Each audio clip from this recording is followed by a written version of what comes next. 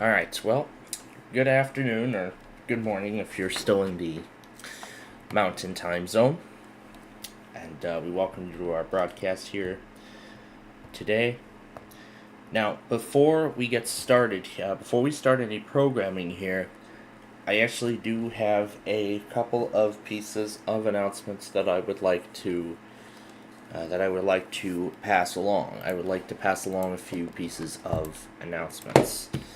Now, before we do that, however, why don't we go ahead and take care of the Wordle for today while we're at it. So while we're at it, let's take care of today's Wordle.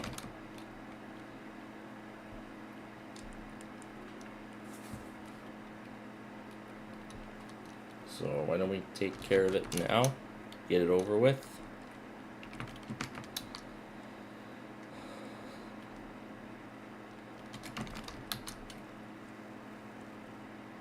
And this one was a hard one.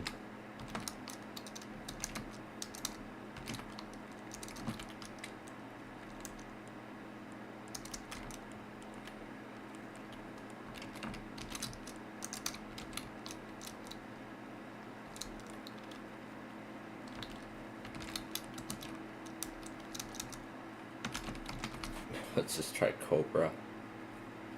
No, it's maybe. Well, that's our Wordle for today. And now, for today's risks.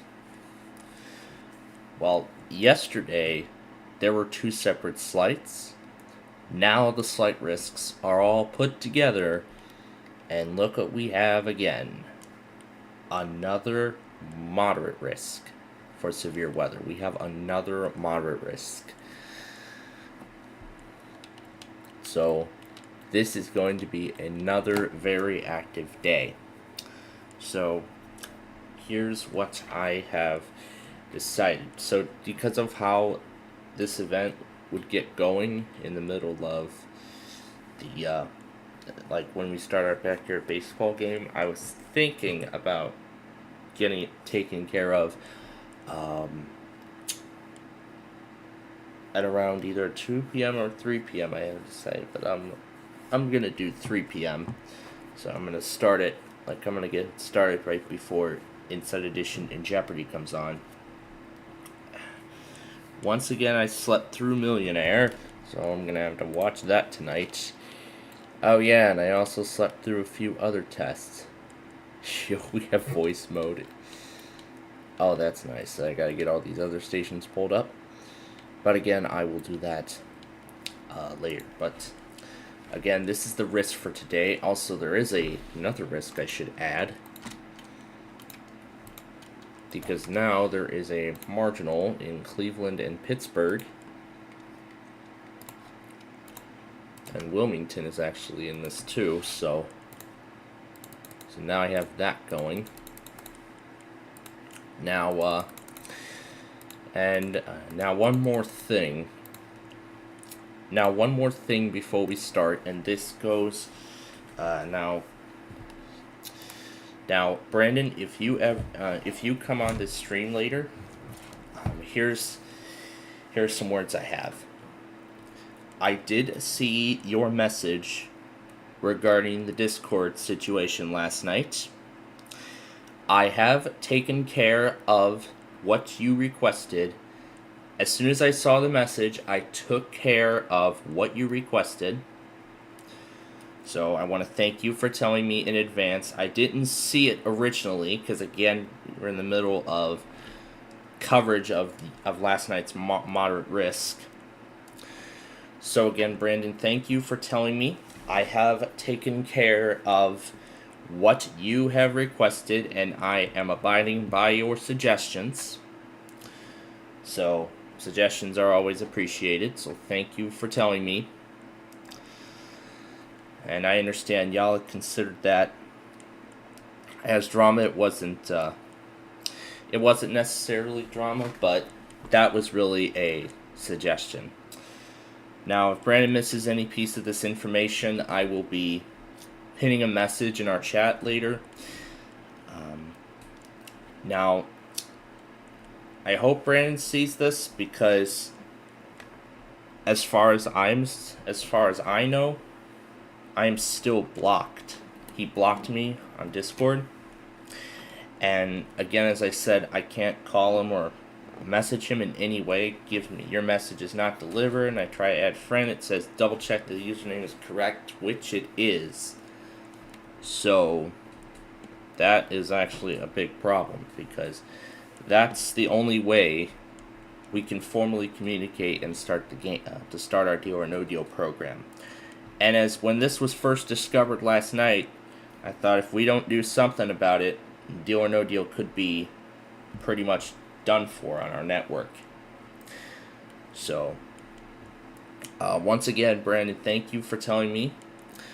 I have followed your orders, and I will be, and Brandon, if you miss any of this information when you come, I will be pinning a message in the chat in just a moment here as soon as we start our programming.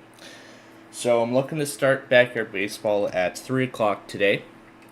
I probably might get it going a few minutes earlier because of the moderate risk, so we can bring our viewers the coverage of it. And yes, we will do the coverage of that immediately after. So, in that case, we'll go ahead and we'll begin some programming right now, because again, the severe weather, the main severe weather potential is not till later this evening. And I know there's still a few other things. I have to go back on WJON from last night and this morning.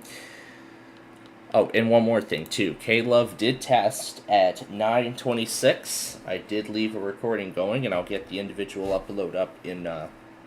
I'll get the individual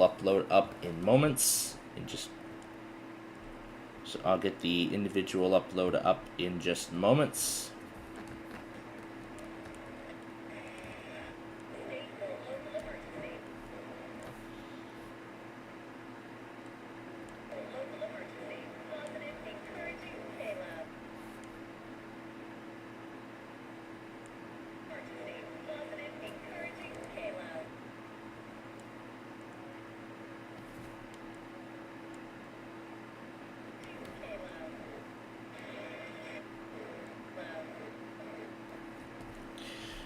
So, I'll go ahead and get the K-Love test up and then go back on Twitch. I want to get everything taken care of.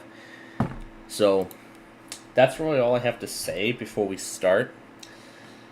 So in that case then, we will see you later tonight, and we may pause intermittently to read any new information as it comes, but other than that, we'll be on here later for the moderate risk.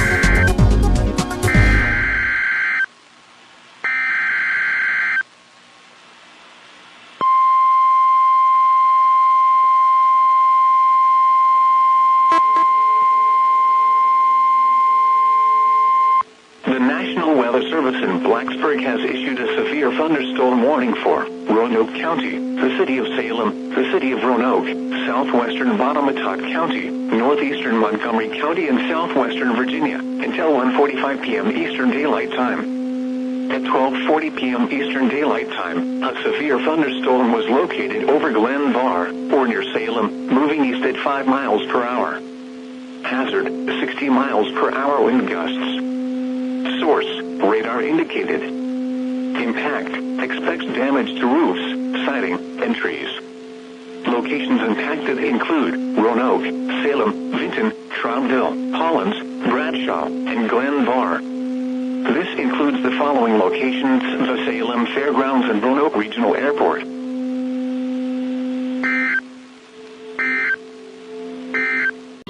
Oh, now it's gonna happen?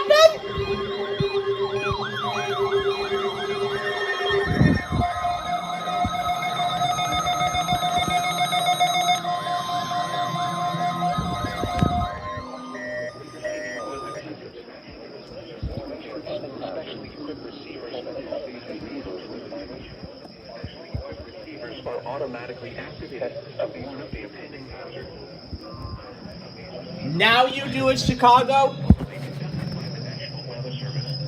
It's noon.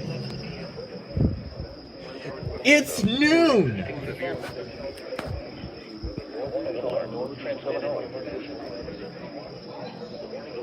Transmitted over National Weather Service radio will be activated for Central and Northeast Illinois. Effective be activated for launches in Central and Northeast Illinois, as well as counties in far northwest Indiana. Reception of this broadcast any given location at a distance from a given transmitter will occur.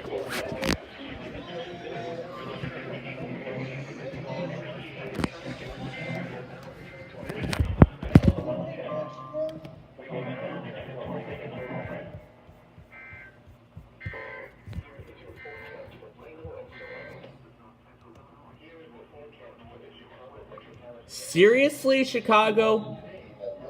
You test at noon? Reception of this broadcast in the alarm tone. 12:07 p.m. Central Daylight Time. Variability, normally more noticeable at a distance from a given transmitter, will occur even though you are using a good quality receiver in perfect working order. This concludes the tone alarm test. We will now return to a regular program.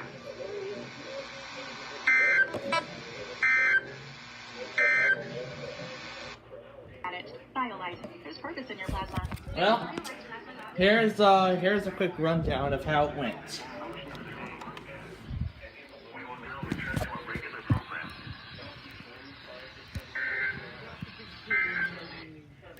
Unbelievable, Chicago. You test at noon.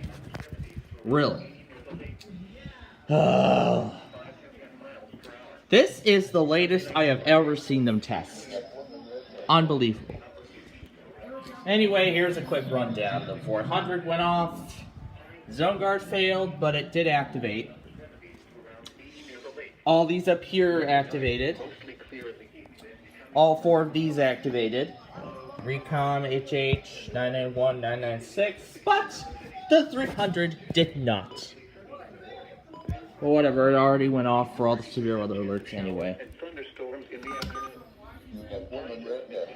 Well, that was wonderful.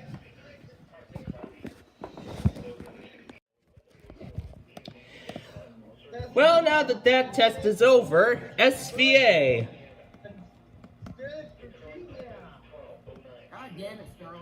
Blacksburg is involved too.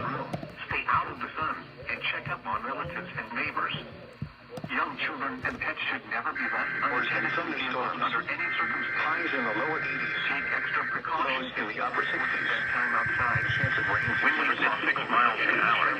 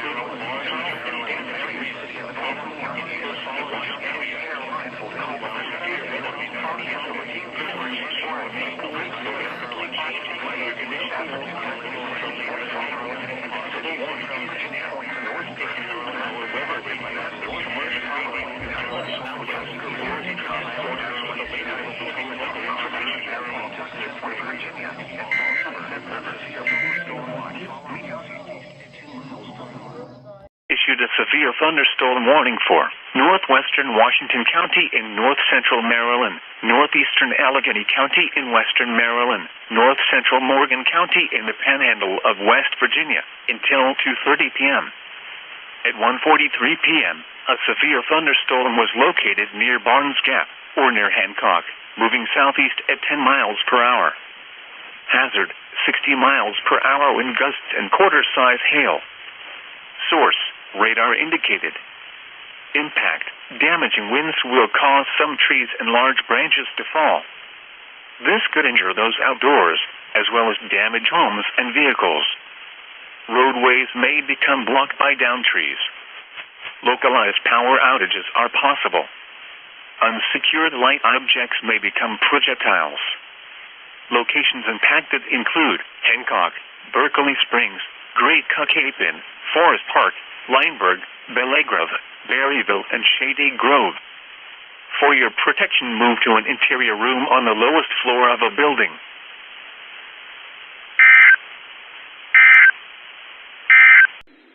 The National Weather Service in Charleston, West Virginia has issued a severe thunderstorm warning for East Central Cabell County and Central West Virginia, Western Connaught County and Central West Virginia, Southwestern Putnam County in Western West Virginia, Northeastern Lincoln County in Central West Virginia, until 2:30 p.m. Eastern Daylight Time.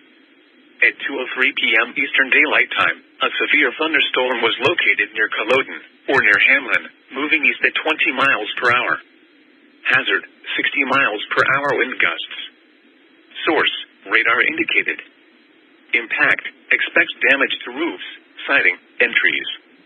Locations impacted include Winfield, St. Albans, Harrison, Milton, Eleanor, Culloden, Tornado, Tays Valley, and Alum Creek.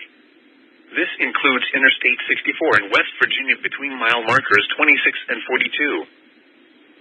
This is a heat advisory for the following counties in West Virginia: Cabell, Jackson, Connaught, Lincoln, Mason, Putnam, and Roane. What? Heat index values up to 103 expected.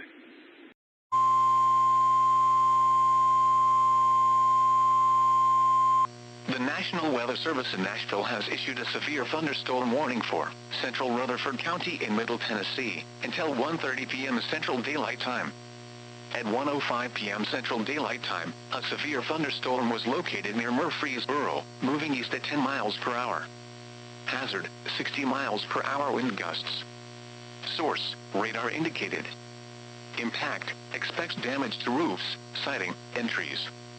Locations impacted include Murfreesboro, Smyrna, and Walter Hill.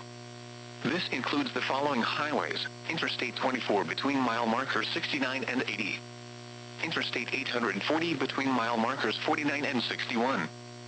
For your protection, move to an interior room on the lowest floor of a building.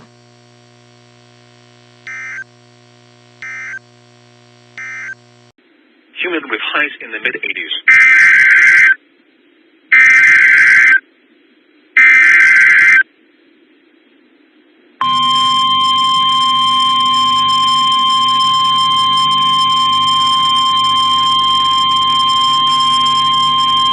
The National Weather Service in Charleston, West Virginia has issued a severe thunderstorm warning for South Central Cabell County in Central West Virginia, Southwestern Lincoln County in Central West Virginia, Central Wayne County in Western West Virginia, until 2:45 p.m. Eastern Daylight Time. At 2:10 p.m. Eastern Daylight Time, a severe thunderstorm was located near Dulo, or 12 miles east of Louisa, moving northeast at 25 miles per hour. Hazard, 60 miles per hour wind gusts. Source, radar indicated. Impact, expects damage to roofs, siding, and trees. Locations impacted include Ranger, Jill, Keosville, Dulo, Harts, East Lynn Lake, West Hamlin, Wilsondale, East Lynn, General, and Branchland.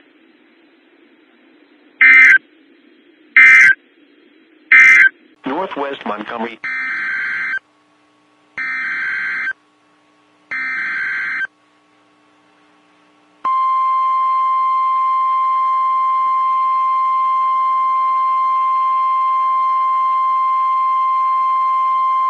The National Weather Service in State College, Pennsylvania has issued a severe thunderstorm warning for Western Adams County in south central Pennsylvania, southeastern Huntingdon County in central Pennsylvania, Franklin County in south central Pennsylvania, south central Mifflin County in central Pennsylvania, eastern Fulton County in south central Pennsylvania, Uniata County in central Pennsylvania, Cumberland County in south central Pennsylvania, Perry County in south central Pennsylvania, until 3:15 p.m.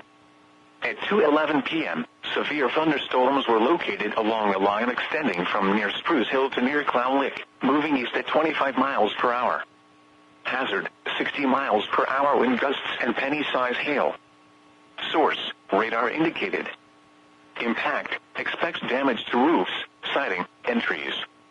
Locations impacted include Chambersburg, Carlisle, Waynesboro, Gettysburg, Shippensburg, Greencastle, Guilford, Plainfield, St. Thomas, Schlosser, Carroll Valley, Boiling Springs, Fayetteville, Warfordsburg, Wayne Heights, Mount Holly Springs, Mont Alto, Newport, Mercersburg, and Duncannon.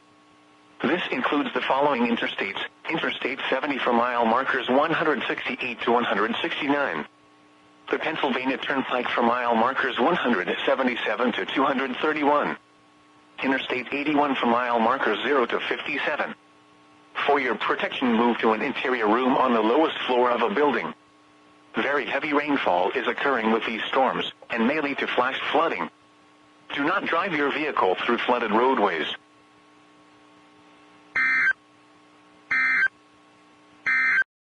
Eastern Shenandoah County in northwestern Virginia, Frederick County in northwestern Virginia, the city of Winchester in northwestern Virginia, east central Hardy County in eastern West Virginia, southeastern Hampshire County in eastern West Virginia, until 3 p.m. At 2:18 p.m., severe thunderstorms were located along a line extending from 7 miles north of Winchester to near Wardensville, moving south at 5 miles per hour. Hazard, 60 miles per hour wind gusts and quarter-size hail. Source, radar indicated. Impact, damaging winds will cause some trees and large branches to fall. This could injure those outdoors, as well as damage homes and vehicles. Roadways may become blocked by downed trees. Localized power outages are possible. Unsecured light objects may become projectiles. Locations impacted include Winchester, Millwood Pike, Stephen City, Wardensville, Star Tannery, Brewstown, Gravel Springs, Yellow Spring, Highview, Greenwood, Highview Manor, Gainsboro, Wild Acres, Cedar Grove, Clear Brook, Stevenson, Cedar Hill, Rock Enon Springs, Albin, and Gore. For your protection, move to an interior room on the lowest floor of a building.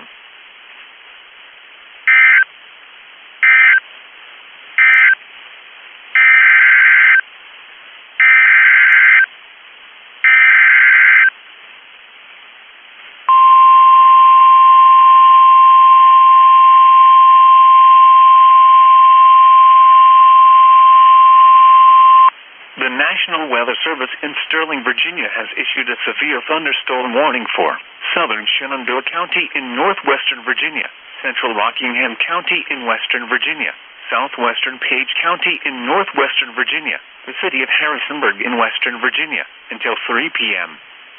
At 2:18 p.m., a severe thunderstorm was located near Dale Enterprise, or near Harrisonburg, moving east at 15 miles per hour. Hazard, 60 miles per hour wind gusts and quarter-size hail. Source, radar indicated. Impact, damaging winds will cause some trees and large branches to fall. This could injure those outdoors, as well as damage homes and vehicles. Roadways may become blocked by downed trees. Localized power outages are possible. Unsecured light objects may become projectiles. Locations impacted include Harrisonburg, Shenandoah, Massanutten, Dale Enterprise, Elkton, Newport, Ingham, Lacey Spring, Leanville, and Kieseltown. For your protection, move to an interior room on the lowest floor of a building.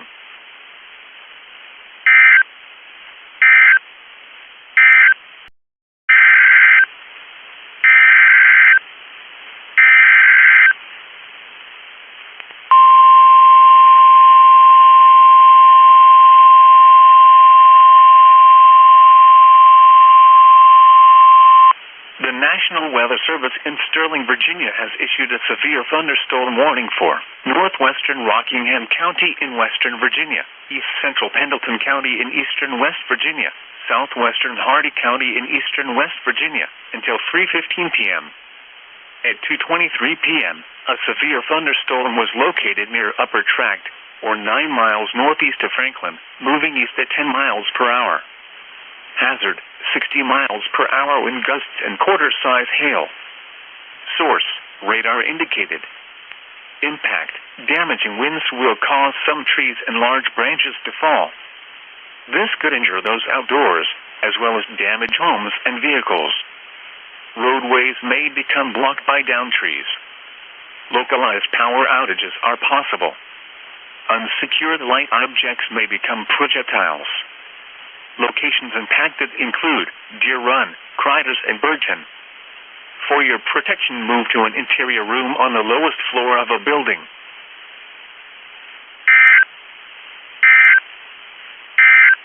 Warning for West Central Connaught County in central West Virginia, southwestern Putnam County in western West Virginia, northeastern Lincoln County in central West Virginia, north central Boone County in central West Virginia, until 3:15 p.m. Eastern Daylight Time.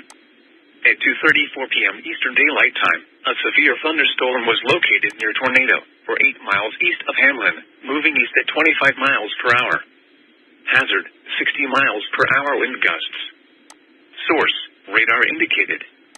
Impact, expects damage to roofs, siding, and trees. Locations impacted include Charleston, Nitro, Jefferson, South Charleston, St. Albans, Dunbar, Institute, Tornado, Howland Creek, Cross Lanes, Sod, and Ashford. This includes the following highways: Interstate 64 in West Virginia between mile markers 47 and 55. Route 119 between mile markers 63 and 77.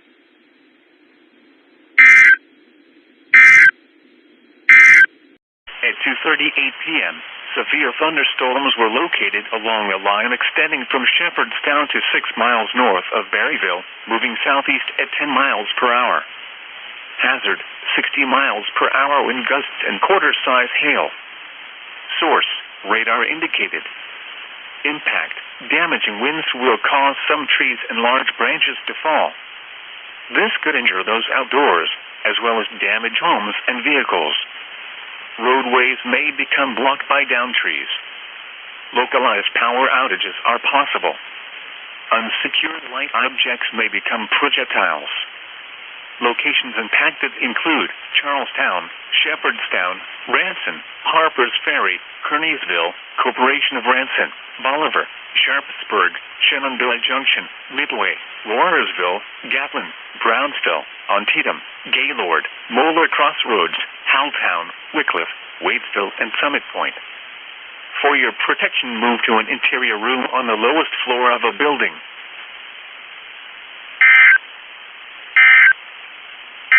If you work or spend time outside.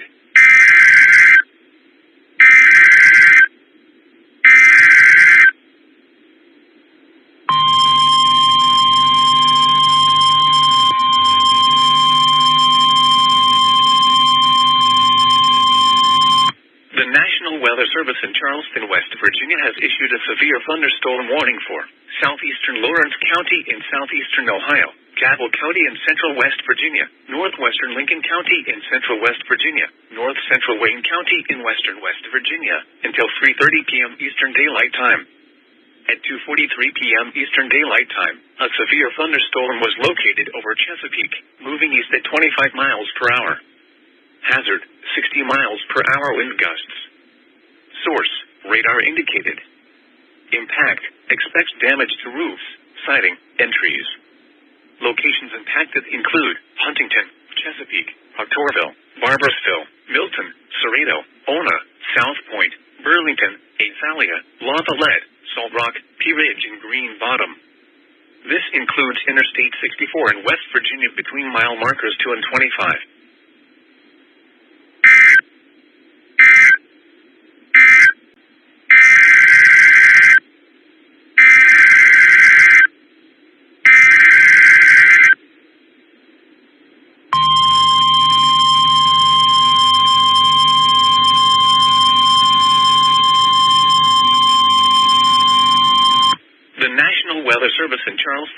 Virginia has issued a severe thunderstorm warning for southern Connaught County in central West Virginia, southeastern Lincoln County in central West Virginia, northwestern Raleigh County in southeastern West Virginia, north central Logan County in southern West Virginia, western Fayette County in southeastern West Virginia, Boone County in central West Virginia, until 3:30 p.m. Eastern Daylight Time.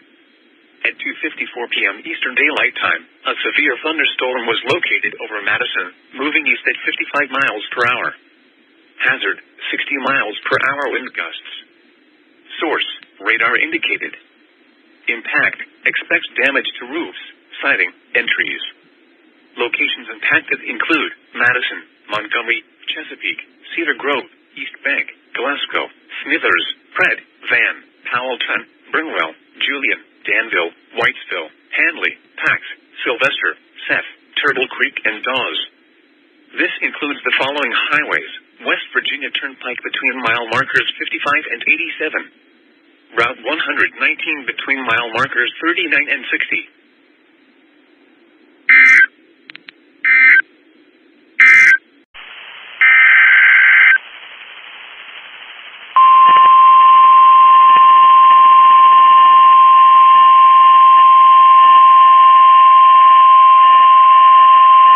The National Weather Service in Sterling, Virginia has issued a severe thunderstorm warning for southeastern Frederick County in northwestern Virginia, northeastern Warren County in northwestern Virginia, southwestern Clark County in northwestern Virginia, until 3:45 p.m. At 2:59 p.m., a severe thunderstorm was located over Stephen City, or near Millwood Pike, moving southeast at 10 miles per hour. Hazard, 60 miles per hour wind gusts and quarter-size hail. Source, radar indicated. Impact, damaging winds will cause some trees and large branches to fall. This could injure those outdoors, as well as damage homes and vehicles. Roadways may become blocked by downed trees. Localized power outages are possible. Unsecured light objects may become projectiles. Locations impacted include Stephen City, Boyce, Millwood, White Post, Nineveh, Armel, Bethel, and Briggs. For your protection, move to an interior room on the lowest floor of a building.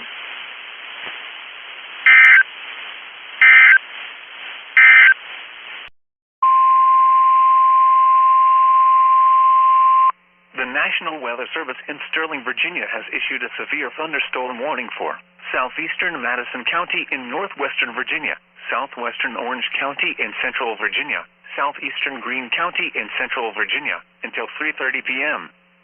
At 3 p.m., a severe thunderstorm was located 9 miles southeast of Standardsville, Oregon, 10 miles west of Orange, and is nearly stationary. Hazard, 70 miles per hour wind gusts and half-dollar-size hail. Source, radar indicated. Impact, damaging winds will cause some trees and large branches to fall. This could injure those outdoors, as well as damage homes and vehicles. Roadways may become blocked by downed trees. Localized power outages are possible. Unsecured light objects may become projectiles. Locations impacted include Orange, Gordonsville, Hart, Barboursville, Montpelier Station, Madison Run, Rochelle, Aroda, Madison Mills, Montford, Old Somerset, Somerset, and Newtown. For your protection, move to an interior room on the lowest floor of a building.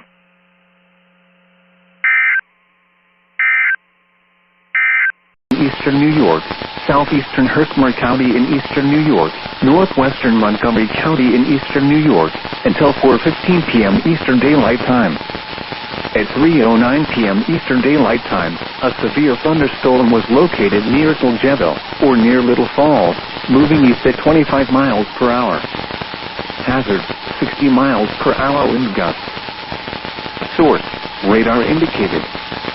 Impact, expect damage to roofs, siding, and trees.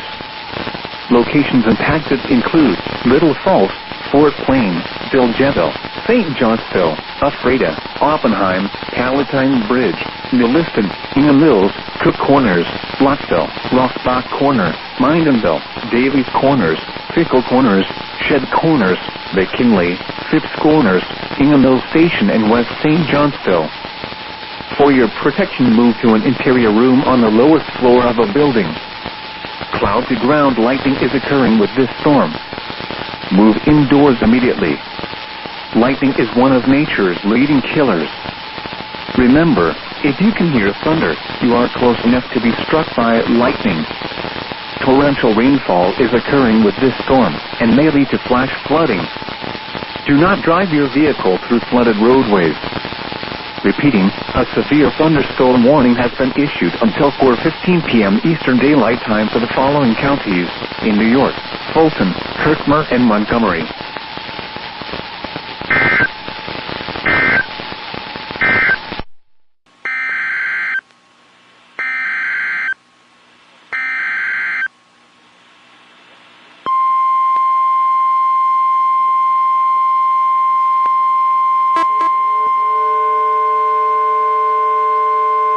The National Weather Service in Blacksburg has issued a severe thunderstorm warning for central Pittsylvania County until 4:15 p.m. Eastern Daylight Time.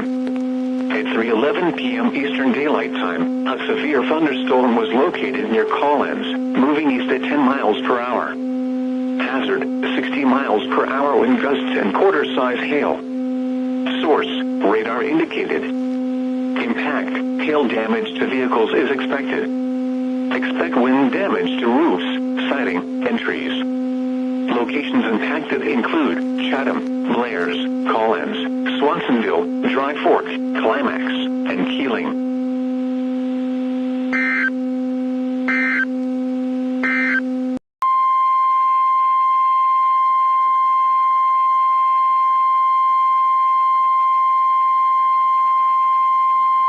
The National Weather Service in State College, Pennsylvania has issued a severe thunderstorm warning for Adams County in south-central Pennsylvania, southeastern Franklin County in south-central Pennsylvania, until 4:15 p.m. At 3:10 p.m., a severe thunderstorm was located near Carroll Valley, moving east at 30 miles per hour. Hazard, 60 miles per hour wind gusts and penny-size hail. Source, radar indicated. Impact, expects damage to roofs, siding, and trees. Locations impacted include Chambersburg, Hanover, Waynesboro, Gettysburg, Greencastle, Hampton, Guilford, Littlestown, Carroll Valley, Fayetteville, McFerrystown, Wayne Heights, Bonneville, New Oxford, Mont Alto, Lake Heritage, Rouseville, Marion, Cashtown, and Ortana. This includes Interstate 81 from mile marker 0 to 18. For your protection, move to an interior room on the lowest floor of a building. Large hail and damaging winds and continuous cloud-to-ground lightning is occurring with this storm. Move indoors immediately. Lightning is one of nature's leading killers. Remember, if you can hear thunder, you are close enough to be struck by lightning. Very heavy rainfall is occurring with this storm and may lead to flash flooding. Do not drive your vehicle through flooded roadways.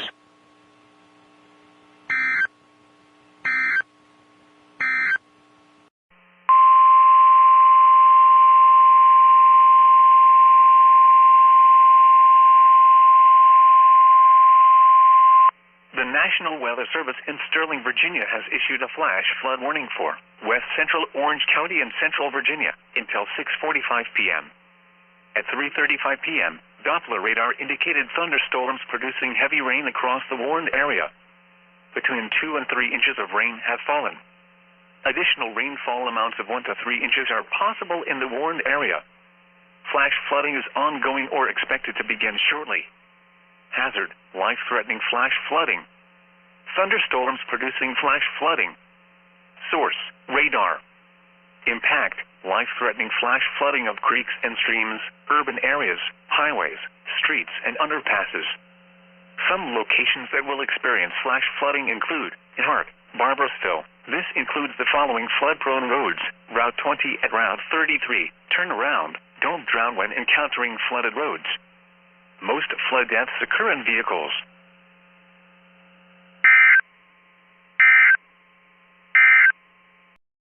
p.m. At 3:35 p.m., a severe thunderstorm was located near Siddonsburg, moving northeast at 20 miles per hour. Hazard, 60 miles per hour wind gusts and quarter-size hail. Source, radar indicated. Impact, hail damage to vehicles is expected. Expect wind damage to roofs, siding, and trees. Locations impacted include Weigelstown, Valley Green, Manchester, Dover, Mount Wolf, Goldsboro, York Haven, Franklintown, Lewisberry, Wellsville, Newberrytown, Capital City Airport and Ski Route Top Ski Area.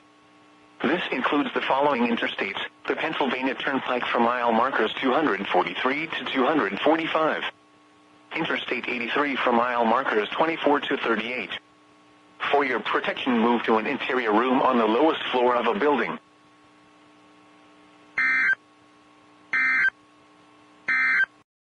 Until 6:45 p.m. At 3:39 p.m., Doppler radar indicated thunderstorms producing heavy rain across the warned area. Between 2 and 3 inches of rain have fallen. Additional rainfall amounts of 1 to 2 inches are possible in the warned area. Flash flooding is ongoing or expected to begin shortly. Hazard, life-threatening flash flooding. Thunderstorms producing flash flooding. Source, radar. Impact, life-threatening flash flooding of creeks and streams, urban areas, highways, streets, and underpasses. Some locations that will experience flash flooding include Wardensville, McCalloway, Baker. This includes the following flood-prone roads: Route 29 at Sperry Run. Turn around. Don't drown when encountering flooded roads. Most flood deaths occur in vehicles.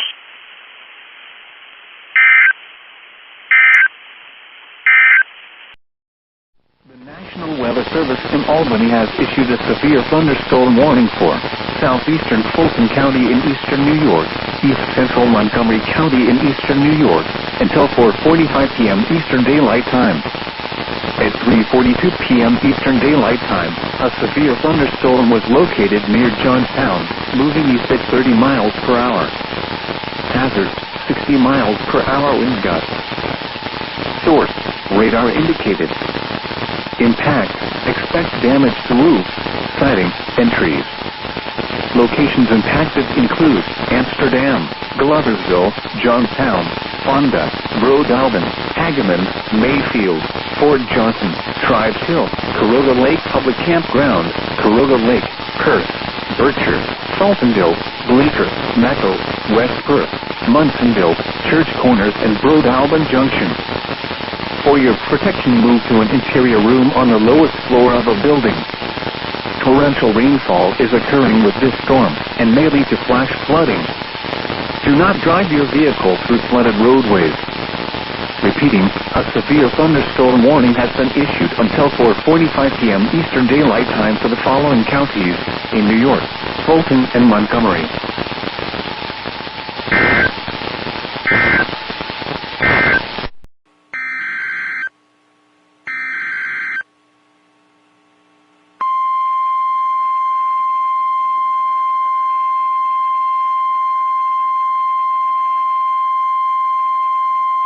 The National Weather Service in Sterling, Virginia has issued a severe thunderstorm warning for central Montgomery County and central Maryland until 4:30 p.m. At 3:50 p.m., a severe thunderstorm was located over Lowe's Island, moving northeast at 10 miles per hour. Hazard, 60 miles per hour wind gusts and quarter-size hail. Source, radar indicated. Impact, damaging winds will cause some trees and large branches to fall. This could injure those outdoors, as well as damage homes and vehicles. Roadways may become blocked by downed trees. Localized power outages are possible. Unsecured light objects may become projectiles. Locations impacted include Germantown, Rockville, Gaithersburg, Lowe's Island, Potomac, North Potomac, Redland, Boyds, Clarksburg, Darnestown, Durwood, and Dawsonville. For your protection, move to an interior room on the lowest floor of a building.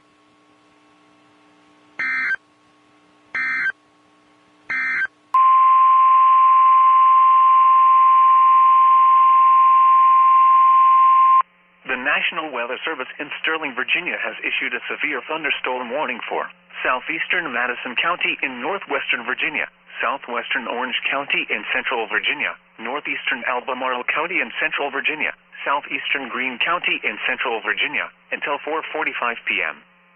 At 3:53 p.m., a severe thunderstorm was located near Boswell's Tavern, or 11 miles northeast of Charlottesville, moving northeast at 25 miles per hour. Hazard, 60 miles per hour wind gusts and quarter-size hail. Source, radar indicated. Impact, damaging winds will cause some trees and large branches to fall. This could injure those outdoors, as well as damage homes and vehicles. Roadways may become blocked by downed trees. Localized power outages are possible. Unsecured light objects may become projectiles. Locations impacted include Orange, Gordonsville, Nassans, Madison Mills, McFord, Hart, Old Somerset, Barbersville, Montpelier Station, Madison Run, and Somerset. For your protection, move to an interior room on the lowest floor of a building.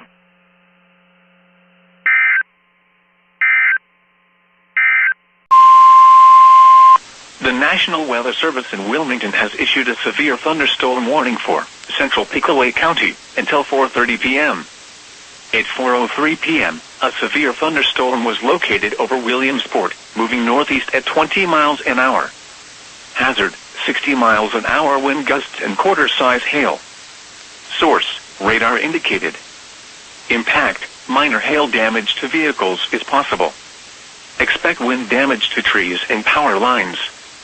Locations impacted include Circleville, Asheville, South Bloomfield, Williamsport, Logan Elm Village, Fox, West Marion State Park, State Route 207 at U.S. Route 22 and State Route 138 at U.S. Route 22.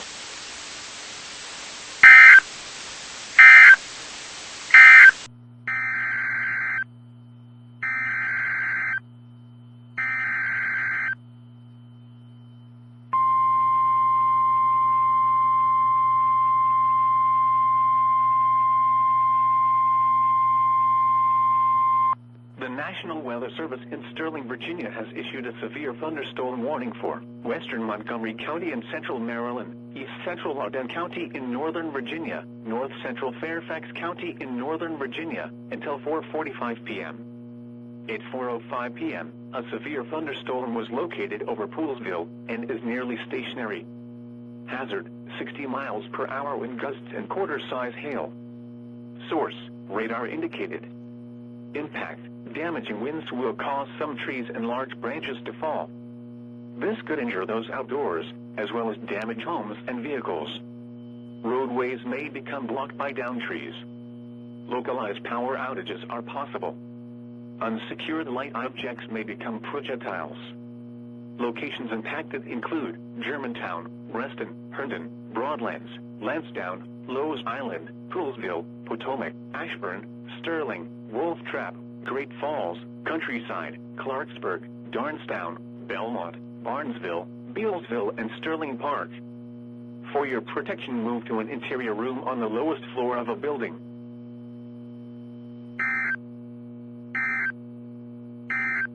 Waves less than 1 foot.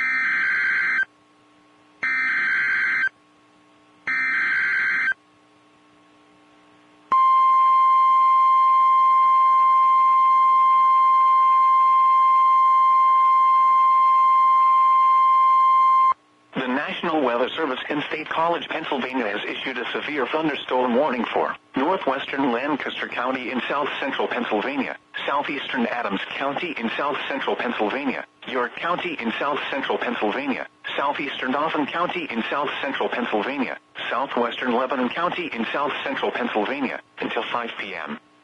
At 4:07 p.m., severe thunderstorms were located along a line extending from Rutherford to Emmetsville to near Littlestown, moving east at 25 miles per hour. Hazard, 60 miles per hour wind gusts and quarter-size hail. Source, radar indicated. Impact, hail damage to vehicles is expected. Expect wind damage to roofs, siding, and trees. Locations impacted include Harrisburg, York, Lebanon, Hanover, Hershey, Colonial Park, Weigelstown, Elizabethtown, Columbia, Progress, Middletown, Millersville, Mount Joy, Palmyra, New Cumberland, Parkville, Red Lion, Steelton, Spry, and Manheim. This includes the following interstates: the Pennsylvania Turnpike for mile markers 241 to 270. Interstate 81 for mile markers 69 to 70. Interstate 83 between mile markers 0 and 39, and from mile markers 43 to 50. Interstate 283 from mile markers 0 to 2. For your protection, move to an interior room on the lowest floor of a building.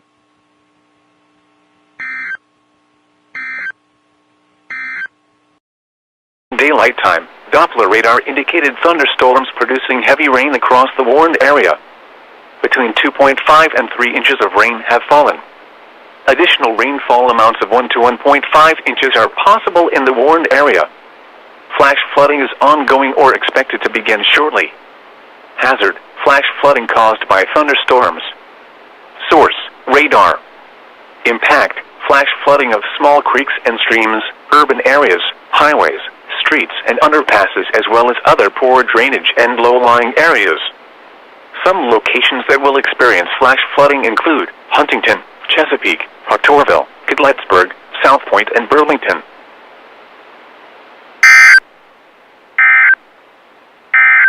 Storm warning for Meigs County in southeastern Ohio, northeastern Gallia County in southeastern Ohio, southwestern Washington County in southeastern Ohio, southeastern Athens County in southeastern Ohio, northwestern Mason County in western West Virginia, north central Jackson County in northwestern West Virginia, southwestern Wood County in northwestern West Virginia, until 5 p.m. Eastern Daylight Time.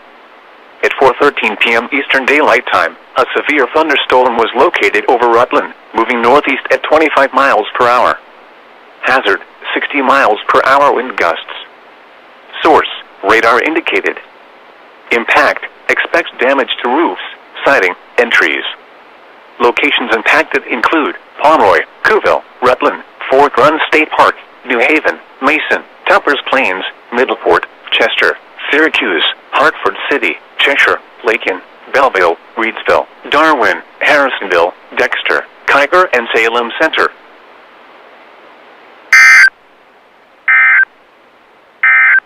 Locations impacted include Oklahoma City, Moore, Midwest City, Del City.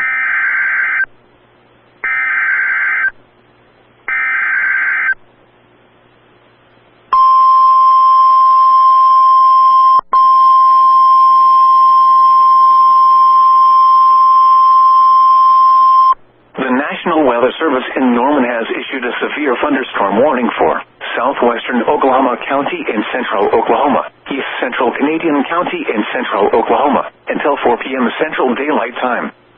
At 3:19 p.m. Central Daylight Time, a severe thunderstorm was located near War Acres and is nearly stationary. Expected hazards include 60 miles an hour wind gusts and nickel-sized hail. This is a radar-indicated threat.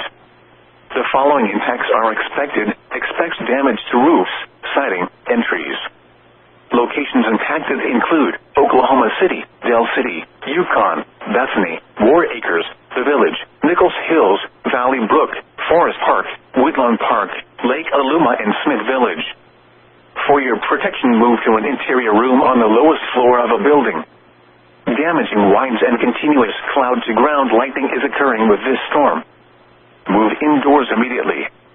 Lightning is one of nature's leading killers. Remember, if you can hear thunder, you are close enough to be struck by lightning. If on or near Lake Hefner, get away from the water and move indoors or inside a vehicle. Remember, lightning can strike out to 15 miles from the parent thunderstorm. If you can hear thunder, you are close enough to be struck by lightning. Move to safe shelter now. Do not be caught on the water in the thunderstorm.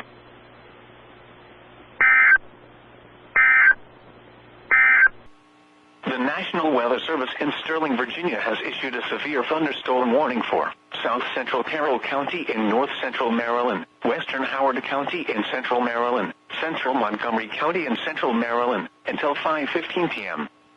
At 4:30 p.m., a severe thunderstorm was located over Damascus, moving southeast at 5 miles per hour. Hazard: 70 miles per hour wind gusts and quarter-size hail. Source: radar indicated.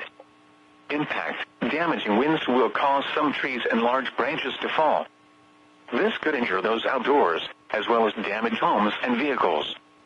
Roadways may become blocked by downed trees. Localized power outages are possible. Unsecured light objects may become projectiles. Locations impacted include Columbia, Germantown, Rockville, Bethesda, Gaithersburg, Olney, Damascus, Ellicott City, Aspen Hill, Potomac, North Bethesda, Montgomery Village, North Potomac, Redland, North Kensington, Mount Airy, South Kensington, Boyds, Rossmore and Wheaton Glenmont. For your protection, move to an interior room on the lowest floor of a building.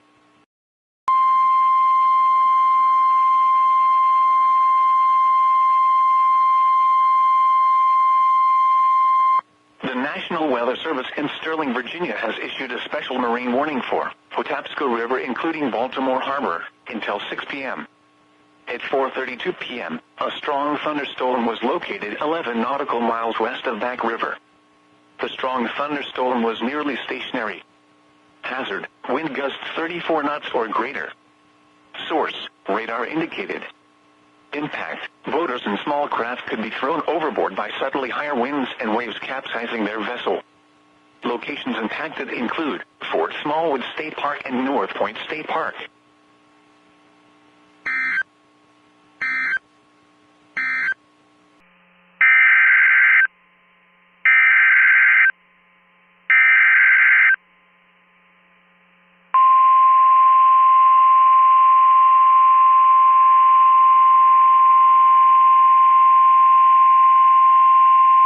The National Weather Service in Sterling, Virginia has issued a severe thunderstorm warning for Central Fauquier County in Northern Virginia, North Central Culpeper County in Northern Virginia, until 5:15 p.m. At 4:35 p.m., a severe thunderstorm was located 7 miles northeast of Culpeper, moving northeast at 5 miles per hour. Hazard, 70 miles per hour wind gusts and quarter-size hail. Source, radar indicated. Impact, damaging winds will cause some trees and large branches to fall. This could injure those outdoors, as well as damage homes and vehicles. Roadways may become blocked by downed trees. Localized power outages are possible. Unsecured light objects may become projectiles. Locations impacted include Opal, Turnbull, Ricksville, Jeffersonton, and Alanthus. For your protection, move to an interior room on the lowest floor of a building.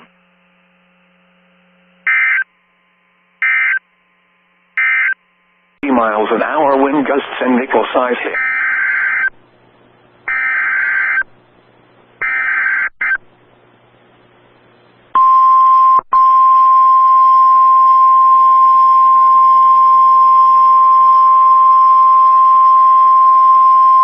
The National Weather Service in Norman has issued a flash flood warning for southwestern Oklahoma County and central Oklahoma until 6:45 p.m. Central Daylight Time. At 3:40 p.m. Central Daylight Time, Doppler radar indicated thunderstorms producing heavy rain across the warned area. Between 1 and 2 inches of rain have fallen. Additional rainfall amounts of 1 to 2 inches are possible in the warned area. Flash flooding is ongoing or expected to begin shortly. Expected hazards include flash flooding caused by thunderstorms. Source, radar. The following impacts are expected: flash flooding of small creeks and streams, urban areas, highways, streets and underpasses, as well as other poor drainage and low-lying areas. Some locations that will experience flash flooding include Oklahoma City, Del City, Bethany, War Acres, The Village, Nichols Hills, Valley Brook, Forest Park, Woodlawn Park, Lake Aluma, Smith Village, the Capitol and the Fairgrounds. This includes the following highways: Interstate 35 between mile markers 123 and 135. Interstate 44 between mile markers 119 and 130.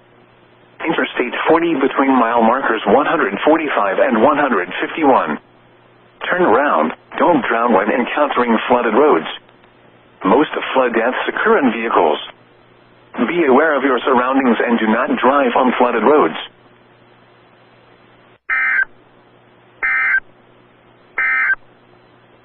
The national... This could injure those...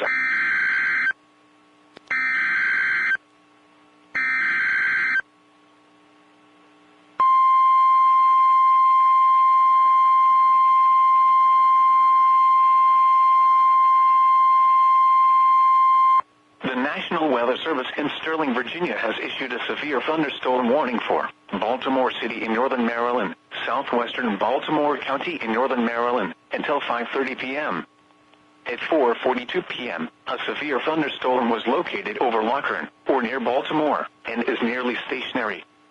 Hazard, 60 miles per hour wind gusts and quarter-size hail. Source, radar indicated. Impact, damaging winds will cause some trees and large branches to fall. This could injure those outdoors, as well as damage homes and vehicles. Roadways may become blocked by downed trees. Localized power outages are possible. Unsecured light objects may become projectiles. Locations impacted include Baltimore, Pikesville, Catonsville, Woodlawn, Reynoldstown, Milford Mill, and Lockern. For your protection, move to an interior room on the lowest floor of a building.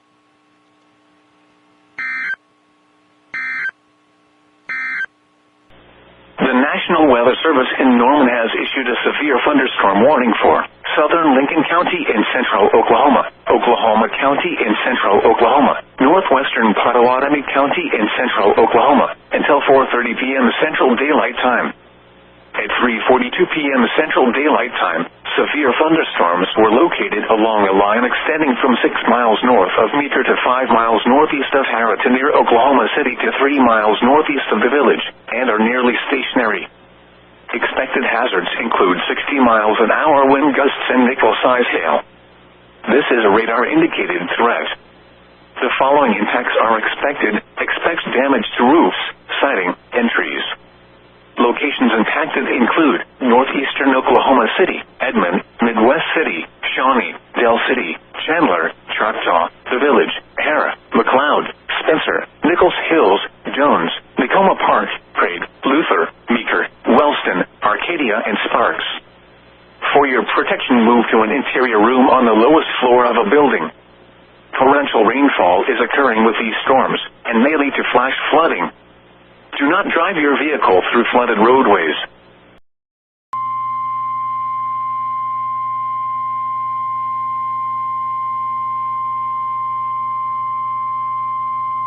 The National Weather Service in Sterling, Virginia has issued a severe thunderstorm warning for the Northwestern District of Columbia, South Central Montgomery County in Central Maryland, Southeastern Loudoun County in Northern Virginia, the City of Falls Church in Northern Virginia, Northern Fairfax County in Northern Virginia, until 5:15 p.m. At 4:46 p.m., a severe thunderstorm was located over Great Falls, or near Reston, moving southeast at 10 miles per hour. Hazard, 60 miles per hour wind gusts and quarter-size hail. Source, radar indicated. Impact, damaging winds will cause some trees and large branches to fall.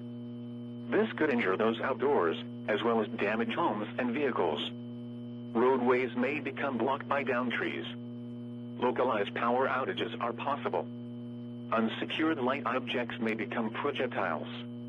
Locations impacted include Arlington, Bethesda, Reston, South Riding, Herndon, Vienna, Falls Church, Lowe's Island, Plymouth Hills, American Legion Bridge, McLean, Dulles International Airport, Potomac, North Bethesda, Oakton, Sterling, Chantilly, Tyson's Corner, Wolf Trap, and Great Falls.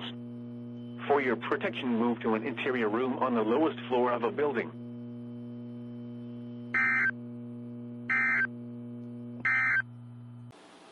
Weather message. The National Weather Service has issued severe thunderstorm watch number 438, effective until 11 p.m. This watch includes the following county, Columbiana, Ohio, and the following counties, in Pennsylvania, Allegheny, Armstrong, Beaver, Butler, Fayette, Greene, Indiana, Lawrence, Washington, and Westmoreland, and the following counties, in West Virginia, Brooke, Hancock, Marshall, and Ohio. Remember, a severe thunderstorm watch means the conditions are favorable for the development of severe weather, including large hail and damaging winds, in and close to the watch area. While severe weather may not be imminent, persons should remain alert for rapidly changing weather conditions and listen for later statements and possible warnings. Stay tuned to NOAA weather radio, commercial radio and television outlets, or internet sources for the latest severe weather information.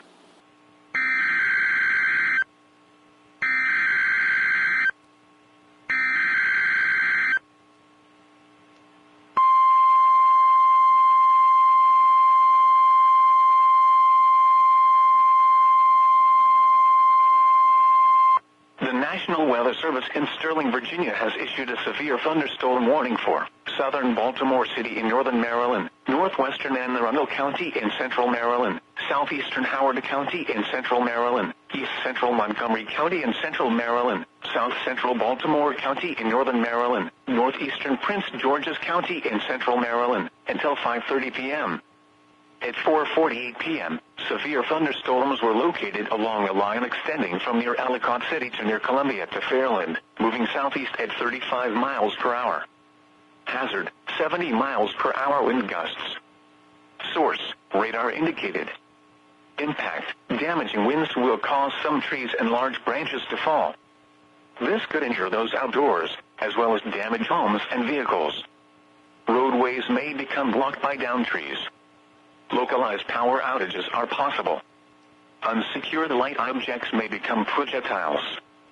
Locations impacted include Columbia, Bowie, Severn, Crofton, Beltsville, Elk Ridge, Baltimore Washington Airport, Historic Ellicott City, Glen Burnie, Ellicott City, Keatonsville, Severna Park, Odenton, Laurel, Pasadena, Fairland, Arbutus, Ferndale, Colesville, and Brooklyn Park.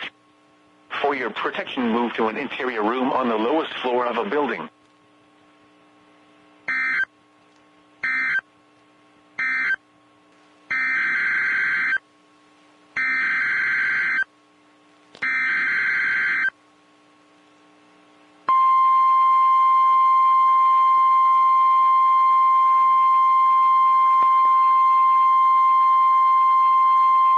The National Weather Service in Sterling, Virginia has issued a special marine warning for Chesapeake Bay from Pools Island to Sandy Point, Maryland, Chesapeake Bay from Sandy Point to North Beach, Maryland, Chester River to Queenstown, Maryland, Eastern Bay, Patapsco River including Baltimore Harbor, until 6:30 p.m.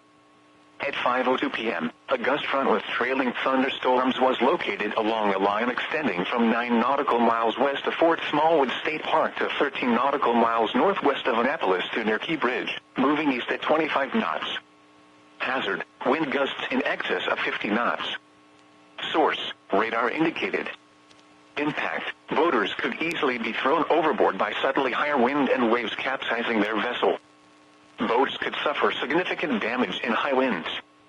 Locations impacted include Parsons Island, Pinehurst, Kent Narrows Bridge, Magothy River, Chester River, Dobbins Island, Gibson Island, Bodkin Point, Greenberry Point, Love Point, Naval Academy, Highland Beach, Sandy Point State Park, Baltimore Light, Severn River, Mattapique, Chesapeake Bay Bridge, 7-Foot Knoll, Annapolis, and Mayo. Move to safe harbor immediately as gusty winds and high waves are expected.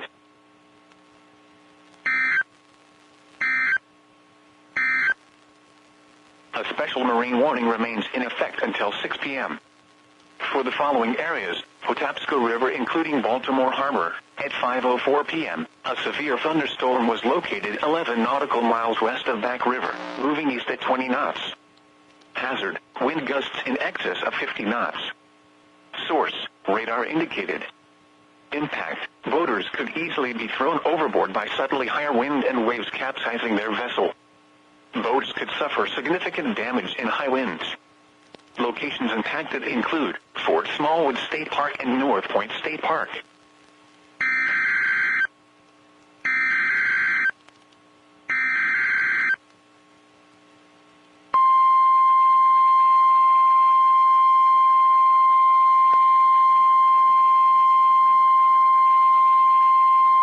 The National Weather Service in Sterling, Virginia has issued a special marine warning for Chesapeake Bay from Pools Island to Sandy Point, Maryland, Chesapeake Bay north of Pools Island, Maryland, until 7 p.m.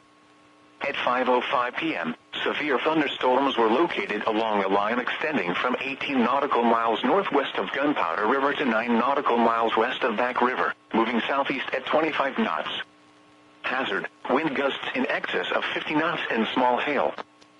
Source, radar indicated. Impact, boaters could easily be thrown overboard by suddenly higher wind and waves capsizing their vessel. Boats could suffer significant damage in high winds. Locations impacted include Turkey Point, North Point State Park, Hardmiller Island, Gunpowder River, Northeast River, Tilchester Beach, Pools Island, Spessooty Island, and Aberdeen Proving Ground. Frequent lightning is occurring with these storms. If caught on the open water, stay below deck if possible. Keep away from ungrounded metal objects.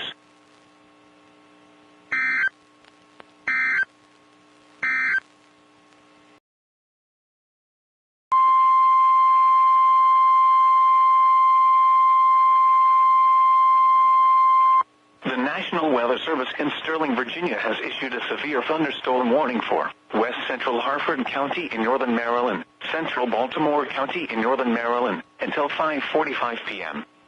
At 4:59 p.m., severe thunderstorms were located along a line extending from near Cockeysville to near Pikesville, moving east at 15 miles per hour.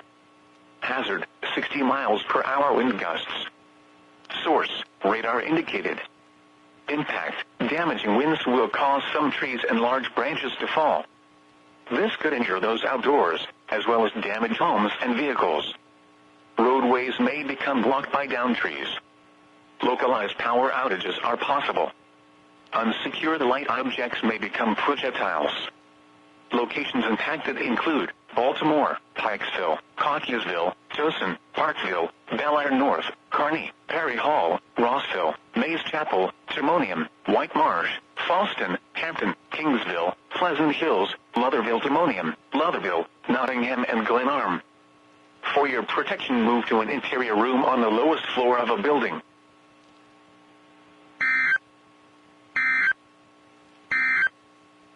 This watch includes the following counties in Virginia: Bedford, Botetourt, Franklin, Halifax, Henry, Patrick, Pitts.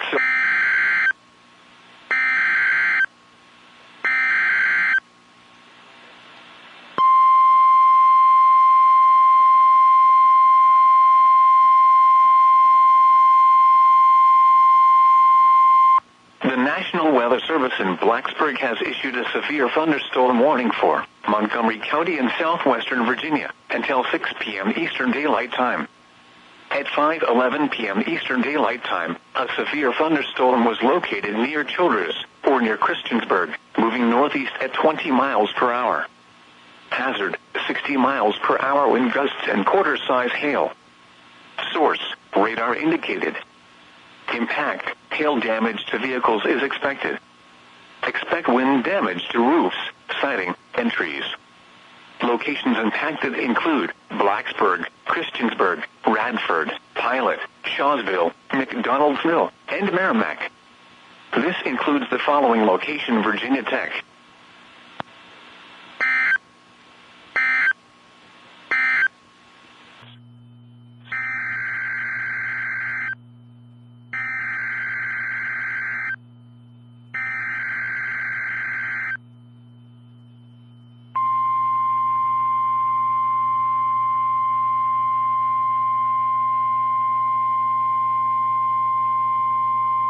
The National Weather Service in Sterling, Virginia has issued a severe thunderstorm warning for the District of Columbia, southeastern Montgomery County in central Maryland, northern Prince George's County in central Maryland, the city of Fairfax in northern Virginia, Arlington County in northern Virginia, the city of Falls Church in northern Virginia, Fairfax County in northern Virginia, the city of Manassas Park in northern Virginia, central Prince William County in northern Virginia, the city of Manassas in northern Virginia, the city of Alexandria in northern Virginia, until 6 p.m. At 5:11 p.m., severe thunderstorms were located along a line extending from Wheaton Glenmont to near Centerville, moving southeast at 15 miles per hour. Hazard, 60 miles per hour wind gusts. Source, radar indicated. Impact, damaging winds will cause some trees and large branches to fall. This could injure those outdoors, as well as damage homes and vehicles. Roadways may become blocked by downed trees. Localized power outages are possible. Unsecured light objects may become projectiles. Locations impacted include Arlington, Alexandria, Centerville, Dale City, Rockville, Bethesda, Reston, Bowie, Annandale, Springfield, College Park, Fort Washington, Greenbelt, Fairfax, Langley Park, Beltsville, Fort Hunt, Vienna, Groveton, and Forestville. For your protection, move to an interior room on the lowest floor of a building.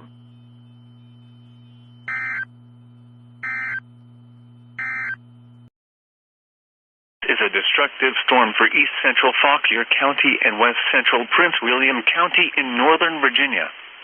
Hazard, 80 miles per hour wind gusts and golf ball size hail. Source, radar indicated. Impact, expect considerable damage to trees and power lines. Your life is at significant risk if outdoors. In addition to some trees falling into homes, wind damage is possible to roofs, sheds, open garages, and mobile homes. Locations impacted include Linton Hall, Manassas, Nokesville, Catlett, and Ayden. This is an extremely dangerous situation with tornado-like wind speeds expected. Mobile homes and high-profile vehicles are especially susceptible to winds of this magnitude and may be overturned. For your protection, move to an interior room on the lowest floor of a building. This storm has the potential to cause serious injury and significant property damage.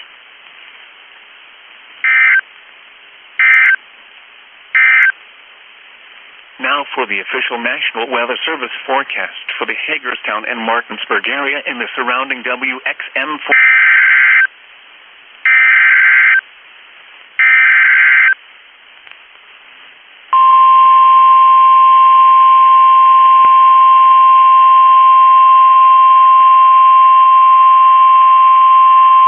The National Weather Service in Sterling, Virginia has issued a severe thunderstorm warning for northwestern Stafford County in northern Virginia, southeastern Fauquier County in northern Virginia, southwestern Prince William County in northern Virginia, the southwestern city of Manassas in northern Virginia, until 6 p.m.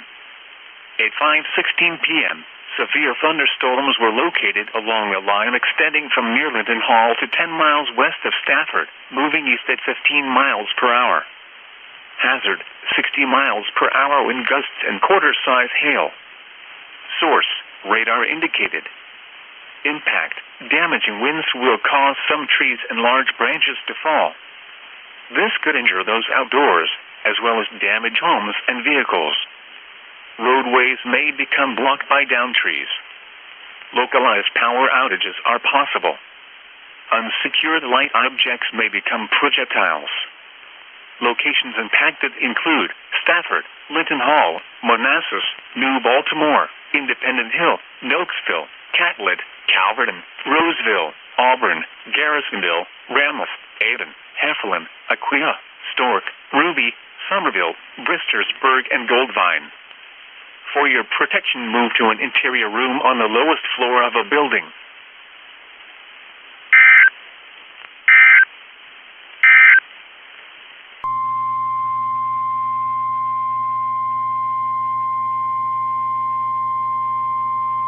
The National Weather Service in Sterling, Virginia has issued a special marine warning for Tidal Potomac from Indian Head to Cobb Island, Maryland, Tidal Potomac from Key Bridge to Indian Head, Maryland, until 7:15 p.m. At 5:17 p.m., a gust front with trailing thunderstorms was located along a line extending from 17 nautical miles northwest of Gunston Hall to 12 nautical miles northwest of Mason Neck State Park to near Alexandria to near Tidal Basin, moving south at 10 knots. Hazard, wind gusts 34 knots or greater. Source, radar indicated. Impact, boaters and small craft could be thrown overboard by suddenly higher winds and waves capsizing their vessel. Locations impacted include Potomac Creek, Whitewater, Maryland Point, Lee Sylvania State Park, Quantico, Gunston Hall, Mason Neck State Park, Indian Head, Occoquan Bay, Brent Point, Smallwood State Park, Fairview Beach, and Fort Washington. Move to safe harbor until hazardous weather passes.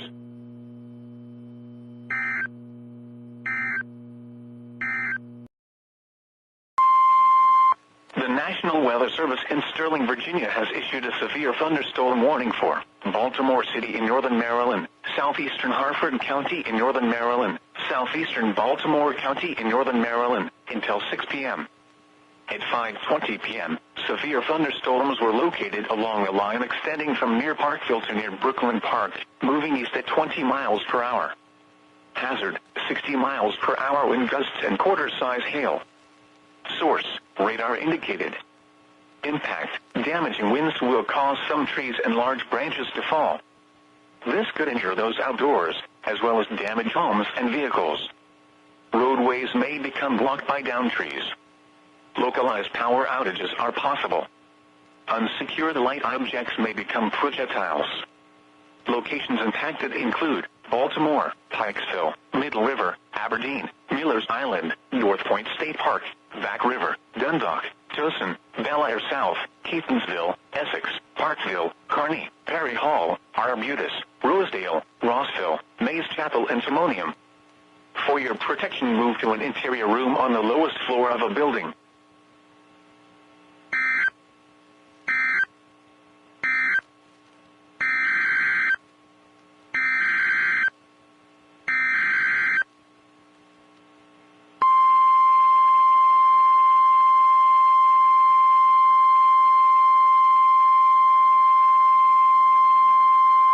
The National Weather Service in Sterling, Virginia has issued a severe thunderstorm warning for northern Harford County in northern Maryland until 6 p.m. At 5:22 p.m., severe thunderstorms were located along a line extending from 6 miles west of Delta to near Kingsville, moving northeast at 25 miles per hour. Hazard, 60 miles per hour wind gusts. Source, radar indicated. Impact, damaging winds will cause some trees and large branches to fall. This could injure those outdoors, as well as damage homes and vehicles. Roadways may become blocked by downed trees. Localized power outages are possible. Unsecured light objects may become projectiles. Locations impacted include Aberdeen, Havre de Grace, Bel Air South, Bel Air North, Fallston, Pleasant Hills, Durrettsville, Pilesville, Darlington, Cardiff, Benson, Churchville, Carsons, Scarborough, Forest Hill, Chrome Hill, Bingham, Harford Furnace, Street and Rocks. For your protection, move to an interior room on the lowest floor of a building.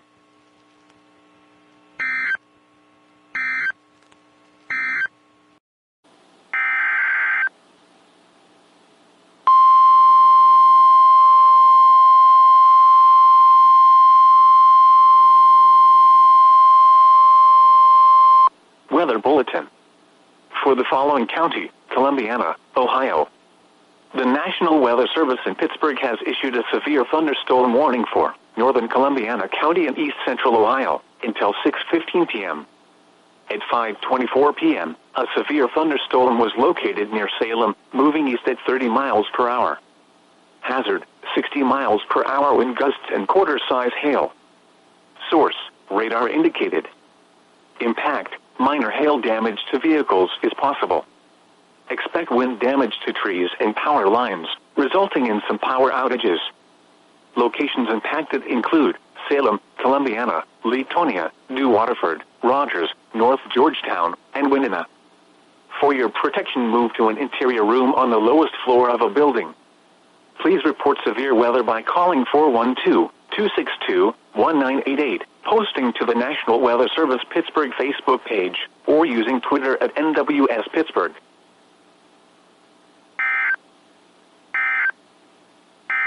And temperatures.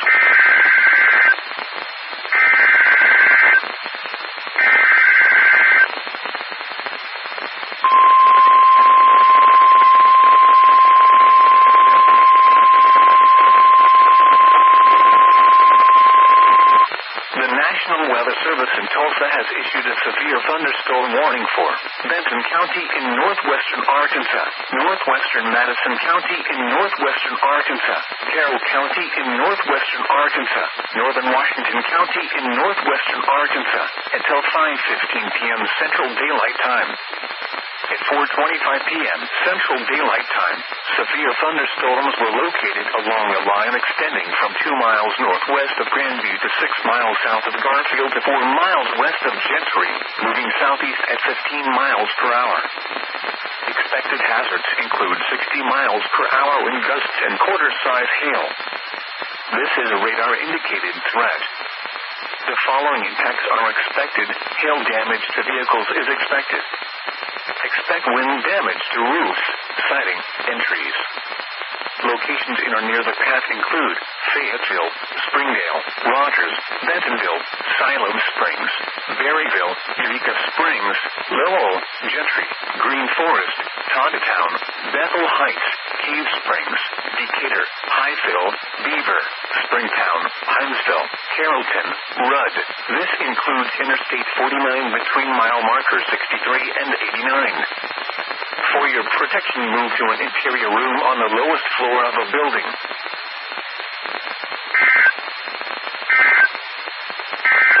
Until 6.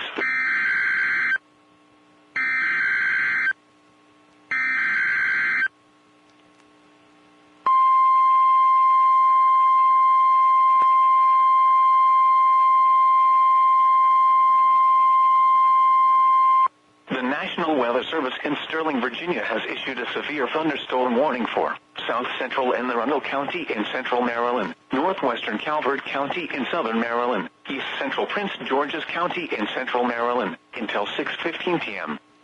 At 5:24 p.m., a severe thunderstorm was located over Marlton, or near Upper Marlboro, moving northeast at 10 miles per hour. Hazard, 60 miles per hour wind gusts and quarter-size hail. Source, radar indicated. Impact, damaging winds will cause some trees and large branches to fall. This could injure those outdoors, as well as damage homes and vehicles. Roadways may become blocked by downed trees. Localized power outages are possible. Unsecured light objects may become projectiles. Locations impacted include Rosaryville, Marlton, Dunkirk, Owings, Baden, and Friendship. For your protection, move to an interior room on the lowest floor of a building.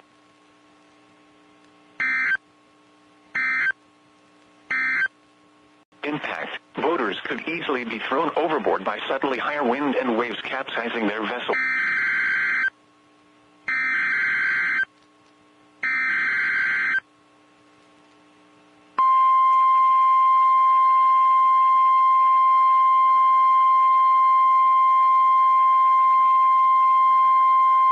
The National Weather Service in Sterling, Virginia has issued a special marine warning for Chesapeake Bay from North Beach to Drum Point, Maryland, Chesapeake Bay from Sandy Point to North Beach, Maryland, Choptank River to Cambridge, Maryland, and the Little Choptank River, Eastern Bay, until 7 p.m.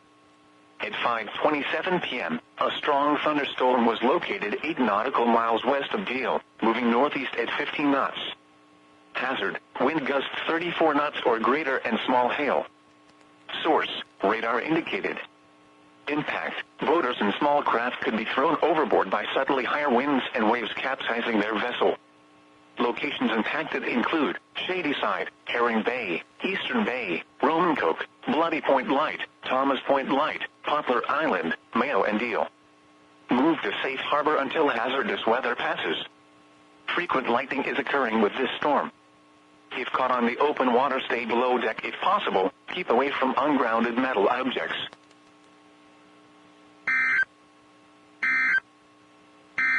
County in eastern New York until 6:30 p.m. Eastern Daylight Time. At 5:31 p.m. Eastern Daylight Time, severe thunderstorms were located along a line extending from near Fort Plains to near Richfield Springs, moving east at 15 miles per hour. Hazard, 60 miles per hour wind gusts and quarter-size hail. Source, trained weather spotters reported downed trees and nickel-sized hail in Canada. Impact, hail damage to vehicles is expected. Expect wind damage to roofs, siding, and trees. Locations impacted include Gloversville, Johnstown, Canterbury, Fonda, Fort Plains, Ephrata, Rhode Alvin, Sheriff Springs, Fort Johnson, Ames, Tri-Swift, Kirk, Glen, Berkshire, Saltonville, Palatine Bridge, near Liston, West Brook, Cook Corners, and Church Corners. For your protection, move to an interior room on the lowest floor of a building. Repeating, a severe thunderstorm warning has been issued until 6:30 p.m. Eastern Daylight Time for the following counties in New York: Fulton, Montgomery, and Schoharie.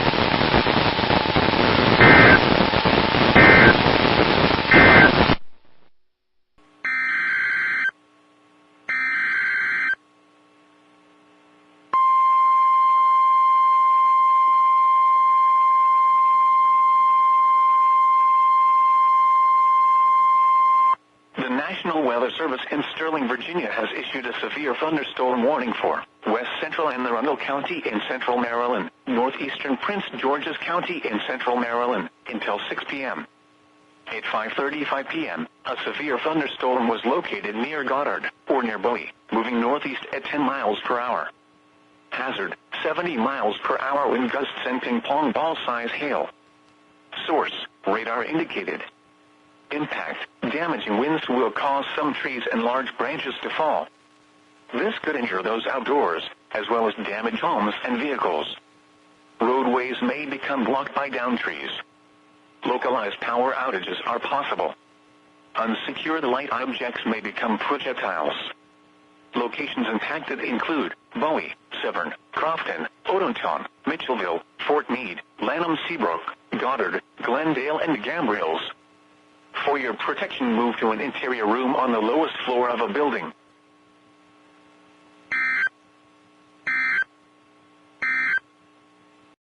Are possible. Unsecured light objects may become projectiles.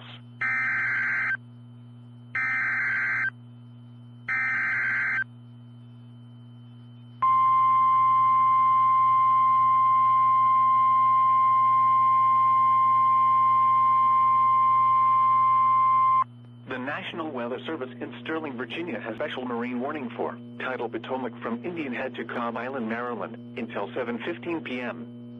At 5:43 p.m., a strong thunderstorm was located near Aquia Creek, moving east at 5 knots. Hazard, wind gusts 34 knots or greater. Source, radar indicated. Impact, boaters and small craft could be thrown overboard by suddenly higher winds and waves capsizing their vessel.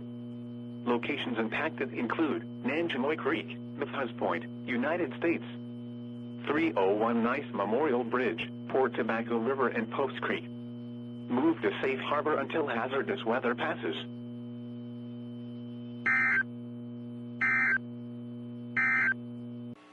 The National Weather Service in Sterling, Virginia.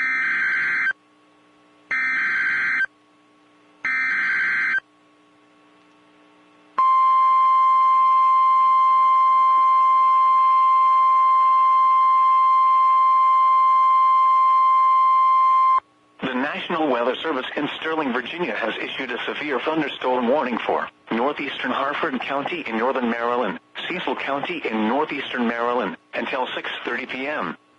At 5:52 p.m., severe thunderstorms were located along a line extending from near Rock Springs to near Aberdeen, moving east at 15 miles per hour. Hazard, 60 miles per hour wind gusts. Source, radar indicated. Impact, damaging winds will cause some trees and large branches to fall. This could injure those outdoors, as well as damage homes and vehicles. Roadways may become blocked by downed trees. Localized power outages are possible. Unsecured light objects may become projectiles. Locations impacted include Newark, Elkton, Aberdeen, Havre de Grace, Calvert, Northeast, Rising Sun, Charlestown, Zion, Blake, Barksdale, West Nottingham, Octoraro, Brentwood, Fair Hill, Glen Westover, Bayview, Lombard, Richardsmere, and Woodlawn. For your protection, move to an interior room on the lowest floor of a building.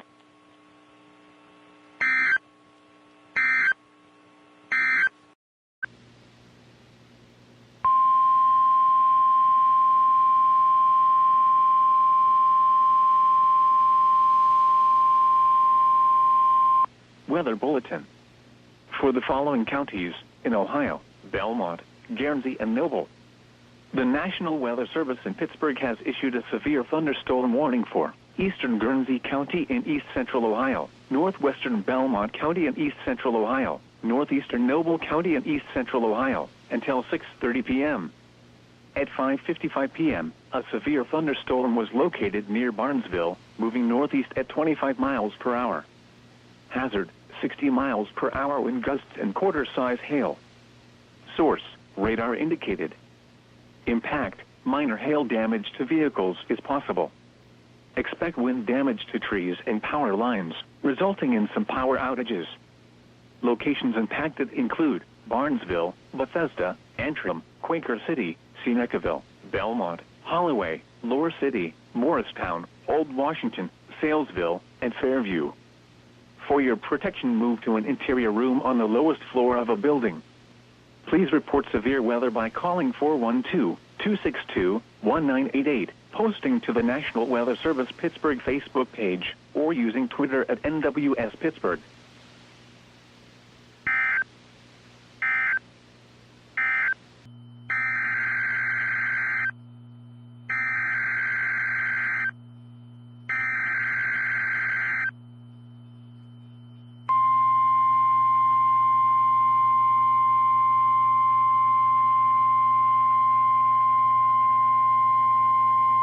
The National Weather Service in Sterling, Virginia has issued a severe thunderstorm warning for the District of Columbia, southeastern Montgomery County in central Maryland, western Prince George's County in central Maryland, northwestern Charles County in southern Maryland, east central Stafford County in northern Virginia, Arlington County in northern Virginia, the city of Falls Church in northern Virginia, eastern Fairfax County in northern Virginia, southeastern Prince William County in northern Virginia, the city of Alexandria in northern Virginia, until 6:45 p.m. At 5:54 p.m., severe thunderstorms were located along a line extending from near American University to Lincolnia to Aquia Creek, moving east at 20 miles per hour. Hazard, 60 miles per hour wind gusts and quarter-size hail. Source, radar indicated. Impact, damaging winds will cause some trees and large branches to fall. This could injure those outdoors, as well as damage homes and vehicles. Roadways may become blocked by downed trees. Localized power outages are possible. Unsecured light objects may become projectiles. Locations impacted include Arlington, Alexandria, Waldorf, Gale City, Bethesda, Annandale, Clinton, Springfield, College Park, Fort Washington, Greenbelt, Langley Park, Beltsville, Fort Hunt, Vienna, Groveton, Forestville, Falls Church, Huntington, and Coral Hills. For your protection, move to an interior room on the lowest floor of a building.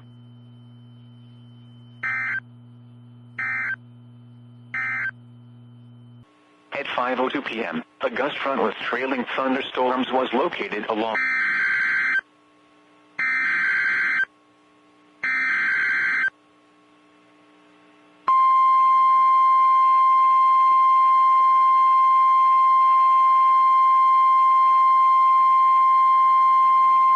The National Weather Service in Sterling, Virginia has issued a severe thunderstorm warning for central Anne Arundel County in central Maryland, northeastern Prince George's County in central Maryland, until 6:45 p.m.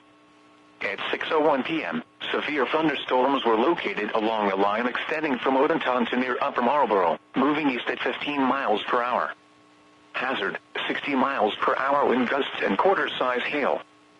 Source, radar indicated. Impact, damaging winds will cause some trees and large branches to fall. This could injure those outdoors, as well as damage homes and vehicles. Roadways may become blocked by downed trees. Localized power outages are possible. Unsecured light objects may become projectiles. Locations impacted include Bowie, Severn, Annapolis, Crofton, Mayo, Shadyside, Naval Academy, Upper Marlboro, Severn River, South River, Gibson Island, Sillery Bay, Bodkin Point, Road River, Magothy River, Dobbins Island, Pinehurst, Glen Burnie, Severna Park, and Odenton. For your protection, move to an interior room on the lowest floor of a building.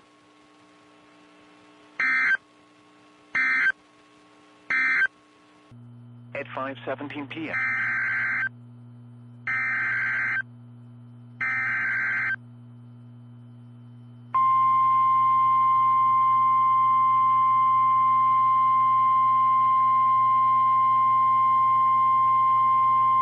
The National Weather Service in Sterling, Virginia has issued a severe thunderstorm warning for west central Charles County in southern Maryland, southeastern Stafford County in northern Virginia, western King George County in central Virginia, the southeastern city of Fredericksburg in central Virginia, east central Spotsylvania County in central Virginia, until 6:45 p.m. At 6:05 p.m., a severe thunderstorm was located near Fredericksburg, moving east at 15 miles per hour. Hazard, 60 miles per hour wind gusts and quarter-size hail. Source, radar indicated. Impact, damaging winds will cause some trees and large branches to fall. This could injure those outdoors, as well as damage homes and vehicles. Roadways may become blocked by downed trees. Localized power outages are possible. Unsecured light objects may become projectiles. Locations impacted include Fredericksburg, King George, Fairview Beach, Potomac Creek, Port Royal, Falmouth, Paspalumsey, Stones Corner, Leland, Wheatonville, Brook, Lambs Creek, White Oak, Sealston, Brookfield, and Doak. For your protection, move to an interior room on the lowest floor of a building.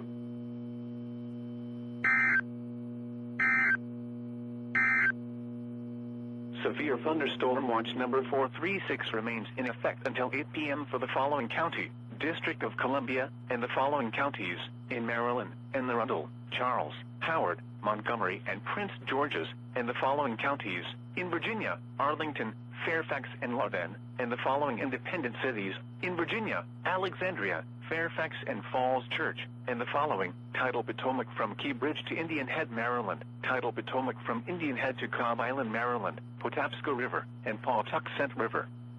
Remember, a severe thunderstorm watch means the conditions are favorable for the development of severe weather, including large hail and damaging winds, in and close to the watch area.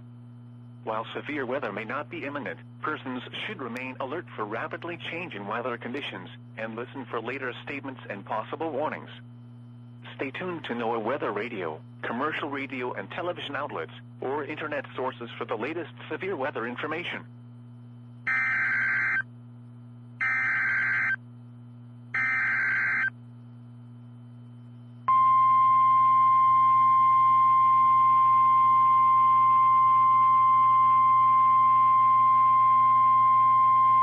This is a statement from the National Weather Service. For the following county, Montgomery, Maryland. The National Weather Service in Sterling, Virginia has issued a flood warning for South Central Montgomery County and Central Maryland until 8 p.m. At 6:06 p.m., local law enforcement reported flooding over some area roads from recent heavy rain. Between 1 and 3 inches of rain have fallen. Heavy rain has moved east of the warning area. Some locations that will experience flooding include Rockville, Gaithersburg, Potomac, North Potomac, Great Falls, Darnestown, Bradley Farms. Turn around. Don't drown when encountering flooded roads. Most flood deaths occur in vehicles.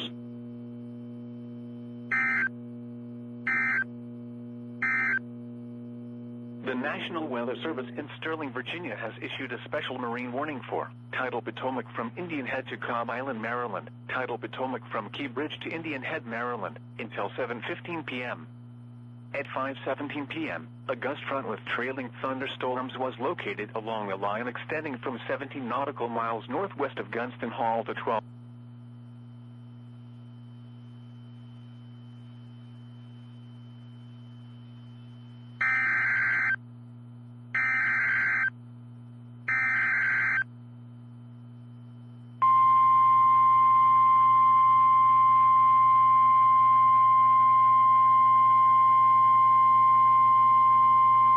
The National Weather Service in Sterling, Virginia has issued a special marine warning for Tidal Potomac from Cobb Island, Maryland to Smith Point, Virginia, Tidal Potomac from Indian Head to Cobb Island, Maryland, until 7:45 p.m. At 6:09 p.m., a strong thunderstorm was located near Westmoreland State Park, moving east at 20 knots. Hazard, wind gusts 34 knots or greater. Source, radar indicated. Impact, boaters and small craft could be thrown overboard by suddenly higher winds and waves capsizing their vessel. Locations impacted include Breton Bay, Cobb Island, Swan Point, Colton's Point, St. Clements Bay, Coles Point, Westmoreland State Park, Wicomico River, White Point Beach, and Colonial Beach. Frequent lightning is occurring with this storm. If caught on the open water, stay below deck if possible. Keep away from ungrounded metal objects.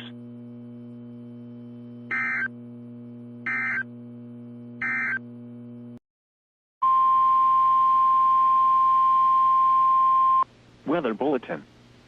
For the following counties, in Ohio, Belmont, Guernsey, Harrison, and Jefferson. The National Weather Service in Pittsburgh has issued a severe thunderstorm warning for Southern Harrison County in east central Ohio, South Central Jefferson County in East Central Ohio, Northern Guernsey County in East Central Ohio, Northern Belmont County in East Central Ohio, until 7 p.m. At 6:12 p.m., severe thunderstorms were located along a line extending from Cambridge to near Barnesville, moving east at 20 miles per hour. Hazard, 60 miles per hour wind gusts and quarter-size hail. Source, radar indicated. Impact, minor hail damage to vehicles is possible. Expect wind damage to trees and power lines, resulting in some power outages. Locations impacted include Cambridge, St. Clairsville, Barnesville, Freeport, Gainesville, Bethesda, Antrim, Flushing, Dillonvale, Quaker City, Mount Pleasant, and Belmont. For your protection, move to an interior room on the lowest floor of a building. Please report severe weather by calling 412-262-1988, posting to the National Weather Service Pittsburgh Facebook page, or using Twitter at NWS Pittsburgh.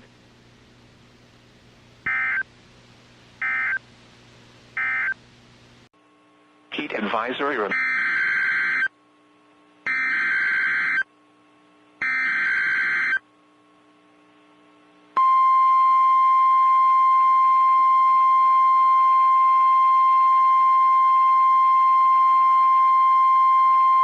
The National Weather Service in Sterling, Virginia has issued a severe thunderstorm warning for South Central Anne Arundel County in Central Maryland, Northwestern Calvert County in Southern Maryland, East Central Prince George's County in Central Maryland, until 7 p.m.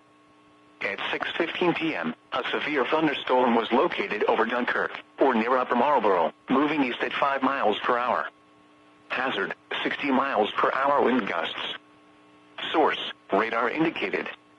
Impact, damaging winds will cause some trees and large branches to fall. This could injure those outdoors, as well as damage homes and vehicles. Roadways may become blocked by downed trees. Localized power outages are possible. Unsecured light objects may become projectiles. Locations impacted include Shadyside, Chesapeake Beach, Deal, Alton, Dunkirk, Owings, Baden, Galesville, Friendship, Tracy's Landing, Lothian, Sunderland, and Mount Harmony. For your protection, move to an interior room on the lowest floor of a building.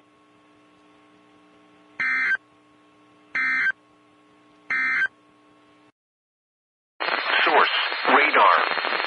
The following impacts are expected: flash flooding of small creeks and streams, urban areas, highways, streets, and underpasses, as well as other poor drainage and low-lying areas.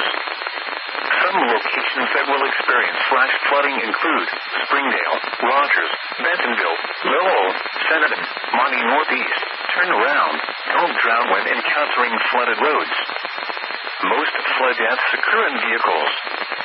Be aware of your surroundings and do not drive on flooded roads.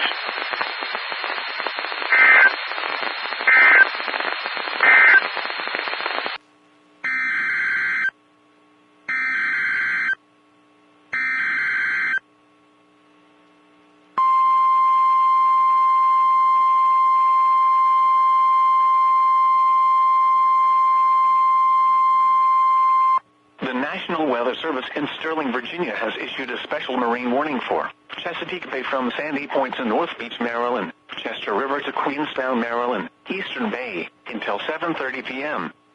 At 6:26 p.m., a strong thunderstorm was located over Mayo, moving east at 15 knots. Hazard, wind gusts 34 knots or greater and small hail. Source, radar indicated. Impact, boaters and small craft could be thrown overboard by suddenly higher winds and waves capsizing their vessel. Locations impacted include Parsons Island, Greenbury Point, Kent Narrows Bridge, Highland Beach, Mattapique, Naval Academy, Annapolis, and Mayo. Move to safe harbor until hazardous weather passes. Frequent lightning is occurring with this storm. If caught on the open water, stay below deck if possible. Keep away from ungrounded metal objects.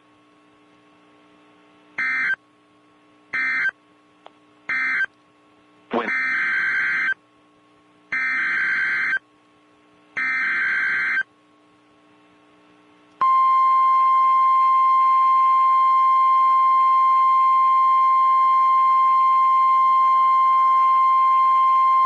the National Weather Weather Service in Mount Holly, New Jersey has issued a severe thunderstorm warning for Talbot County in eastern Maryland, southwestern Queen Anne's County in northeastern Maryland, until 7:15 p.m. At 6:29 p.m., a severe thunderstorm was located near Kent Point, or near South River, moving east at 25 miles per hour. Hazard, 60 miles per hour wind gusts. Source, radar indicated. Impact, damage to roofs, siding, trees, and power lines is possible. Locations impacted include Easton, Talbot, Trapp, St. Michael's, Oxford, Grassenville, Tillman Island, Skitton, Copperville, Chester, White Hills, Hamilton, Cordova, Stevensville South, and Dominion. For your protection, move to an interior room on the lowest floor of a building. In addition to large hail and damaging winds, frequent cloud-to-ground lightning is occurring with this storm. Move indoors immediately. Remember, if you can hear thunder, you are close enough to be struck by lightning.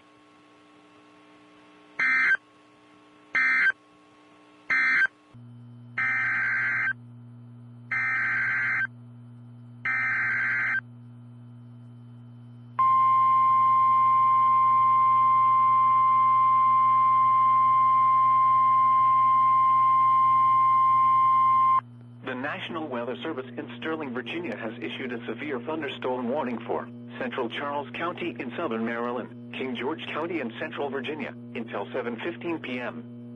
At 6:33 p.m., severe thunderstorms were located along a line extending from near Quantico to Port Royal, moving east at 20 miles per hour. Hazard, 60 miles per hour wind gusts and half-dollar-size hail. Source, radar indicated. Impact, damaging winds will cause some trees and large branches to fall. This could injure those outdoors, as well as damage homes and vehicles. Roadways may become blocked by downed trees. Localized power outages are possible. Unsecured light objects may become projectiles. Locations impacted include Waldorf, La Plata, King George, Dahlgren, Fairview Beach, Nanjemoy Creek, Popes Creek, Port Tobacco River, St. Charles, Wicomico, Cobb Island, Rock Point, Port Tobacco Village, Issue, Potomac Beach, Wheatonville, Tompkinsville, Nind, Ironsides, and Belle Alton. For your protection, move to an interior room on the lowest floor of a building.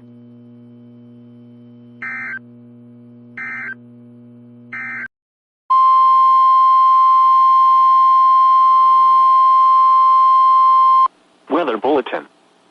For the following counties, in West Virginia, Brooke, and Ohio, the National Weather Service in Pittsburgh has issued a severe thunderstorm warning for southeastern Harrison County in east central Ohio, southern Jefferson County in east central Ohio, northeastern Belmont County in east central Ohio, Ohio County in northern West Virginia, Brooke County in northern West Virginia, until 7:30 p.m. At 6:39 p.m., a severe thunderstorm was located near Tiltonsville, or near Clearview, moving east at 25 miles per hour. Hazard, 60 miles per hour wind gusts.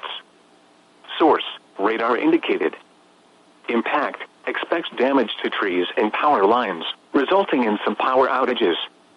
Locations impacted include Wheeling, Martins Ferry, Cadiz, Warwood, West Liberty, Clearview, Wintersville, Tiltonsville, Bridgeport, Yorkville, Bethany, and Smithfield. For your protection, move to an interior room on the lowest floor of a building. Please report severe weather by calling 412-262-1988, posting to the National Weather Service Pittsburgh Facebook page, or using Twitter at NWS Pittsburgh.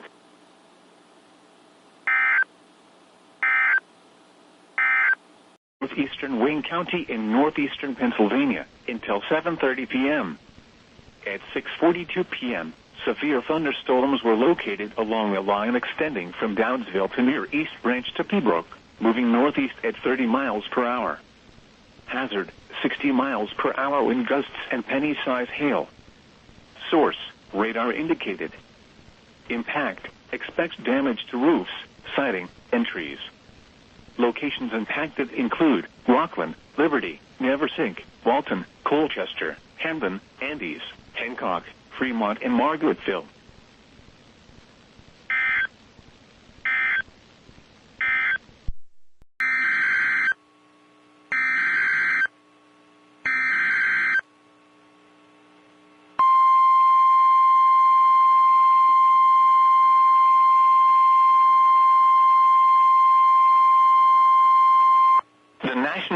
Service in Mount Holly, New Jersey has issued a severe thunderstorm warning for southwestern Kent County and central Delaware, east central Queen Anne's County in northeastern Maryland, northeastern Caroline County in eastern Maryland, until 7:15 p.m. At 6:44 p.m., a severe thunderstorm was located near Greensboro, Oregon, 18 miles east of Centerville, moving northeast at 10 miles per hour. Hazard, 60 miles per hour wind gusts. Source, radar indicated. Impact, damage to roofs, siding, trees, and power lines is possible. Locations impacted include Denton, Harrington, Greensboro, Oakland, Ridgely, Goldsboro, Woodside, Viola, Jumptown, Griffin, Sandtown, Felton, Henderson, Meridian, Woodside East, and Riverview. For your protection, move to an interior room on the lowest floor of a building.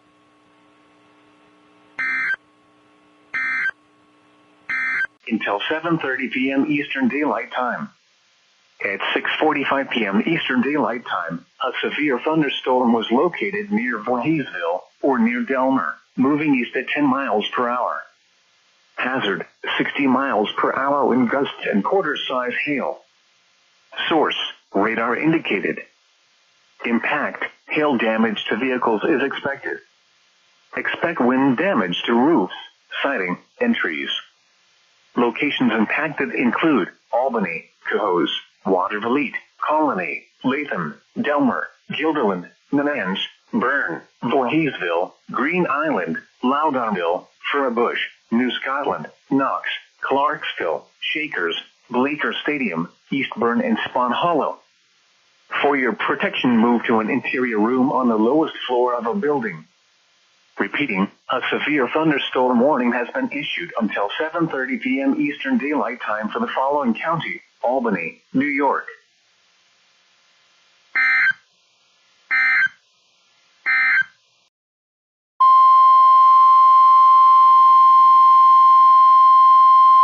Weather Bulletin. For the following counties, in Pennsylvania, Allegheny, Beaver, and Butler.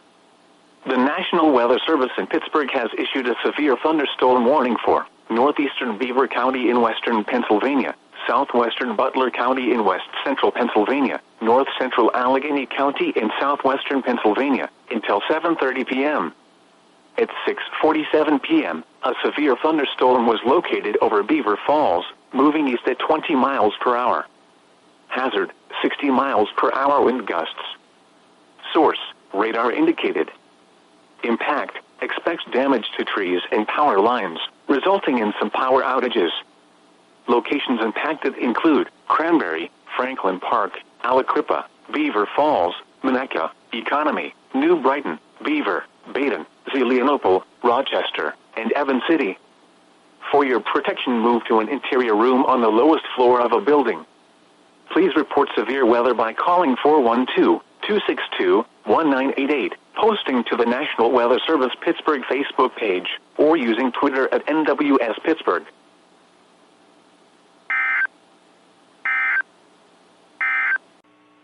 This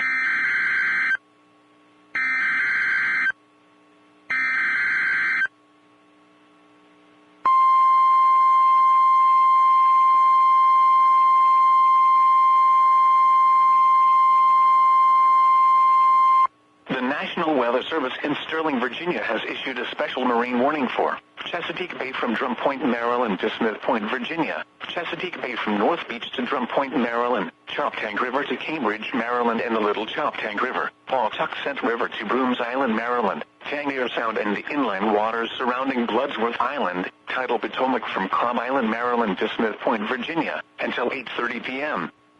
At 6:54 p.m., severe thunderstorms were located along a line extending from Poplar Island to near Wicomico River, moving east at 25 knots. Hazard, wind gusts in excess of 50 knots and small hail. Source, radar indicated. Impact, boaters could easily be thrown overboard by suddenly higher wind and waves capsizing their vessel. Boats could suffer significant damage in high winds.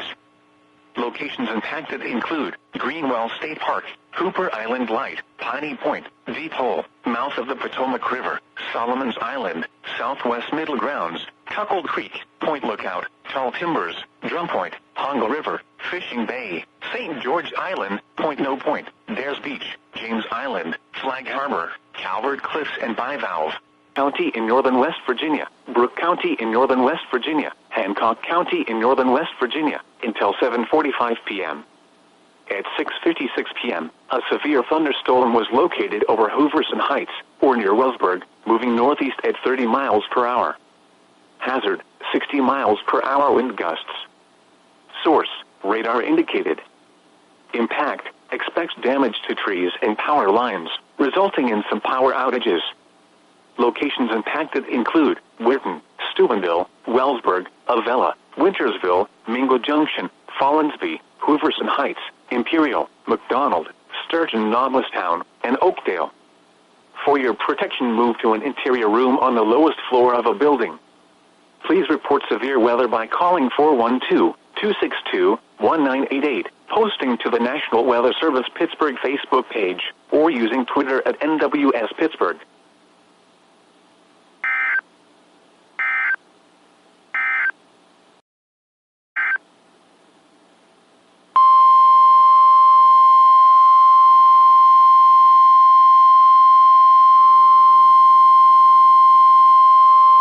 Weather Bulletin. For the following counties, in Pennsylvania, Allegheny, Beaver, Butler, and Lawrence. The National Weather Service in Pittsburgh has issued a severe thunderstorm warning for northeastern Beaver County in western Pennsylvania, south central Lawrence County in western Pennsylvania, southern Butler County in west central Pennsylvania, north central Allegheny County in southwestern Pennsylvania, until 7:45 p.m.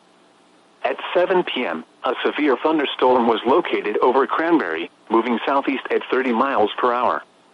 Hazard, 60 miles per hour wind gusts and quarter-size hail. Source, radar indicated.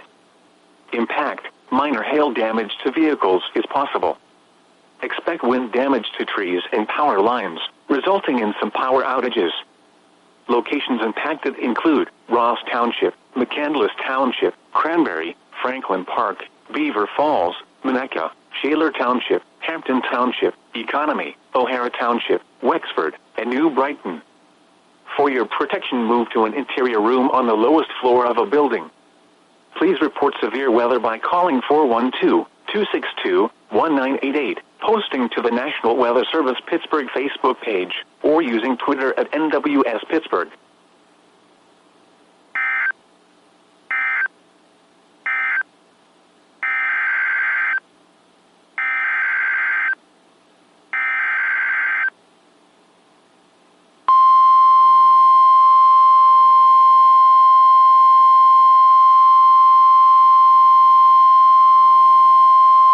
Weather Bulletin. For the following counties, in Pennsylvania, Allegheny, Beaver, and Butler. The National Weather Service in Pittsburgh has issued a severe thunderstorm warning for northeastern Beaver County in western Pennsylvania, southern Butler County in west central Pennsylvania, north central Allegheny County in southwestern Pennsylvania, until 7:45 p.m. At 7:01 p.m., a severe thunderstorm was located over Cranberry, moving southeast at 30 miles per hour.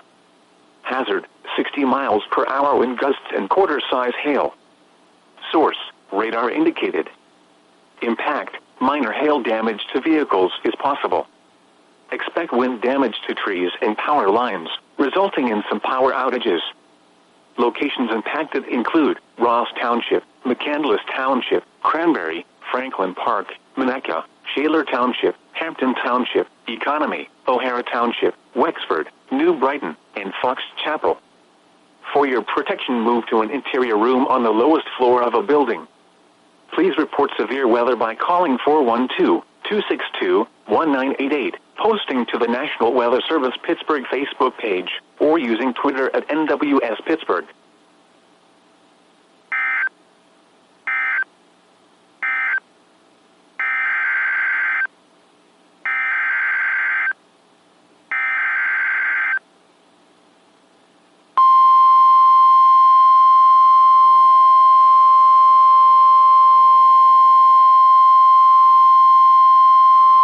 Weather Bulletin. For the following counties, in Pennsylvania, Allegheny, Fayette, Washington, and Westmoreland. The National Weather Service in Pittsburgh has issued a severe thunderstorm warning for East Central Washington County in southwestern Pennsylvania, southeastern Allegheny County in southwestern Pennsylvania, southwestern Westmoreland County in southwestern Pennsylvania, northeastern Fayette County in southwestern Pennsylvania, until 7:30 p.m. At 7:02 p.m., severe thunderstorms were located along a line extending from Denora to near South Connellsville, moving east at 25 miles per hour. Hazard, 60 miles per hour wind gusts. Source, radar indicated. Impact, damage to trees and power lines. Locations impacted include Greensburg, Gwinnett, Connellsville, Mount Essen, California, Denora, Mount Pleasant, Scottsdale, Charleroi, Ewenwood, West Newton, and New Stanton. For your protection, move to an interior room on the lowest floor of a building. Please report severe weather by calling 412-262-1988, posting to the National Weather Service Pittsburgh Facebook page, or using Twitter at NWS Pittsburgh.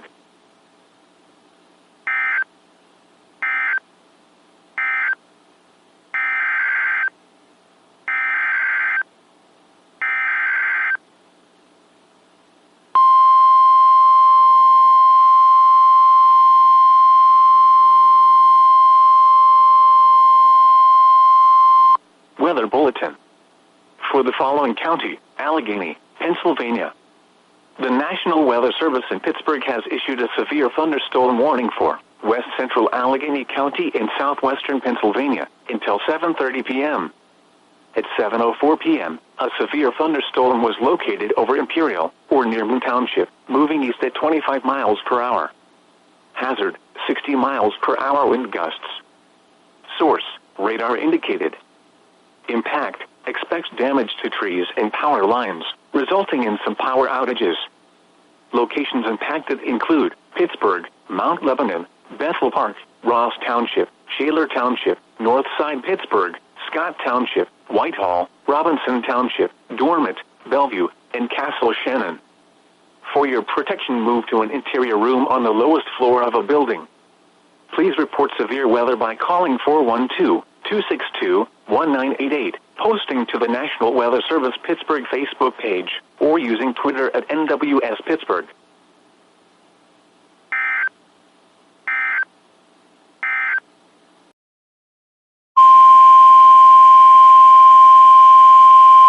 The National Weather Service in Tulsa has issued a flash flood warning for East Central Creek County in northeastern Oklahoma, southeastern Tulsa County in northeastern Oklahoma, until 9:15 p.m. Central Daylight Time.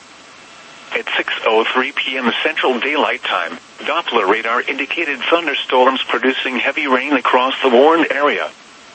Between 2 and 4 inches of rain have fallen. Additional rainfall amounts of 1 to 2 inches are possible in the warned area. Flash flooding is ongoing or expected to begin shortly.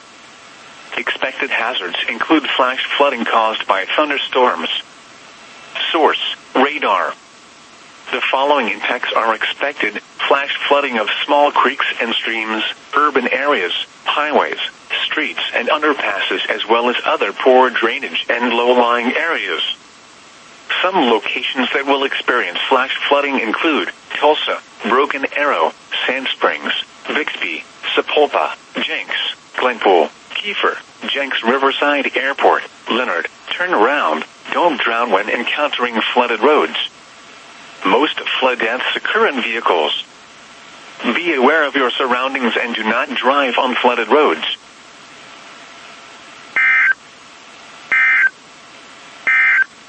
Tangier Sound and the inland waters surrounding Bloodsworth.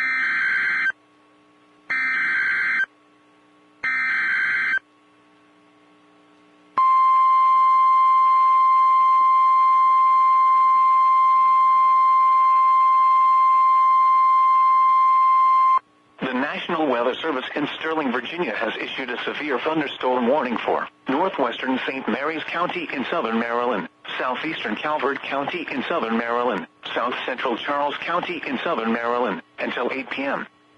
At 7:07 p.m., a severe thunderstorm was located near Leonardtown, moving east at 35 miles per hour. Hazard, 60 miles per hour wind gusts.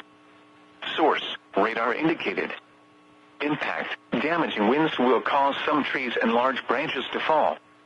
This could injure those outdoors, as well as damage homes and vehicles. Roadways may become blocked by downed trees. Localized power outages are possible.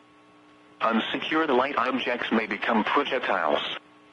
Locations impacted include Chesapeake Ranch Estates, Leonardtown, Cuckold Creek, Calvert Cliffs, Greenwell State Park, St. Leonard Creek, Town Creek, Flag Harbor, California, Lusby, St. Leonard, Hollywood, Drum Point, Long Beach, Mechanicsville, Calvert Beach, Bushwood, Clemens, Chaptacabee, and Sandgates. For your protection, move to an interior room on the lowest floor of a building.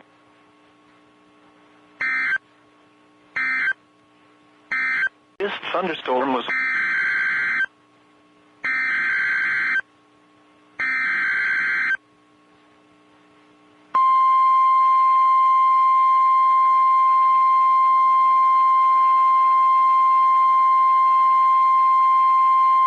The National Weather Service in Sterling, Virginia has issued a severe thunderstorm warning for South Central and Roanoke County in central Maryland, northwestern St. Mary's County in southern Maryland, Calvert County in southern Maryland, southeastern Prince George's County in central Maryland, eastern Charles County in southern Maryland, until 7:45 p.m.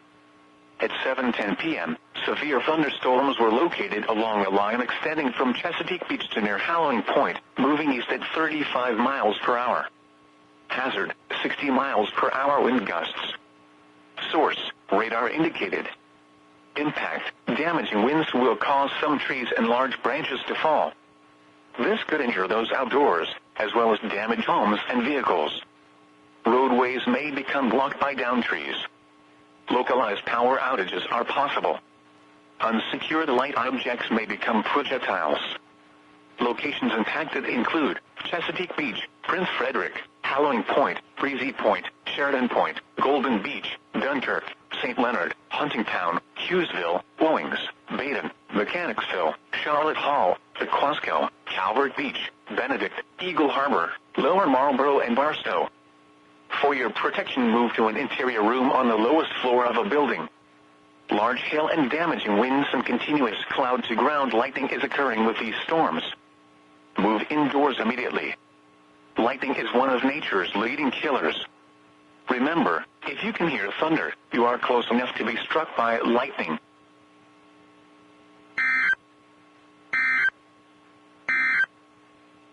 A marine weather statement has been issued for the following areas: Chesapeake,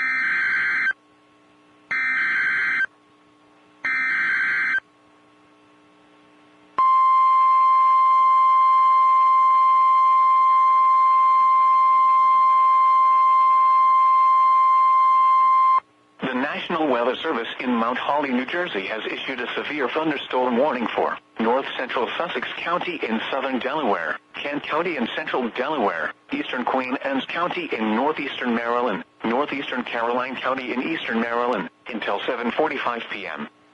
At 7:12 p.m., a severe thunderstorm was located over Sandtown, or 12 miles southwest of Dover, moving east at 25 miles per hour. Hazard, 60 miles per hour wind gusts and penny-size hail. Source, radar indicated. Impact, damage to roofs, siding, trees, and power lines is possible.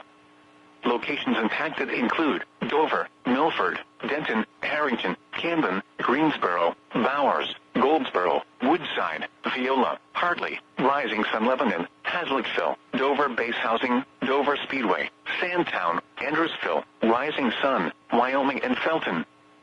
For your protection, move to an interior room on the lowest floor of a building.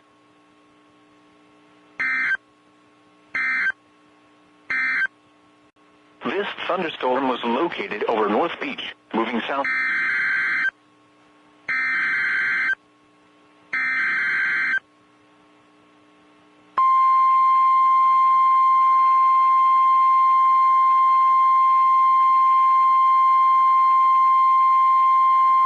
The National Weather Service in Sterling, Virginia has issued a special marine warning for Chesapeake Bay from North Beach to Drum Point, Maryland, Chesapeake Bay from Sandy Point to North Beach, Maryland, Choptank River to Cambridge, Maryland, and the Little Choptank River, until 8:15 p.m. At 7:14 p.m., strong thunderstorms were located along a line extending from North Beach to 7 nautical miles southwest of Chesapeake Beach, moving east at 25 knots. Hazard, wind gusts 34 knots or greater. Source, radar indicated. Impact, boaters and small craft could be thrown overboard by suddenly higher winds and waves capsizing their vessel. Locations impacted include Herring Bay, Blackownet Point, Tillman Island, and North Beach. Move to safe harbor until hazardous weather passes. Frequent lightning is occurring with these storms. If caught on the open water, stay below deck if possible. Keep away from ungrounded metal objects.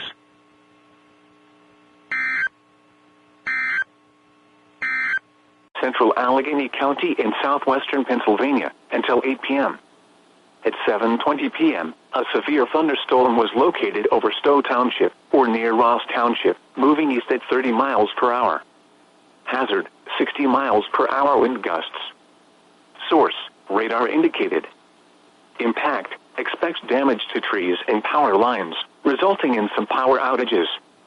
Locations impacted include Pittsburgh, Penn Hills, Ross Township, McCandless Township, Monroeville, Franklin Park, Shaler Township, Plum, West Mifflin, Northside Pittsburgh, Baldwin, and Hampton Township.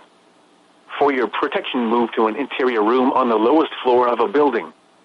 Please report severe weather by calling 412-262-1988, posting to the National Weather Service Pittsburgh Facebook page, or using Twitter at NWS Pittsburgh.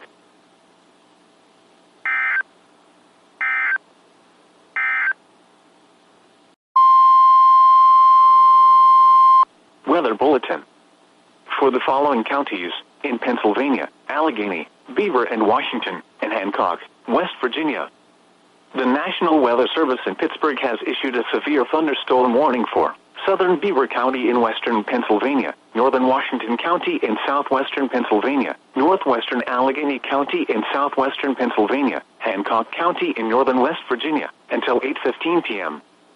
At 7:22 p.m., a severe thunderstorm was located near Shippingport, or 9 miles southwest of Aliquippa, moving east at 35 miles per hour. Hazard, 60 miles per hour wind gusts. Source, radar indicated. Impact, expects damage to trees and power lines, resulting in some power outages. Locations impacted include Moon Township, Franklin Park, Aliquippa, Monaca, Robinson Township, Economy, Ambridge, Coraopolis, Beaver, Baden, Sewickley, and Rochester. For your protection, move to an interior room on the lowest floor of a building. Please report severe weather by calling 412-262-1988, posting to the National Weather Service Pittsburgh Facebook page, or using Twitter at NWS Pittsburgh.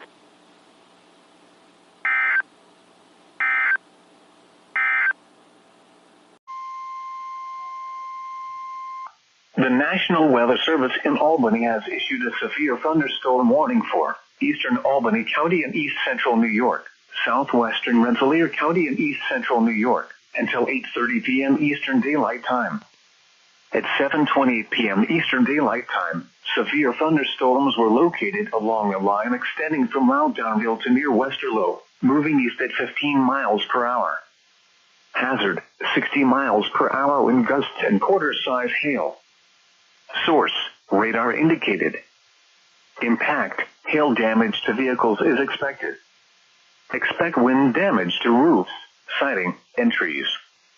Locations impacted include Albany, Troy, East Greenbush, Watervliet, Rensselaer, Colony, Delmer, Menands, Ravenna, Green Island, Grafton, Castleton-on-Hudson, Loudonville, West Ham Lake, Center Brunswick, Wyattskill, Averill Park, Furbush, Selkirk, and Winenskill. For your protection, move to an interior room on the lowest floor of a building.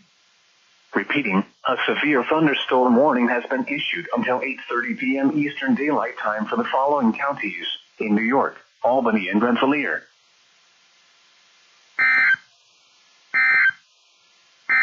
Pittsburgh has issued a severe thunderstorm warning for southeastern Westmoreland County in southwestern Pennsylvania, northeastern Fayette County in southwestern Pennsylvania, until 8:15 p.m.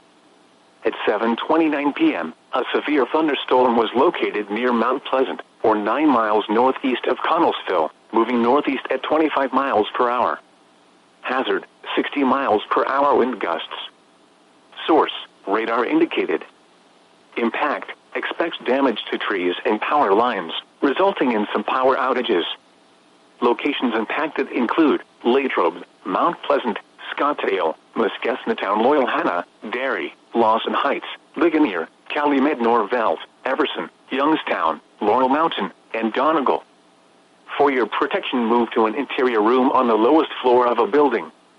Please report severe weather by calling 412-262-1988, posting to the National Weather Service Pittsburgh Facebook page, or using Twitter at NWS Pittsburgh.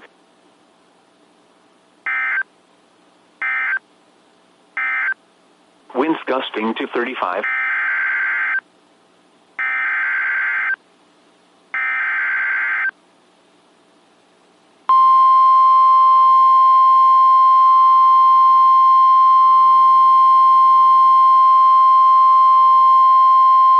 Weather Bulletin.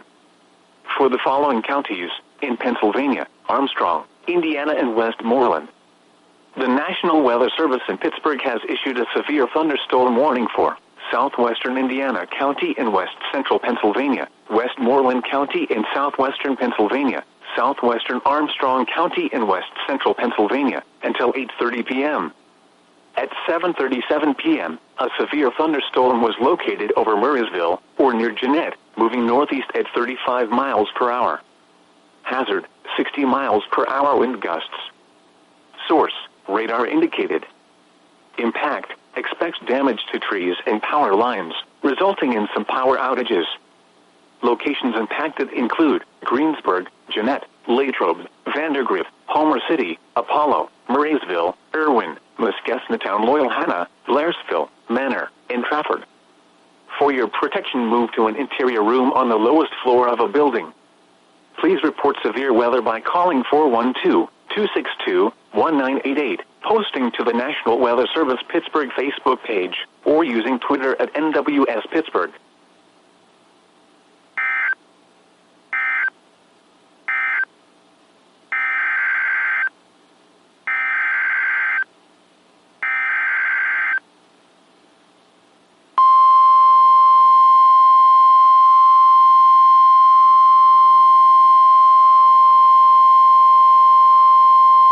Weather Bulletin.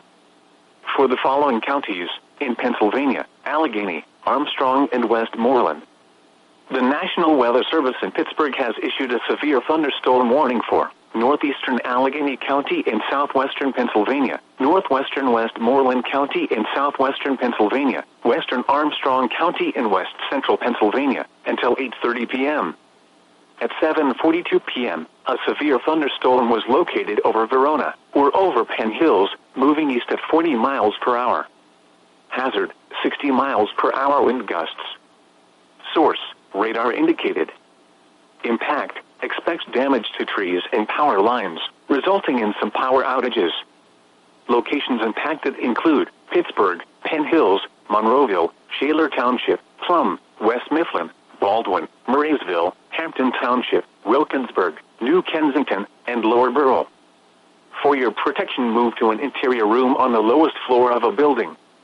Please report severe weather by calling 412-262-1988, posting to the National Weather Service Pittsburgh Facebook page, or using Twitter at NWS Pittsburgh.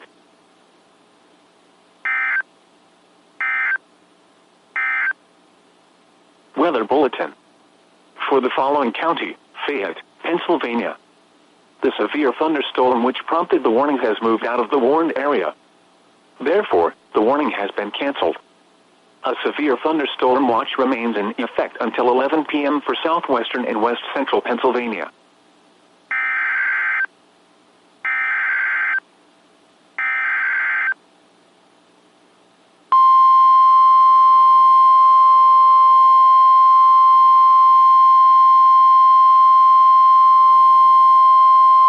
Flash flood warning.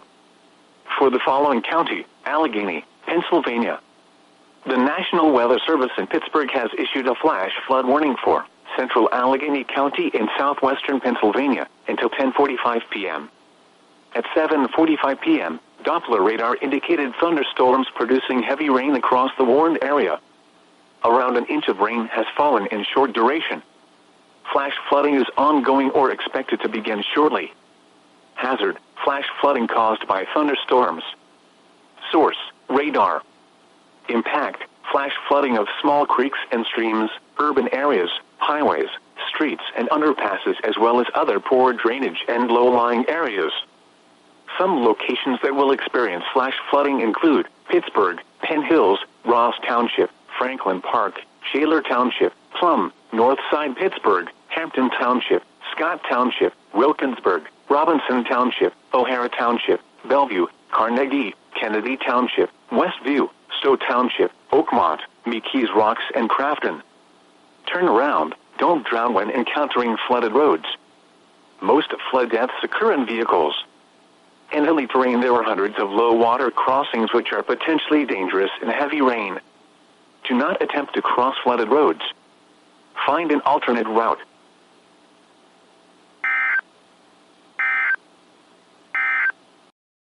Severe thunderstorms were located along a line extending from California to near St. George Island, moving east at 30 miles per hour. Hazard: 60 miles per hour wind gusts. Source: radar indicated. Impact: damaging winds will cause some trees and large branches to fall. This could injure those outdoors, as well as damage homes and vehicles. Roadways may become blocked by downed trees. Localized power outages are possible. Unsecured light objects may become projectiles. Locations impacted include Lexington Park, St. Mary's City, St. Inigo's Creek, St. Mary's River, California, Pawtuxet River Naval Air Station, Drum Point, Damiron, St. Inigo's, Park Hall and Ridge. For your protection, move to an interior room on the lowest floor of a building.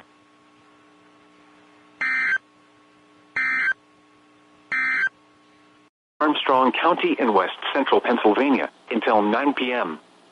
At 8:11 p.m., a severe thunderstorm was located over Leechburg, or near Vandergrift, moving northeast at 40 miles per hour. Hazard: 60 miles per hour wind gusts. Source: radar indicated. Impact: expects damage to trees and power lines, resulting in some power outages. Locations impacted include Vandergrift, Apollo, Lower Burrell, Harrison Township, Ford City, Leechburg, Freeport, North Apollo, West Leechburg, Orchard Hills, Rural Valley, and Oklahoma. For your protection, move to an interior room on the lowest floor of a building. Please report severe weather by calling 412-262-1988, posting to the National Weather Service Pittsburgh Facebook page, or using Twitter at NWS Pittsburgh.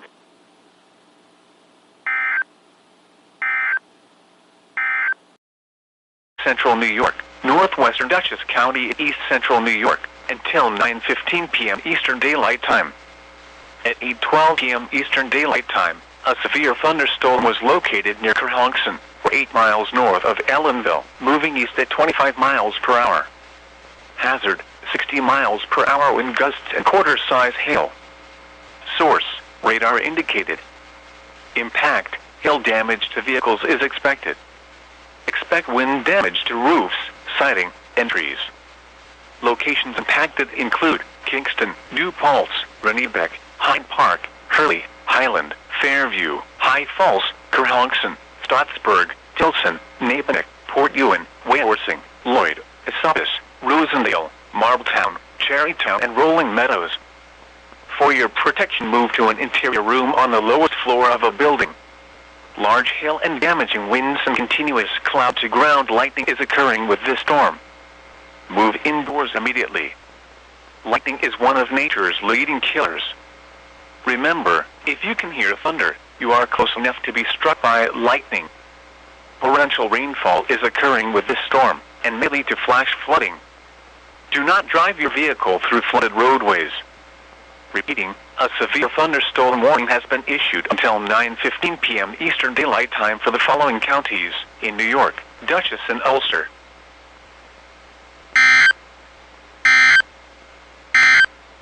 Chance of rain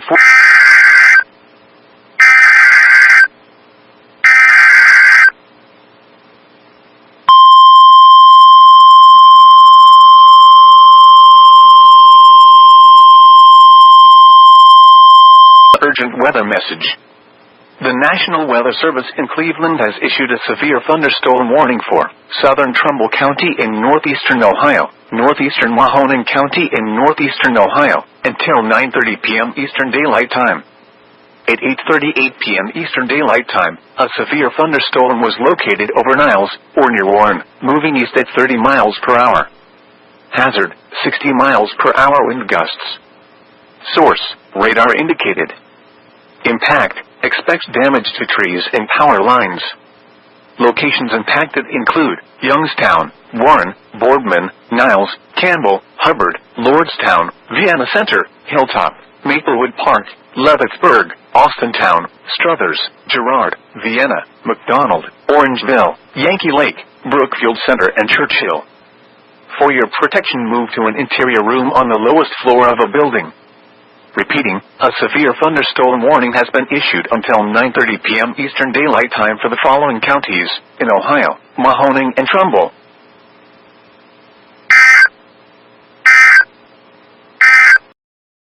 Dutchess County in east central New York, south central Columbia County in east central New York, until 9:45 p.m. Eastern Daylight Time. At 8:47 p.m. Eastern Daylight Time, a severe thunderstorm was located over Stottsburg, or near Runnebeck, moving east at 15 miles per hour. Hazard, 60 miles per hour wind gusts and quarter-size hail. Source, radar indicated. Impact, hail damage to vehicles is expected. Expect wind damage to roofs, siding, and trees. Locations impacted include Runnebeck, Ammonia, Pine Plains, Stanfordville, Stottsburg, Bethel, Milan, Smithfield, Owsley, Patchen Mills, Uncondale, Norrie Heights, Dutchess County Fairgrounds, Lithgow, Renacliff, DeWitt Mills, Attlebury, Shunpike, Pleasant Plains, and Chicomaco. For your protection, move to an interior room on the lowest floor of a building. Large hail and damaging winds and continuous cloud-to-ground lightning is occurring with this storm. Move indoors immediately. Lightning is one of nature's leading killers. Remember, if you can hear thunder, you are close enough to be struck by lightning. Torrential rainfall is occurring with this storm, and may lead to flash flooding. Do not drive your vehicle through flooded roadways. Repeating, a severe thunderstorm warning has been issued until 9:45 p.m. Eastern Daylight Time for the following counties in New York, Columbia, and Dutchess.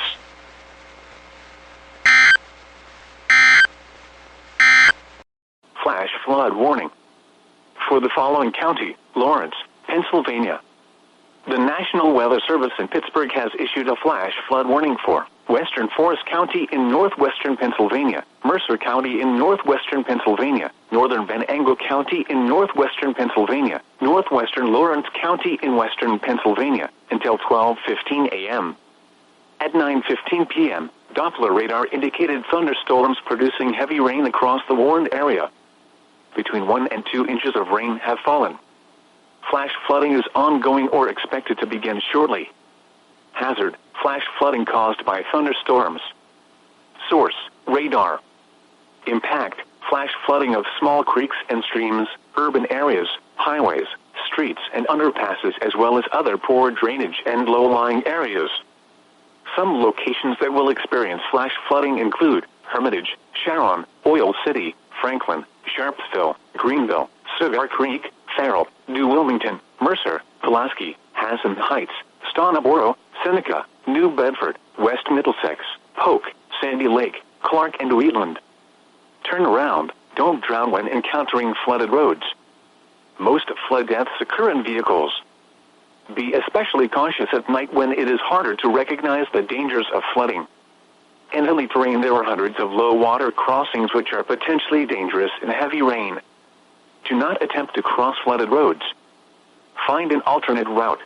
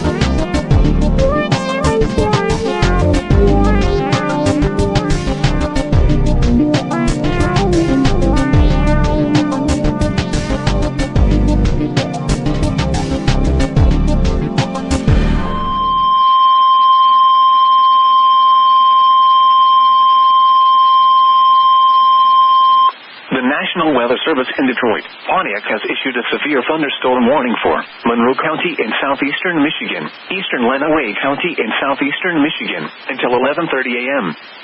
At 10:51 a.m., a severe thunderstorm was located near Blissfield, moving northeast at 55 miles per hour. Hazard, 60 miles per hour wind gusts. Source, radar indicated. Impact, expects damage to roofs, siding, and trees. This severe thunderstorm will be near Blissfield around at 10:55 a.m. Deerfield around 11 a.m. Petersburg and Britain around 11:05 a.m. Dundee and Ida around 11:10 a.m. Maybe around 11:20 a.m. Carlton around 11:25 a.m. Flat Rock around 11:30 a.m. Other locations impacted by the severe thunderstorm include Newport, Cologne, Estral Beach, Ogden Center, South Rockwood, Woodland Beach, Stony Point, Ridgeway, Palmyra, and Sand Creek. Repeating, a severe thunderstorm warning has been issued until 11:30 a.m. for the following counties in Michigan, Lenawee and Monroe.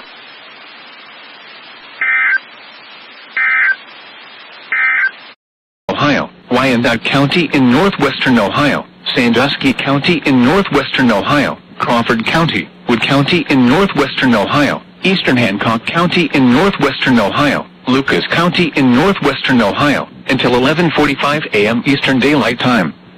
At 10:59 a.m. Eastern Daylight Time, severe thunderstorms were located along a line extending from Lambertville to 6 miles northeast of Forest, moving east at 65 miles per hour.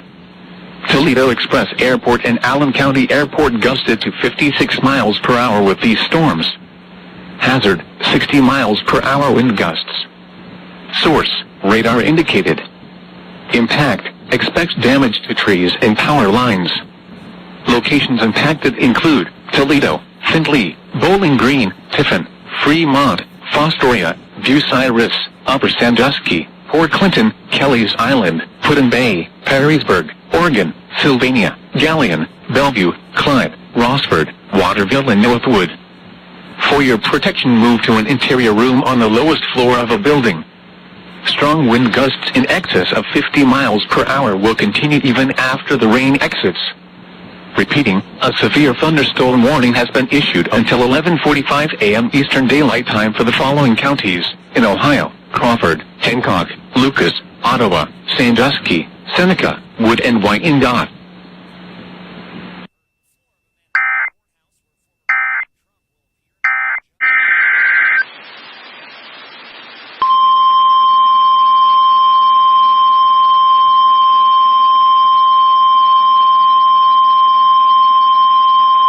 The National Weather Service in Detroit, Pontiac has issued a severe thunderstorm warning for northeastern Monroe County in southeastern Michigan, southwestern Wayne County in southeastern Michigan, until 12:15 p.m. At 11:28 a.m., a severe thunderstorm was located over Carlton, moving northeast at 50 miles per hour. Hazard, 60 miles per hour wind gusts. Source, radar indicated. Impact, expects damage to roofs, siding, and trees. This severe thunderstorm will be near Romulus and Grosse Ile around 11:40 a.m. Taylor and Trenton around 11:45 a.m. Wyandotte around 11:50 a.m. Dearborn around 11:55 a.m. Other locations impacted by the severe thunderstorm include Newport, Brownstown Township, Melvindale, Gibraltar, South Rockwood, Riverview, Rockwood, Willow, Ecorse, and Allen Park. Repeating, a severe thunderstorm warning has been issued until 12:15 p.m. for the following counties in Michigan, Monroe, and Wayne.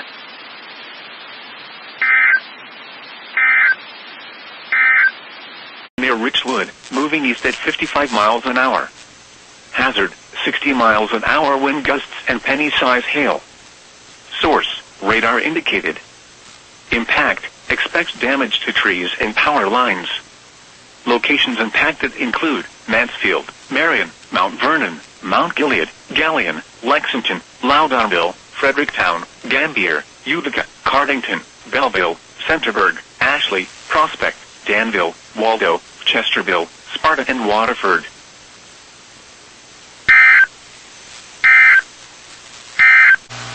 The National Weather Service has issued severe thunderstorm watch number 105, effective until 6 p.m. This watch includes the following counties in New York: Allegheny, Cattaraugus, Chautauqua, Erie, Genesee, Niagara, Orleans, and Wyoming, and the following: Ripley to Dunkirk, Dunkirk to Buffalo along Lake Erie, and Buffalo to Ripley beyond 5 miles from shore.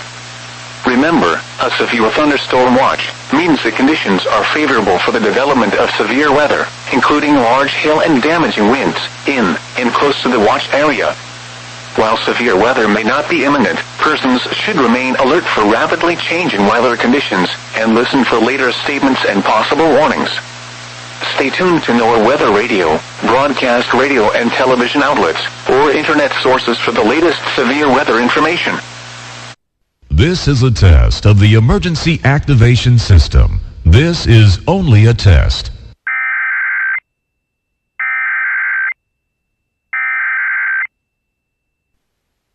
The civil authorities have issued a required weekly test for Madison KY, beginning at 12:20 p.m. and ending at 12:35 p.m. This is a test of the emergency alert system. This is only a test. No action is needed. This is only a test.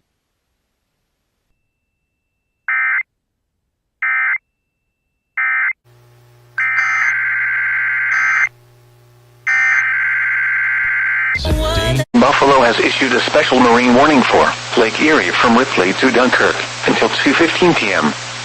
At 1:13 p.m., a strong thunderstorm was located 7 miles northwest of Erie, moving northeast at 40 knots. Hazard: wind gusts to nearly 50 knots and small hail. Source: radar. Impact: small craft could be damaged and briefly higher winds and suddenly higher waves. Locations impacted include Van Buren Point, Barcelona, Ripley, and Dunkirk.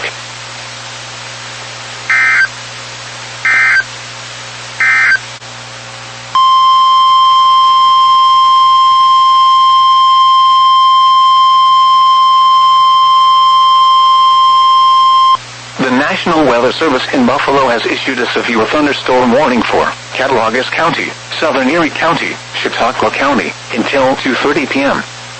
At 1:33 p.m., a severe thunderstorm was located near Northwest Harbor Creek, or 7 miles east of Erie, moving northeast at 80 miles per hour.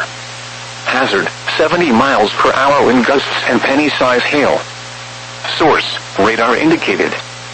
Impact: expects considerable tree damage. Damage is likely to mobile homes, roofs, and outbuildings. Locations impacted include Buffalo, West Seneca, Jamestown, Lackawanna, Dunkirk, Fredonia, Hamburg, Salamanca, Allegheny State Park, and Evans. This includes the following highways: Interstate 90 between exits 56 and 61. Interstate 86 between exits 4 and 21. For your protection, move to an interior room on the lowest floor of a building. The storm is producing widespread wind damage across northwest Pennsylvania. Seek shelter now inside a sturdy structure and stay away from windows.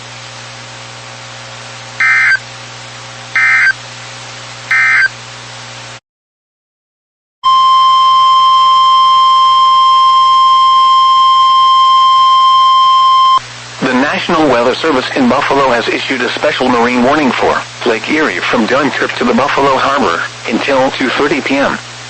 At 1:40 p.m., a strong thunderstorm was located 10 miles northwest of Van Buren Point, or 13 miles west of Dunkirk, moving northeast at 65 knots.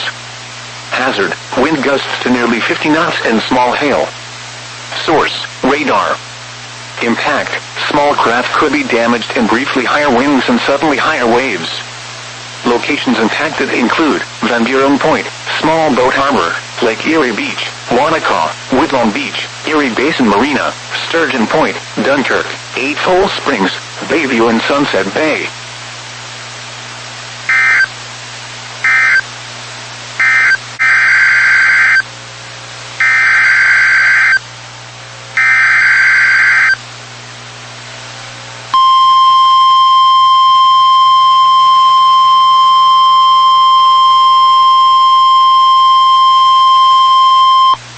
National Weather Service in Buffalo has issued a special marine warning for Lake Erie from Dunkirk to the Buffalo Harbor, the Upper Niagara River, and Buffalo Harbor until 3:15 p.m. At 2:34 p.m., a strong thunderstorm was located near Dunkirk, moving northeast at 45 knots. Hazard, wind gusts to nearly 50 knots and small hail. Source, radar. Impact, small craft could be damaged and briefly higher winds and suddenly higher waves. Locations impacted include Van Buren Point, Small Boat Harbor, Lake Erie Beach, Grand Island, Wanaka, Woodlawn Beach, Erie Basin Marina, Sturgeon Point, Dunkirk, 8 Hole Springs, Bayview and Sunset Bay.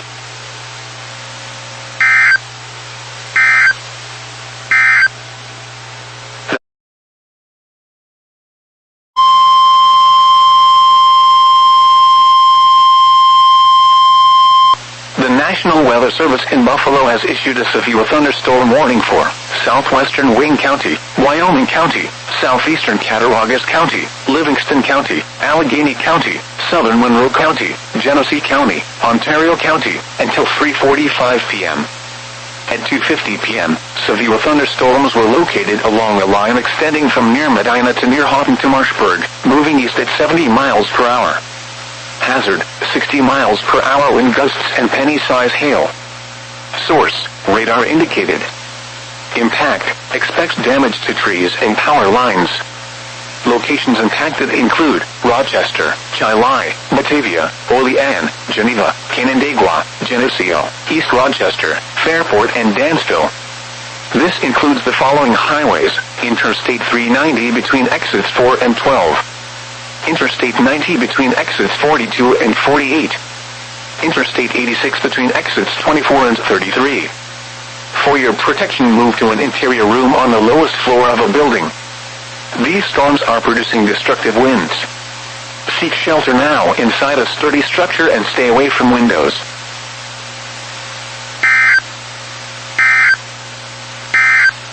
The following highways: Interstate 390 between exits 4 and 12. Interstate 90 between exits 40 and 46. For your protection, move to an interior room on the lowest floor of a building. The storm is producing destructive winds and large damaging hail. Seek shelter now inside a sturdy structure and stay away from windows.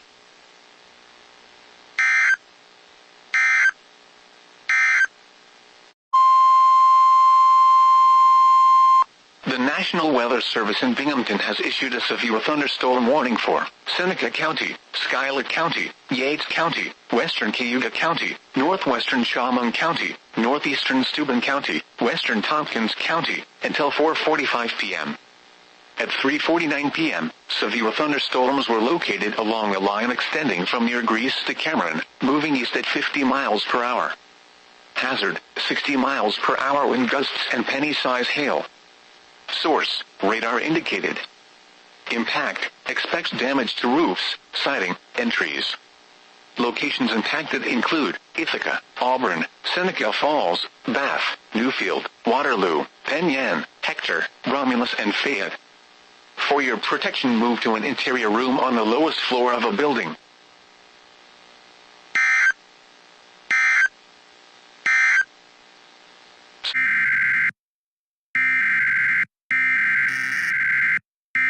Weather message. The National Weather Service in Cleveland has issued a severe thunderstorm warning for Richland County, Ashland County. The National Weather Service in Cleveland has issued a severe thunderstorm warning for 29 a.m.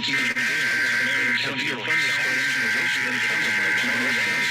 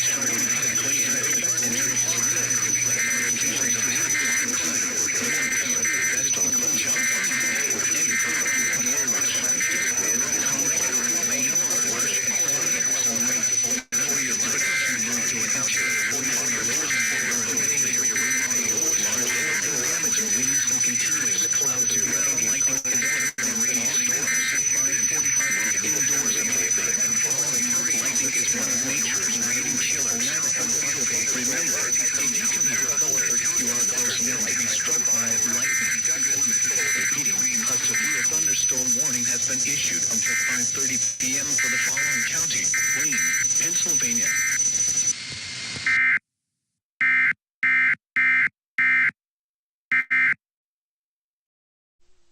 Binghamton has issued a severe thunderstorm warning for Broome County, southeastern Cortland County, eastern Tioga County, southeastern Tompkins County, southern Shenango County, Susquehanna County in northeastern Pennsylvania, north central Lackawanna County in northeastern Pennsylvania, northwestern Wayne County in northeastern Pennsylvania, eastern Bradford County in northeastern Pennsylvania, northern Wyoming County in northeastern Pennsylvania, until 5:30 p.m.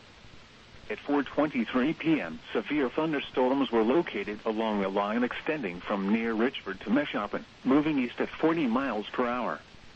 Hazard: 60 miles per hour wind gusts and penny-size hail. Source: radar indicated.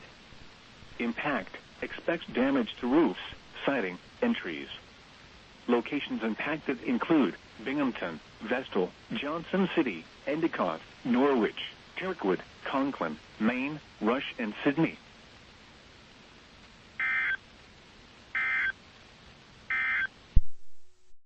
Northern Shenango County until 5:45 p.m. At 4:42 p.m., severe thunderstorms were located along a line extending from near Camillus to Marathon, moving east at 45 miles per hour. Hazard: 60 miles per hour wind gusts and penny-size hail. Source: radar indicated. Impact: expect damage to roofs, siding, and trees. Locations impacted include Onondaga, Syracuse, Rome, Auburn, Delaware Wood, Cortland, Sullivan, Oneida, Lenox, and Pompey.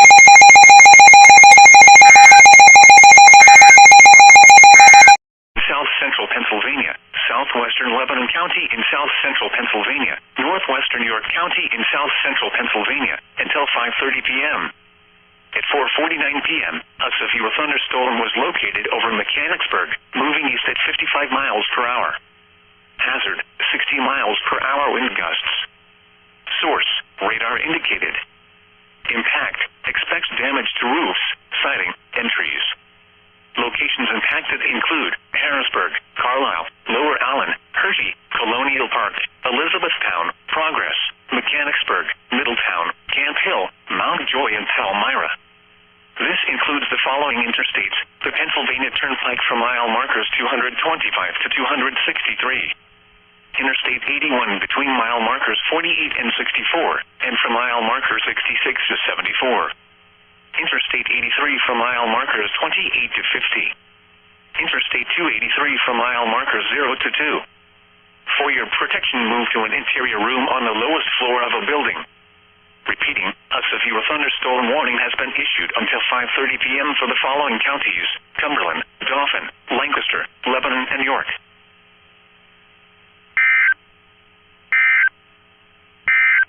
Indicated. Impact: boaters and small craft could be thrown overboard by suddenly higher winds and waves capsizing their vessel. Water spouts can easily overturn boats and create locally hazardous seas. Locations impacted include Parsons Island, Choptank River, Eastern Bay, Blackownet Point, Miles River, Herring Bay, Romancoke, Bloody Point Light, Poplar Island, North Beach, Tillman Island, Shadyside, Chesapeake Beach, and Deal. Move to safe harbor until hazardous weather passes.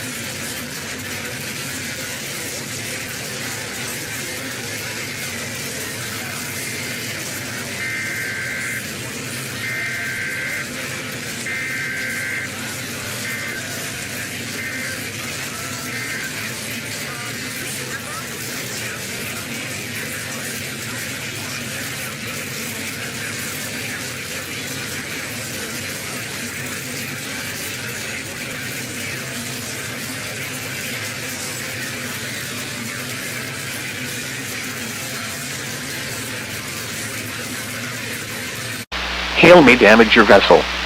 Locations impacted include Fort Smallwood State Park, Pinehurst, North Point State Park, Hart Miller Island, Magansee River, Baltimore Light, Gibson Island, Bodkin Point, Wharton Point, Cools Island and 7-Foot Knoll.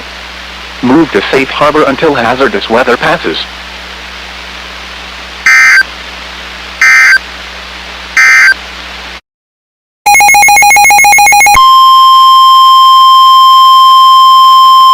The National Weather Service in Mount Holly, New Jersey has issued a severe thunderstorm warning for Berks County in eastern Pennsylvania, Lehigh County in eastern Pennsylvania, South Central Carbon County in northeastern Pennsylvania, Central Northampton County in eastern Pennsylvania, until 6:15 p.m. At 5:27 p.m., severe thunderstorms were located along a line extending from near Tuscarora to Myerstown, moving east at 50 miles per hour. Hazard, 60 miles per hour wind gusts and penny-size hail. Source, radar indicated. Impact, damage to roofs, siding, trees, and power lines is possible. Locations impacted include Allentown, Reading, Bethlehem, Emmaus, Wyomissing, Northampton, Wilson, Nazareth, Palmerton, Birdsboro, Kutztown, Hamburg, Sladington, Fleetwood, Sinking Spring, Laureldale, Wilberforce, Bath, Wernersville, and Walnutport. This includes the following highways: Pennsylvania Turnpike between mile markers 296 and 299. Northeast extension between mile markers 49 and 73. Interstate 78 in Pennsylvania between mile markers 10 and 66. Interstate 176 in Pennsylvania between mile markers 1 and 11.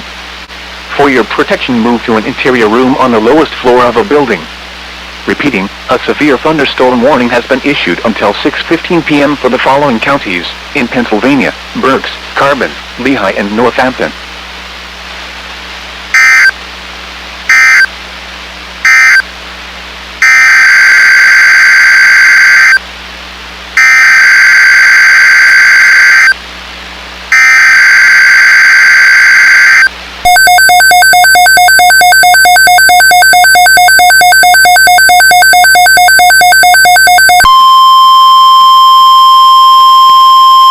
The following is a tornado watch announcement from the National Weather Service. The National Weather Service has issued Tornado Watch number 109, effective until 10 p.m. This watch includes the following counties in Delaware, Kent, and Newcastle, and the following counties in New Jersey: Burlington, Camden, Cumberland, Gloucester, Hunterdon, Mercer, Monmouth, and Salem, and the following counties in Pennsylvania: Bucks, Chester, Delaware, Montgomery, and Philadelphia, and Delaware Bay waters north of East Point, New Jersey to Slaughter Beach, Delaware. Remember, a tornado watch means the conditions are favorable for the development of severe weather, including tornadoes, large hail, and damaging winds, in and close to the watch area. While severe weather may not be imminent, persons should remain alert for rapidly changing weather conditions, and listen for later statements and possible warnings. Stay tuned to NOAA weather radio, commercial radio and television outlets, or internet sources for the latest severe weather information.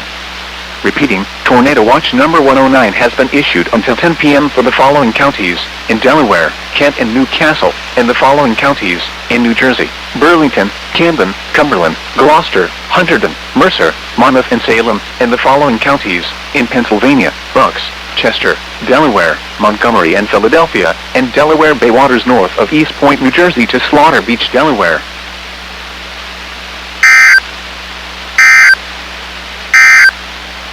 Boats could suffer significant damage in high winds and hail.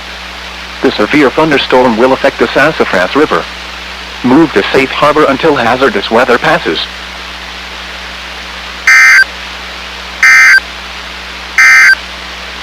In some areas, landslides are possible in steep terrain. Some locations that will experience flash flooding include Princeville, Kilauea, Hanalei, Wainiha, Haena, Napali State Park, and Kalihi. Stay away from streams, rivers, drainage ditches, and culverts, even if they are currently dry. Do not cross fast-flowing or rising water in your vehicle or on foot. Turn around, don't drown.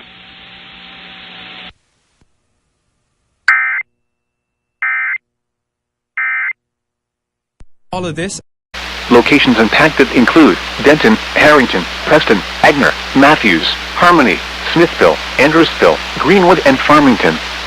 A tornado watch remains in effect until 10 p.m. for central and southern Delaware and eastern Maryland. For your protection, move to an interior room on the lowest floor of a building.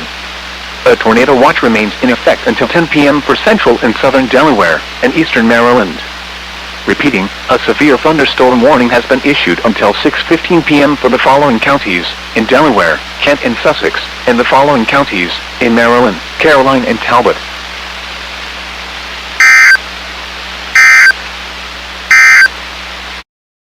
Northwestern Howard County in central Maryland, north central Montgomery County in central Maryland, northwestern Harford County in northern Maryland, southeastern Frederick County in north central Maryland, northwestern Baltimore County in northern Maryland, until 6:45 p.m. At 6 p.m., severe thunderstorms were located along a line extending from near Mount Airy to near Green Valley, moving northeast at 65 miles per hour. Hazard, 60 miles per hour wind gusts and quarter-size hail. Source, radar indicated. Impact, damaging winds will cause some trees and large branches to fall. This could injure those outdoors, as well as damage homes and vehicles. Roadways may become blocked by downed trees. Localized power outages are possible. Unsecured light objects may become projectiles. Locations impacted include Pikesville, Caucasusville, Damascus, Ellicott City, Randallstown, Owings Mills, Bellaire North, Eldersburg, Milford Mill, Reisterstown, Lockern, Mays Chapel, Timonium, Mount Airy, Fallston, Hampstead, Sickesville, Jarrettsville, Oakland, and Green Valley. For your protection, move to an interior room on the lowest floor of a building.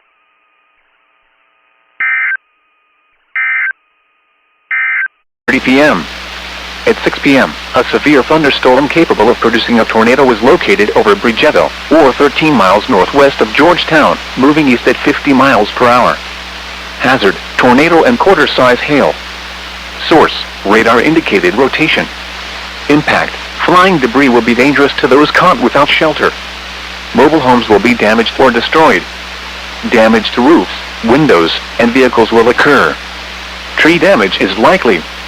Locations impacted include Georgetown, Milford, Milton, Bridgettville, Ellendale, Andrewsville, Greenwood, and Farmington. Take cover now. Move to a basement or an interior room on the lowest floor of a sturdy building. Avoid windows. If you are outdoors, in a mobile home, or in a vehicle, move to the closest substantial shelter and protect yourself from flying debris. Repeating, a tornado warning has been issued until 6:30 p.m. for the following counties in Delaware, Kent, and Sussex.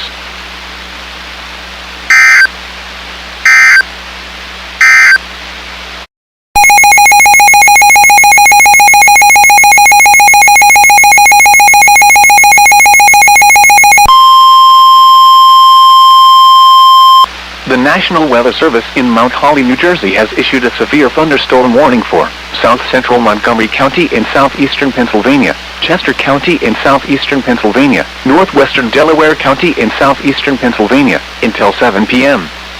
At 6:04 p.m., severe thunderstorms were located along a line extending from Churchtown to near Smithville, moving east at 45 miles per hour. Hazard, 60 miles per hour wind gusts and penny-size hail. Source, radar indicated. Impact, damage to roofs, siding, trees, and power lines is possible. Locations impacted include Westchester, Coatesville, Westtown, Downingtown, Conshohocken, Kennett Square, Oxford, Parkersburg, West Grove, Honeybrook, Holmville, Glenroy, Cochranville, Cheney, Mount Vernon, Marshallton, Radnor Township, Leonville, Markwood, Grady-Ville, and Valley Forge. This includes the following highways: Pennsylvania Turnpike between mile markers 302 and 330. Interstate 76 in Pennsylvania between mile markers 327 and 334. Interstate 476 in Pennsylvania between mile markers 11 and 18. A tornado watch remains in effect until 10 p.m. for northern Delaware and southeastern Pennsylvania. For your protection, move to an interior room on the lowest floor of a building. A tornado watch remains in effect until 10 p.m. for northern Delaware and southeastern Pennsylvania. Repeating, a severe thunderstorm warning has been issued until 7 p.m. for the following counties in Pennsylvania: Chester, Delaware, and Montgomery. .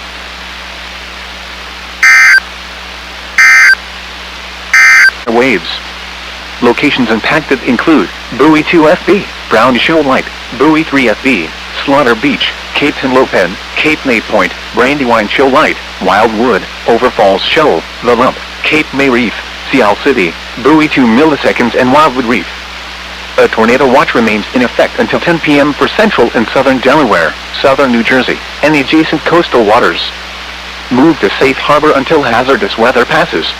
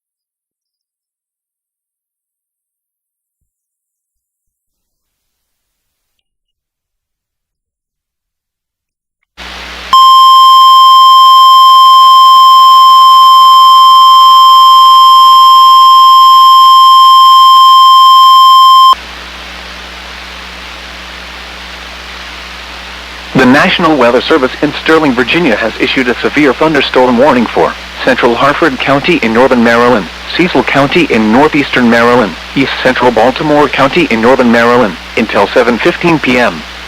At 6:26 p.m., severe thunderstorms were located along a line extending from Richardsmere to Charleston, moving east at 55 miles per hour. Hazard, 60 miles per hour wind gusts and quarter-size hail. Source, radar indicated. Impact, damaging winds will cause some trees and large branches to fall. This could injure those outdoors, as well as damage homes and vehicles. Roadways may become blocked by downed trees.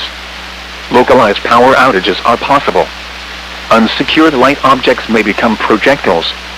Locations impacted include Elkton, Aberdeen, Haver Delaware Grace, Aberdeen Proving Ground, Calvert, Bel Air South, Bel Air North, Falston, Riverside, Northeast, Pleasant Hills, Rising Sunshine, Perryman, Charlestown, Blake, Bohemia's Mills, West Nottingham, Bayview, Lombard and Richardsmere.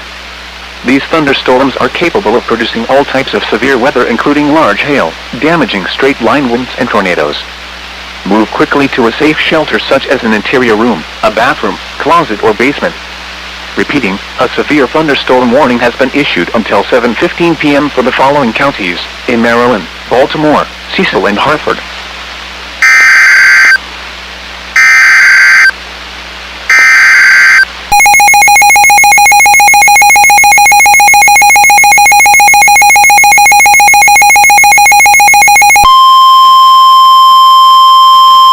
The National Weather Service in Sterling, Virginia has issued a special marine warning for Chesapeake Bay from Pools Island to Sandy Point, Maryland, Chesapeake Bay north of Pools Island, Maryland, until 7:30 p.m.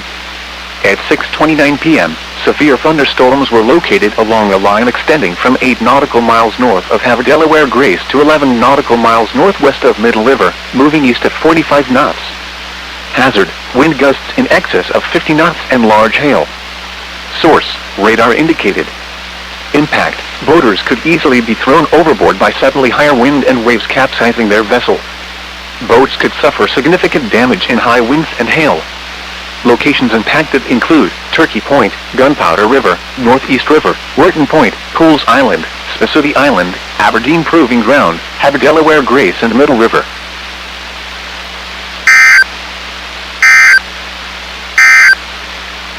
Warning for Hunterdon County in northwestern New Jersey, southern Morris County in northern New Jersey, northern Mercer County in central New Jersey, Somerset County in northern New Jersey, Middlesex County in northern New Jersey, until 7:15 p.m. At 6:31 p.m., severe thunderstorms were located along a line extending from Chester to Tinicum, moving east at 45 miles per hour. Hazard, 60 miles per hour wind gusts and penny-size hail. Source, radar indicated. Impact, damage to roofs, siding, trees, and power lines is possible. Locations impacted include New Brunswick, Perth Amboy, Morristown, Somerville, Somerset, Edison, East Brunswick, Bridgewater, South Brunswick, Sayreville, North Brunswick, Carteret, Dover, Madison, Middlesex, Princeton, Florham Park, East Hanover, Bound Brook and Manville. This includes the following highways: New Jersey Turnpike between exits 9 and 13. Interstate 78 in New Jersey between mile marker 16 and 41. Interstate 80 in New Jersey near mile marker 34, in between mile markers 38 and 48. Interstate 287 in New Jersey between mile markers 0 and 44. Garden State Parkway between mile markers 125 and 134. A tornado watch remains in effect until 10 p.m. for central, northern and northwestern New Jersey, and southeastern Pennsylvania. For your protection, move to an interior room on the lowest floor of a building. A tornado watch remains in effect until 10 p.m. for central, northern and northwestern New Jersey, and southeastern Pennsylvania. Repeating, a severe thunderstorm warning has been issued until 7:15 p.m. for the following counties in New Jersey: Hunterdon, Mercer, Middlesex, Morris, and Somerset.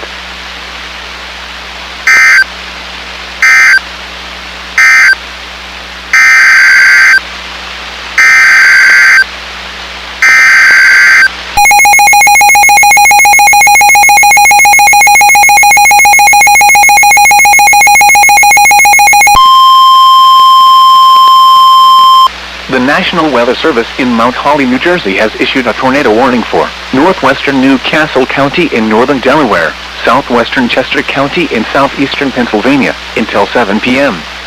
At 6:33 p.m., a severe thunderstorm capable of producing a tornado was located over Rising Sunshine, or 11 miles north of Havre, Delaware Grace, moving east at 35 miles per hour. Hazard, tornado. Source, radar indicated rotation. Impact, flying debris will be dangerous to those caught without shelter. Mobile homes will be damaged or destroyed. Damage to roofs, windows, and vehicles will occur. Tree damage is likely. Locations impacted include Newark, Oxford, West Grove, Glenroy, North Star, Landenberg, Mount Vernon, Kimbrelsville, Pike Creek, Hockessin, Avondale, Tuscanaman, and Brookside. This includes Interstate 95 in Delaware near mile marker 5. Take cover now. Move to a basement or an interior room on the lowest floor of a sturdy building. Avoid windows. If you are outdoors, in a mobile home, or in a vehicle, move to the closest substantial shelter and protect yourself from flying debris. Repeating, a tornado warning has been issued until 7 p.m. for the following county: Chester, Pennsylvania, and New Castle, Delaware.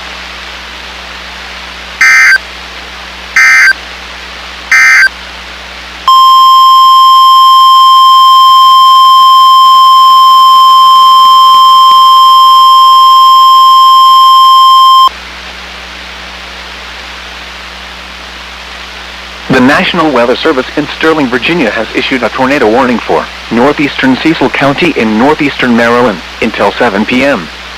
At 6:34 p.m., a severe thunderstorm capable of producing a tornado was located over Rising Sunshine, or 12 miles northeast of Havre, Delaware Grace, moving east at 40 miles per hour.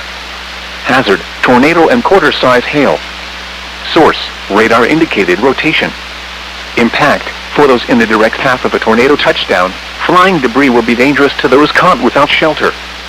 Damage to roofs, siding, and windows may occur. Mobile homes may be damaged or destroyed. Tree damage is likely. This dangerous storm will be near Lombard around 6:40 p.m. Fair Hill, Blake, Andorra, and Pleasant Hill around 6:45 p.m. Appleton, Glen Westover, Barksdale, and Cherry Hill around 6:50 p.m. Take cover now. Move to a basement or an interior room on the lowest floor of a sturdy building. Avoid windows. If you are outdoors, in a mobile home, or in a vehicle, move to the closest substantial shelter and protect yourself from flying debris. Repeating, a tornado warning has been issued until 7 p.m. for the following county: Cecil, Maryland.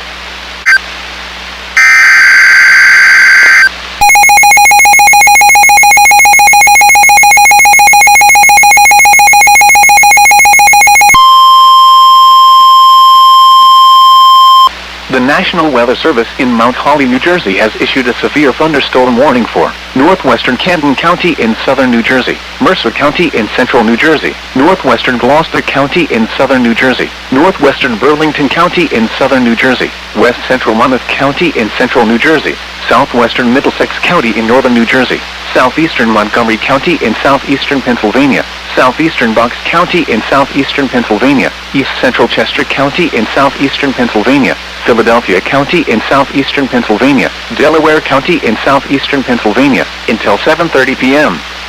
At 6:37 p.m., severe thunderstorms were located along a line extending from Doylestown to Plymouth Meeting to near West Chester, moving east at 50 miles per hour. Hazard, 70 miles per hour wind gusts and penny-size hail. Source, radar indicated. Impact, expect considerable tree damage. Damage is likely to mobile homes, roofs, and outbuildings. Locations impacted include Philadelphia, Trenton, Camden, Westchester, Gloucester City, Cherry Hill, Bensalem, Evesham, Mount Laurel, Ewing, Norristown, Chester, Willingboro, Deptford, Voorhees, Medford, West Deptford, Glassboro, Lindenwold, and Lansdale. This includes the following highways: New Jersey Turnpike between exits 2 and 8A. Pennsylvania Turnpike between mile markers 317 and 359. Northeast extension between mile markers 21 and 30. Interstate 95 in Pennsylvania between mile markers 1 and 40. Interstate 76 in Pennsylvania between mile markers 327 and 351. Interstate 76 in New Jersey between mile markers 0 and 3. Interstate 195 in New Jersey between mile markers 0 and 12. Interstate 295 in New Jersey between mile markers 13 and 76. Interstate 676 in Pennsylvania.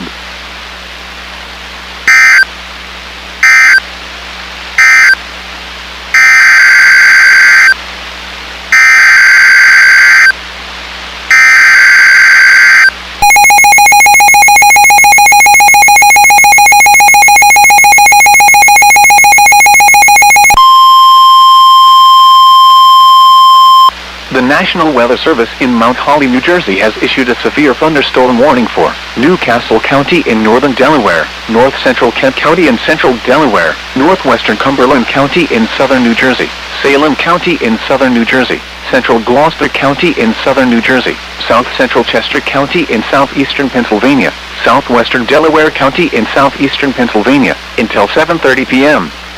At 6:39 p.m., severe thunderstorms were located along a line extending from near Marshallton to Charlestown, moving southeast at 45 miles per hour. Hazard, 70 miles per hour wind gusts and penny-size hail. Source, radar indicated. Impact, expect considerable tree damage. Damage is likely to mobile homes, roofs, and outbuildings. Locations impacted include Wilmington, Dover, Newark, Bridgeton, Middletown, Chester, Glassboro, Pennsville, Smyrna, Pittman, Carneys Point, Ellesmere, Kennett Square, Newcastle, Penns Grove, Salem, Woodstown, Alloway, Clayton, and West Grove. This includes the following highways: New Jersey Turnpike between exits 1 and 2. Interstate 95 in Pennsylvania between mile markers 0 and 4. Interstate 95 in Delaware between mile markers 0 and 23. Interstate 295 in New Jersey between mile markers 0 and 16. A tornado watch remains in effect until 10 p.m. for central and northern Delaware, southern New Jersey, and southeastern Pennsylvania. Remain alert for a possible tornado. Tornadoes can develop quickly from severe thunderstorms. If you spot a tornado, go at once into the basement or small central room in a sturdy structure. For your protection, move to an interior room on the lowest floor of a building. A tornado watch remains in effect until 10 p.m. for central and northern Delaware, southern New Jersey, and southeastern Pennsylvania. Repeating, a severe thunderstorm warning has been issued until 7:30 p.m. for the following.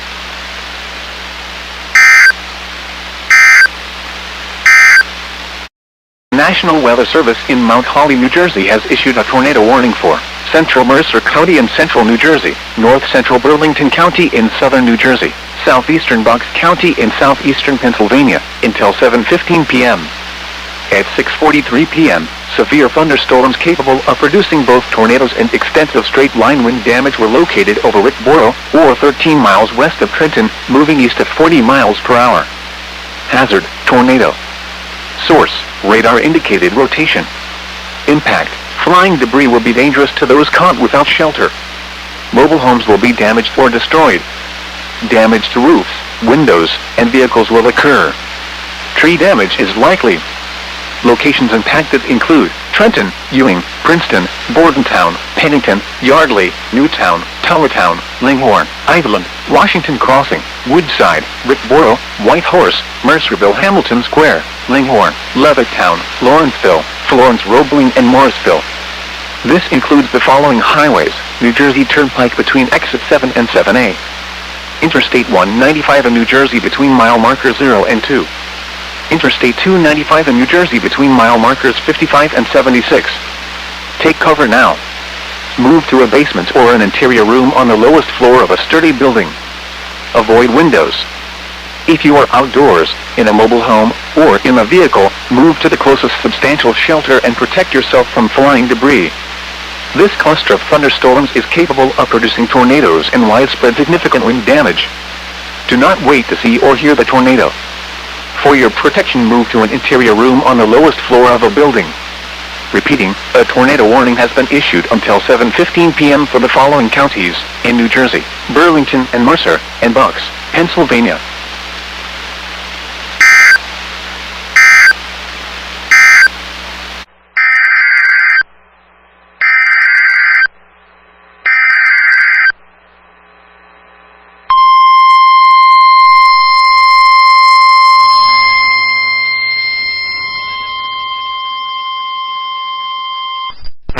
Weather Service in Upton, New York has issued a special marine warning for New York Harbor, Sandy Hook, New Jersey to Fire Island Inlet, New York out 20 nautical miles until 7:45 p.m. At 6:47 p.m., strong thunderstorms were located along a line extending from 12 nautical miles northwest of Upper New York Harbor to 13 nautical miles northwest of South Amboy, moving east at 30 knots. Hazard, wind gusts 34 knots or greater. Source, radar indicated. Impact, small craft could be damaged and briefly higher winds and suddenly higher waves. Strong thunderstorms will be near Upper New York Harbor around 7:10 p.m. Raritan Bay, the Verrazano Narrows Bridge and Lower New York Harbor around 7:20 p.m. Rockaway Inlet and Jamaica Bay around 7:30 p.m. Sandy Hook Bay around 7:35 p.m. Barnum Island and Island Park around 7:45 p.m. Move to safe harbor immediately as gusty winds and high waves are expected.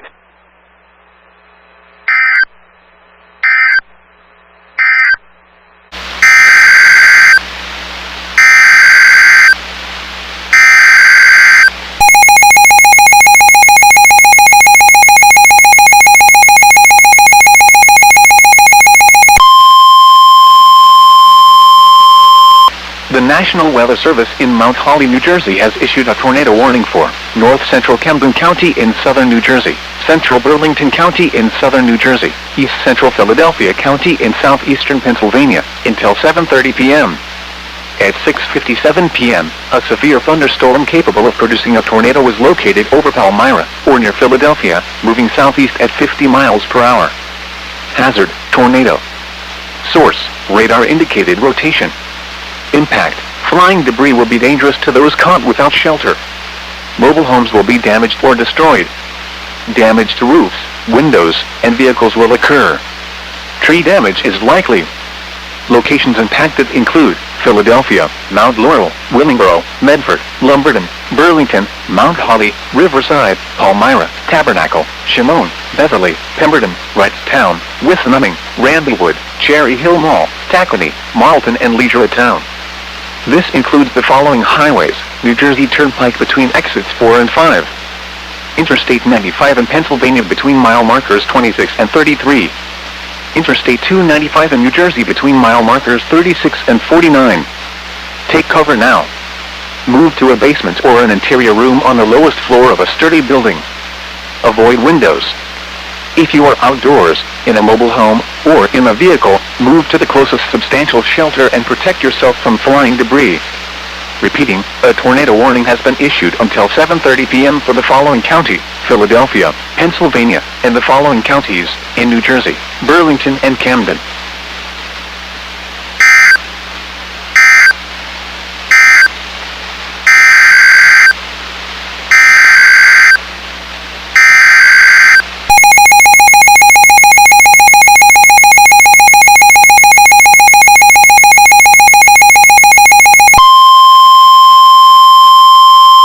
The National Weather Service in Mount Holly, New Jersey has issued a severe thunderstorm warning for southwestern Newcastle County in northern Delaware, northern Kent County in central Delaware, northeastern Queen Anne's County in northeastern Maryland, northeastern Caroline County in eastern Maryland, Kent County in northeastern Maryland, until 7:45 p.m.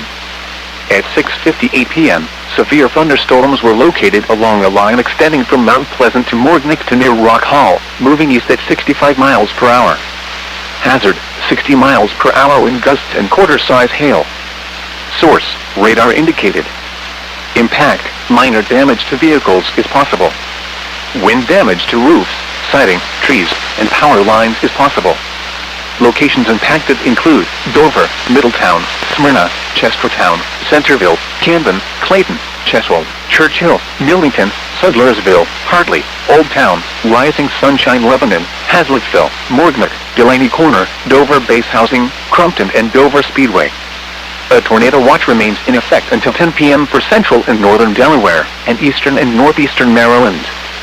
For your protection, move to an interior room on the lowest floor of a building. A tornado watch remains in effect until 10 p.m. for central and northern Delaware, and eastern and northeastern Maryland.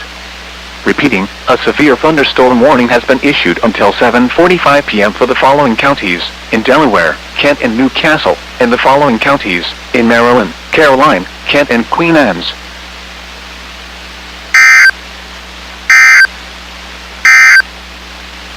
For the following areas: Chesapeake Bay from Pools Island to Sandy Point, Maryland. Chesapeake Bay north of Pools Island, Maryland. At 6:58 p.m., severe thunderstorms were located along a line extending from 7 nautical miles east of Northeast River to near Hart Miller Island, moving east at 40 knots. Hazard, wind gusts in excess of 50 knots and large hail.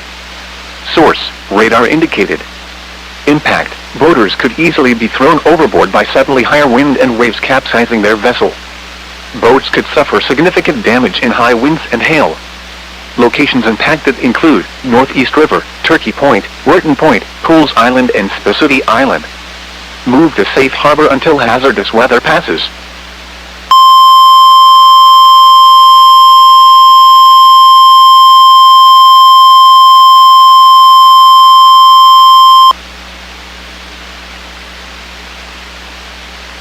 The National Weather Service in Sterling, Virginia has issued a severe thunderstorm warning for southeastern Cecil County in northeastern Maryland until 7:30 p.m. At 7 p.m., severe thunderstorms were located along a line extending from near Cecilton to 6 miles southeast of Boldy's Quarters, moving east at 60 miles per hour. Hazard, 60 miles per hour wind gusts and quarter-size hail. Source, radar indicated. Impact, damaging winds will cause some trees and large branches to fall.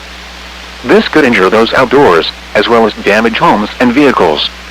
Roadways may become blocked by downed trees. Localized power outages are possible. Unsecured light objects may become projectiles. Locations impacted include Cecilton, Warwick, and Bohemia's Mills. For your protection, move to an interior room on the lowest floor of a building. Repeating, a severe thunderstorm warning has been issued until 7:30 p.m. for the following county: Cecil, Maryland.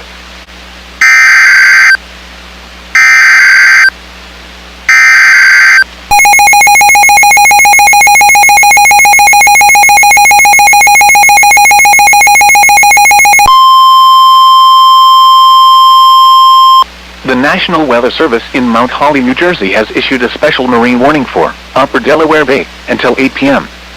At 7:05 p.m., strong thunderstorms were located along a line extending from 10 nautical miles north of Pea Patch Island to near Stony Point to near Wharton Point, moving east at 55 knots. Hazard, wind gusts to 40 knots and small hail. Source, radar. Impact, small craft could be damaged and briefly higher winds and suddenly higher waves. Locations impacted include Fortesk Beach, Sea Breeze, Pea Patch Island, Woodland Beach, Stony Point, Ship John Shoal Light, Cross Ledge Light and Reedy Point. A tornado watch remains in effect until 10 p.m. for central and northern Delaware, southern New Jersey, and the adjacent coastal waters. Move to safe harbor until hazardous weather passes.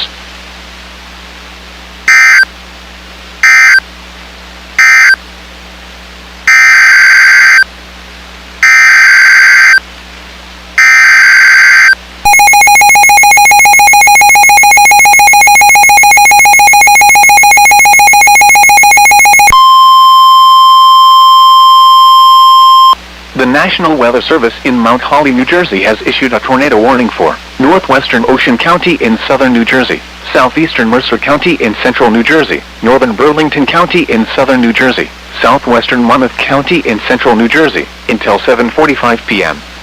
At 7:07 p.m., severe thunderstorms capable of producing both tornadoes and extensive straight-line wind damage were located over Crosswicks, or near Trenton, moving east at 40 miles per hour. Hazard, tornado. Source, radar indicated rotation. Impact, flying debris will be dangerous to those caught without shelter. Mobile homes will be damaged or destroyed. Damage to roofs, windows, and vehicles will occur. Tree damage is likely.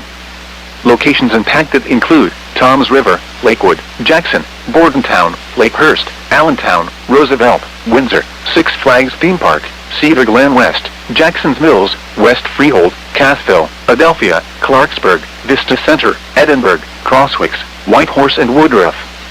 This includes the following highways: New Jersey Turnpike between exit 7 and 8. Interstate 195 in New Jersey between mile marker 0 and 28. Interstate 295 in New Jersey between mile markers 55 and 65. Take cover now. Move to a basement or an interior room on the lowest floor of a sturdy building. Avoid windows. If you are outdoors, in a mobile home, or in a vehicle, move to the closest substantial shelter and protect yourself from flying debris. This cluster of thunderstorms is capable of producing tornadoes and widespread significant wind damage. Do not wait to see or hear the tornado. For your protection, move to an interior room on the lowest floor of a building. Repeating, a tornado warning has been issued until 7:45 p.m. for the following counties in New Jersey: Burlington, Mercer, Monmouth, and Ocean.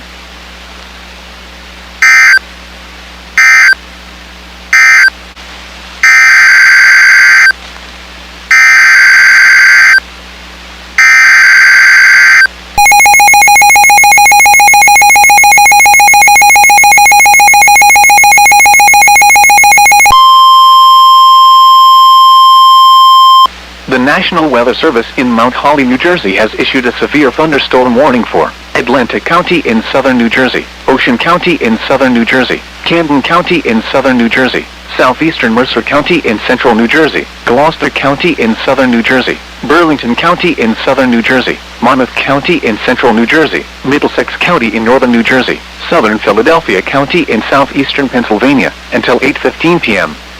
At 7:11 p.m., severe thunderstorms were located along a line extending from near Sayreville to Georgetown to near Mullica Hill, moving southeast at 40 miles per hour.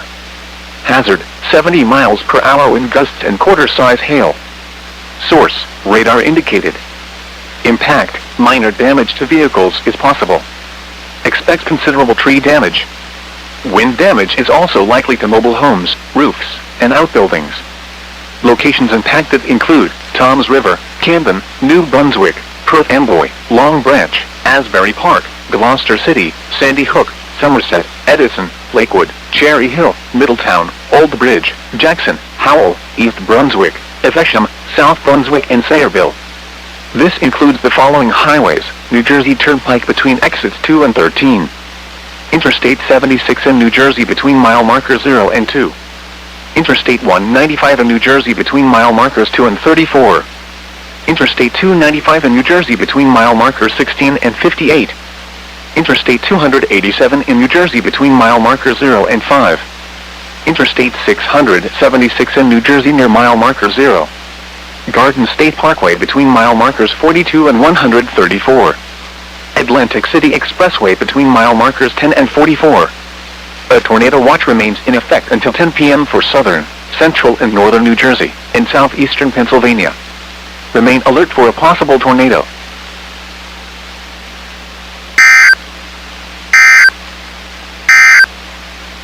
National Weather Service in Mount Holly, New Jersey has issued a severe thunderstorm warning for southwestern Atlantic County in southern New Jersey, Cumberland County in southern New Jersey, central Salem County in southern New Jersey, southeastern Gloucester County in southern New Jersey, northwestern Cape May County in southern New Jersey, until 8:15 p.m. At 7:24 p.m., severe thunderstorms were located along a line extending from near Elmer to Seabrook Farms to near Newport Meadows, moving east at 45 miles per hour. Hazard, 70 miles per hour wind gusts and quarter-size hail. Source, radar indicated. Impact, minor damage to vehicles is possible. Expect considerable tree damage. Wind damage is also likely to mobile homes, roofs, and outbuildings.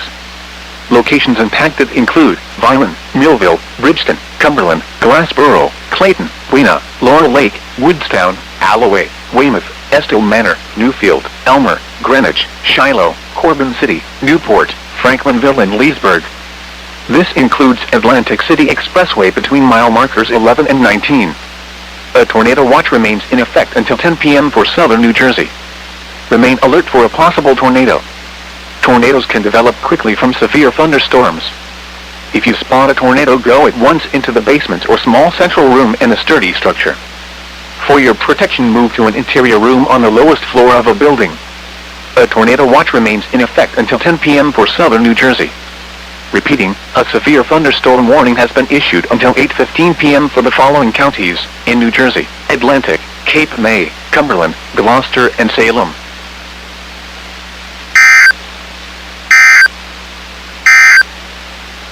Use caution if you must drive.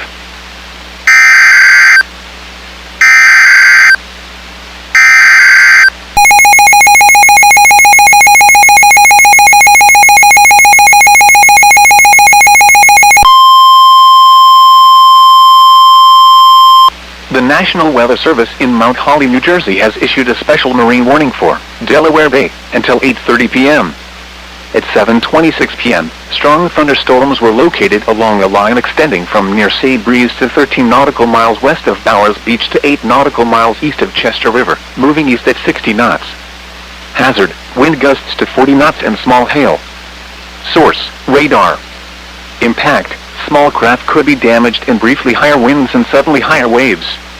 Locations impacted include Fortesk Beach, Brown Shoal Light, Sea Breeze, 14-foot Bank Light, Slaughter Beach, East Point, Bowers Beach, Woodland Beach, Miami Light, Shipjohn Shoal Light, Brandywine Shoal Light, and Cross Ledge Light.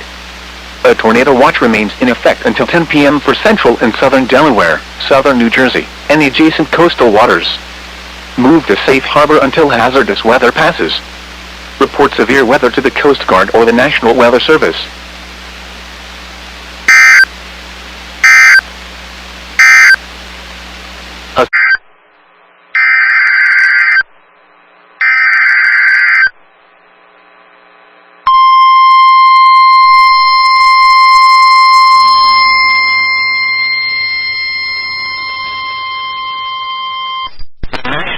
Service in Mount Holly, New Jersey has issued a special marine warning for coastal and outer waters from Sandy Hook to Little Egg Inlet, New Jersey, until 9 p.m.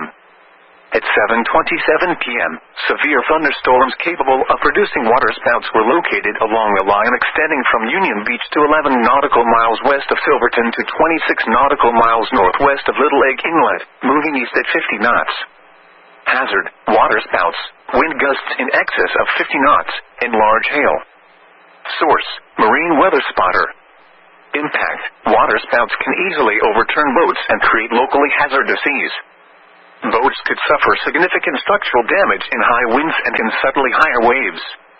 Locations impacted include Seagurt Reef, Ship Bottom, Atlantic Highlands, Garden State South Reef, Axel Carlson Reef, Silverton, Harvey Cedars, La Valette, Barnegat Light, North Beach Haven, Point Pleasant Beach, Seaside Park, Ocean Gate, Leonardo, Barnegat Light Reef, Monmouth Beach, Sea Bright, Fork River, Fair Haven and Beach Haven. A tornado watch remains in effect until 10 p.m. for southern and central New Jersey. Move to safe harbor until hazardous weather passes.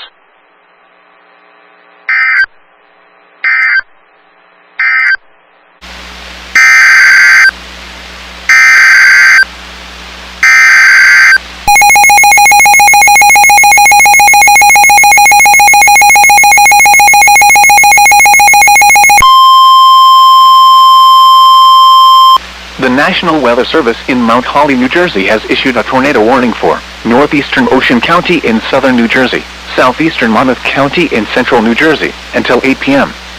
At 7:31 p.m., severe thunderstorms capable of producing both tornadoes and extensive straight-line wind damage were located over Freewood Acres, or 10 miles northwest of Toms River, moving east at 55 miles per hour. Hazard, tornado and quarter-size hail. Source, radar-indicated rotation. Impact, flying debris will be dangerous to those caught without shelter. Mobile homes will be damaged or destroyed. Damage to roofs, windows, and vehicles will occur. Tree damage is likely. Locations impacted include Toms River, Asbury Park, Lakewood, Jackson, Howell, Teton Falls, Mena, Squam, Point Pleasant Beach, Farmingdale, Manaloking, Leisure Village, Allenwood, Dover Beaches North, Cedar Glen West, Jackson's Mills, Leisure Village East, Adelphia, Vista Center, Ramtown and Brick Township. This includes the following highways: Interstate 195 in New Jersey between mile markers 20 and 34. Garden State Parkway between mile markers 86 and 102. Take cover now. Move to a basement or an interior room on the lowest floor of a sturdy building. Avoid windows. If you are outdoors, in a mobile home, or in a vehicle, move to the closest substantial shelter and protect yourself from flying debris. This cluster of thunderstorms is capable of producing tornadoes and widespread significant wind damage. Do not wait to see or hear the tornado. For your protection, move to an interior room on the lowest floor of a building. Repeating, a tornado warning has been issued until 8 p.m. for the following counties in New Jersey: Monmouth and Ocean.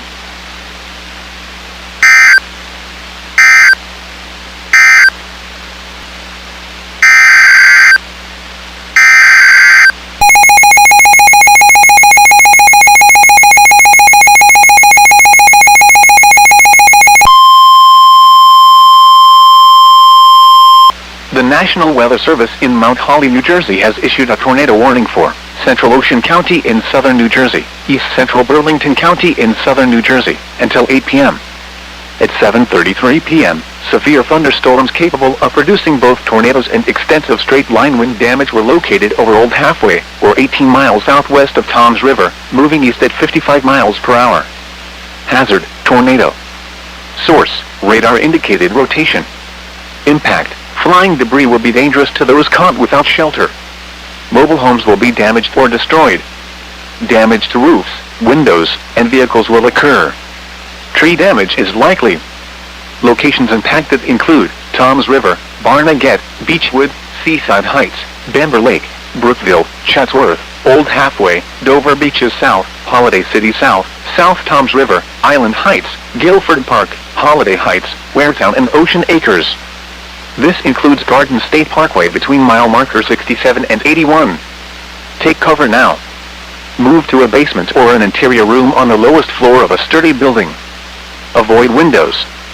If you are outdoors, in a mobile home, or in a vehicle, move to the closest substantial shelter and protect yourself from flying debris. This cluster of thunderstorms is capable of producing tornadoes and widespread significant wind damage. Do not wait to see or hear the tornado. For your protection, move to an interior room on the lowest floor of a building. Repeating, a tornado warning has been issued until 8 p.m. for the following counties in New Jersey: Burlington and Ocean.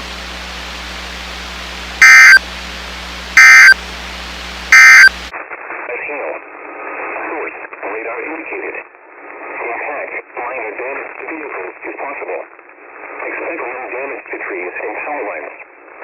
This severe thunderstorm will be near. Leads down around 7:40 p.m. Power trips and movement around 7:50 p.m. Heat around 8 p.m.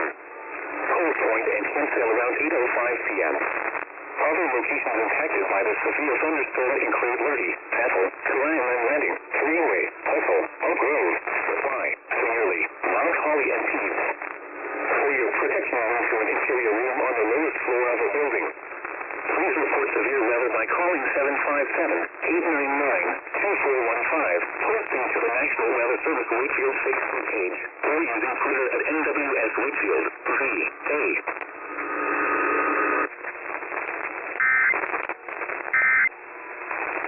Considerable tree damage. Wind damage is also likely to mobile homes, roofs, and outbuildings.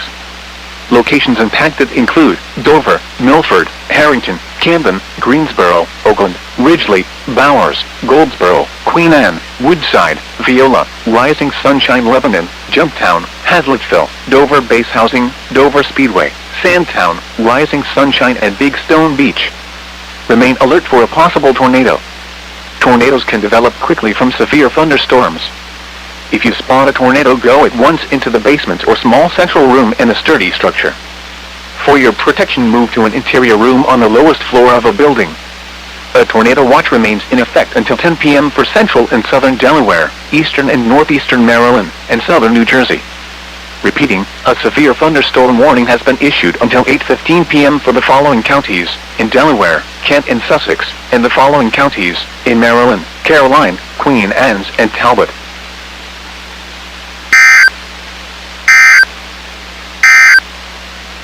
The severe Thrown overboard by suddenly higher wind and waves capsizing their vessel. Boats could suffer significant damage in high winds and hail. Locations impacted include Smith Island, Piney Point, mouth of the Potomac River, Deep Hole, Nanticoke River mouth, Southwest Middle Grounds, Ewell, Carp Island, Point Lookout, Tanglier Sound, Swan Point, Colton's Point, St. George Island, Point No Point, Wicomico River, the targets, Richland Point Buoy, Hooper Island Light, Coles Point, and Tall Timbers. Move to safe harbor until hazardous weather passes.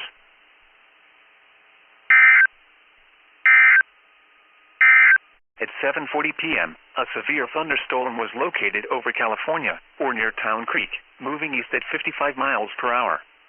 Hazard, 60 miles per hour wind gusts and quarter-size hail.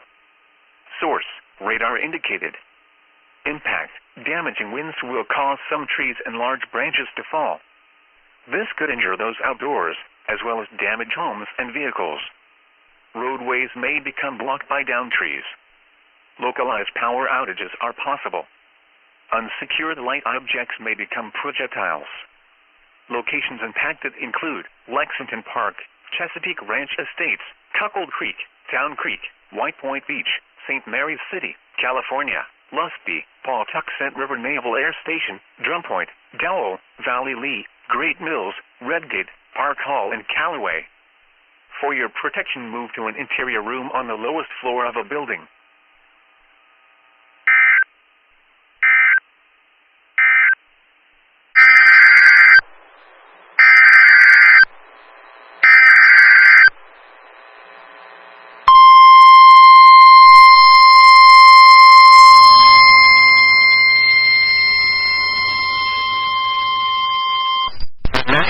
Service in Mount Holly, New Jersey has issued a special marine warning for Lower Delaware Bay, coastal waters from Manasquan Inlet, New Jersey to Cape Henlopen, Delaware out 20 nautical miles, outer waters from Manasquan Inlet, New Jersey to Fenwick Island, Delaware out 20 to 40 nautical miles until 9:15 p.m.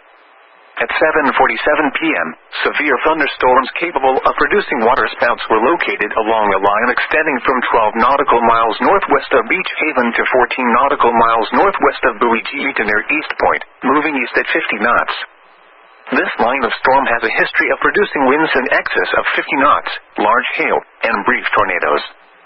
Hazard, waterspouts, wind gusts in excess of 50 knots, and large hail. Source, Marine Weather Spotter. Impact, waterspouts can easily overturn boats and create locally hazardous seas. Boats could suffer significant structural damage in high winds and hail. Small craft could capsize in suddenly higher waves. Locations impacted include Atlantic City, 5 Fathoms Buoy, Buoy 2FB, Little Egg Reef, Atlantic City Reef, Buoy 4FB, Buoy 3FB, Great Egg Inlet, Deepwater Reef, Cape May Point, Great Egg Reef, Ocean City Reef, Wildwood, Beach Haven, The Lump, 28-Mile Wreck, Little Egg Inlet, Buoy GE, Cape May Reef and Brigantine. A tornado watch remains in effect until 10 p.m. for southern New Jersey and the adjacent coastal waters. Move to safe harbor until hazardous weather passes.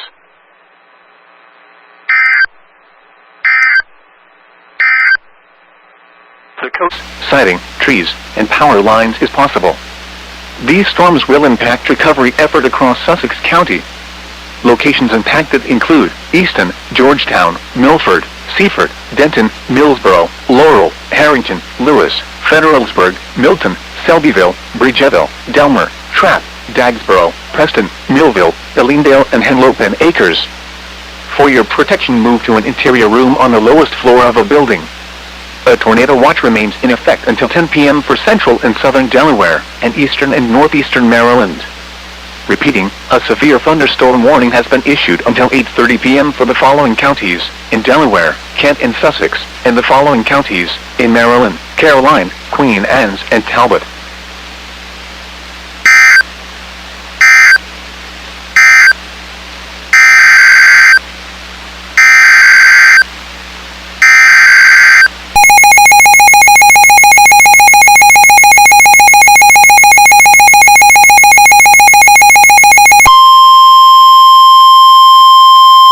The National Weather Service in Mount Holly, New Jersey has issued a severe thunderstorm warning for Atlantic County in southern New Jersey, southeastern Cumberland County in southern New Jersey, southeastern Ocean County in southern New Jersey, Cape May County in southern New Jersey, southeastern Burlington County in southern New Jersey, until 8:30 p.m. At 7:51 p.m., severe thunderstorms were located along a line extending from Barnegat to Mays Landing to near Fort Tesk, moving east at 60 miles per hour. The storm recently produced a 58 miles per hour wind gust at Millville. Hazard, 70 miles per hour wind gusts and quarter-size hail. Source, trained weather spotters. Impact, minor damage to vehicles is possible. Expect considerable tree damage. Wind damage is also likely to mobile homes, roofs, and outbuildings. Locations impacted include Atlantic City, Millville, Ocean City, Cape May, Cumberland, Barnegat, Pleasantville, Summers Point, Ventnor City, Brigantine, Northfield, Absecon, Margate City, Egg Harbor City, North Wildwood, Laurel Lake, Tuckerton, Wildwood Crest, Woodbine, and Sea Isle City. This includes the following highways: Garden State Parkway between mile marker 0 and 74. Atlantic City Expressway between mile marker 0 and 19. A tornado watch remains in effect until 10 p.m. for southern New Jersey. Remain alert for a possible tornado. Tornadoes can develop quickly from severe thunderstorms. If you spot a tornado, go at once into the basement or small central room in a sturdy structure. For your protection, move to an interior room on the lowest floor of a building. A tornado watch remains in effect until 10 p.m. for southern New Jersey. Repeating, a severe thunderstorm warning has been issued until 8:30 p.m. for the following counties: in New Jersey, Atlantic, Burlington, Cape May, Cumberland, and Ocean.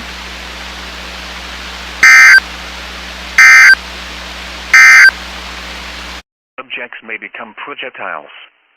Locations impacted include Piney Point, Tall Timbers, St. Inigo's Creek, St. Mary's City, St. George Island, St. Mary's River, Dameron, Valley Lee, Scotland, Point Lookout, Drayton, St. Inigo's, and Ridge. For your protection, move to an interior room on the lowest floor of a building.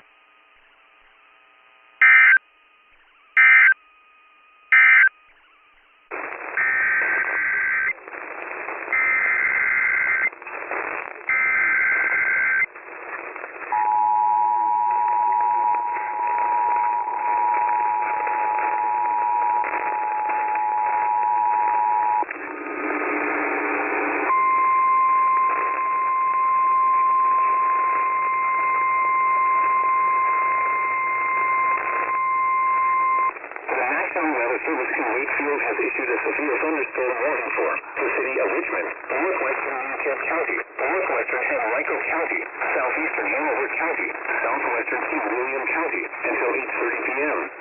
At 8:04 p.m., Sophia thunderstorm was located over Laurel or near Virginia Union University, moving east at 45 miles per hour. Hazard, 60 miles per hour wind gusts and quarter-size hail. Source, radar indicated. Impact, minor damage to vehicles if possible. Expect wind damage to trees and power lines. This Sophia thunderstorm will be near Mechanicsville and East Highland Park around 8:10 p.m. Highland Springs around 8:15 p.m. Sunny around 8:20 p.m. Banquet, Tunstall, and Aylett around 8:30 p.m. Other locations impacted by the Sophia thunderstorm include Enfield, Central Garage, Hanover Airport, Elmont, Lawndale, Westwood, Solomon Store, Chamberlain, Milford, and Etley.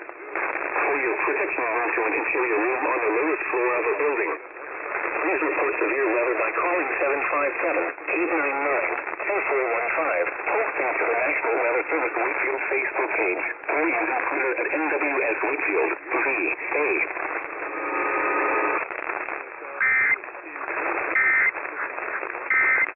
Miles southeast of entrance to New York Harbor to 8 nautical miles east of Shark River Reef to 20 nautical miles east of Sea Girt Reef, moving east at 40 knots. Hazard, wind gusts 34 knots or greater. Source, radar indicated. Impact, small craft could be damaged in briefly higher winds and suddenly higher waves. Strong thunderstorms will remain over the open waters. Move to safe harbor until hazardous weather passes.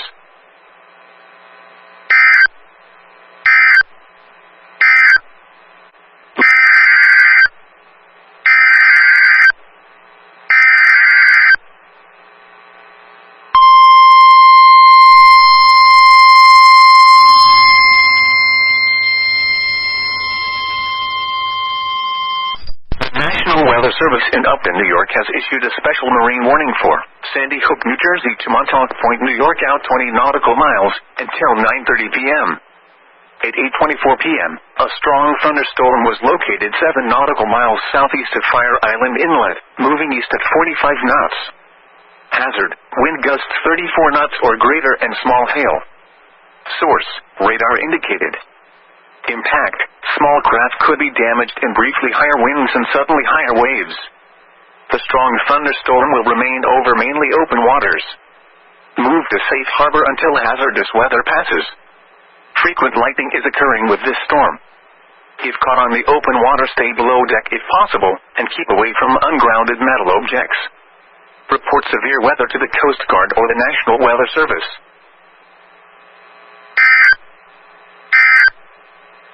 Sophia thunderstorm was located over Tunstall, near King William, moving east at 50 miles per hour. Hazard, 60 miles per hour wind gusts and quarter-size hail. Source, radar indicated. Impact, minor damage to vehicles if possible. Expect wind damage to trees and power lines. This Sophia thunderstorm will be near King and Queen Courthouse around 8:45 p.m. West Point, Little Plymouth, and Shag Ilford around 8:50 p.m. Church View and Jamaica around 8:55 p.m.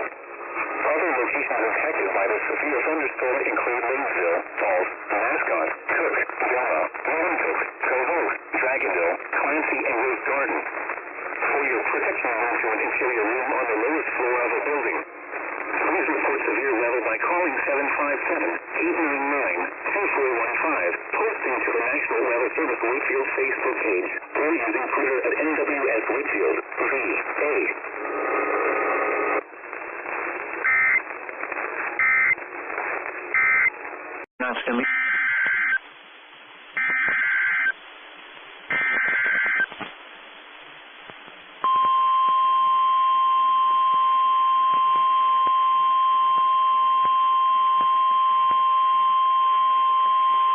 The National Weather Service in Upton, New York has issued a special marine warning for Central Long Island Sound until 9:30 p.m. At 8:33 p.m., a gust front was located along a line extending from near New Haven Harbor to near Stratford Shoal to near Smithtown Bay, moving east at 25 knots. Hazard, wind gusts 34 knots or greater. Source, radar indicated. Impact, small craft could be damaged in briefly higher winds and suddenly higher waves. The gust front will be near Faulkner Island and Central Long Island Sound around 9:05 p.m. South Point around 9:10 p.m. 6 Mile Reef around 9:20 p.m. Mattapic Inlet, Long Sam Shoal, and Horton Point around 9:30 p.m. Move to safe harbor immediately as gusty winds and high waves are expected.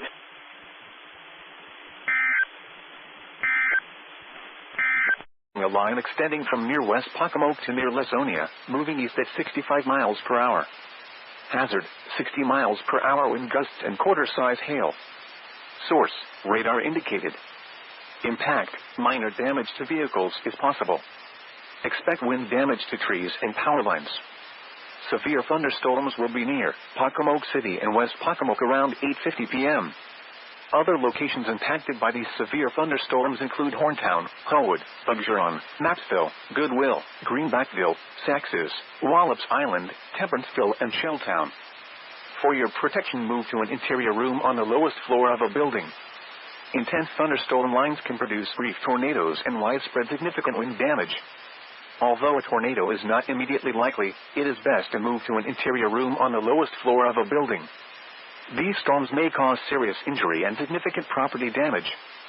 Please report severe weather by calling 757-899-2415, posting to the National Weather Service Wakefield Facebook page, or using Twitter at NWS Wakefield, VA.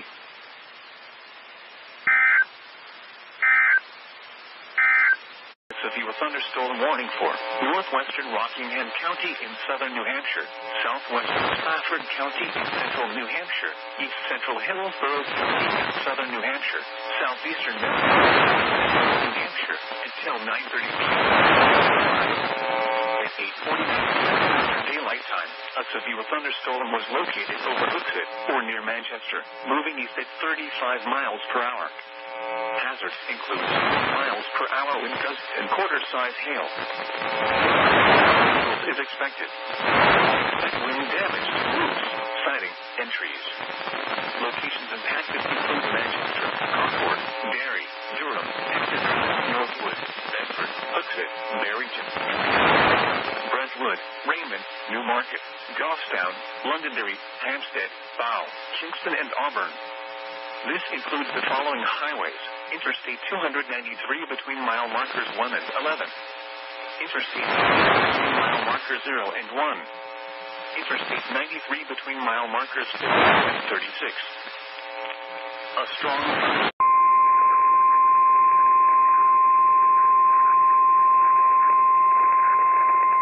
The National Weather Service in Wakefield has issued a severe thunderstorm warning for north central Gloucester County in southeastern Virginia, southern Middlesex County, east central King and Queen County, southern Northumberland County, north central Natchez County, southeastern Lancaster County until 9:45 p.m.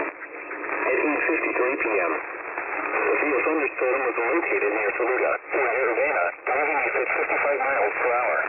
Hazard, 60 miles per hour wind gusts and quarter-size hail. Source, radar indicated. Impact, minor damage to vehicles is possible. Expect wind damage to trees and power lines. This severe thunderstorm will be near Hartfield around 9:05 p.m. Kilmarnock, Hillsdale, and Whitestone around 9:10 p.m. Eastern Daylight Time. Other locations impacted by the severe thunderstorm include Bearden, Mills, Sonora, Slabtown, Wilson, Harmony Village, Richmond, Grafton, Hamburg, and Stafford. For your protection, move to an interior room on the lowest floor of a building.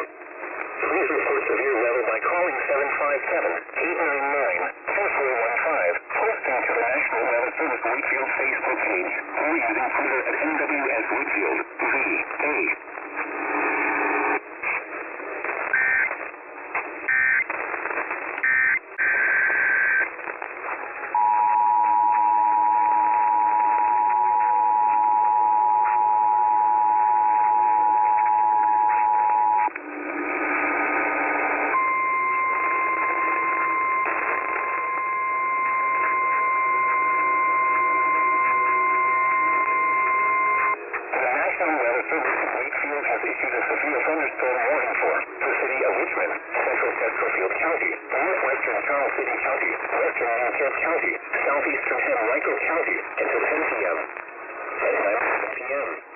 Severe movement, moving east at 40 miles per hour. Hazard, 60 miles per hour wind gusts and quarter-size hail. Source, radar indicated. Impact, minor damage to vehicles is possible. Expect wind damage to trees and power lines. This severe thunderstorm will be near Virginia Commonwealth University and eventually around 9:15 p.m. Chester, Highland Springs, and Dallas around 9:20 p.m. Bottom Springs around 9:40 p.m. Roxbury around 9:45 p.m. Addison Store around 9:50 p.m. Charles City and Providence Forge around 9:55 p.m. Other locations impacted by the severe thunderstorm include Wrights Corner, Richmond Heights, Wayside, Mountcastle, Fairfax Farms, Elko, Montrose, Sandston, Glendale, and Richmond International. For your protection, move to an interior room on the lowest floor of a building.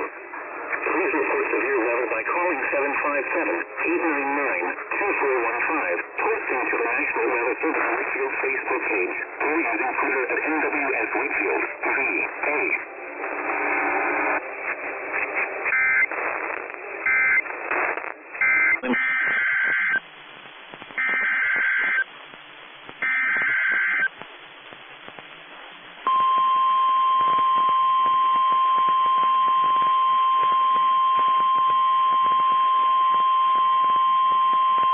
The National Weather Service in Upton, New York has issued a special marine warning for Morges Inlet to Montauk Point, New York out 40 nautical miles until 10 p.m. At 9:11 p.m., a strong thunderstorm was located 12 nautical miles west of buoy 44,000 to 17, moving east at 65 knots. Hazard, wind gusts 34 knots or greater and small hail. Source, radar indicated. Impact, small craft could be damaged and briefly higher winds and suddenly higher waves. The strong thunderstorm will be near buoy 44,000 to 17 around 9:25 p.m. Move to safe harbor until hazardous weather passes.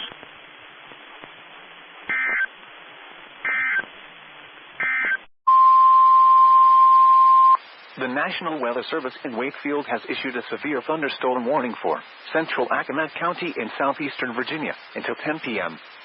At 9:15 p.m., severe thunderstorm was located near Ononcock, or 15 miles north of Exmoor, moving east at 65 miles per hour. Hazard, 60 miles per hour wind gusts and quarter-size hail. Source, radar indicated. Impact, minor damage to vehicles is possible. Expect wind damage to trees and power lines. This severe thunderstorm will be near Ononcock and Onley around 9:20 p.m. Parksley around 9:25 p.m. Other locations impacted by the severe thunderstorm include Harborton, Milfa, Maxville, Wachapreague, Accomack, Wallops Island, Milsonia, Locustville, Modest-Town, and Pungoteague. For your protection, move to an interior room on the lowest floor of a building. Please report severe weather by calling 757-899-2415, posting to the National Weather Service Wakefield Facebook page, or using Twitter at NWS Wakefield, VA.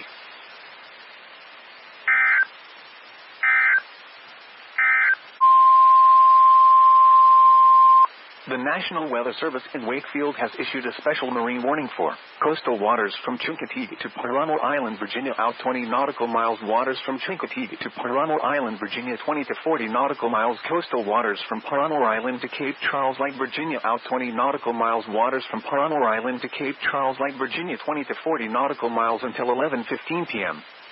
At 9:21 p.m., strong thunderstorms were located along a line extending from 9 nautical miles north of Wachapreague Inlet to near Wolf Trap, moving east at 45 knots. Hazard, wind gusts to nearly 50 knots and small hail. Source, radar. Impact, small craft could be damaged and briefly higher winds and suddenly higher waves. Locations impacted include Great Mashapongo Inlet, Wachapreague Reef, Wachapreague Inlet, Quinby Inlet, Paramo Island, and 26 Mile Hill. Move to safe harbor until hazardous weather passes.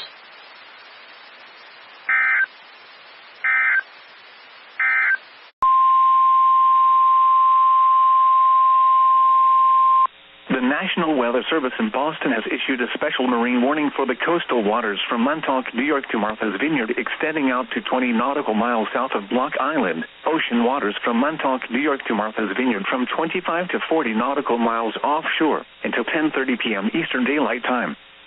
At 9:31 p.m. Eastern Daylight Time, a strong thunderstorm was located 9 nautical miles east of buoy 44,017, moving east at 50 knots.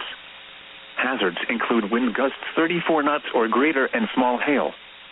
Small craft could be damaged in briefly higher winds and suddenly higher waves. Locations impacted include the coastal waters southeast of Block Island and buoy 44,097 southeast of Block Island.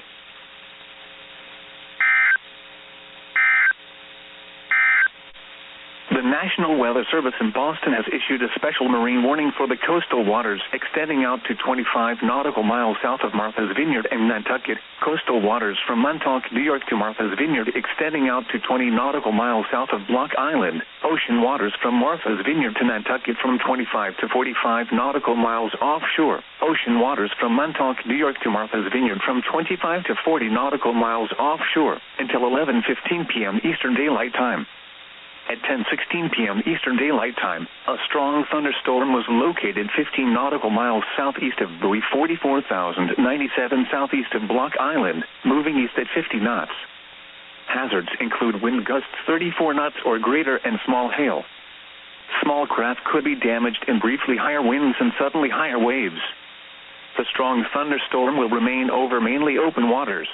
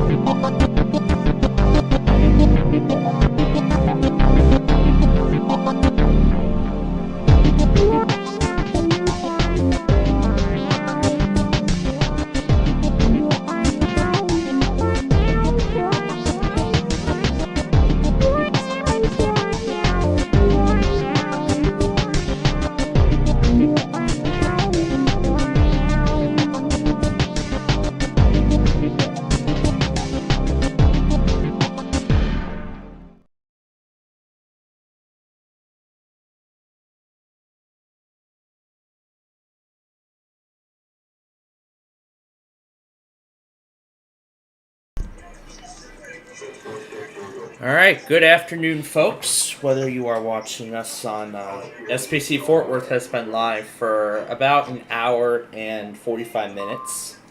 So he's been live for a while now, and we are just getting started here on Plainfield TV. So good afternoon, ladies and gentlemen, as we begin Operation Stormwatch coverage here on Plainfield TV, as right now the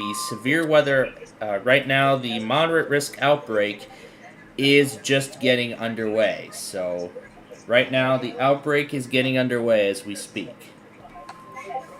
So we have severe thunderstorm warnings coming out left and right all across the state of Texas here. I'm still setting up final stations and everything.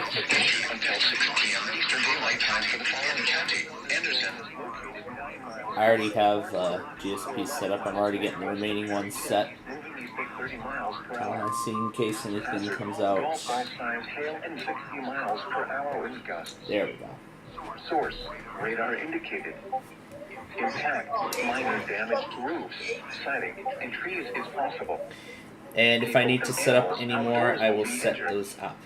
Expect hail-damaged roofs, siding, windows, vehicles. Now, as we get going here, while we were off the air, I was able to take care of what Brandon had requested, which was why he blocked me on Discord last night. We got the communication restored with him. Got the friend back, unblocked me. So we're good. We're good on that note. So now we should be able to continue with our Deal or No Deal program. I'm not sure if we're going to do it tonight because of the severe weather potential, but what we do know is that we are not going to be able to do backyard baseball tonight. Again, it's going to be because of the moderate risk. You know what? It is still possible to do it. I think it's actually still possible we can go ahead and do the show, but however, there would be a bunch of limitations. There would be a lot of commentary. Now, that I don't think has ever happened in the program's history, so this would be a first. And this other marginal risk that just came out by surprise, it's this warning for Adams, Ohio. Let's see if I remember which station we used. You can believe that the brands in the line are. Let's see if I remember which station we used the last time this happened. See if I remember. Oh wait, we were just there. The safest.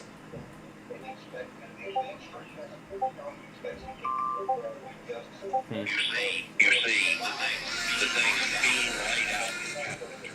Here, I'll just leave them all playing, and I'll listen for it. That flash off the screen. So we've already taken care of the Wordle for today, so we are good on that note. Does Angola serve wells? It looks like not. Okay, Angola does not serve wells. So, we'll be keeping an eye on this severe weather potential tonight. So, you know what? I think we could still roll. We could still roll along with our backyard baseball show. However, we'll be doing commentary. Oh, I absolutely enjoyed the Weather Channel app. It asked me to review it every once in a while, so. Ryan Hall, y'all just started coverage of the tornado event.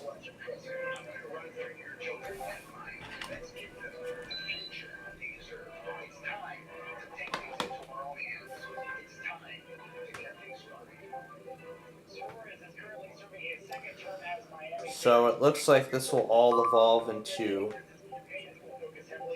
a squall line of sorts that will continue through the night, and it will eventually reach Freeport by around 10. Oh, the much cooler air. Oh, this is definitely what I've been asking for. Yeah, because again, as I said before we left the air last night, we were gonna have the air conditioner equipment replaced, and yep, it looks like the replacement is complete because I could feel the air coming from the AC. We don't use a window AC. We use the AC that's built directly in. Oh, there was another station I forgot to put on. Oh, Lawton's doing something.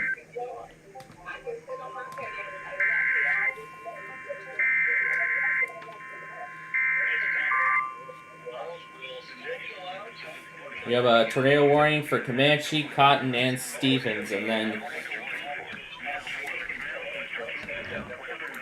this is our first tornado warning of this event. So this is Operation Storm Watch on Plainfield TV and in association with SPC Fort Worth, EAS.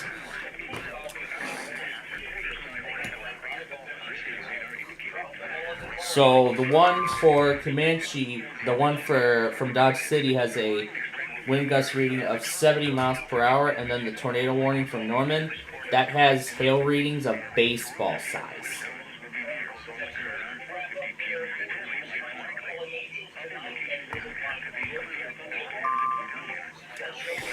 But I'll go ahead and update you on what we have so far. So Mobile hasn't really been doing much, even though there was a severe thunderstorm watch earlier. Oh, look at that. Lawton crashed in the middle of the alert. Wow. Now let's get it back on. Chance of showers. Low +4. Wednesday, cloudy with 60% chance of showers. High 30.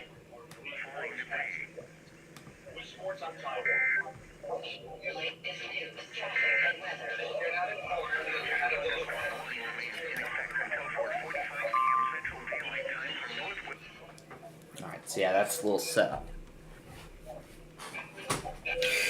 Now, also earlier, I was also thinking about trying this interesting experiment.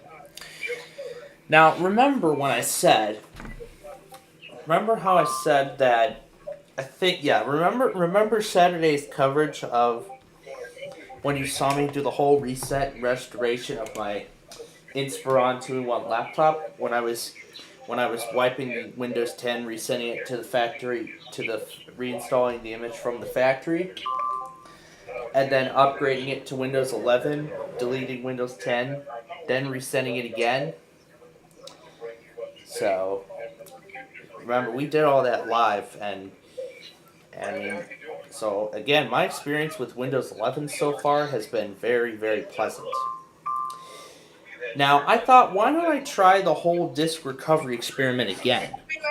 Why don't I give that experiment another try? But this time, however, I'm gonna try it this time using ISOs because the other attempts I used disks that I had burned and some that came from the factory. This is from Monroe, so.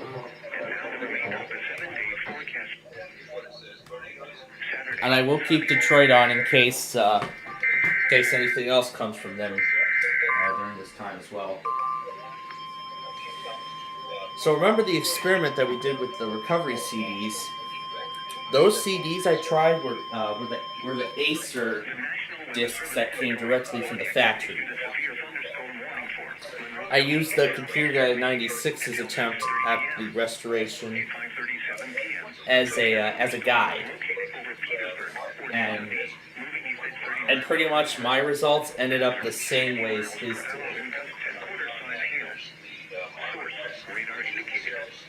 However, if I were to try it on that actual travel-mate computer, which it was designed for, then it would have helped. I would just buy a new hard drive, maybe an SSD, and then I would buy a new hard drive for that laptop, and then reinstall, and then use those disks to reinstall the original software. So what I have here is I went through the Internet Archive and I found a bunch of recovery CDs, and we're going to try and see if we can install any of them on a virtual machine.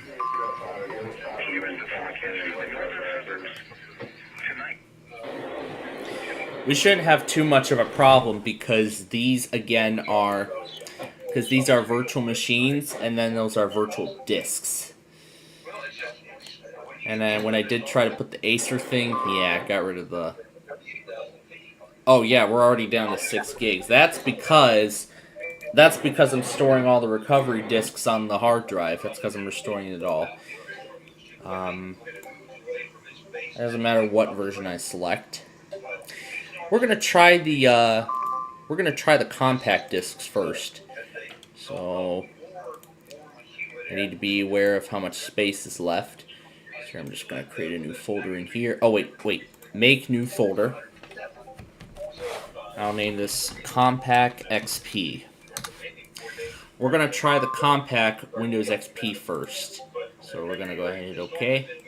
And I'll just name this one the same thing. Well, now Melbourne's doing something. Oh. I'll make this an 80 gig drive. And we're going to go to POZ for this one. We're going to go to WPOZ because I know what they do.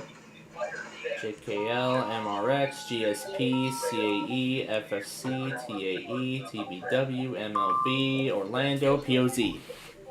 National Weather Service, a tornado warning will follow.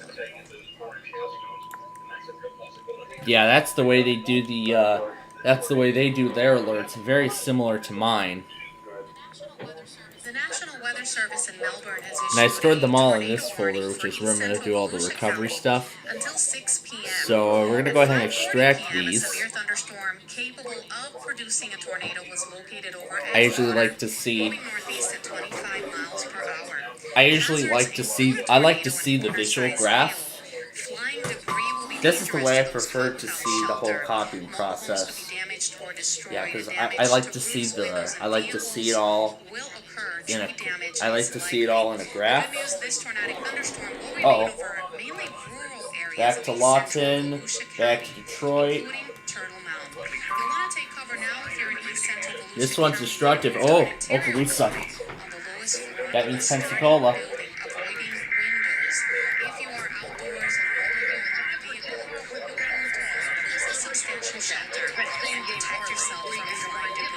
Again, the National Weather Service in Melbourne has issued a tornado warning.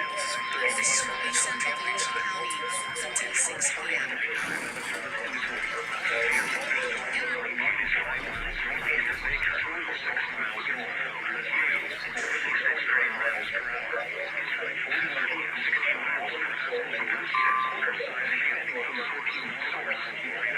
Oh yeah, now I'm going to be feeling a little more comfortable now this summer. And boy, am I happy now. Very, very happy.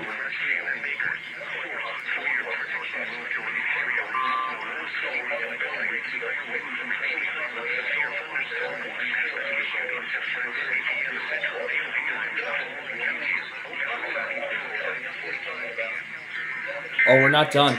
We're not done. This will be a doubleheader. Close enough. Close enough, but it's not over.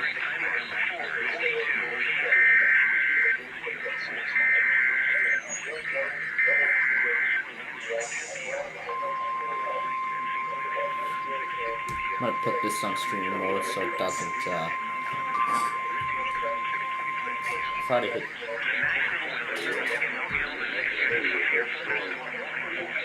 Does it say stream mode?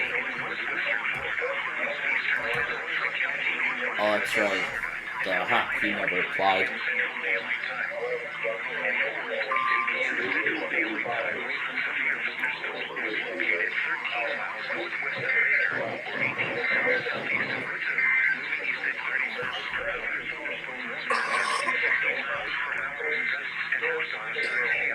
I have been streaming for 2 hours now. Yeah, we've been on. Our station's been on the air longer than that. It's been on since noon. It's been on since 12 noon. Again, as I said, we are not doing backyard baseball because of the severe weather potential. Although we may later, but not for the time being. Santa Rosa.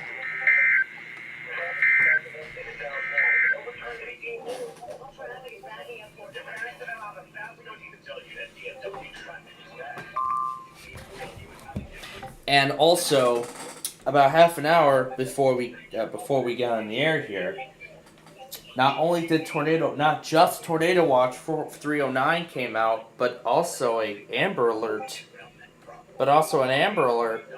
came out as well, nearly at the same time. Is anyone taking Milano or not? Nobody. I guess nobody is. Alright, so those are the restore discs. This is to a compact Presario 2190, and it shipped with, I suppose it shipped with Windows XP. Let's see if this works. No, that's from Windows 7. So I'm going to go to the downloads folder where the discs are. Even though there are only 6 gigabytes left, it's going to probably say, hey, you're running out of space. You can free up some by deleting your previous version of Windows, but note, you will not be able to revert back. Alright, so we're going to go in order here. This is the first disk. So let's see what happens.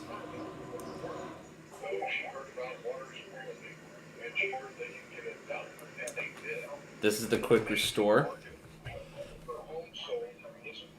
That's what we're going to do here. So English. This system recovery CD helps to restore a computer that is not functioning properly. Now, this is being done on a virtual machine. This is brand new, so there is no operating system. This is a data destructive process. You should back up all your stuff. This is the only option we have because there is no OS. So since there's no operating system, it should go quickly. I'm going to take my mouse off the virtual machine because it is going to ask me for more disks. There are actually 4 disks in the set. So let's see what this actually does. I've never actually done a compact restore process, so I'm actually trying it out on a virtual machine for the first time, and you're seeing it all happen live.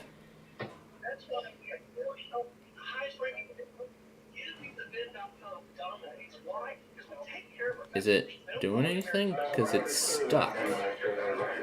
It's not doing anything else because it seems to be stuck. Or is it ready for me to insert disk 2?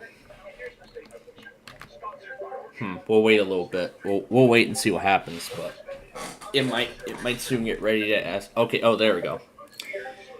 There you go. Soon it might get ready to. It soon might be getting ready to ask me for disk 2. Alright, here we go. KGC.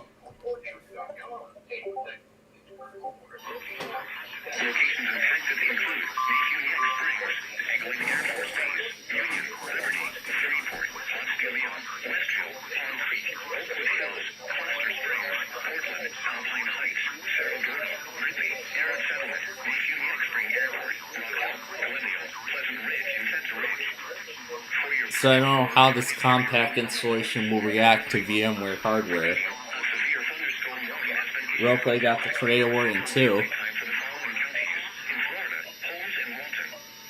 Well, I was completely by surprise.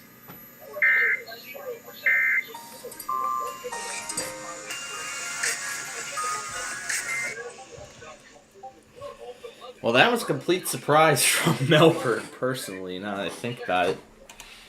Oh yeah, and I still gotta watch Millionaire for tonight, but I'll take care of that in about half an hour, 45 minutes or so. But then we gotta keep in mind here that once this process is done, it's gonna start asking me to install the software, or it'll do that on its own. We'll see how many CDs we can do. Don't know how many we can squeeze all into this set. All right, it's ready for disc 2. So we'll go ahead and here is restore CD number 2. We'll hit OK. And then we'll just let it go.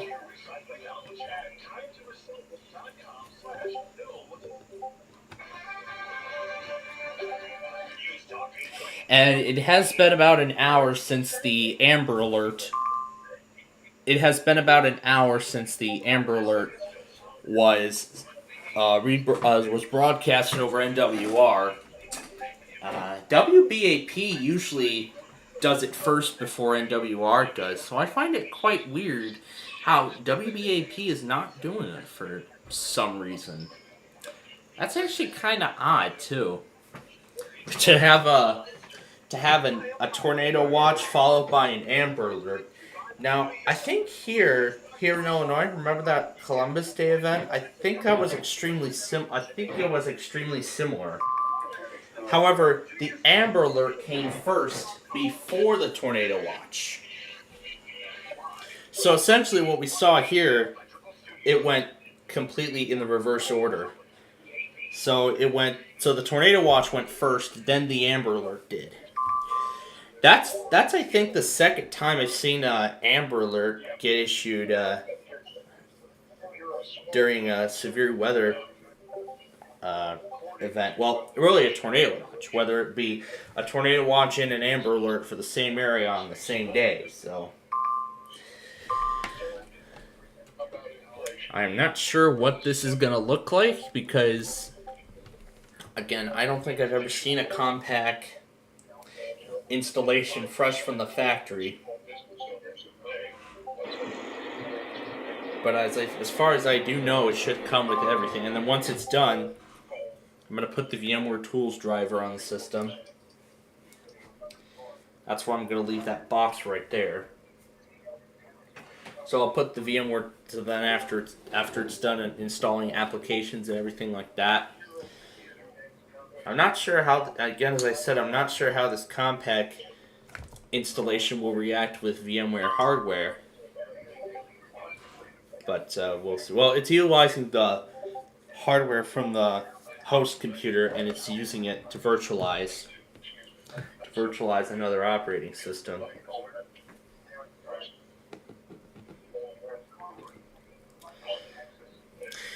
And by the way, let me I want to show what the so it's a Presario 2190. I want to actually look that up, see what the computer actually looks like. I want to look that computer up so I can see what it looks like. So this is what that computer looked like from back in the day. It should come with XP, but that this is the computer those recovery CDs were for.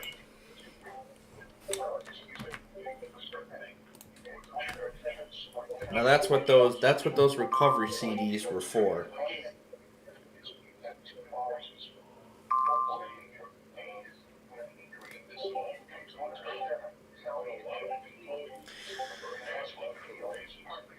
And exactly as I was told last night, the We did have Westfield for lunch this afternoon after we started our programming schedule. But I don't know if we're going to be able to do backyard baseball tomorrow either, because as part of, I think it was a plan to spend time with my nana or something for Friday night into Saturday. So I think it's just for the night. So I think with that being considered the case, pretty much I think really we might not be able to do our Friday Fun Night show. We might just do a weather scan stream and then get on our way. So if that is considered the case, then we might just cancel. We cancel our Friday Fun Night program entirely for this week, and then if we don't do backyard baseball tonight, then maybe we could comment on the game in between. Maybe we can get that game done and over with. However, then again tonight, still gotta watch Millionaire from.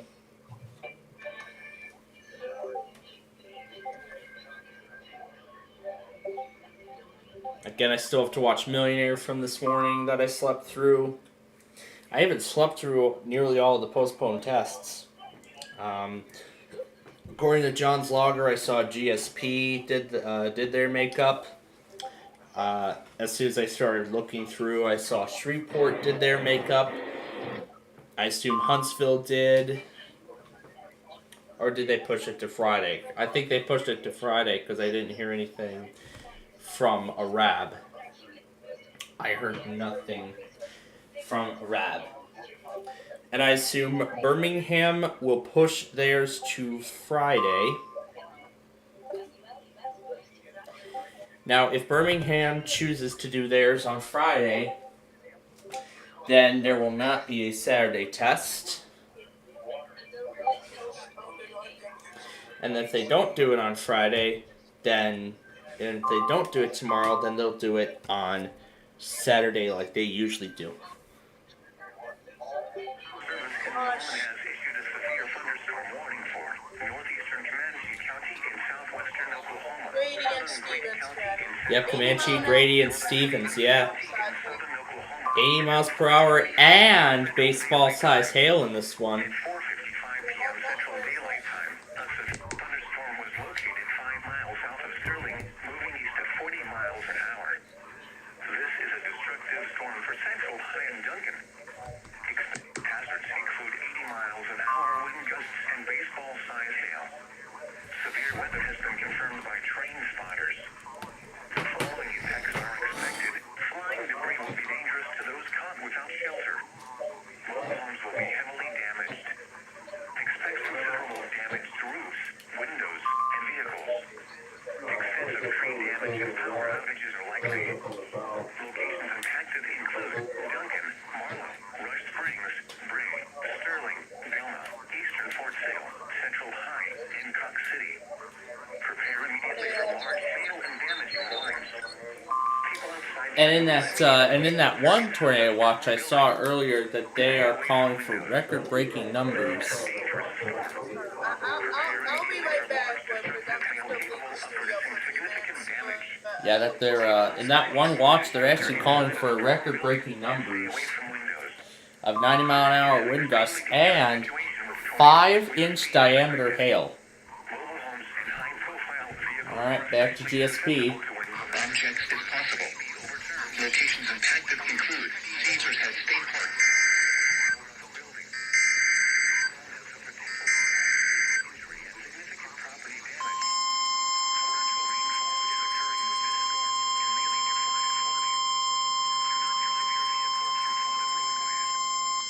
The National Weather Service in Greenville, Spartans again has issued a severe thunderstorm warning for East Central Anderson County and upstate South Carolina. Very quickly. Eastern Daylight Time. At 5:57 p.m. p.m. Eastern Daylight Time. A severe thunderstorm was located 8 miles northeast of Anderson, or 4 miles west of Williamston, moving southeast. And Charlotte EAS got the GSP Thursday test uploaded. Again, that's getting the makeup. Intact, minor hail damage to vehicles is expected. Expect wind damage to trees and power lines.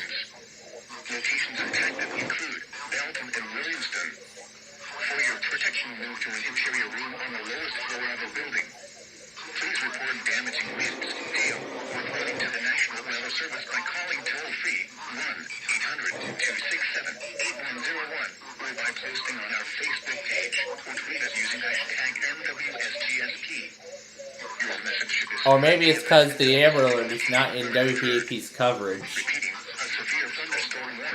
That could be why they didn't do the Amber Alert. It's outside of their coverage area.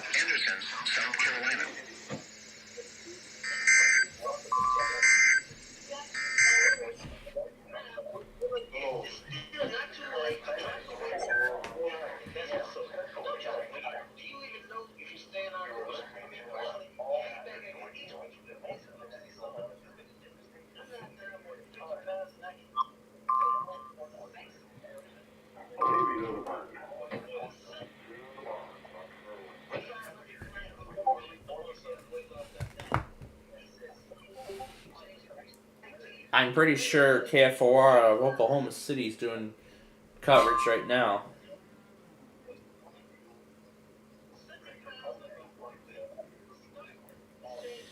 Yeah, so what I think we'll do is maybe we'll wait for the alert traffic to die down before we do anything else.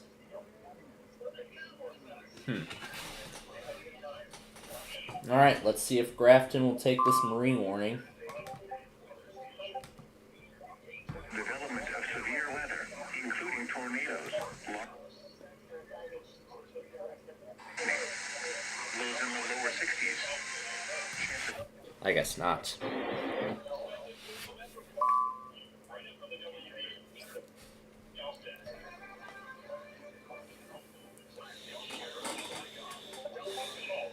Yeah, it's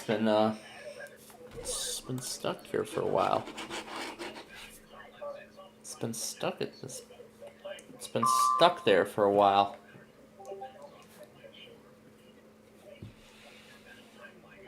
Now I'm not going to shut this down because again there is still stuff being written to the hard drive. There is still stuff being written to the hard drive, so I am not going to touch the system unless it says, I'm not going to do anything to it unless it tells me to do so. So we should be probably getting ready for Disk 3 very soon. So very soon, we should be getting ready for Disk 3 soon. That's right, I almost forgot. No, it's WSK85 that's starting to do this stuff.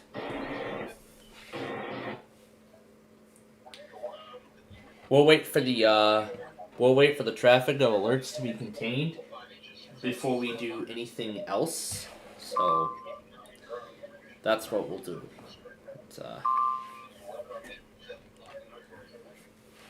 But right now, it looks like that recovery process is taking quite a while. Because how long have we been at 47? I think we've been there for like... No, we're at 45% We're at 45% in copying data. We're at 45% on that procedure, and then it's 47% of the whole thing. Of the whole entire recovery and restoration process. We're at 47% on that.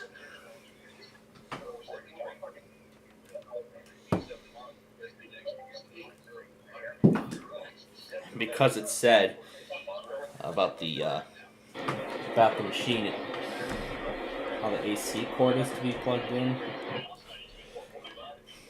That's because this recovery process was designed to be done on a computer it was designed for, not on other pieces of hardware like a virtual machine, for example. Now, at this point, the Windows installation is pretty much incomplete. Now,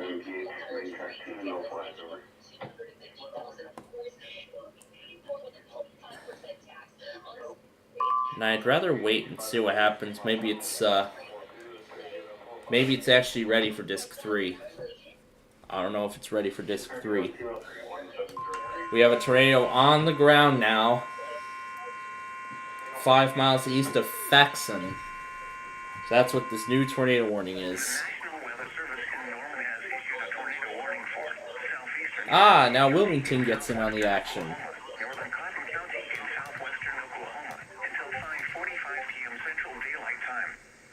Mercer, let's see if I remember.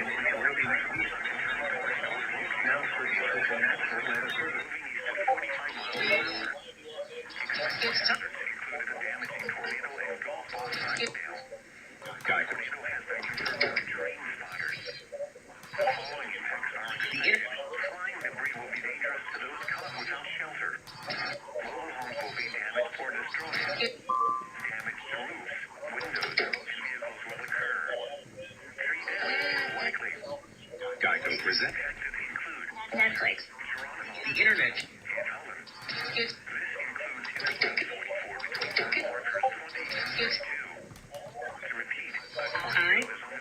There are more.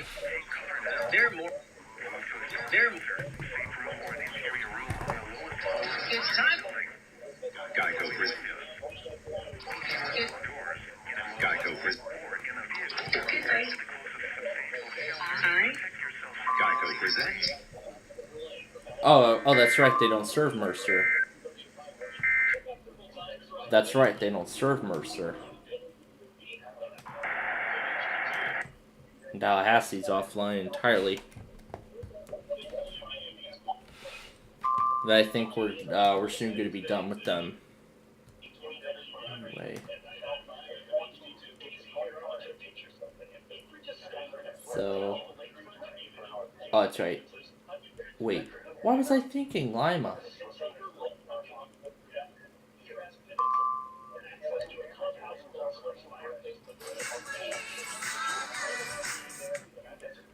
Yeah, I think I was a little too late on that. Because I just assumed it would be Dayton, but I guess not. So. We are not doing too well with Lenovo, aren't with Wait. Hold up. I just got another idea. Why don't we try Lenovo? Lenovo Restore Disk. Let's see if I can find a Lenovo CD. That's for Comanche.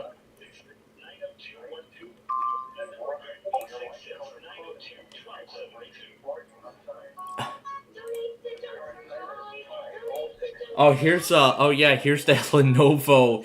Here's that Lenovo recovery machine from the computer guy. Yikes. There's only 2 gigs left. This looks like the matching model. This should be in English. And I'll do the T460 as well. Oh, ThinkVantage. Let's see. Oh, yikes. That is not going to be enough. Okay, it looks like this is a fail. Stevens.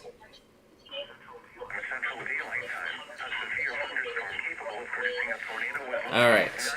So it looks like Lenovo, looks like Compaq is a fail. Or did I set it to XP Home? But yeah, Compaq is a fail.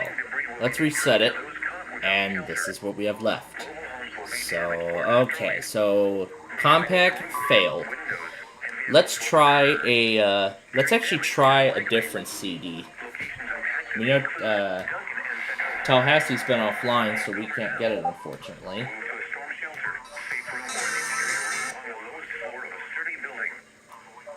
This is for Clark, Ford, and Grayson. Now, KSSA, but I have KFXX going as well.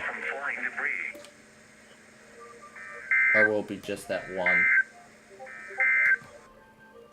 Maybe it will be just that one. Ha! Right as I drag it in, it crashes.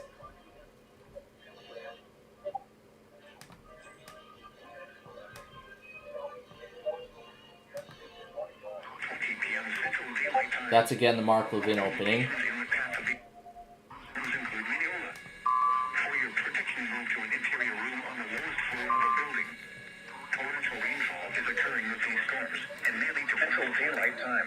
Alright, so why don't we try...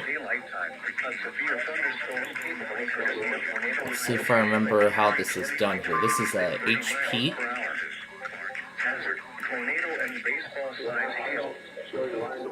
Okay, I suppose this disc is non-bootable. Flying debris will be dangerous to those caught without shelter.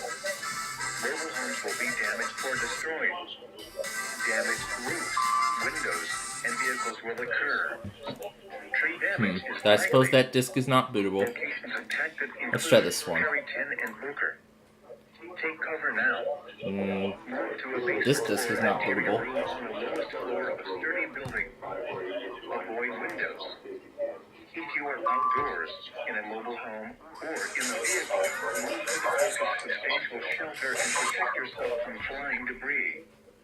Repeating, a tornado warning has been issued until 6 p.m. Central Daylight Time for the following counties in Texas: Lipscomb and Moultrie.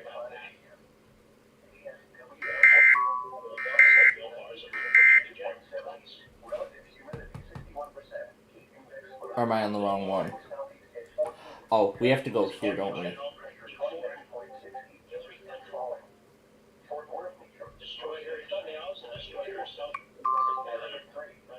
Oh, wait, Jeff takes that. Oh. At 6:08 p.m. Eastern Daylight Time, a severe thunderstorm. Okay, that's not working. 9 miles east of Toledo, moving east at 30 miles per hour. Let me see if there are instructions. All signs hail and 60 miles per hour wind gusts.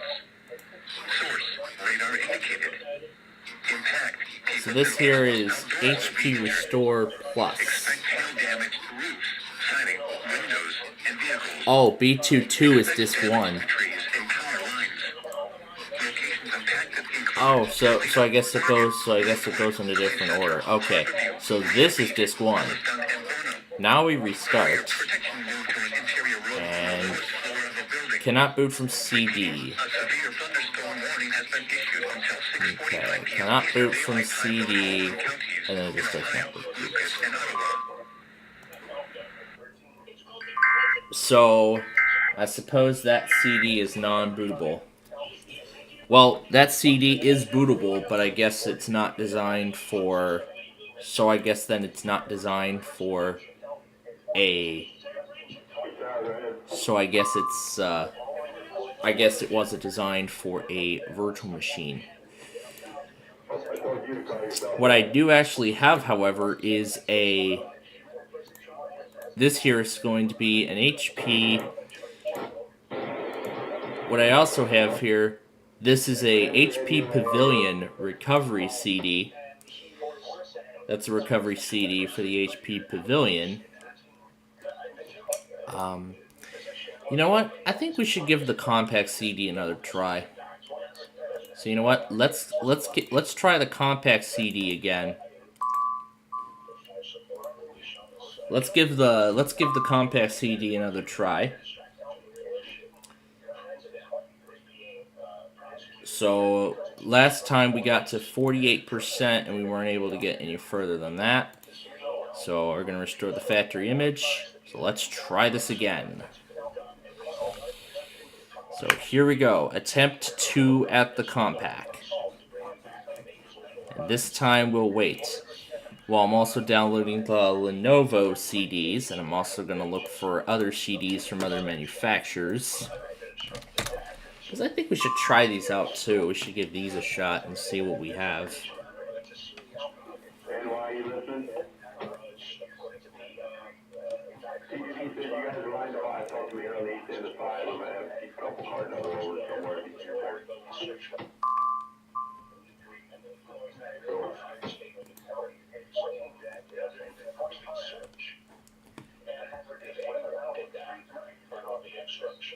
Here's a Windows 10 disk.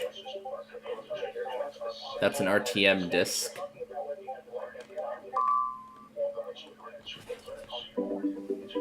Nope. Call from Ryan the Big Blues and weather fan. Nope.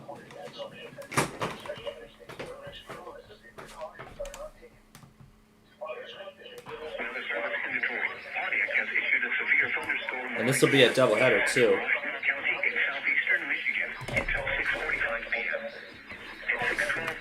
A severe thunderstorm was located over Ypsilanti, moving east at 35 miles per hour.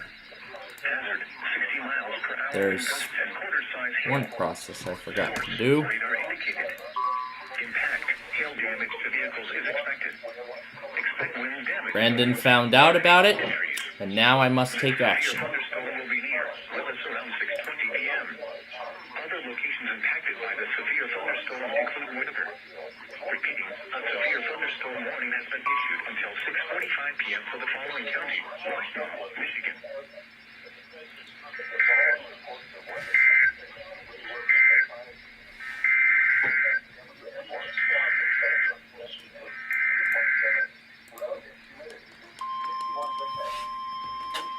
And other times I will need the fan.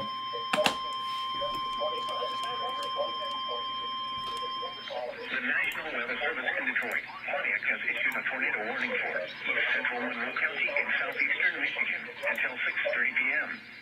At 6:12 p.m., a severe thunderstorm capable of producing a tornado is located near Monroe, moving southeast at 25 miles per hour. Hazard, tornado. With that business done, let's go back to the compact recovery. I should watch this menu closely.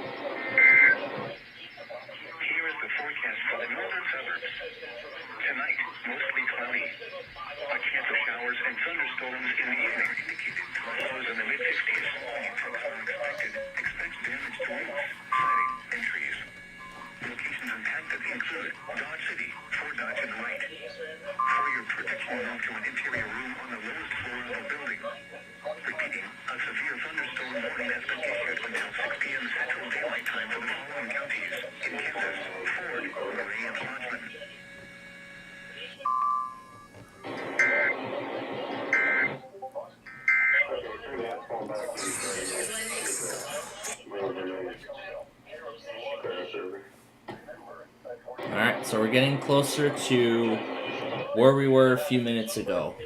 Or actually a while ago. This is where we were earlier. So, we're at 35. Something fell. Oh, it's the thing that I got from a Thanksgiving thing or something. Alright, it's ready for disc 2.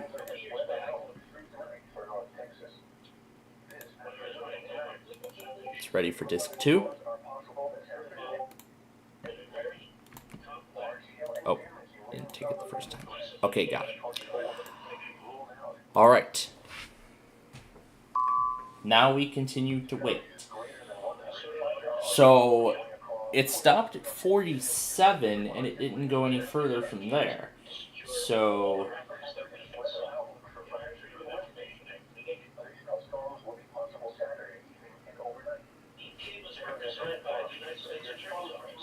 yep, as I just said, since Brandon found out about this, I know he was going to be telling me, he was going to tell me about Discord and something.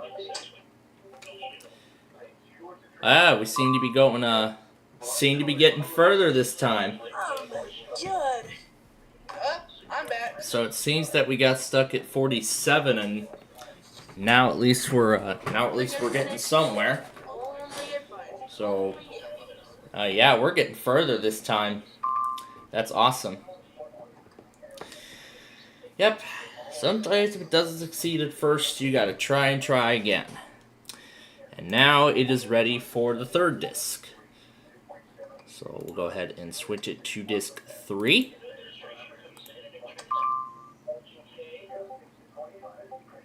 Wait a little bit. Alright. And now we'll just let it go. This is the farthest I think we've gotten in this entire restoration.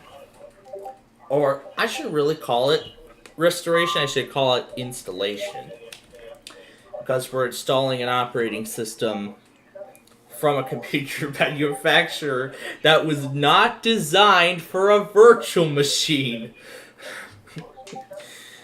Can't wait. I'm a little curious to see how a compact installation of Windows XP reacts to a virtual machine software. What is this still? Is this still? This is still VMware 16, isn't it? I think I accept. Wait a minute. I think I accepted the upgrade to VMware 17, didn't I? No, I'm still on 16. Yeah, I'm still on VMware 16. I declined the upgrade to VMware 17.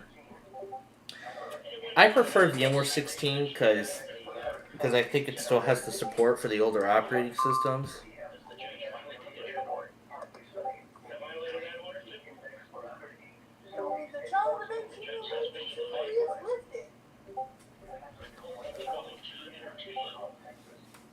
These should be the CDs that came with the... Yeah, and something else. You notice how there's no cancel button? Now, that's again because this process is wiping the hard drive, and attempting to cancel the restoration will lead to an unusable system. Oh, we know where you can get Okeechobee. So here we go. OUN, SHB, Melbourne. Oh wait, where am I looking at? Yep, Okeechobee, right here. So PSL. And it is ready for the fourth and final disk.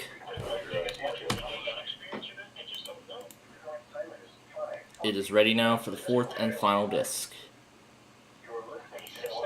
So I'll go ahead and turn off this connect on power on, because we're not going to need it anymore after this.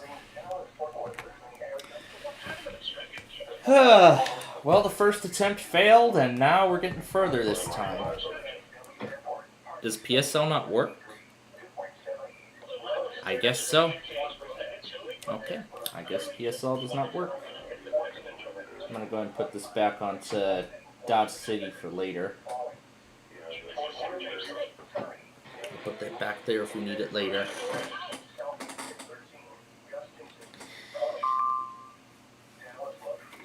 Now, as far as I know, from when I looked, this should come shipped with Windows XP. But now I wonder, will we get the same result as those Acer discs? I don't know.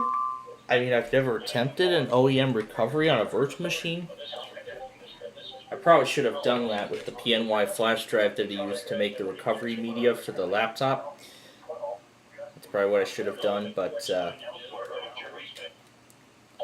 that is what I should have done, but I'm sure he wants to tell me something.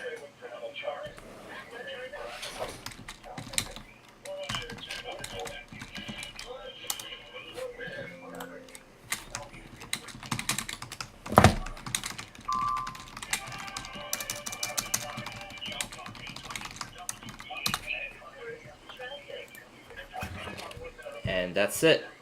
So I assume it's restarting on its own. And yeah, we get the same result. But, notice something? It said XP Home. Here, let's see if we can try last known good configuration. Oh wait, F8. I want to see what the error is. Or is that not an option? Either this is RTM or Let's see what boot logging does. Okay, yeah, I think the blue screen went so fast I couldn't even see the error. I couldn't even see the error because the blue screen went so fast. So what error did it give? That blue screen went so quickly. Here, let's try command prompt. Okay, yeah, that blue screen was going so fast I couldn't even see it.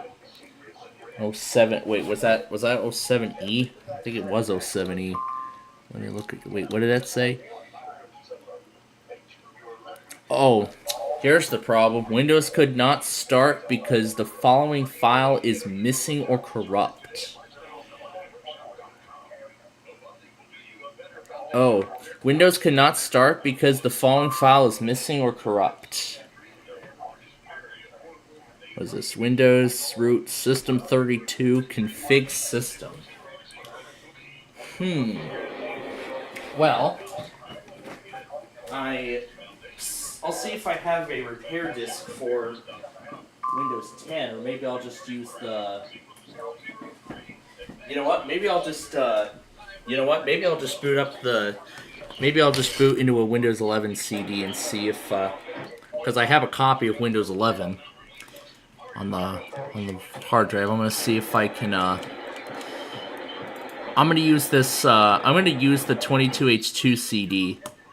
I'm gonna see if I can figure out what the problem is. So I gotta keep in mind here, it's Windows System32 config system. So that's the errors. Then escape for the boot menu. Oh, I went too fast on the escape.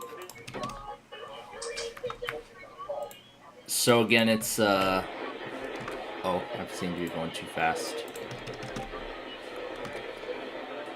Yeah, I seem to be going too fast. There we go. CD-ROM.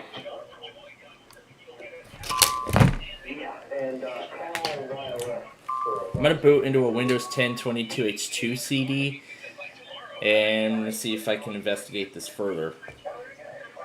Lucas, Ohio.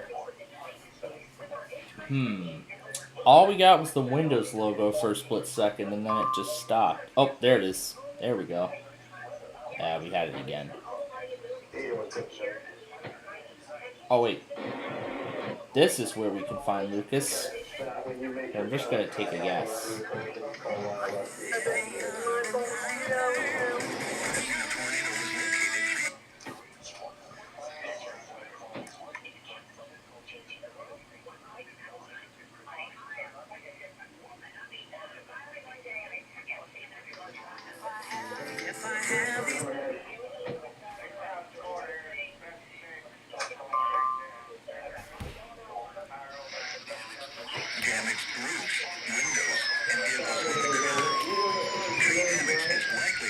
Here we go with Norman.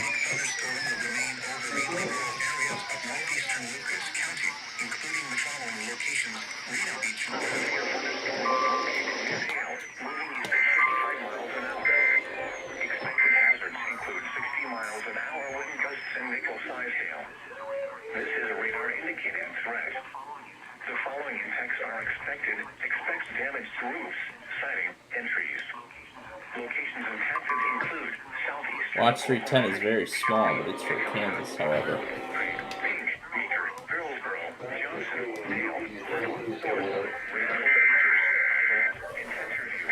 Alright, doesn't appear to be loading. Alright. Let me try the 11 English CD that I have.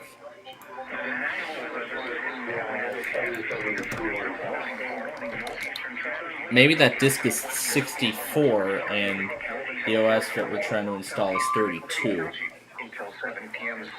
Let's try and boot off a Windows 11 CD.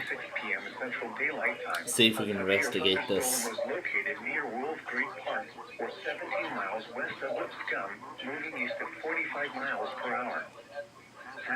The operating system couldn't be loaded because a critical system driver is missing or contains errors. QLFCOEI.sys. So that's the error. Why don't we give it another try? why don't we give it another try and the same thing happens. So yeah, I'm not sure how I produced this CD, or maybe it could be because this is 64 and the OS that we have is 32. That could be our issue. If that's the case, then I have a Windows 10 CD, but I highly doubt we're going to be able to boot off of it. Why don't we check on some of the other discs and see what we can find. So, the compact restoration was formally a success.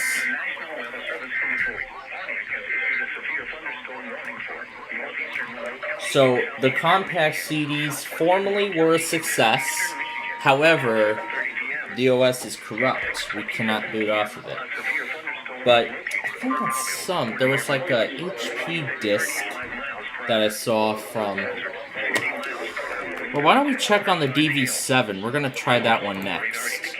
Let's check and see. 10.5 gigs. Oh, crap.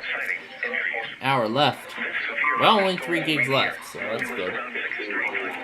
It's a pretty small watch, too, and it's only in effect till 8, so... It's pretty short.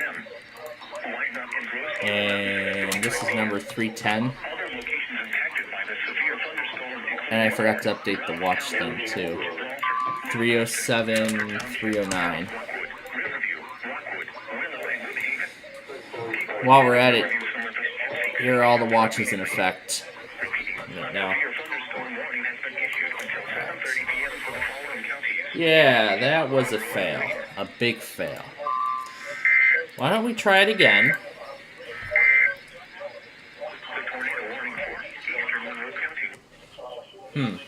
Why don't we try it again? Try and do the save mode with networking. But yeah, as you can see, no matter what option we try, the same thing happens. But even on normally, we see the boot screen for only a split second. We only see the boot screen for a few seconds, and then it crashes. Now, this, I think what it installed was either RTM XP or Service Pack 1. I don't know which one exactly it installed, but all that we do know is that no.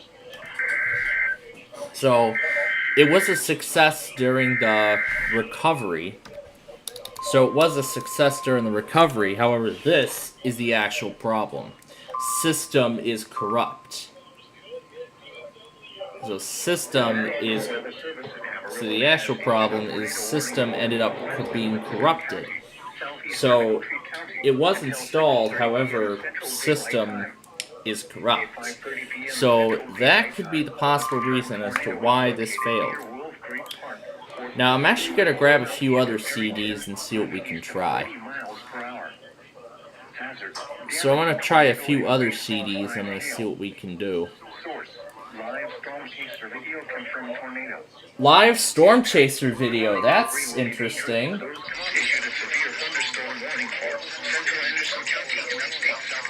Let's try this Dell, we're going to try this Dell Windows 10 1507 disc. So we're going to try this Dell RTM OEM disc.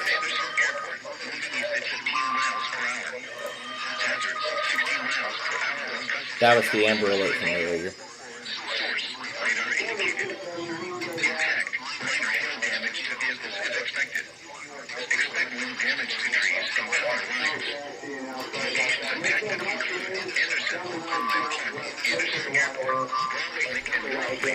Back to Pensacola again. Yeah, it's not working. Okay, so the compact discs were formerly a success, however, they failed. So we're going to delete.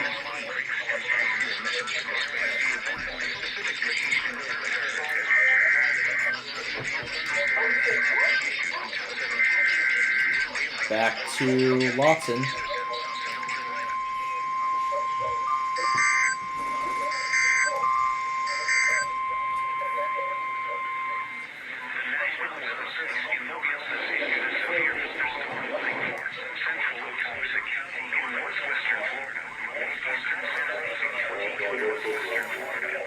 Alright, so why don't we actually try again?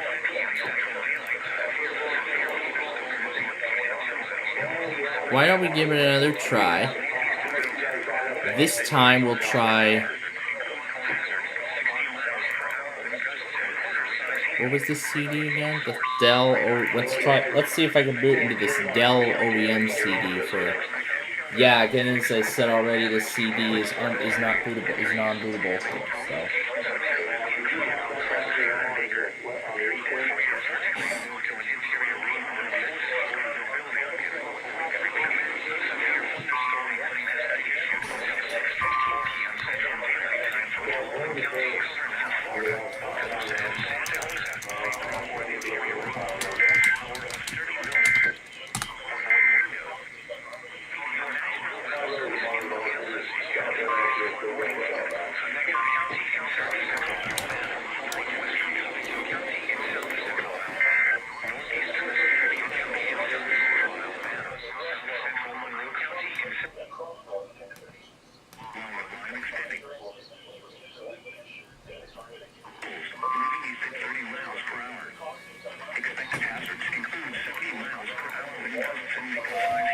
Alright, we'll let it keep trying, but I can't do the disable auto restart on system failure.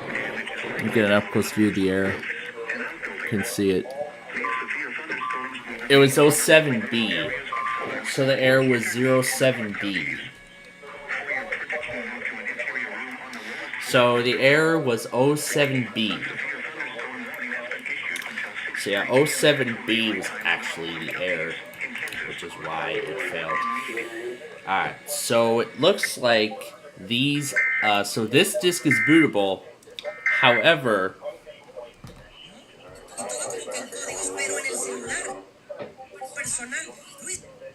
alright, so these three disks are bootable. This disk is bootable, however, we can't seem to boot off of it. So wait, how do we get that permanently delete thing? You shift and hit delete? Oh, to permanently delete it, just hold down shift and then hit the trash can. Okay, so that's how that works. Alright, so those discs are a fail. However, I'm going to grab a few more CDs and we're gonna go take care of Millionaire while they download. So I'm gonna find some more CDs from other computer manufacturers to try. So we're gonna give those a shot. One CD we're gonna try. Oh yeah, I'm seeing a whole bunch of stuff. I'm still here.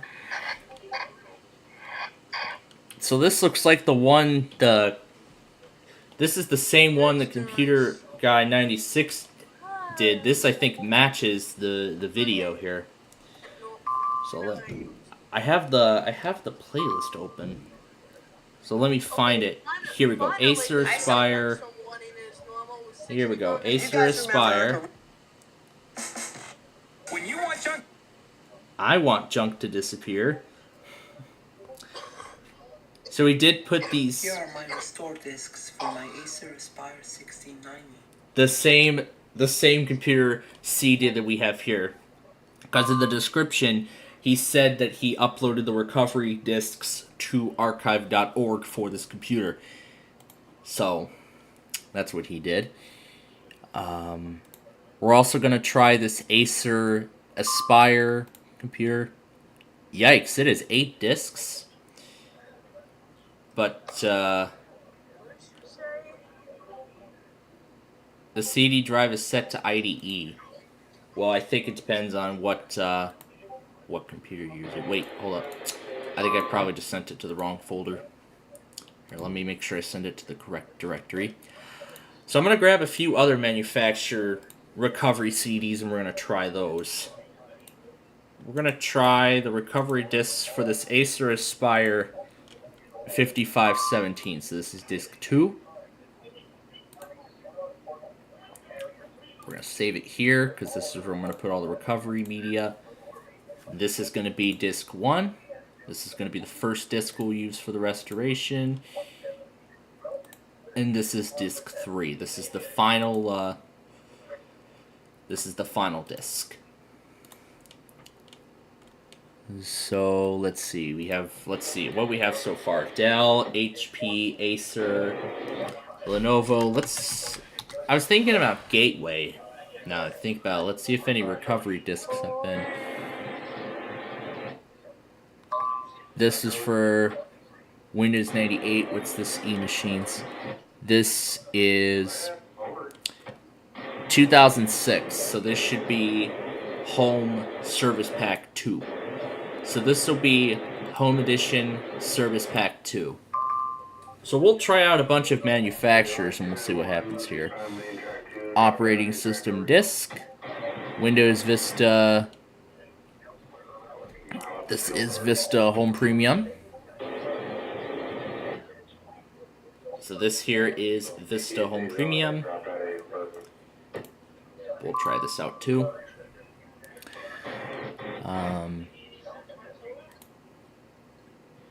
Here's another Gateway CD. This looks like a set.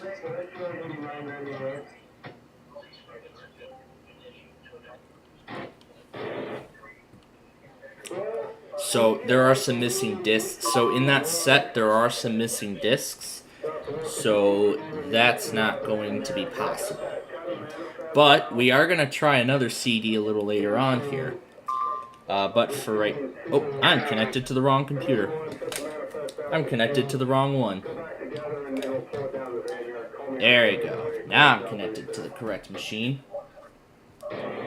Gotta activate the sound. And here we go. Oh, wait. Don't want the video blocked globally again. Erie and Lucas. So it will be... Oh, wait. No, not TT. Yeah, that'll do. They're doing it too. And this is a set of Gateway Restore discs and Windows XP RTM. These are XP RTM.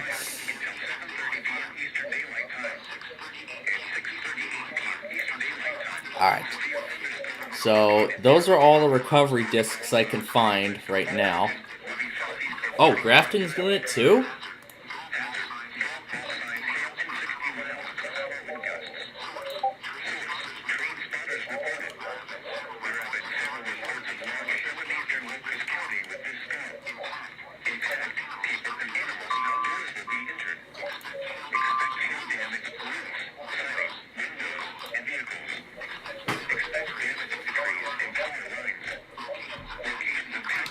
So I'm gonna let all the remaining recovery CDs download, and we'll see what happens with those later on. But and then as that happens, then I'll go and watch today's episode of Who Wants to Be a Millionaire, and we should be done in time for Split Second and Hey Yahoo for today. And then after that, we'll be back here. We will continue with the experiments.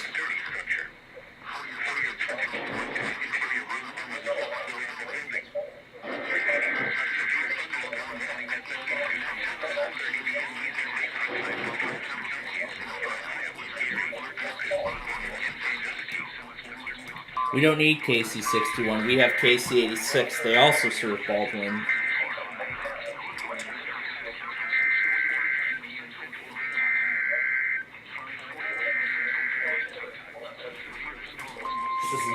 This is nuts.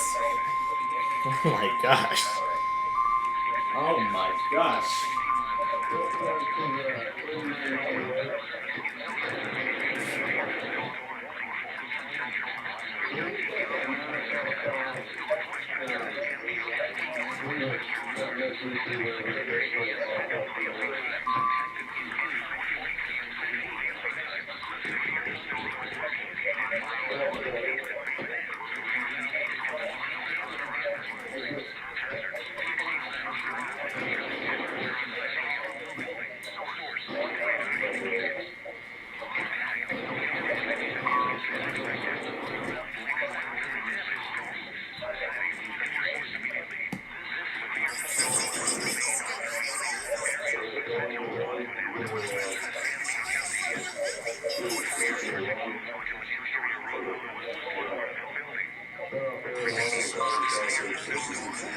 I think it's the end of the bulletin.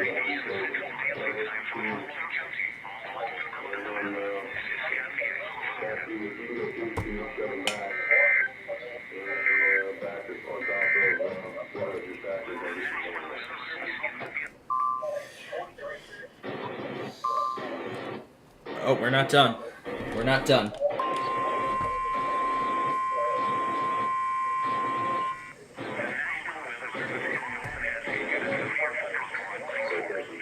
Alright, so again, I'm going to let all those recovery CDs download in the background. Once this warning is done, I'll go take care of today's episode of Who Wants to Be a Millionaire. And then after we do that, we'll be back up here and we will continue the process of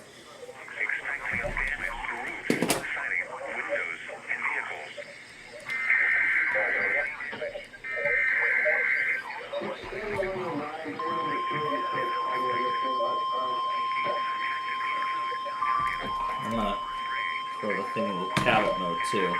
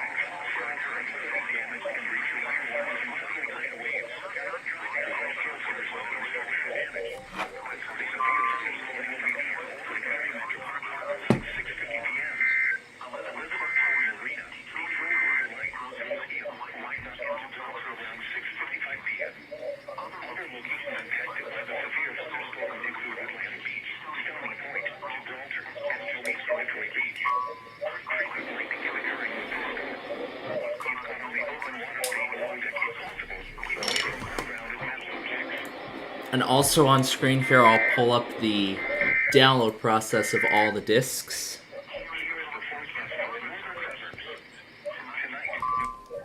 Oh, now it's Newport that wants to join in.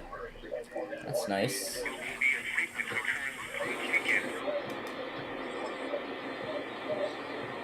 Nope, doesn't work. Okay. Alright. So I'll put the progress of all the discs in the background here so you can see. So I'm gonna clear any entries that are done and whatnot. So here, I'll take this download window out. So pretty much now you're gonna see the entire progress of the download of all these discs. And now we will go and take care of tonight's Who Wants to Be a Millionaire. And by the way, I will keep this on in case anything else comes out tonight.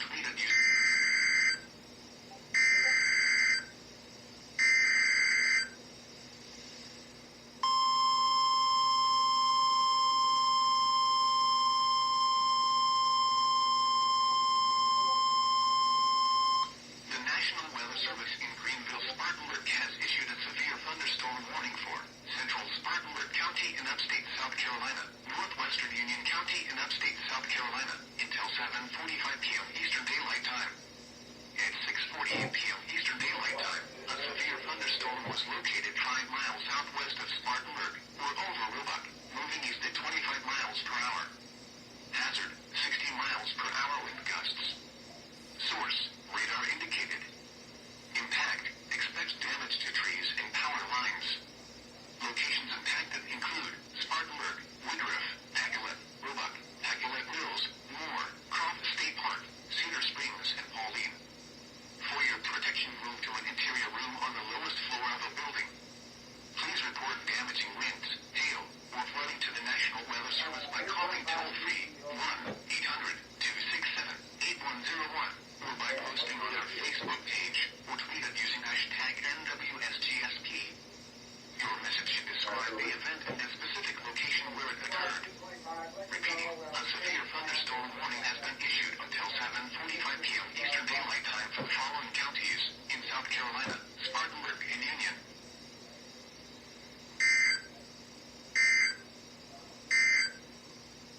A severe...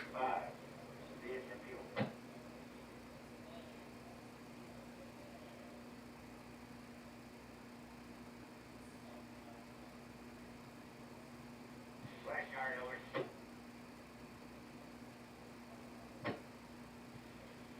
Yeah, we are good. 8,004 here, 277, we're ready to sell over.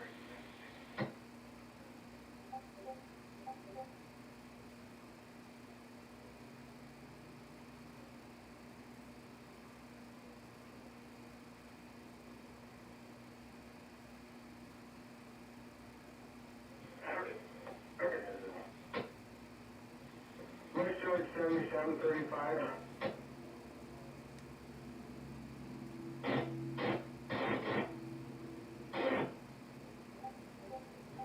Center conductor, West Receiving, CHMP, New Mexico, right? Oh, that's not the only one. Yeah, just go ahead and make your cut. I'll have everything straightened out on that. Yard 8,004 figure, you can take the new way, double over to 76 on the trip. Okay, we got a call for a rider. You got one that's lined up for you. Let's see what time it is, 5:52.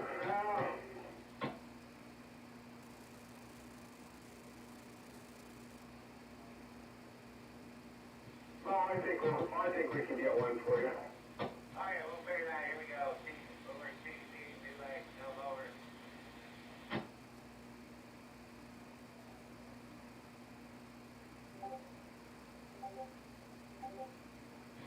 Start by CDC, over.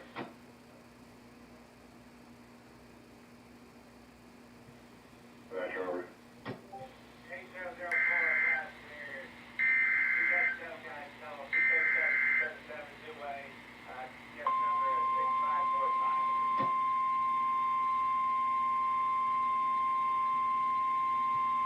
Operator, moving power second over. The National Weather Service in Mobile has issued a flash flood warning for northern Okaloosa County in northwestern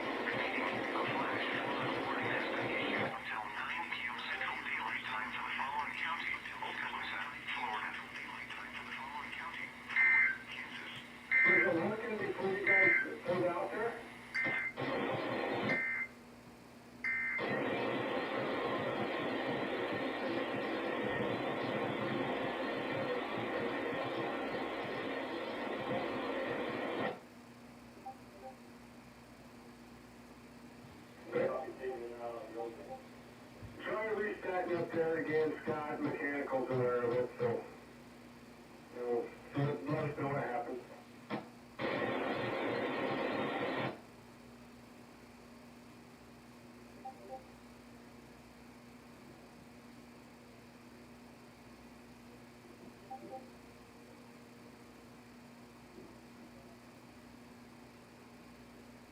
Yes, you're okay to make the cut.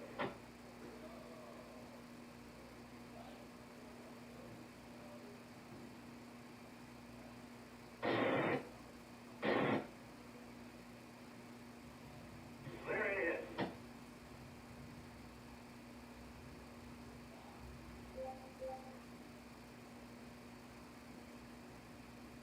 Northeastern Cotton County is canceled. The tornadic thunderstorm which prompted the warning has moved out of the warned area. Therefore, the warning has been canceled. A tornado warning remains in effect until 6:15 p.m. Central Daylight Time for northwestern Jefferson and southern Stevens counties. At 5:49 p.m. Central Daylight Time, a severe thunderstorm capable of producing a tornado was located 7 miles east of Gwinnett.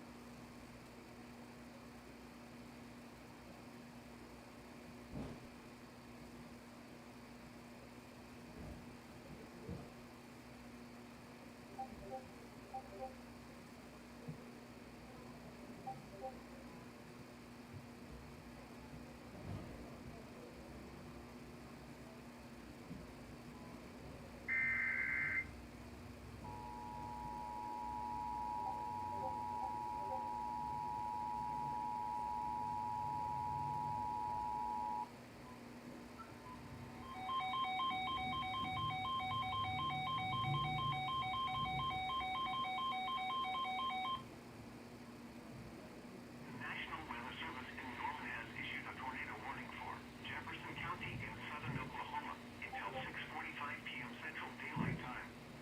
At 5:55 p.m. Central Daylight Time, a severe thunderstorm capable of producing a tornado was located near Winnica, moving southeast at 40 miles an hour. Expected hazards include tornado and golf ball-sized hail. This is a radar-indicated threat rotation. The following impacts are expected. Flying debris will be dangerous to those caught without shelter. Mobile homes will be damaged or destroyed. Damage to roofs, windows, and vehicles will occur. Tree damage is likely. Locations impacted include Eureka, Bryan, Addington, Sutton, Grady, Oscar, and Petersburg. Safe room or interior room on the lowest floor of a sturdy building. Avoid windows. If you are outdoors, in a mobile home, or in a vehicle, move to the closest substantial shelter and protect yourself from flying debris.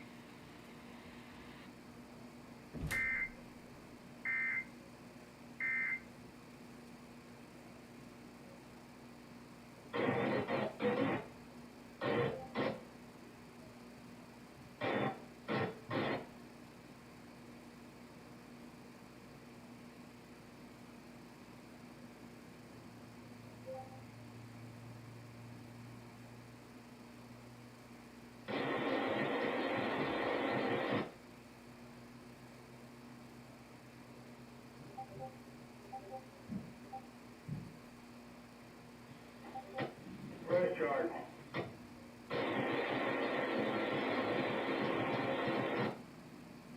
Okay, I'll still make them out, check it out.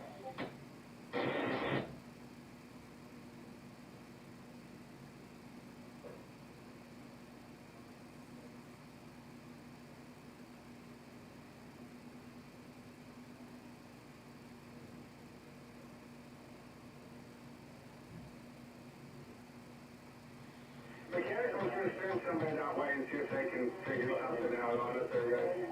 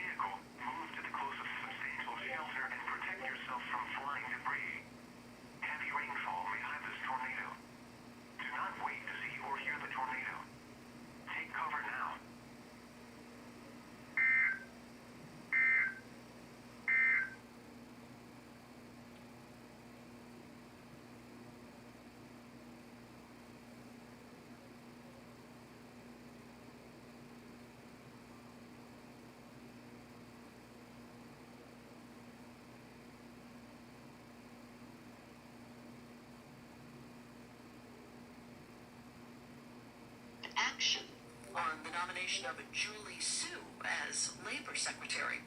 Big day for the big board, the Dow, the NASDAQ, and the S&P all up today. The Dow 400 points. News. It's just for the attorneys out there.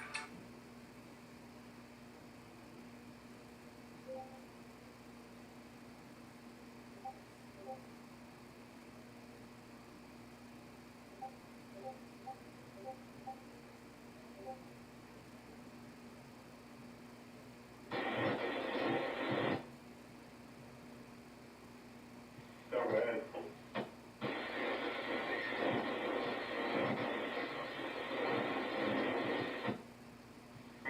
TTD on Kevin back at 2-2. I'll be all on the south on 3 and 4 often, so it's all yours there, 3 and 1, or 2 and 1, guys.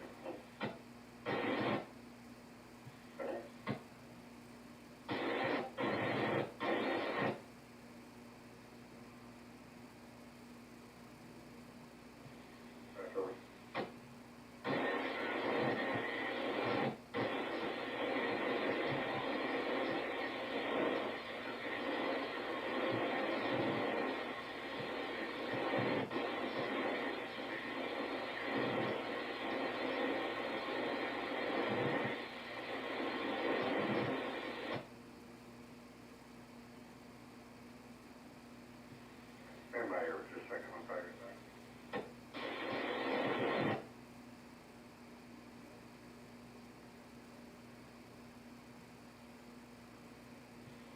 AT-16 Ether.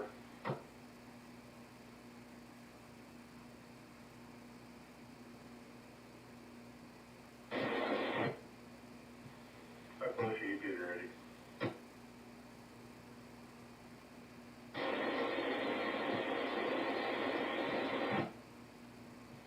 I'll use that first one.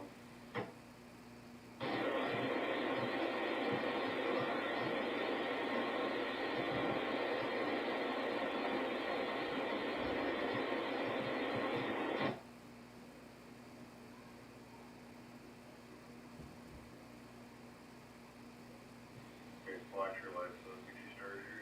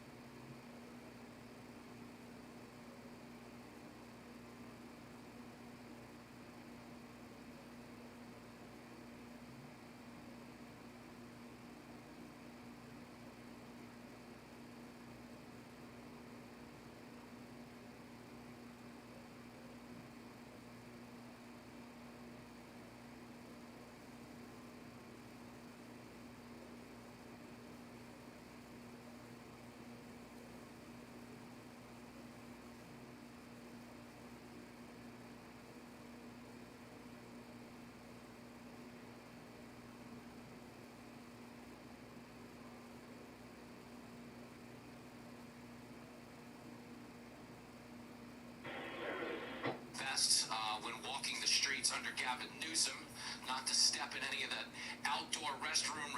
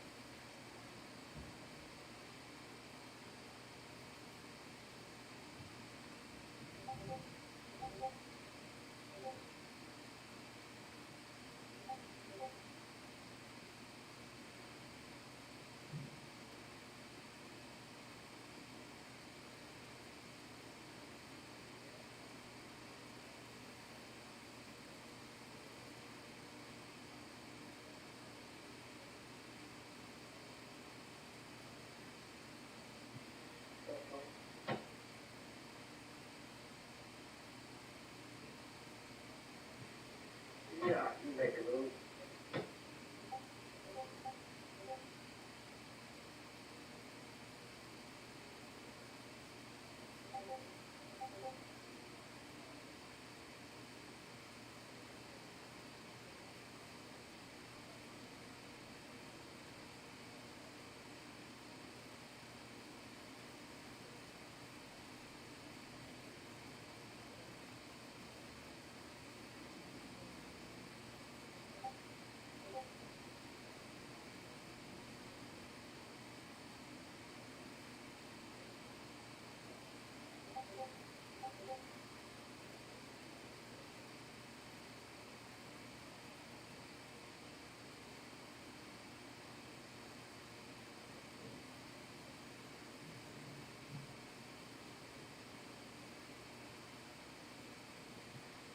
Tommy, get down the east end, you can line out.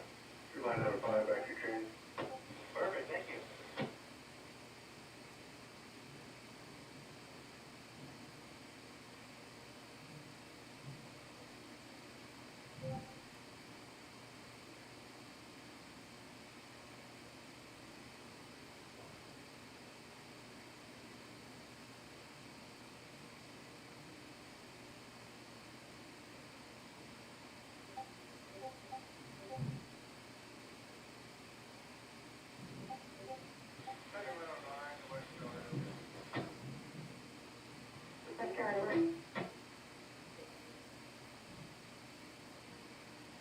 Cerri, over.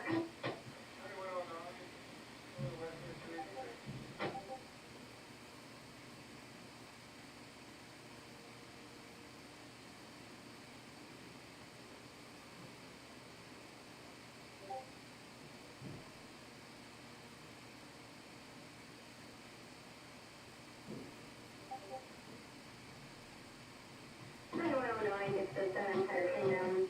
Oh, God.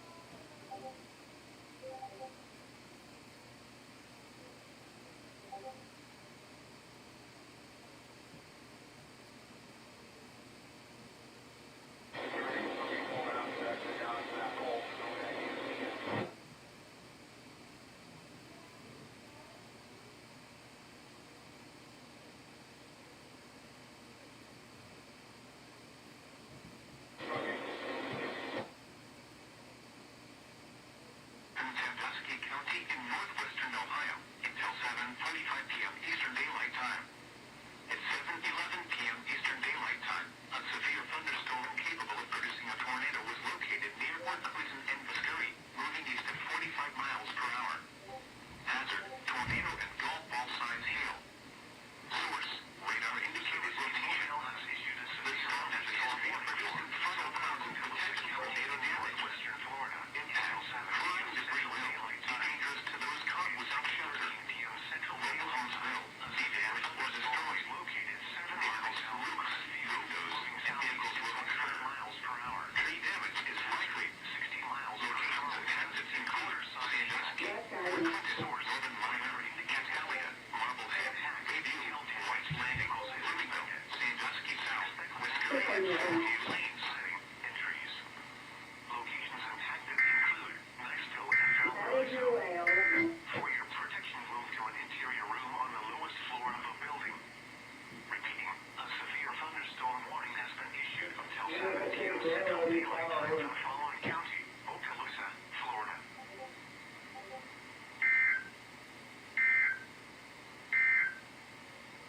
The National Weather Service in Okaloosa issued a severe thunderstorm warning for southern Okaloosa County and northwestern Florida until 7 p.m. Central Daylight Time. At 6:13 p.m. Central Daylight Time, a severe thunderstorm was located 7 miles south of Crestview.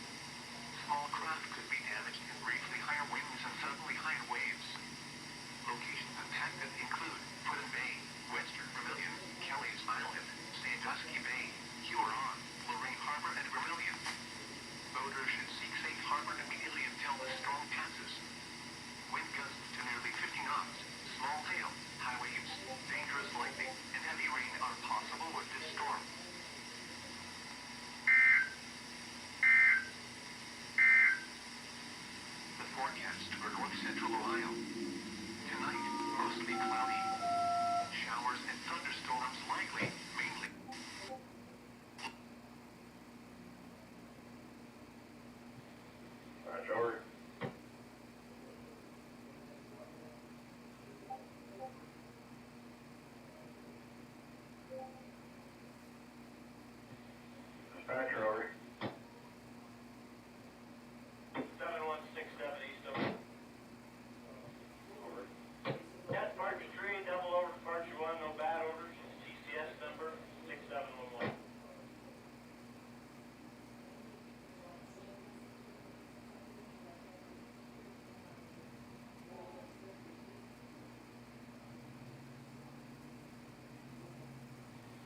Operator departure West Flash from the Connor Strike, over.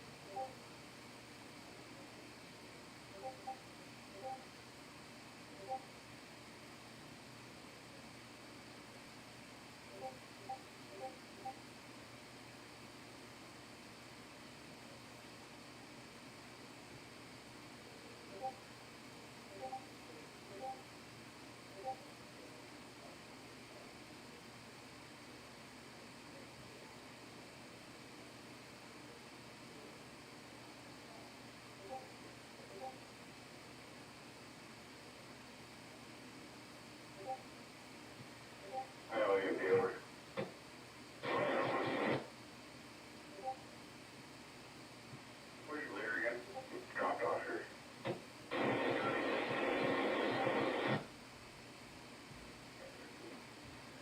Go ahead and make your way out of extension 1, north leg. Neutralize through the OS there at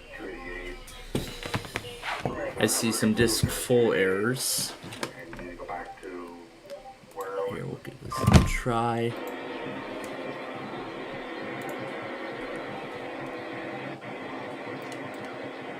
I'll just save it here.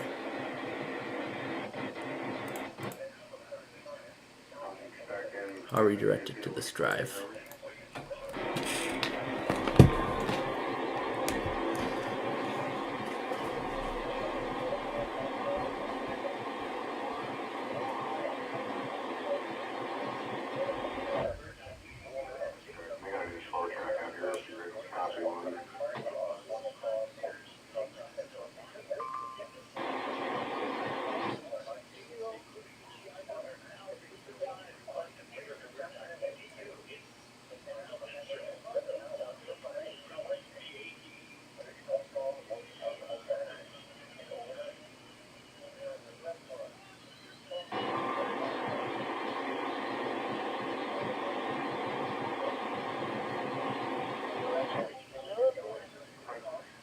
Mopple 288.42, Mopple 288.45, direction 25, 25 MPH, main track 2, no flight, display.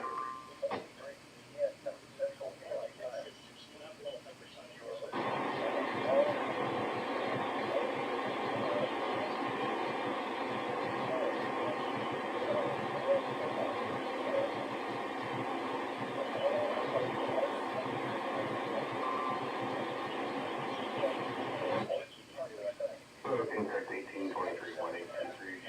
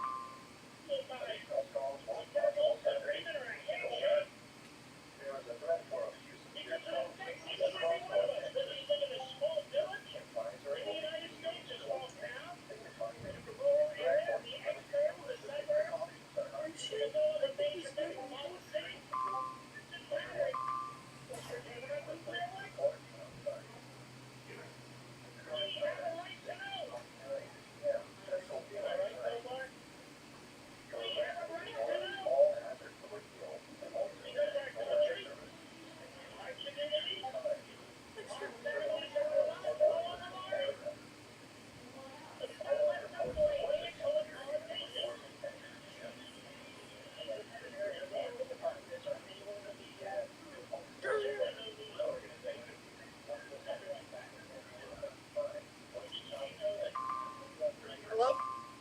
Can you come here, please? Yes.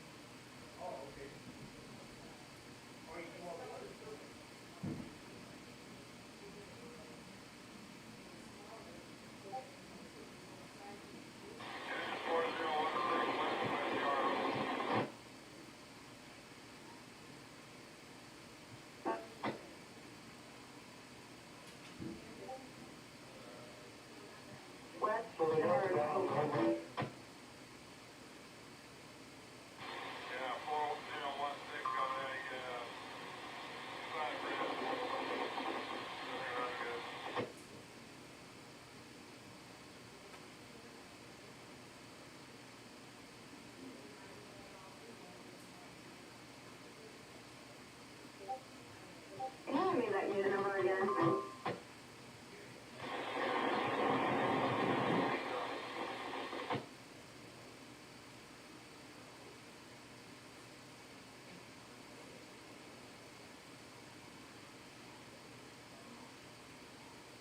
Alright guys, ready to clear down here, I'll call you back.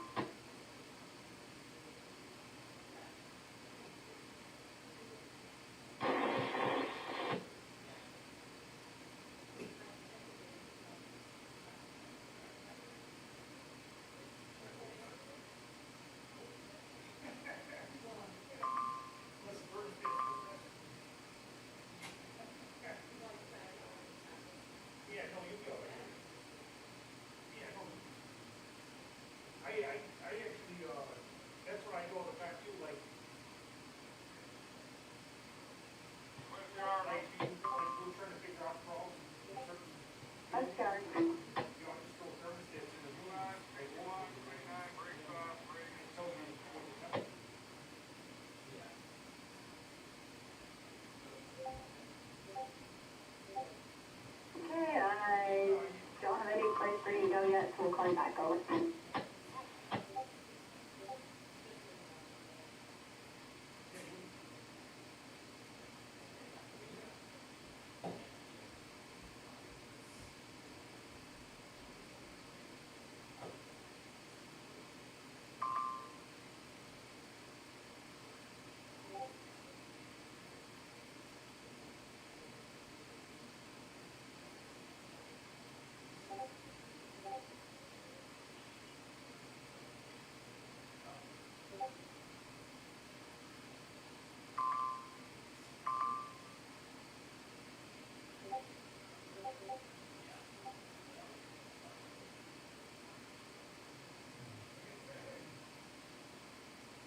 like that one sign called what is so raised. Raised over like the movie. People fall off. He's like, wow.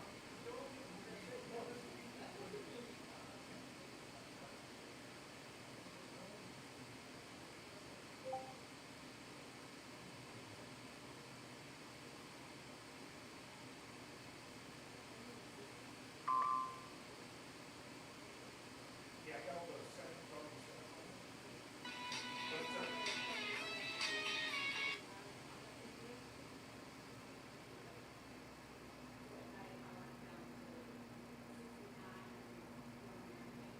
yeah, yeah.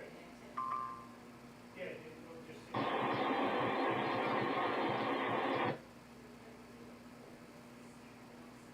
Okay.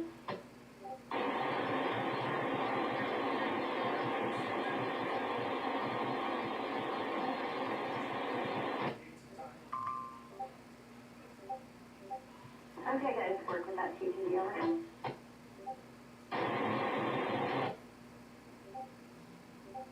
when I put the two-stage, I get it on auto stage dumpster, so when we walk for like 10 minutes in a roll speed, and if it doesn't satisfy the dumpster, it kicks up automatically. So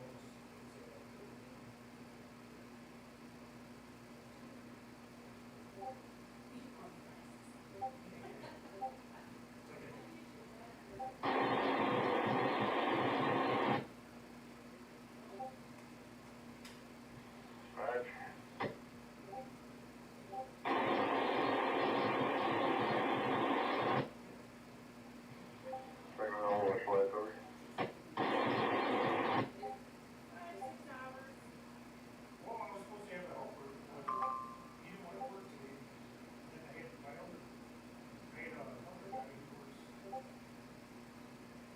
He was a little late. He was just too far. He only wants to work in long.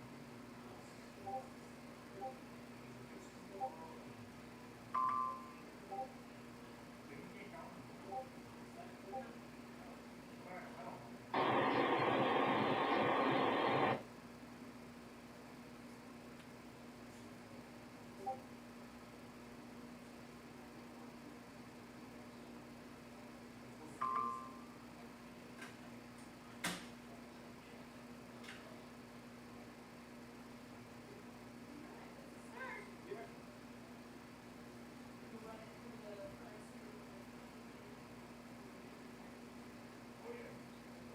Sure. Yeah, you didn't figure this part out? No, I didn't touch it. Oh, okay, so you just hit like hold. Okay. And then right now it's and then right to hit hold.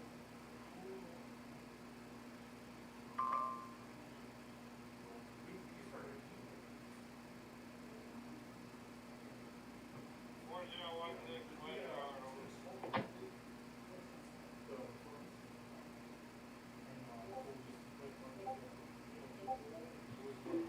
4016, you can follow your lights at the Boundary 279. You can call up this end and we'll set ours over to 280. So call me this west end, we'll talk.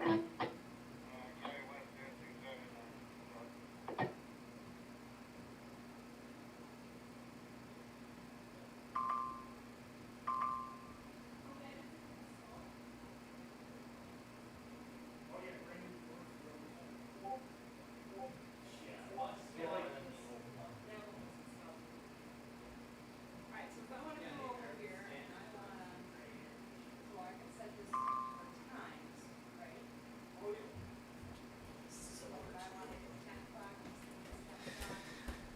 All right.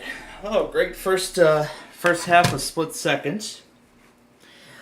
In addition to replacing the furnace and the air conditioner, I wasn't expecting this too, but we're also getting, well, I actually don't want to get rid of the thermostat, so, you know, I had to do the most logical thing possible. Keep it. Don't worry, it's not connected to the system, it's not connected to the AC system. Thank God, otherwise, I'd be, like this. I could hear this American Standard recording. This thermostat has a free lifetime warranty. For service, call American Comfort's 1 hour heating and air conditioning at 847-439-8585. That's 847-439-8585.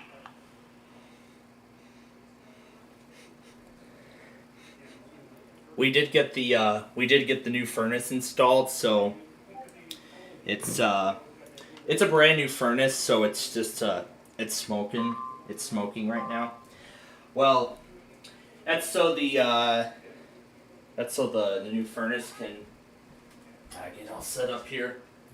I mean, it's the first time we're using the new furnace. The new furnace was just installed. I just got a first look of it, and it already smells weird in here. It already smells incredibly weird. But you know, at least I get to keep the memory of these famous things I used to hear. I get to keep that memory alive. Program is off. Program is on. Program is off. Program is on. Program is off. All this stuff. Again, the wires are cut to the system, so it's just these recordings. What's this? Indoor temperature is 17 Oh, it's a recording. degrees. The thermostat setting is off. Oh, thermostat setting is off? Program is on. Program is off. Program is on. Do you want to change the day or time settings? Press Yes or no.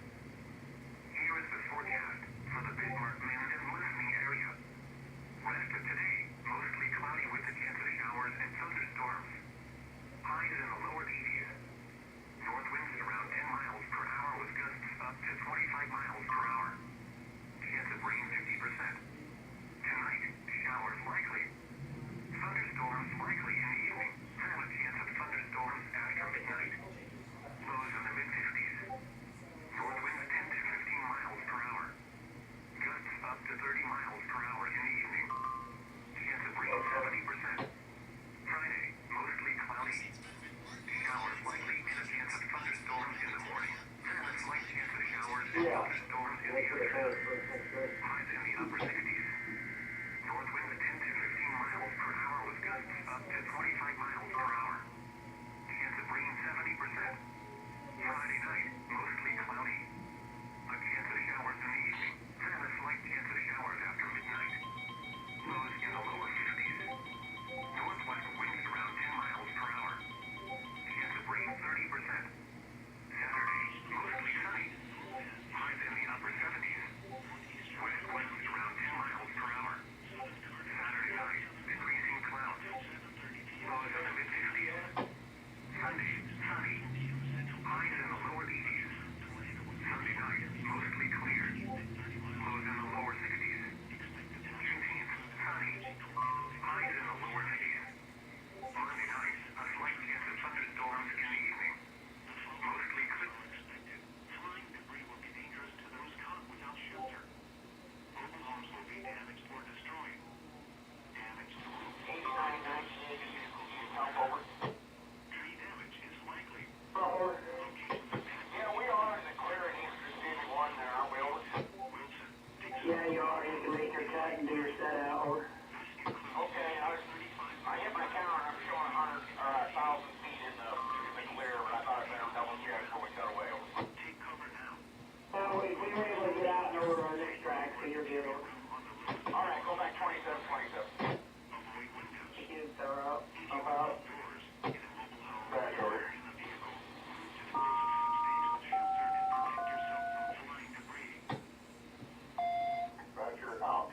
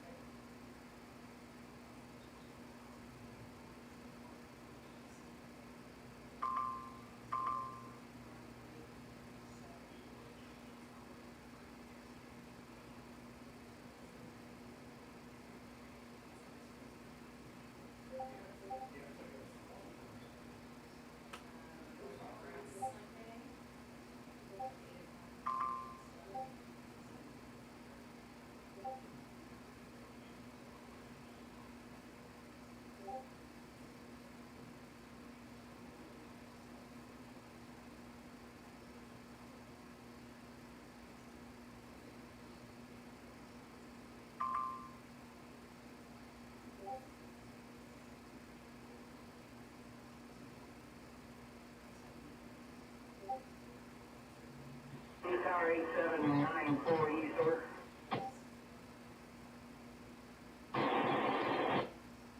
All your power's on the head in, correct, over?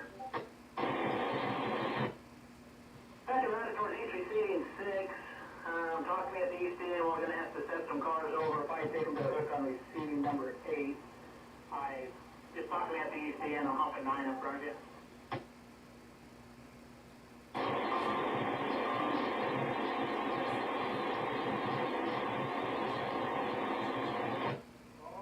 That's correct, over. Shut it off first, make sure the front seat running, and then shut the power off. Yeah, because if you gotta take that off and then put it back on, otherwise, like if you do that on and off, you'll pop the.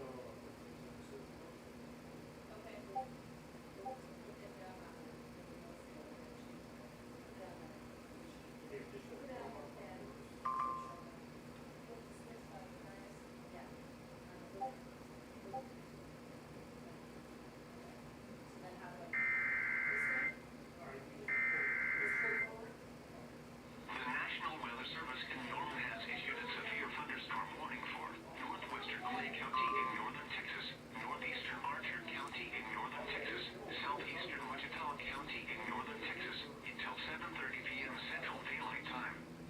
At 6:51 p.m. Central Daylight Time, a severe thunderstorm was located 4 miles south of Iowa Park, moving east at 30 miles an hour. Expected hazards include 60 miles an hour wind gusts and quarter-size hail. This is a radar-indicated threat. The following impacts are expected. Hail damage to vehicles is expected. Expect wind damage to roofs, siding, and trees. Locations impacted include Wichita Falls, Iowa Park, Holiday, Dean, Jolly, Shepherd Air Force Base, northeastern Lake Arrowhead, Lakeside City, Pleasant Valley, and Cashin. For your protection, move to an interior room on the lowest floor of a building. Large hail, damaging wind, and continuous cloud-to-ground lightning are occurring with this storm. Move indoors immediately. Lightning is one of nature's leading killers. Remember, if you can hear thunder, you are close enough to be struck by lightning. A tornado watch remains in effect for the warned area.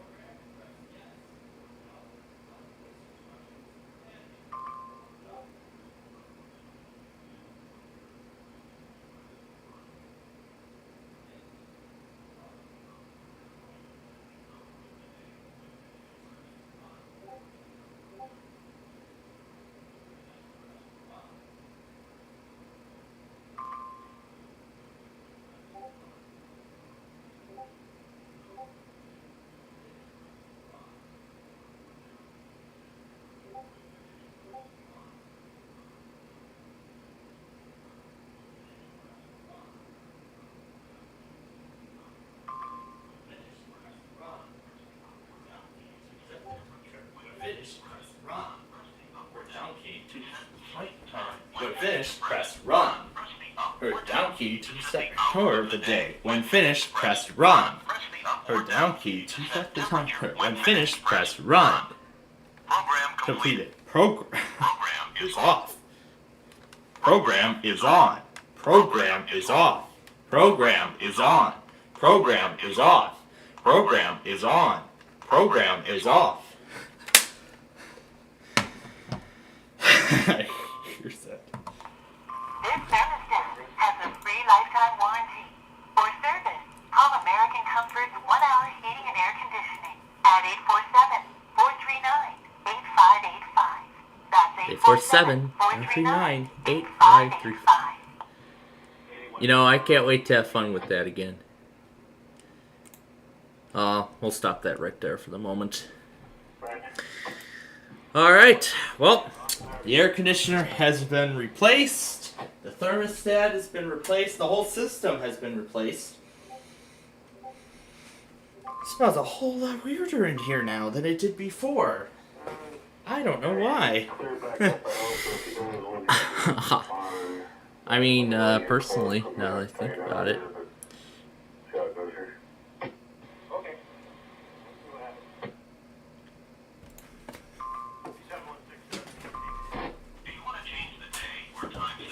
Press yes or no.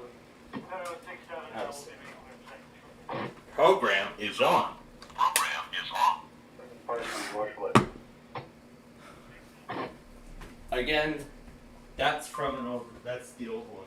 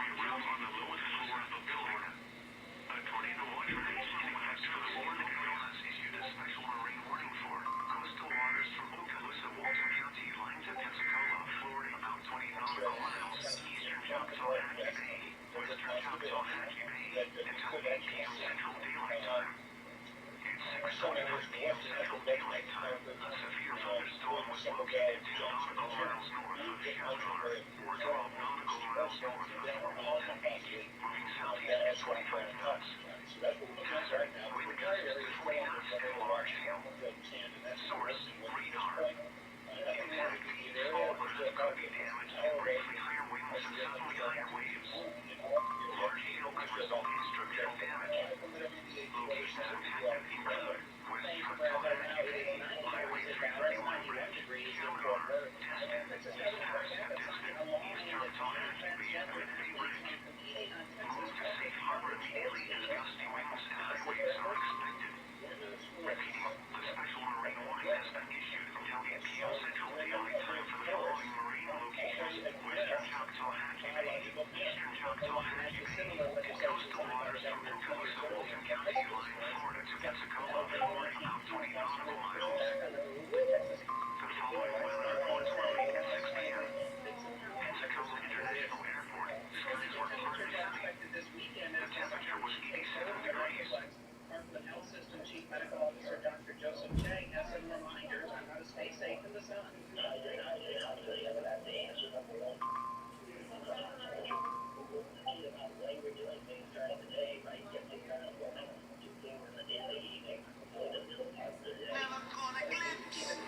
Making sure children are not much too fast to take that test.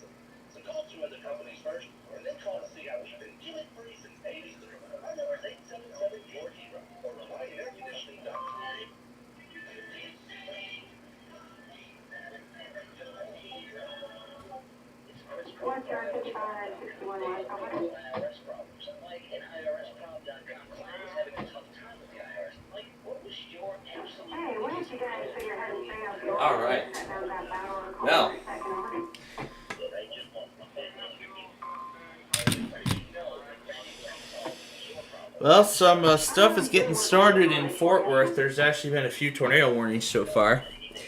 There is a severe thunderstorm warning for Montague that's going to expire in half an hour. And then there is the first tornado warning of the event for Fort Worth, that is.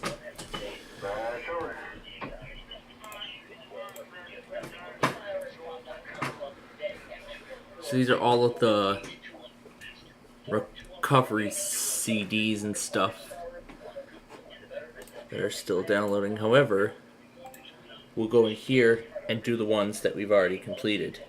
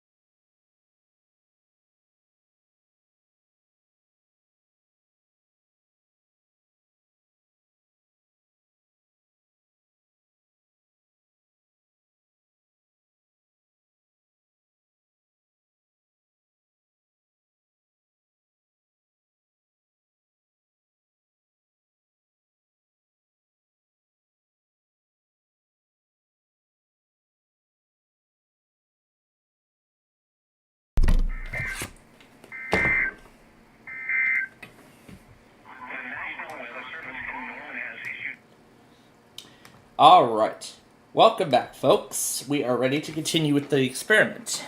Central Clay County in northern Texas until 8:45 p.m. Central Daylight Time. Alright, now we are ready to move on. Producing a tornado was located near Henrietta, moving east at 35 miles an hour. Expected hazards include tornadoes. So I came back and I see that live stream has ended.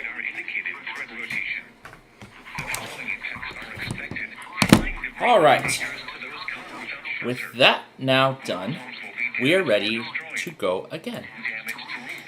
Let me see if I remember what we should label. What's it called? ER? It's called Rec 1.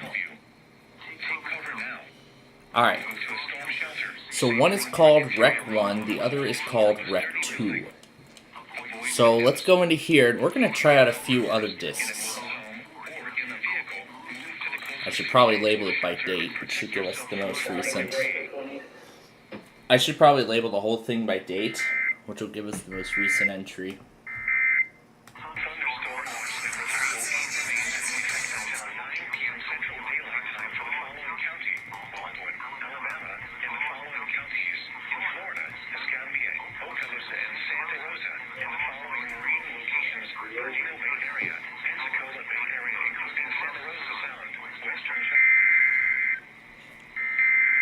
Didn't take us that long at all.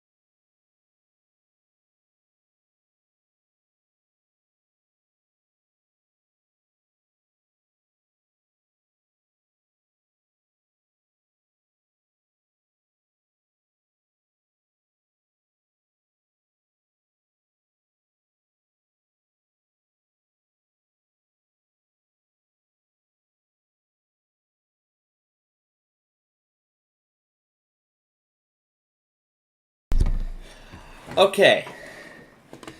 We're waiting for the updated dates to finish. Alright. I could go ahead and get rid of that. What about the other CDs? Where is... Okay, there's Recovery Disc 1. There's Recovery Disc 2. There's the Gateway DVD. We'll be doing all that later. I'm going to go ahead and clear these statistics. And we're going to start with a fresh machine as we do this next experiment.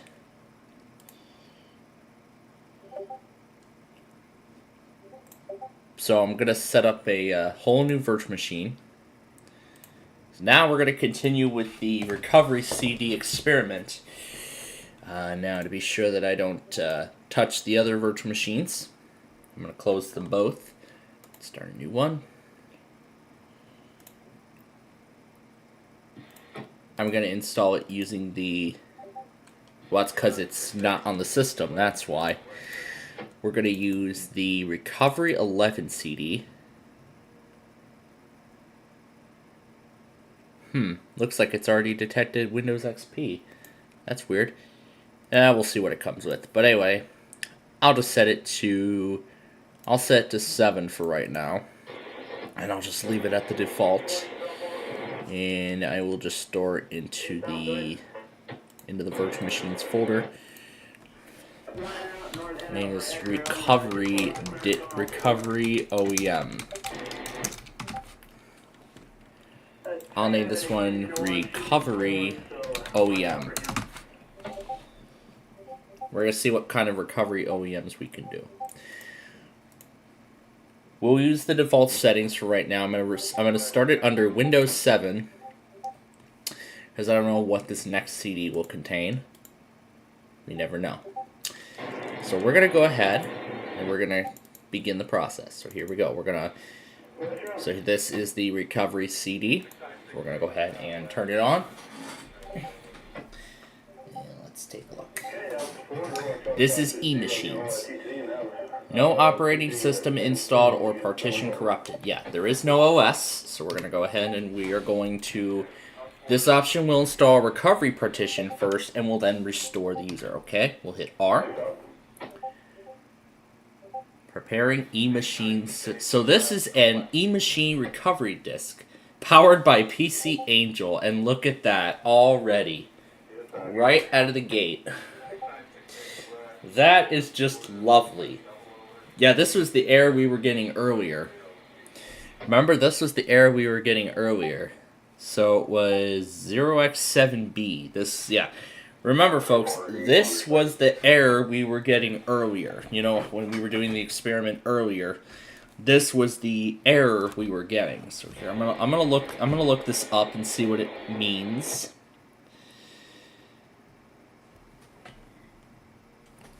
Let me make sure I'm getting the right numbers here.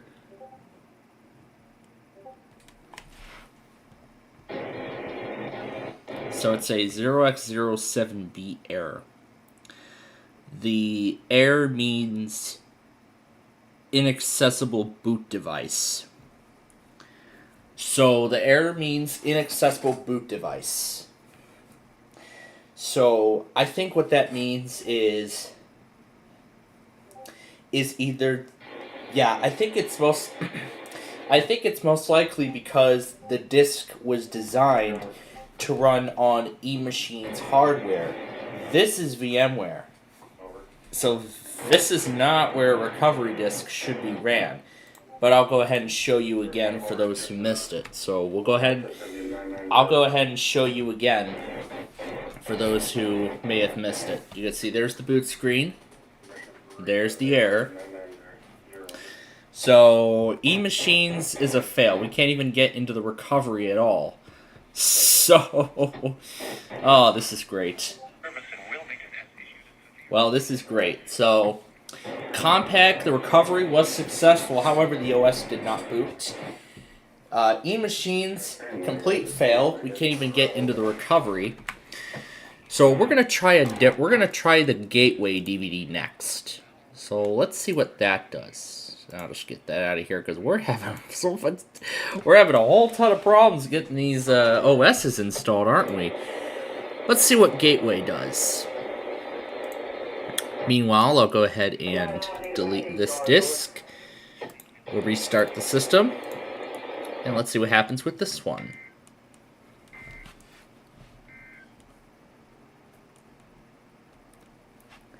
Now, this CD is Windows Vista. As you can tell, this is Windows Vista. So either this is a recovery CD or this is a...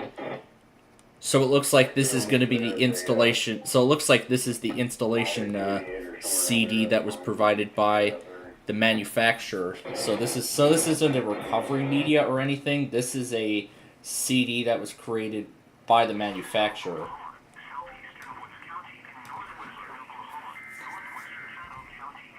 Oh, here we go.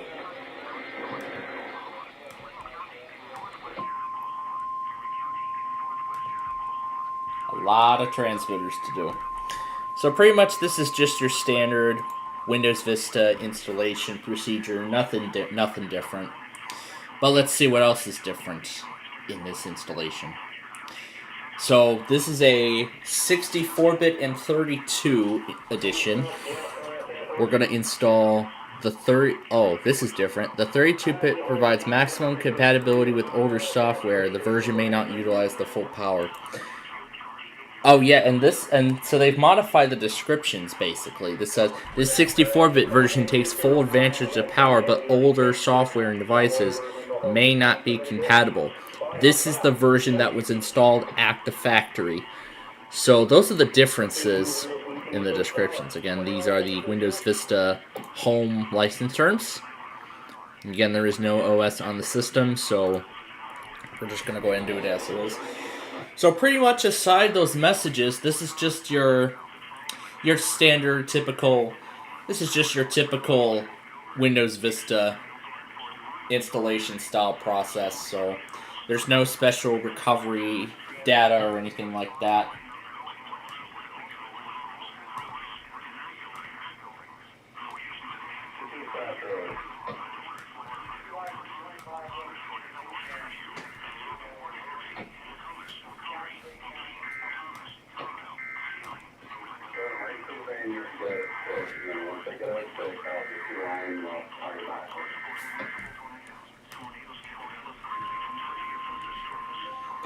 So pretty much this is just your typical Windows Vista installation procedure. It's just nothing different. It's just as if you were using the Microsoft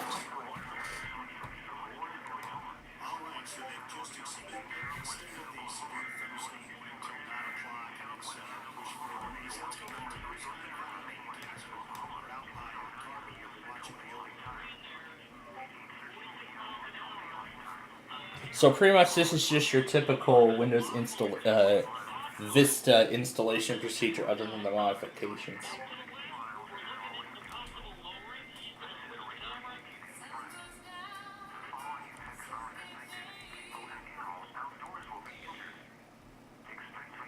So now the big question is, what's going to happen after the installation finishes? So does this CD contain all of the software that was installed at the factory, or is this basically going to contain just the operating system? We have to provide a separate CD for the installation for the programs that were installed by the manufacturer. Now, that's the question here. That's the question. Are the programs from the factory going to be installed in this 32-bit installation, or is this going to be separate? Well, that's what we're about to find out.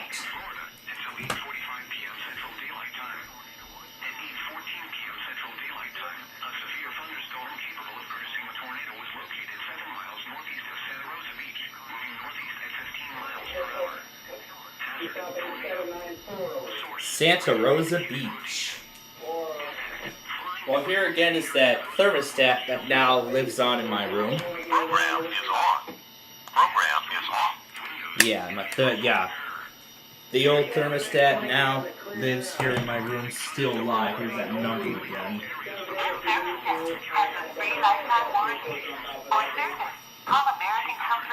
American Comfort. At 847-439-8585. That's 847-439-8585.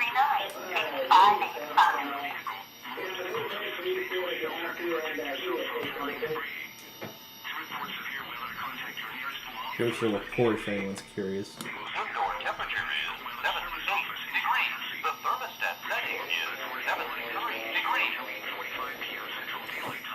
That thermostat is not. This thermostat is not connected to the system.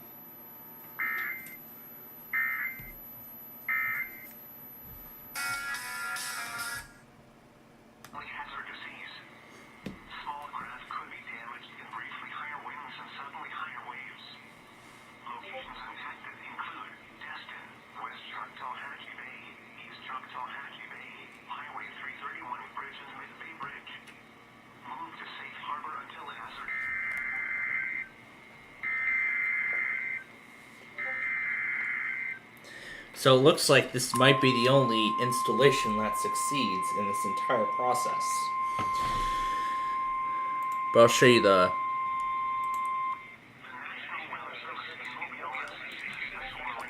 I'll go into here again and I'll show you.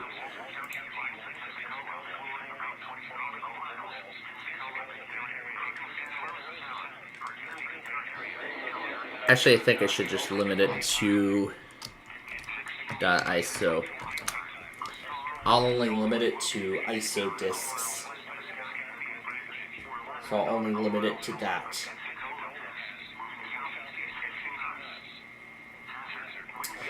Specifying the star, the asterisk, this only limits it to the file extension of your preference. So you can see this. So this is everything. These are all the CDs that I have. This is in no particular folder. Like for instance here, these are the 2 recovery disks that we're going to use later. These are all the Who Wants to Be a Millionaire disks that we were going to use, but chose not to.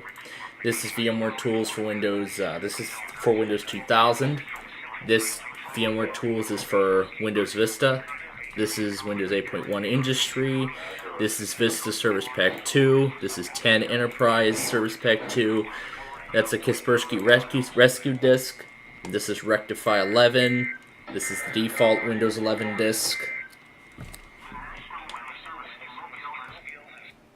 Now that's the default Windows 11 disk. The one that you would get directly from Microsoft. The one you get directly from Microsoft. The Deal or No Deal disk that we usually use for our game. This is the leaked pre-release build. This is that Windows Update. This is Home Server 2011. This is, I believe, NT5 or MT4 that we were going to use. This is Pro Service. This is Windows 2000 Service Pack 4. Oh, I was going to answer that question, but we were too busy getting dinner. So, I mean, the air conditioner person actually finished the whole process a lot earlier than we thought. And we actually had to, as a result, push dinner back to 7 o'clock.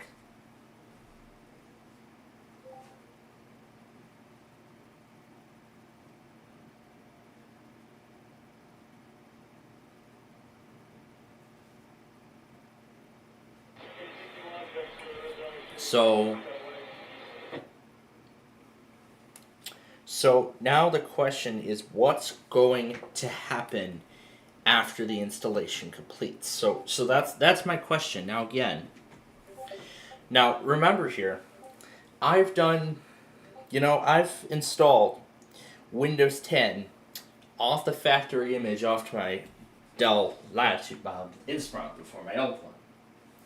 And after it finished processing the drivers and everything, it would launch into a System Preparation Administrator account where it would install all of the software, where it would install all the manufacturer's software.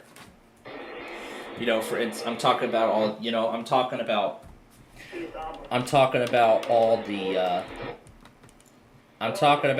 Dell stuff, I'm talking the Dell Mobile Connect, the Dell Update, Customer Connect, Digital Delivery, Support Assist, all that good stuff. Talk about everything that would usually come with a brand new Dell computer, everything that's been installed by the manufacturer. That's essentially what it is when you got that. When you get a Dell computer brand new from the factory. And I mean, every kind of software these computer manufacturers provide, they're all completely different. But before I started this whole process, I got so intrigued by the music in this HP Organized program that was shipped with HP Pavilion desktop computers running Windows XP. Let me see.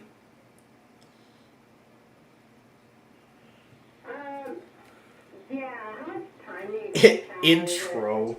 What's this called? Intro. It's called Intro.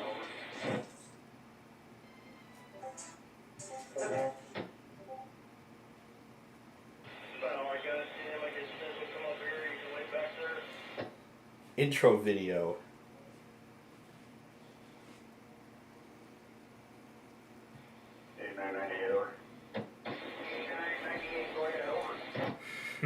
That's no help.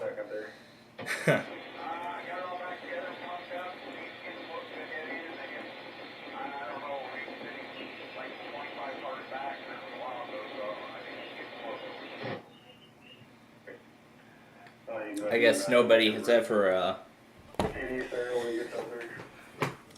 Please wait while Windows sets up of your computer. So yeah, this pretty much proves that this CD is, because it said on the disc that it comes with Service Pack 1. So this should have Service Pack 1 from 2008.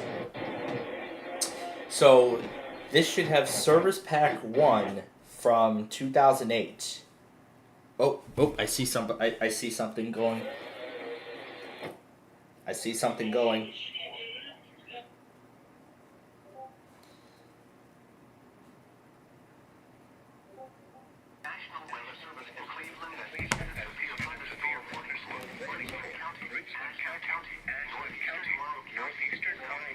That's also Columbus.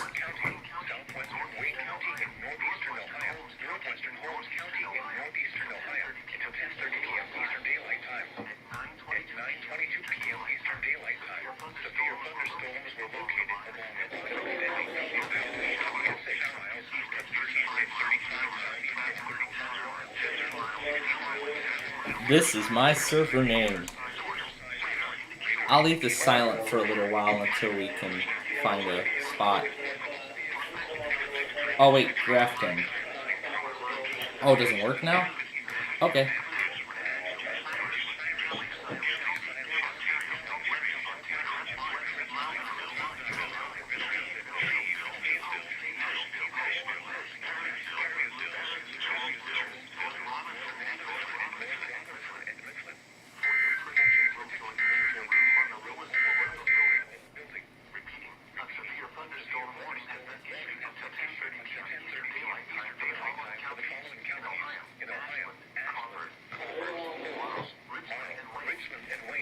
The watch goes till 11 o'clock Eastern time.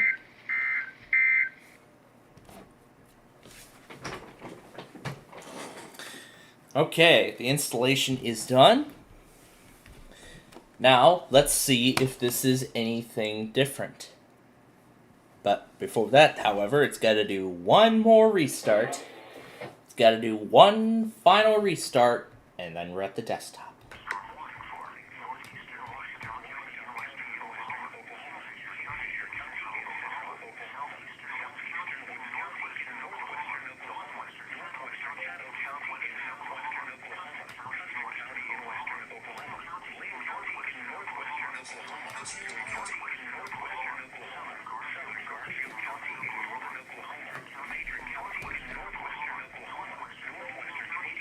It's taking them forever. And I know they served those three. Weird. Okay. Well, anyway, let's see. So far, nothing different. I'm just gonna do it as it is. This name is temporary. There it is, finally. Just do the updates anyway. Do the updates anyway, I don't care. Central Time, that is correct. Just go ahead, thank you. Okay, let's see if it's going to install any more software or background packs or anything like that. But so far, this looks to be a standard copy of Windows Vista. But so far, this looks to be a standard copy of Windows Vista with nothing different. Yeah, this looks, I wonder what it'd be like if the Windows 11 startup sound was the Windows Vista startup instead. Or the Windows 11 startup was in the style of Windows Vista. I wonder, what would those be like? Now that Marsha put a startup sound back into a Windows into a Windows installation, I like the sounds too. They're a little more, the sounds are actually a little more soothing than they were back in Windows 10.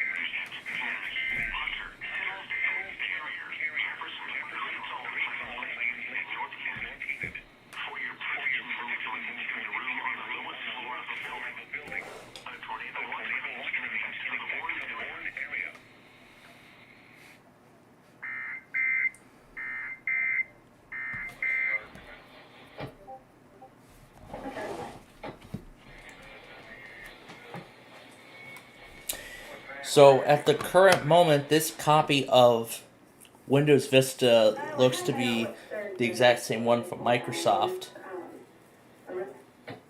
Yeah, so far it's just a standard, it's just a standard copy of Windows Vista Home Premium. This is nothing this is just nothing different. But we'll see if it installs anything else from the manufacturer, or those all come in a separate come on a separate CD.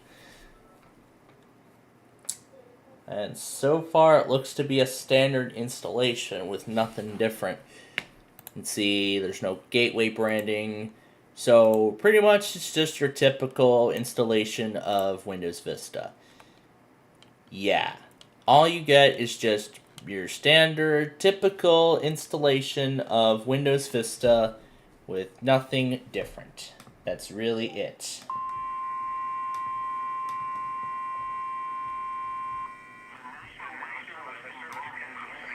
It's just your standard copy of Windows Vista with nothing different.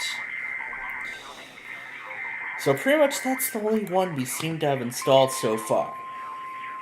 Alright, so now we're going to attempt the Acer CDs. We're now going to attempt the Acer Aspire discs.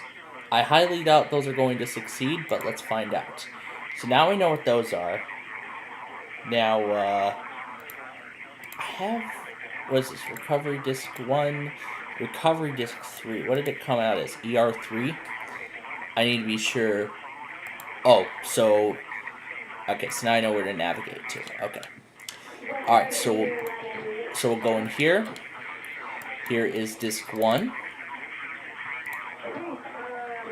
And we're going to go ahead and restart. Yeah, you can see these are all of the files. Okay, we're going to restart. We're going to hit escape, and we're going to boot off the CD. So let's see what ends up happening. I'm very curious. Let's see if this even works. Oh, that's right. We're supposed to be in red. So this is a Windows 7 disc. Oh, yes. I really missed that startup. I really missed that boot up animation, personally. Oh, if only I had Windows 7 as my, if only I had a computer back in, like a computer for myself back in, 2010 or 2011.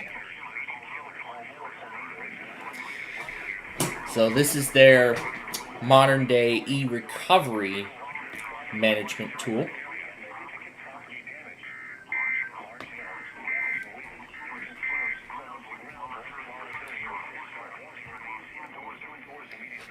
So it looks like this is a good sign so far. So remember this language screen from the... If I move... Oh yeah, I can't move this. What? Continue? Yes!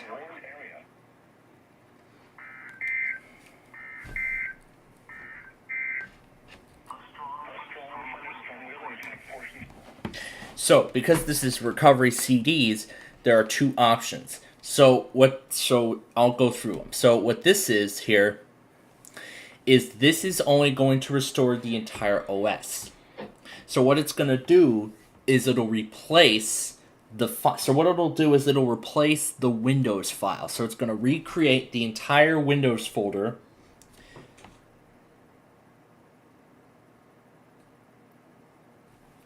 So what it's going to do is it's going to reinstall the entire Windows operating system.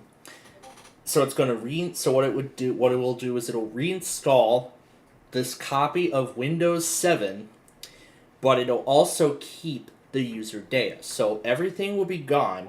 However, it'll move all the user data it can find to a backup folder.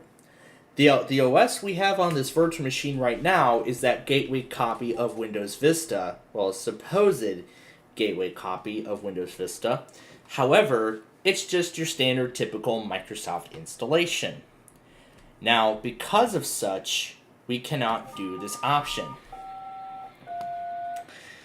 The only option we have is to completely restore the system. So essentially, it's just going to wipe the hard drive and reinstall Windows altogether.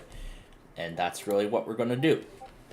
This is the notice before continuing. Again, this is going to erase absolutely everything. It's going to erase absolutely everything on the C drive. We'll return this, and it will install the factory operating system for the Acer computer that I found these disks for. Everything else that was done before this recovery will be erased. And again, this is recommended if the computer is infected by virus or malware, or if other recovery options fail. This is for a last resort.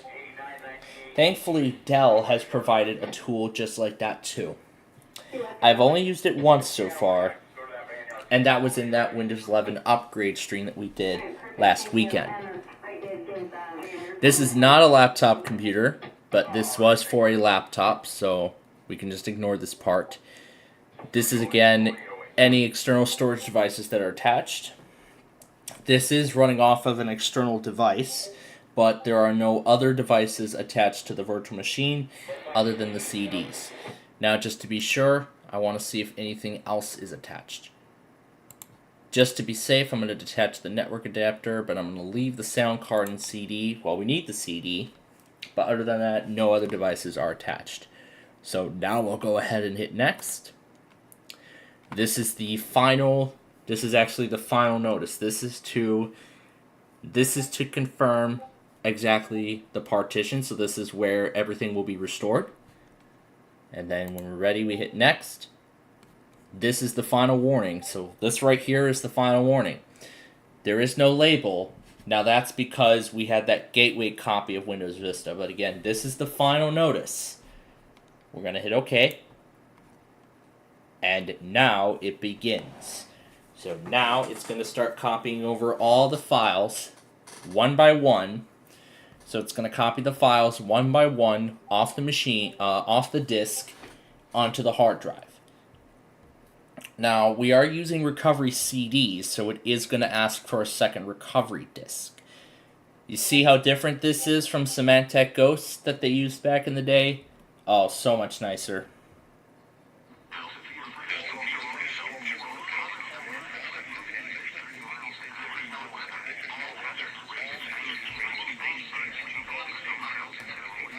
Oh wait, I'm using the wrong one, am I?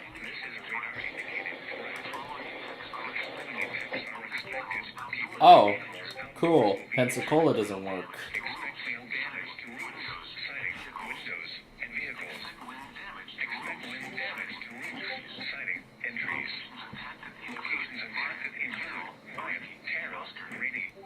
Now let's hope this actually works.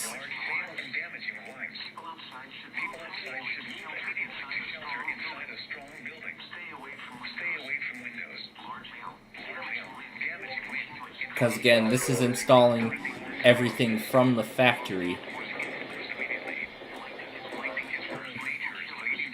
It's so weird running an Acer recovery on a virtual machine. It just feels so weird doing so.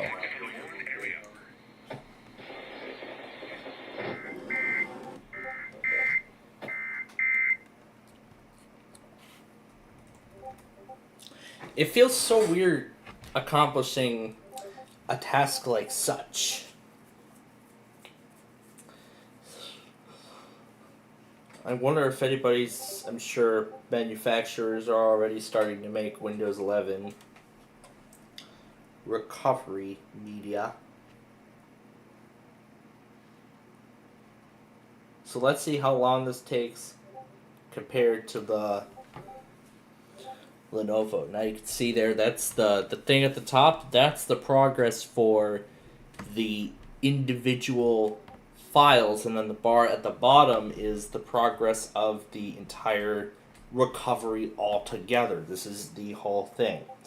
Now, with the traffic dying down, I think we can go ahead and get our deal and get our remaining Deal or No Deal show in for tonight, because apparently I think the only thing left now at this point is just Norman, and then eventually we'll work our way more towards Shreveport and everything. So, yeah, Deal or No Deal is still in line for tonight. However, Backyard Baseball, I think we might do it first thing tomorrow. Like get it over with. That's what I'm thinking. We'll do the Backyard Baseball game first thing tomorrow, and maybe I'll keep trying this recovery experiment overnight tonight. I don't know, but I'm just curious to see if these recovery processes actually work on a virtual machine. I'm just curious to find out.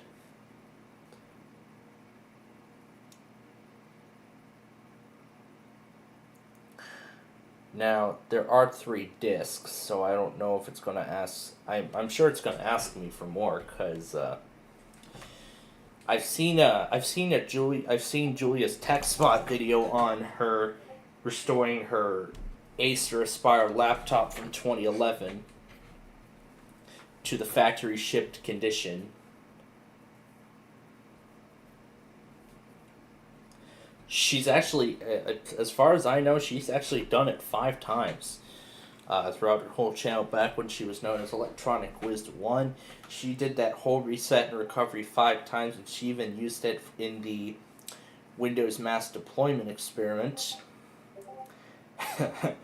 I don't know if I can ever accomplish something like that. Alright, it is ready for disk 2. It already ejected disk 1, so we're going to go and find... And we'll go in here. And here is disk 2. Oh, we gotta connect. Alright.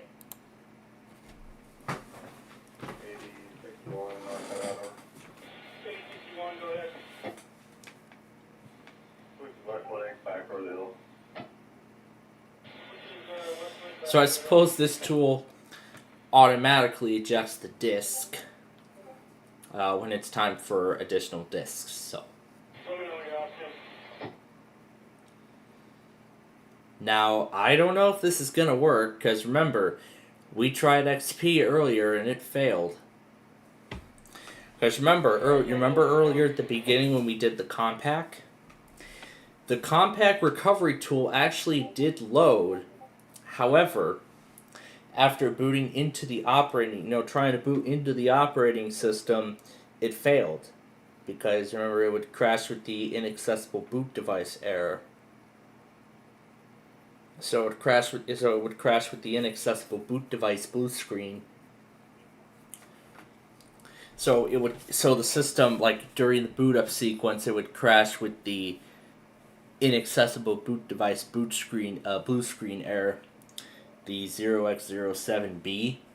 Remember that error we saw earlier? So that either meant that the OS was not intended to run on other pieces of software, or could be the drivers that are installed from the factory were not designed to run on other hardware, like for instance VMware. So that is a very typical problem for factory installations of this kind, especially when it's all automated. Especially when this whole recovery process is automated in some way. Now, this is Windows 7, so I don't know if this is going to work. Because I think I remember one time I was successful in installing an Acer Aspire recovery CD. I think I was successful in installing an Acer copy of XP one time. But I don't know if we're going to have any luck here with an Acer running Windows 7. An Acer running Windows 7 on a VMware virtual machine on a Dell Tower computer running Windows 11. Oh, great. Watch 3.12 just came out. And this is a replacement. It's a minor replacement. Not just a replacement, but it's an extension. This is for Tulsa. We know what Tulsa does. They do it instantly. And we all know what Tulsa does. They do it instantly. No?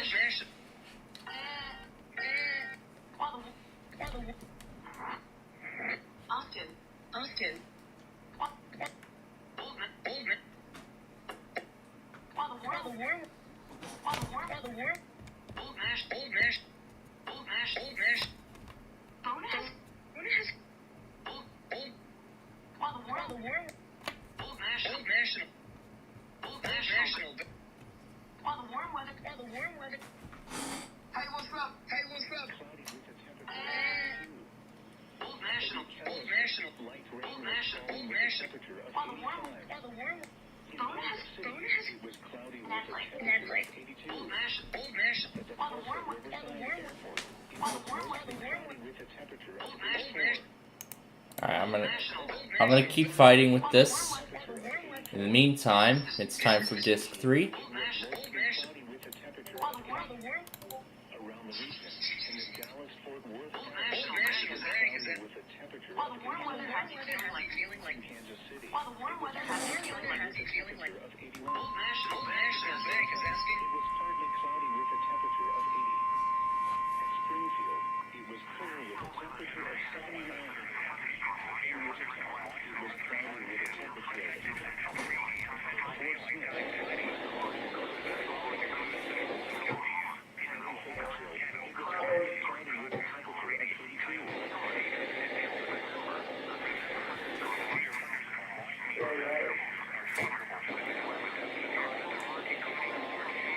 Alright, it's copied all the files. Now, for the files on, and now they're going onto the hard drive.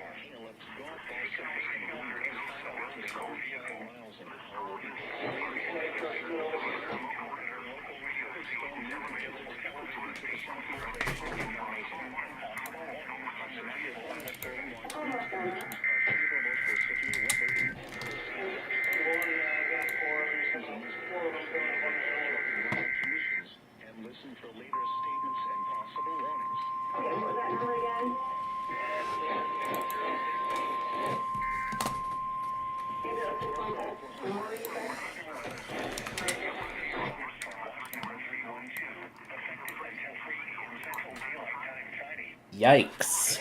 3 a.m.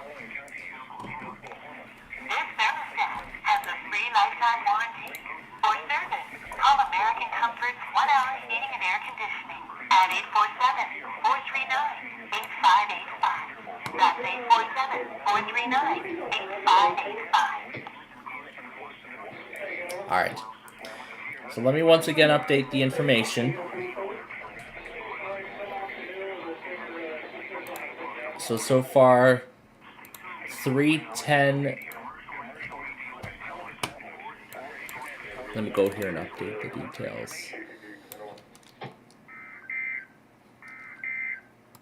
So 304.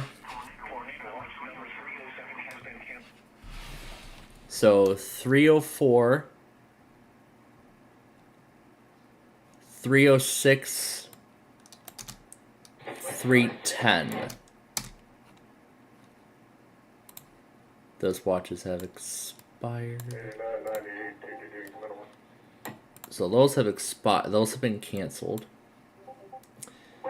Oh, I think I forgot 305. That's oh no, 302, 303.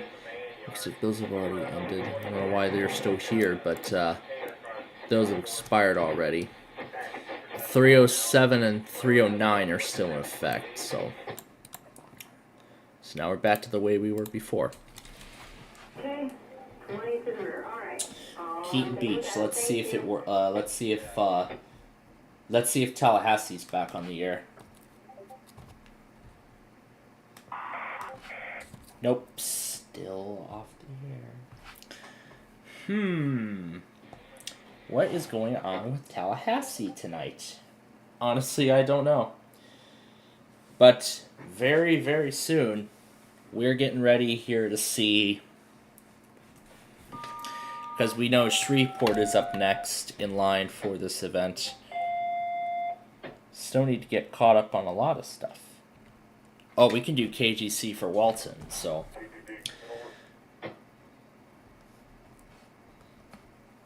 Pretty much at this point, I can go ahead and begin. What's all that red? Are those excessive heat warnings? I think they are. But,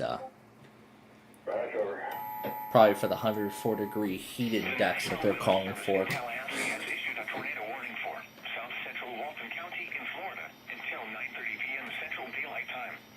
At 8:48 p.m. Central Daylight Time, a severe thunderstorm capable of producing a tornado is located near Santa Rosa Beach, moving east at 20 miles per hour. It's still in Santa Rosa Beach. Radar indicated rotation. Impact. Flying debris will be dangerous to those caught without shelter. Mobile homes will be damaged or destroyed. Damage to roofs, windows, and vehicles will occur. Tree damage is likely. This tornadic thunderstorm will remain over mainly rural areas of south central Walton County, including the following locations: Inlet Beach, Port Washington, Bunker, Grayton Beach, Blue Mountain Beach, Seagrove Beach, and Seaside. Take cover now. Move to a basement or an interior room on the lowest floor of a sturdy building. Avoid windows. If you are outdoors, in a mobile home, or in a vehicle, move to the closest substantial shelter and protect yourself from flying debris. To report severe weather, contact your nearest law enforcement agency. They will send a report to the National Weather Service office in Tallahassee. Repeating, a tornado warning has been issued until 9:30 p.m. Central Daylight Time for the following county: Walton, Florida.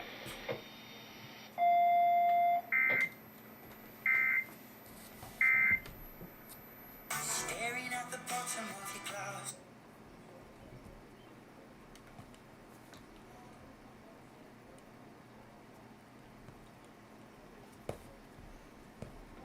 That was Passenger.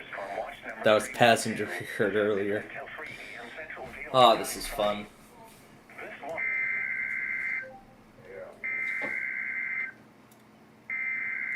So those are excessive heat watches that are in effect. Oh, I hope all those New Orleans people will get a chance to go down to the beach or something. To go down to the beach, to the swimming, to the pool, or I don't know where. Or at least now that we have a fully working AC system again. A fully working AC system. I probably now will not have to worry about the extreme mugginess of my room. For the most part. And I also get to preserve a little piece of history too. Because the thermometer, the old thermostat we had, this one was from according to the copyright date on the back of the motherboard, this is from the thermostat we used to have, the one that I have in my possession now. This one was from 2004. This was from 2004. The same year I was born, so it's been with me since. The humidifier never seen the light of day. I think the thermometer, the thermostat finally gets a chance. And by the way, it's no longer connected to the system, so it's good. It's good that it's not connected.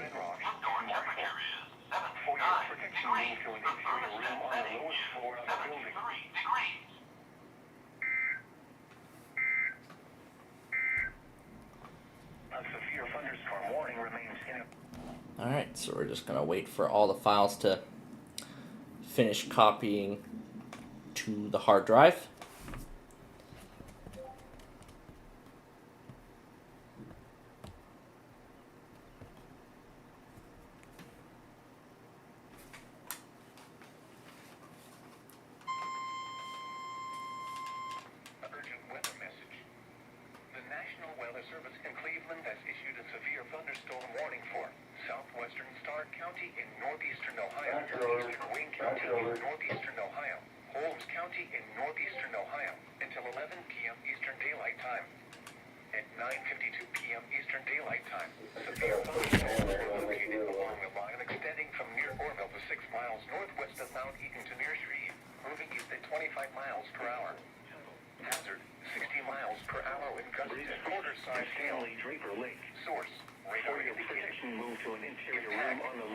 But I like the help thing, which has American Comfort's information.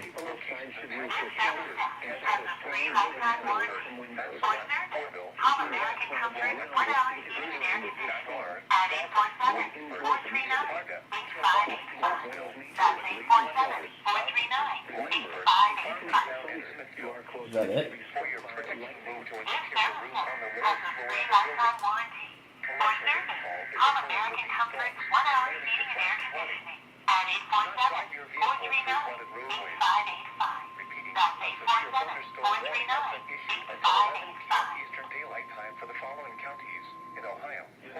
That's the recording.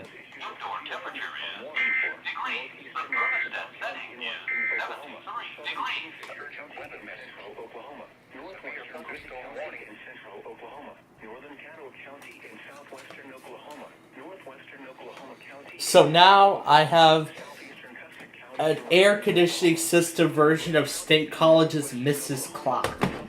I call it Mr. Thermostat.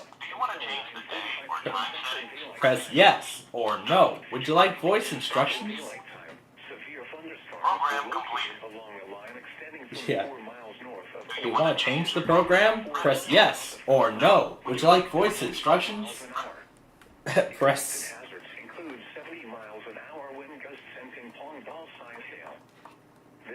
Program completed. Program is off. To change the program, press yes or no. Program is on. Program is off. Program is on. Program is off. Program is on. So what's in the place of this nostalgic talking thermostat? So what's in the place of it now? Well, really, it's actually one of those. It's actually one of those Honeywell ones. It's actually one of those Honeywell thermostats. You know the. Well, really, what's in its place now is a Honeywell. It's essentially it's a Honeywell thermostat. It's not an Ecobee. Well, no, it's not one of those. No, it's not one of those. It is not one of those technological Ecobees. You know, the ones the one my Aunt Karen has. No, my nanny Karen. Sorry. Yeah, my nanny has the Ecobee thermostat.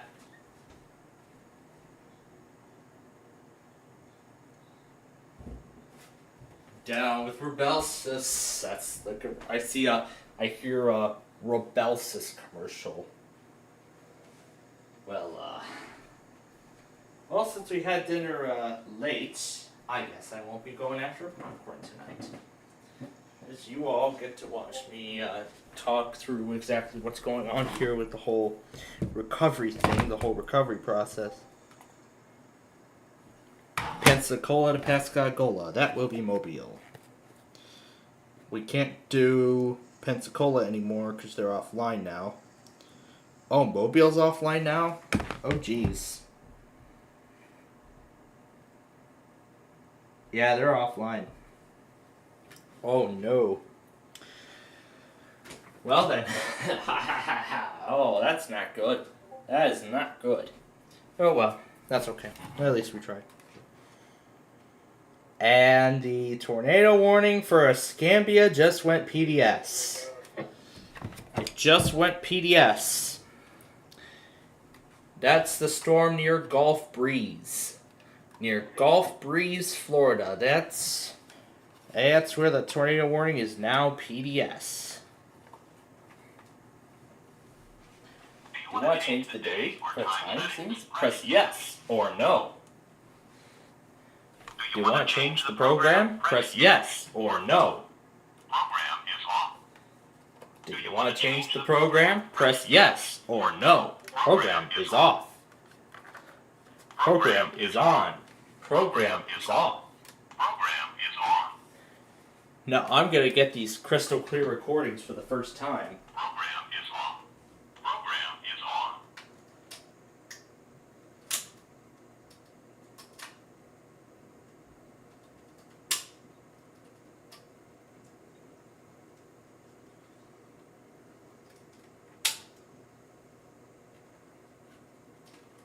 Let's set it to the off setting.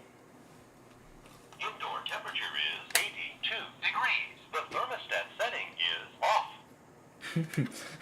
The thermostat setting is off. Indoor Temperature is 82 degrees. The thermostat setting is off. One more time. The indoor temperature is 82 degrees. The thermostat is off. Once more. The indoor temperature is 82 degrees. The thermostat setting is off. I can't seem to get enough of it. That's really all I know. Oh, jeez. So, yeah, we might have to pass on Deal or No Deal this week because of this incredible recovery experiment and the severe weather that we're doing both at once. We tried the travel mate recovery process one time, but it failed. It's done with the CDs, but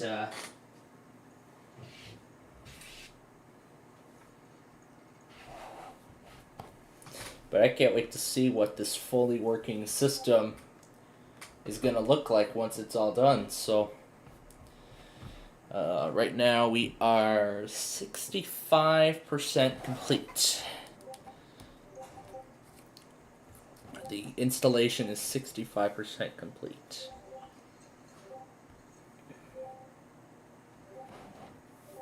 Another service in Norman has issued a severe thunderstorm warning for southeastern Comanche County in southwestern Oklahoma, northwestern Jefferson County in southern Oklahoma, southwestern Stevens County in southern Oklahoma, northeastern Cotton County in southwestern Oklahoma until 9:40. KICM randomly tested during severe weather.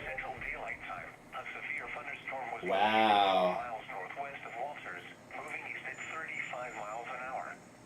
Expected hazards include 60 miles an hour wind gusts and quarter-size hail. This is a radar-indicated threat. The following impacts are expected. Hail. Yeah, both KC-86 and... Oh no. Oh no. No, I'm not going down that easily. Not going down that easily.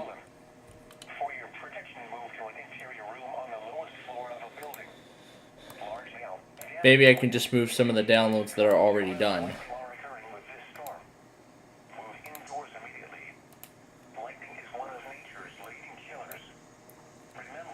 Here, maybe if I just move off. Maybe if I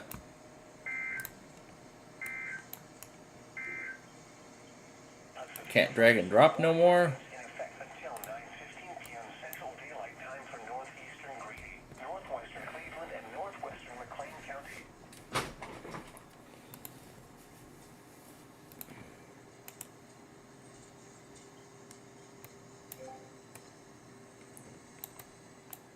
Is it just me, or can I not drag and drop them?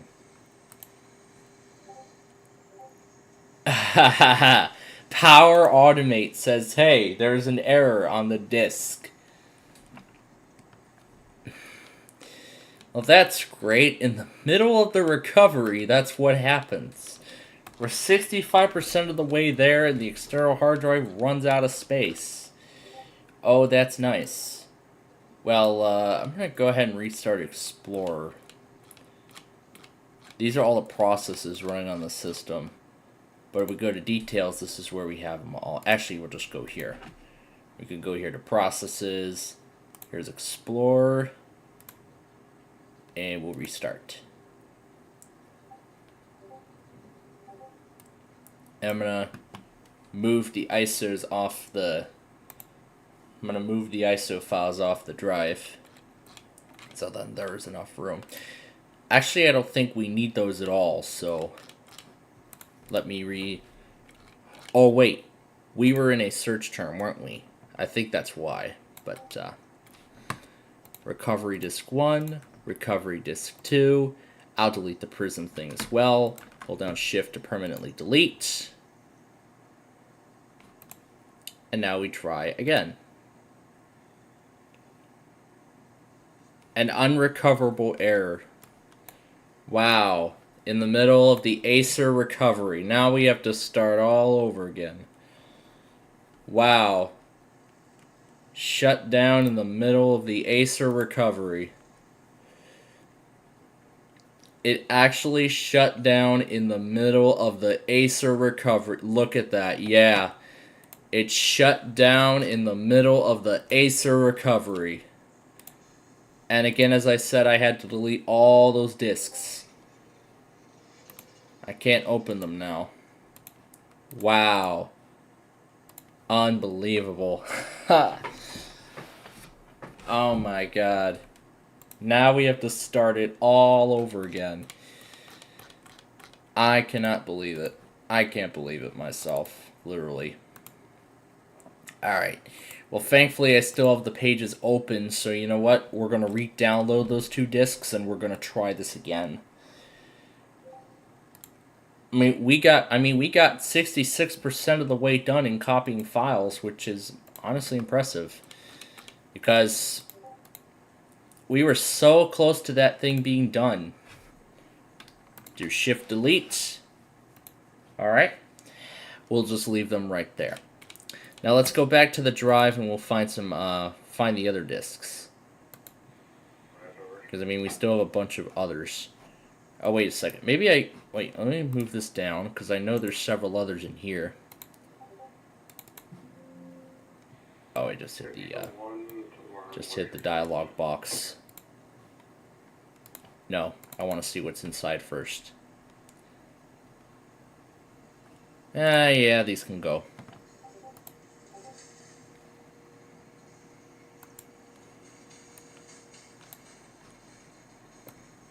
Alright. Well, that is just nice. In the middle of the Acer recovery process, the whole thing just goes kerplunk. It just crashes.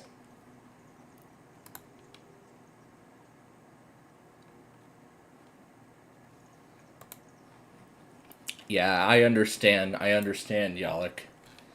I totally understand. But yeah, that's completely off topic to the recovery thing that we're doing here. Please close out and try again. Well, I guess that's what happens when your computer runs out of space. You get these pop-ups saying that automation ran into an error and you gotta try again later and stuff like that.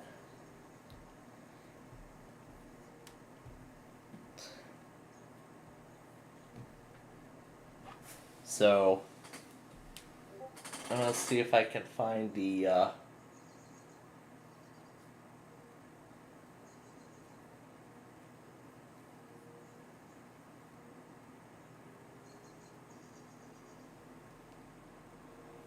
so I'm gonna wait and see if I can find the other files.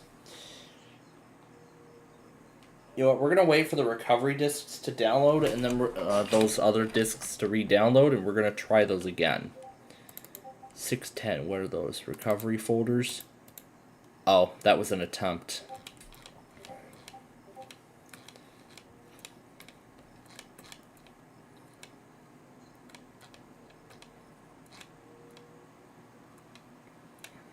Alright, here we go. They're all labeled by date in no particular order. Let's separate them by name. And where did we put all of the other files? Where are the other recovery disks? Oh, here's a ThinkPad folder. Let's do this next. However, I'm gonna extract them to the C drive because space is running out on the external hard drive and it cannot hold. Let me just see how much it's got right now. It's got 34, but I don't want it taking too long. Well, you know what? You know, that was a fail the first time, but you know what? There's always, There's always a second chance. We'll try this. We'll try the Acer discs. I'll try the Acer discs again later. Yeah, unfortunately, that's the way things are going nowadays. That is actually kind of unfortunate how social media has become nowadays. It is very unfortunate. Now, so that was a complete fail. So why don't we give it another try?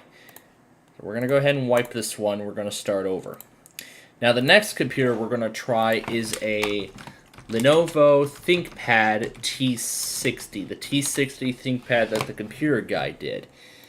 And if I show you, let me see if this is the correct model. Should be the one from 2004.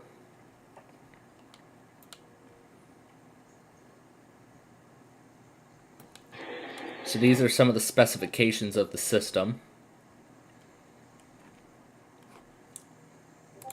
Now we're going to use a gig of memory, and we're going to use 512 megs because this system is going to come with Windows XP. So we're going to set that up.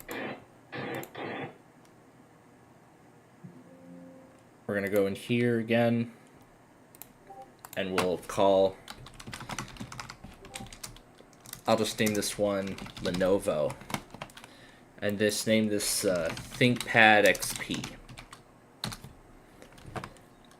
I'm not sure what storage options did it have. The storage options, accessories, AC adapter, battery, password.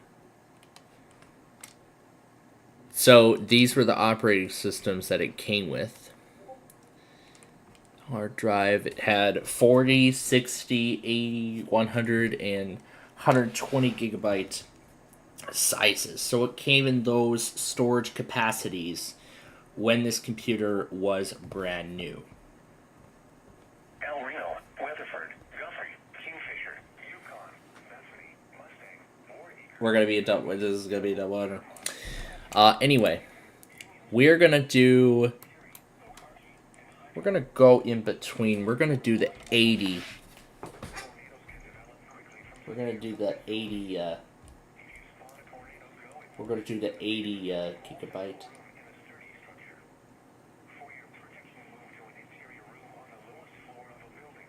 Yes, thank you again, Yalik, for that yesterday.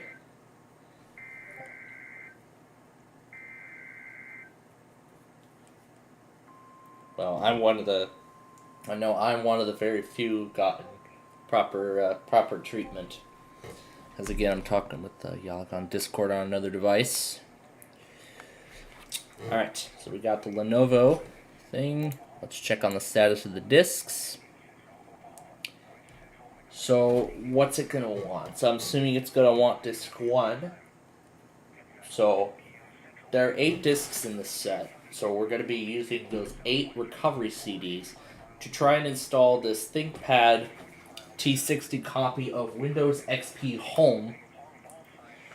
And as it says on the website here, it is supposed to come with Service Pack 1.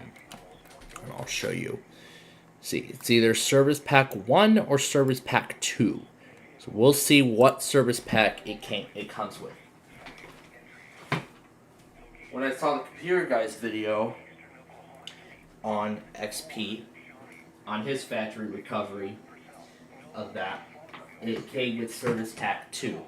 So we're going to see what Service Pack these discs come with. Because remember, we saw those compact discs earlier. Exactly. But, again, those compact discs, that compact recovery, those came with Service Pack 1.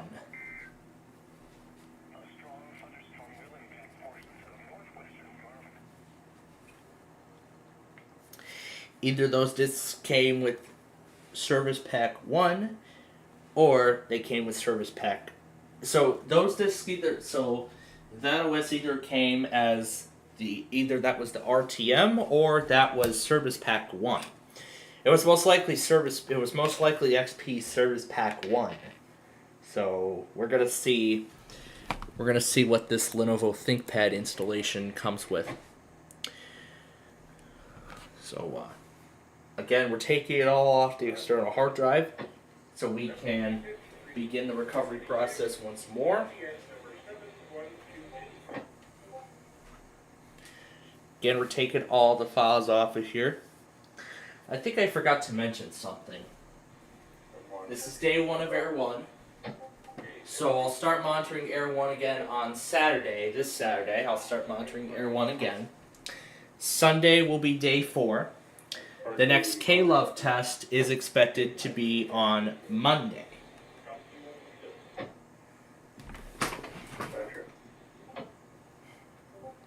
Ran by the mass. Well, from the masses. Yeah, it isn't even simple. They are hard to manage, really. Alright.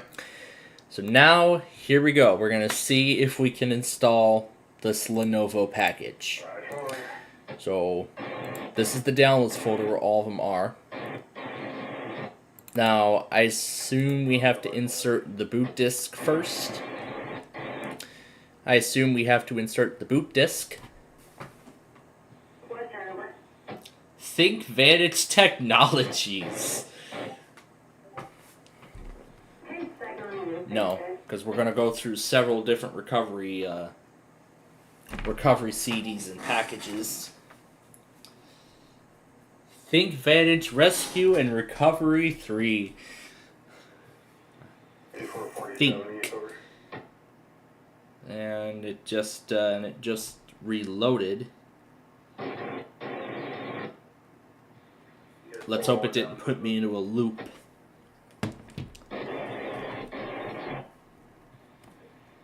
Let's see if we actually get to a screen.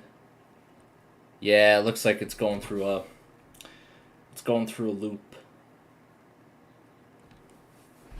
Yeah, it looks like it's going through a boot loop. Why don't we try loading up disk 1? Oh, there's the blue screen. I think it's either because I took the disk out in the middle of the startup, or yeah, I probably took the disk out in the middle of the startup. And I'm assuming disk 1 is non-bootable. Yeah, it's not bootable. So, yeah. We cannot do the Lenovo. Because again, this is not a Lenovo computer. Did I put the boot disk in? Oh no, this is still disk 1. said to insert the... Oh yeah, I gotta tell it to insert the boot disk. And then restart. I'll go in here and delete the zip folder.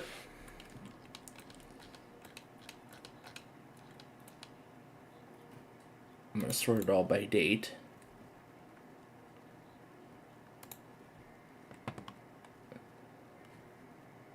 So yeah, we get this screen, and then no blue screen or anything. It just crashes. So yeah, it's impossible. Let's save this to the downloads folder. So yeah, unfortunately we cannot do the Lenovo experiment, which is very, very unfortunate, because as much... if file is corrupt or missing, setup cannot continue. That's because I ejected the disk. Alright, let's see, we're going to delete the boot disk, and we'll stay on there because that'll be a double header. Okay. So let's see what other discs we have. What other discs do we still have to try? Oh yeah, here's that HP Pavilion that took forever. That's taken forever. Okay, what's this disc 1? VM3. Is that part of a recovery? I think it is. Well, let's actually try it and see what it comes with. Well, why don't we take a look? So let's insert that disc and see what happens. Or was that part of a recovery media that I tried originally? Well, let's see what it's got. So I'll go in here. These are all of the ISO files. Here's the disk. Okay. And then we'll restart. And, oh, I didn't hit connect. Okay. Now we restart. Oh yeah, this is the Dell Windows 10 CD. So yeah, we're gonna create a whole new virtual machine. So this is a Windows 10 disk. So we're gonna try it. All right, we're gonna try a Dell copy of Windows 10. Let's see what it detects. It cannot detect, but it will definitely come with Windows 10. It's gonna be 64-bit, so we're just going to save it as it is. So we're just going to store it in this folder and just name it Dell 10. I'll just call this Dell 10 RTM. Name it RTM Windows 10.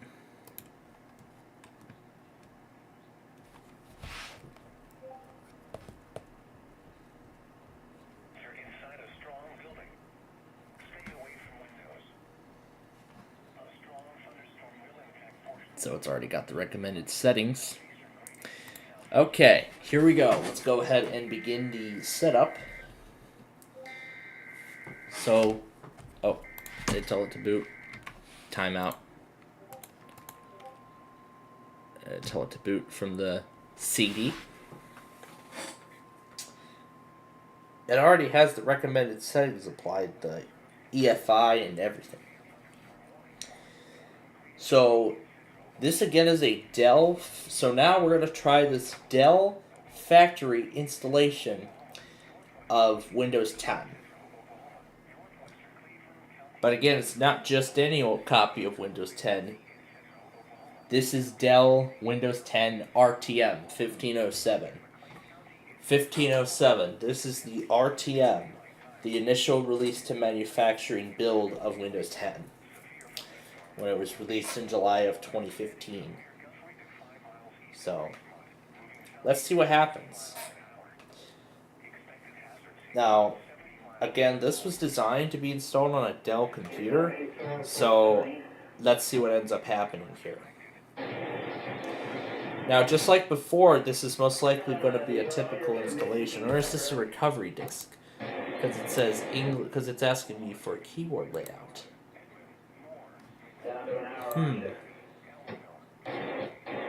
Yeah, this doesn't look right.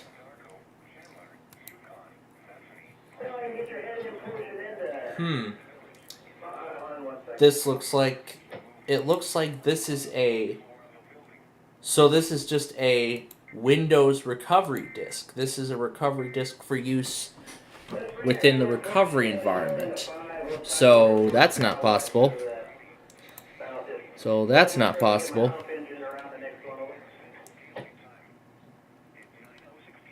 So that's not possible.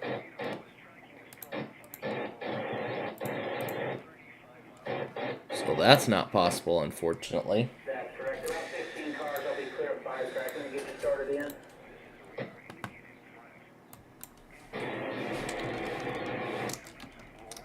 Video.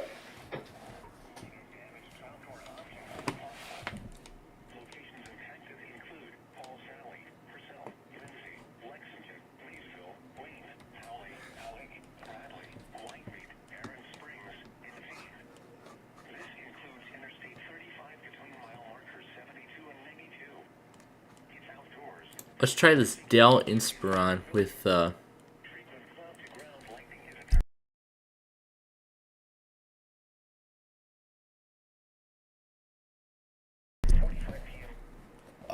I haven't paused that, didn't I? Now I gotta go to Lawton.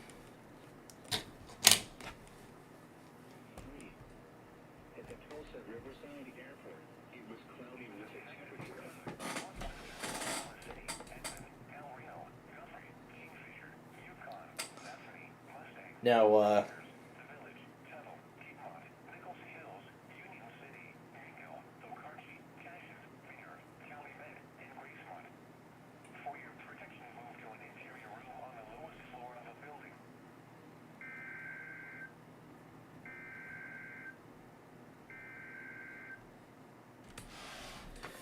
now this here is a virtual image of the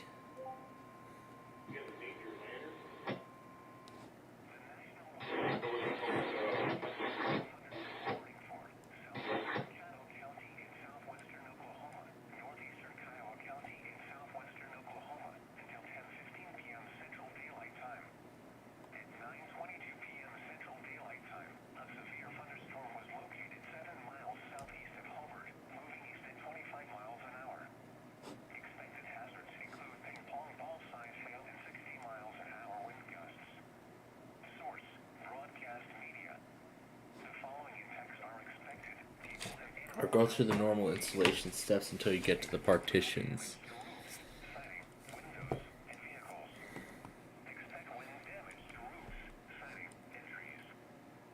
So let's do the 640M. Now these are partitions here that we're doing. So we're going to go ahead and save it. And I'm going to have to extract this with 7-zip, which I gladly have. And I will follow the instructions on here like so. This is not the folder we should be in. We should be in the downloads folder. Locate the Dell. Should be called Dell something. What's it called? It came up as Inspiron. So we should find it. It should come up as IN.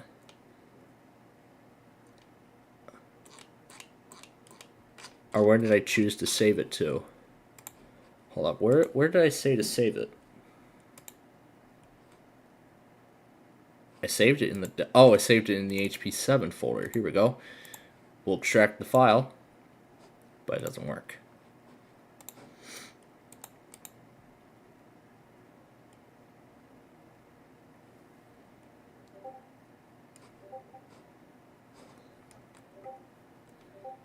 So, yeah, does it even work? Oh, that's not good. Can't seem to deploy the factory installation from Dell.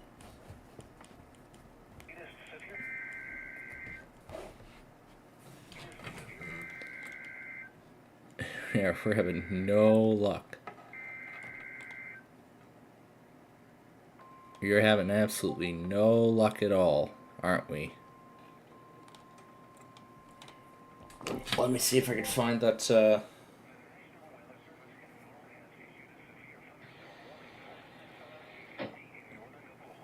Let's see if I could find that playlist of OEM recovery things in a virtual machine. I saw somebody used a recovery tool. E-Machine's recovery in a VM.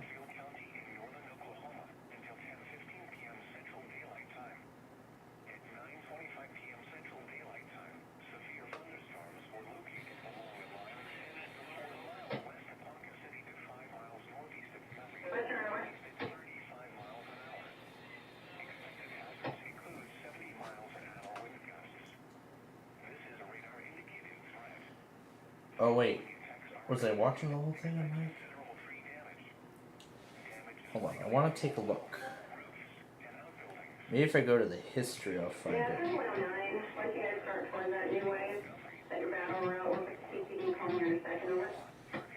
I'll look in here and I'll see if it's there.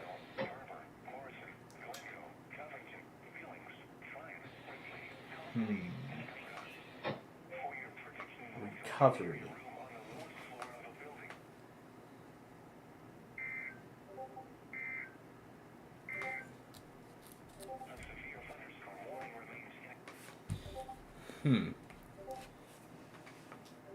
Maybe I did watch it in a private mode. Maybe I did watch the thing in a private mode.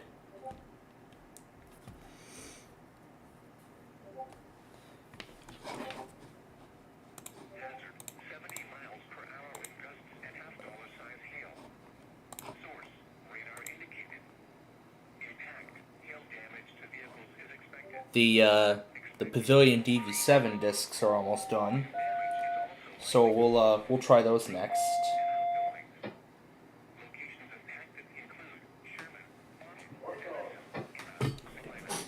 Yes, I'm looking through all these replies, and I saw State College likes my my bowling video. Yeah, he really likes my bowling series. I do. So yes, he really likes them. So he wants more. I'd be more than happy to make more. I'd be more than happy to make more videos like that. So I want to thank them all for the feedback. I need to look at the How 40D section. Yes, approve. Definitely approving all this.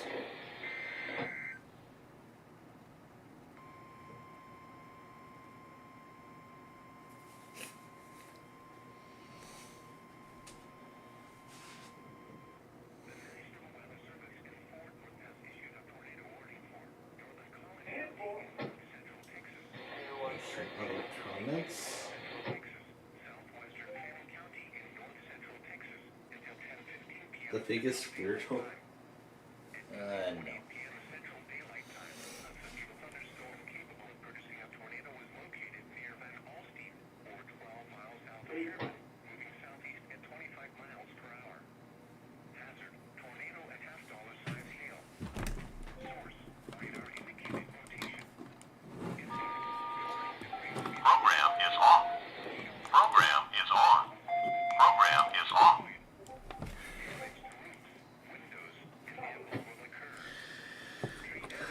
Alright. Wow. We are not having good luck, aren't we? Alright. We're gonna try and we're gonna try the Vista CDs now. We're gonna see if we can install that HPOEA of Windows Vista. We're gonna find out if that's possible or not. That's right, it's gonna come in the system. This is gonna be Windows Vista.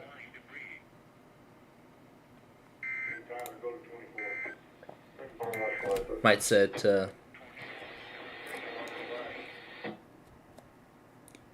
because I think newer computers come with the 64-bit architecture. So we're going to use the 32-bit 64 architecture. I'm putting it in the wrong folder again. It's got to go in here. VMs.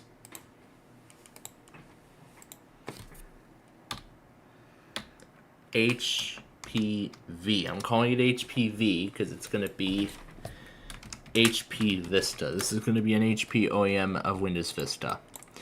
I'll set the file size to 80 gigs. Okay. Now we're just going to wait for the recovery disks to finish. We'll wait for the recovery folder to downloading, and then we can start. So unfortunately, these are not possible. The HP restore disk won't load because it was not designed for such. I was thinking about a Toshiba. The Toshiba restore disks. I was thinking of those. Like trying those out, see what happens.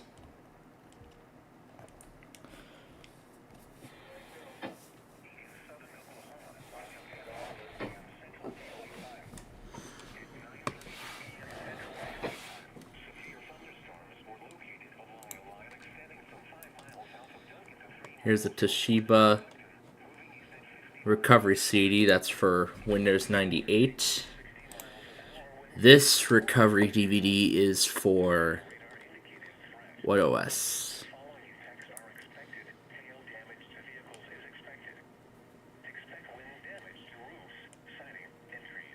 Huh.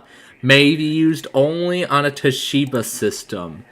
This software included on this DVD-ROM are pre-installed on your hard drive at the factory.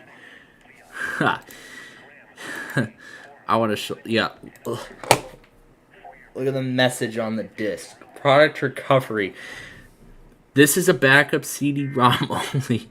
May be used with a Toshiba computer system and will not function on other systems. Well, we're going to find out if that's true. Well, let me see. Acer. Let me see if I,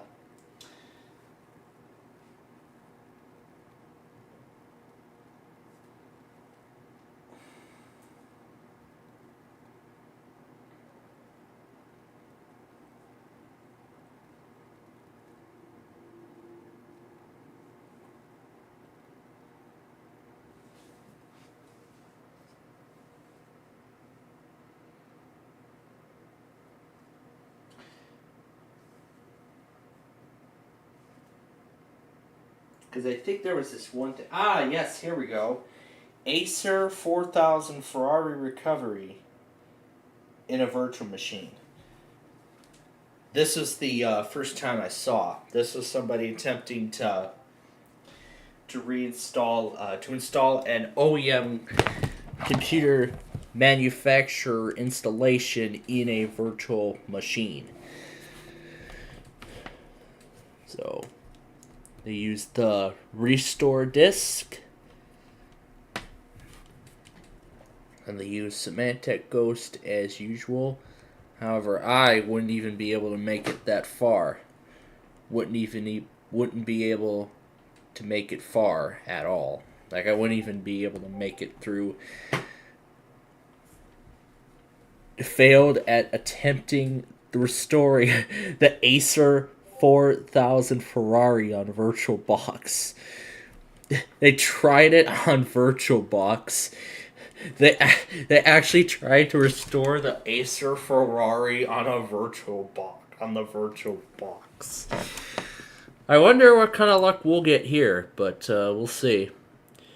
We're coming down to the final minutes now of the HP discs, and we're gonna try those next. And then the Toshiba will follow. So, with this coming from 2005, I assume this will have. I'm assuming that CD will come with Windows XP. So, and I'm gonna try another. Dell disc. I'm gonna do this one, and this will ship with Windows 7 Professional. This CD will ship with Windows 7 Professional. Now, I don't know if that's going to come with the actual discs or not. I don't think so.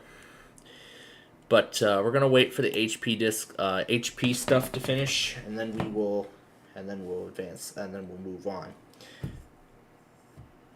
Now, we can't get anything from Tallahassee anymore because they're off the air, so.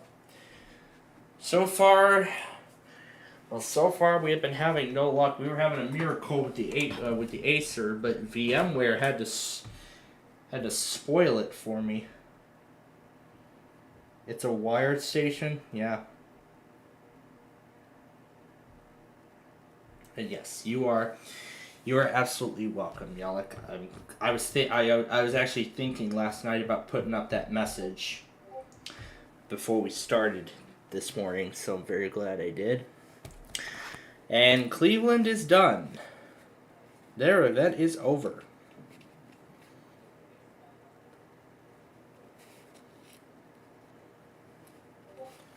So anyway, we're going to wait for the HP discs to finish.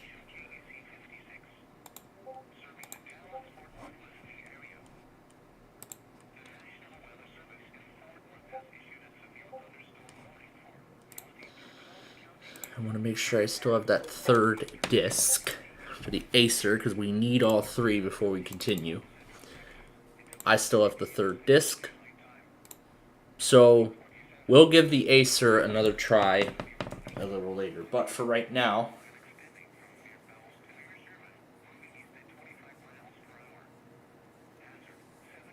I feel like the warning should have went through by now.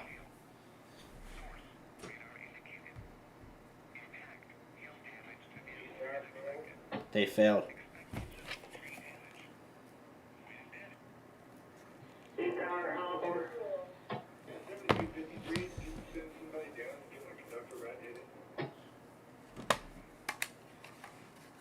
Who's this over?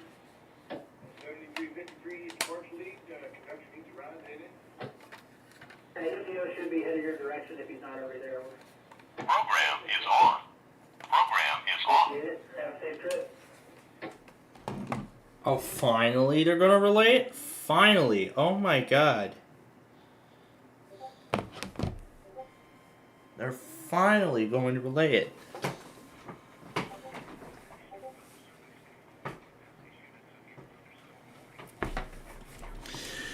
Alright, well, this is Acer Disc 1. That's Acer Disc 2. I already have Acer Disc 3. This is going to be that Vista disc that we're going to try a little later. I'm going to see what kind of manufacturer CDs we can install. As you know, I'm actually kind of curious to see what kind of effort we can pull off with recovery discs of this kind.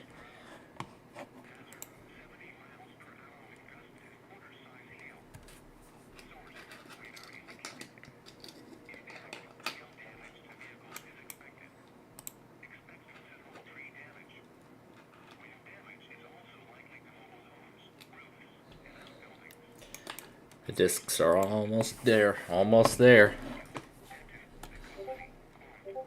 I'm not going to even try to hit cancel.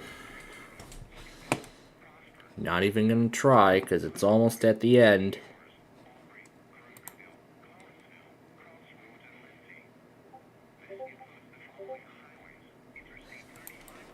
Not even going to try. Not even going to try one bit, because the recovery is almost done. Well, actually, rather, because the download is almost done.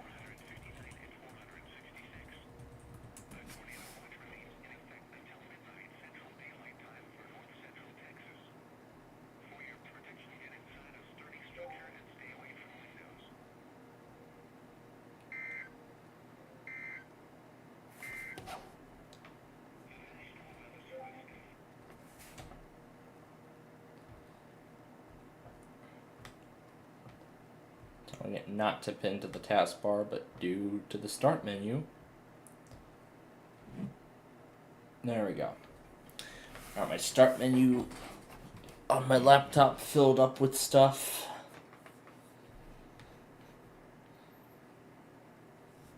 Essentially have nearly everything restored.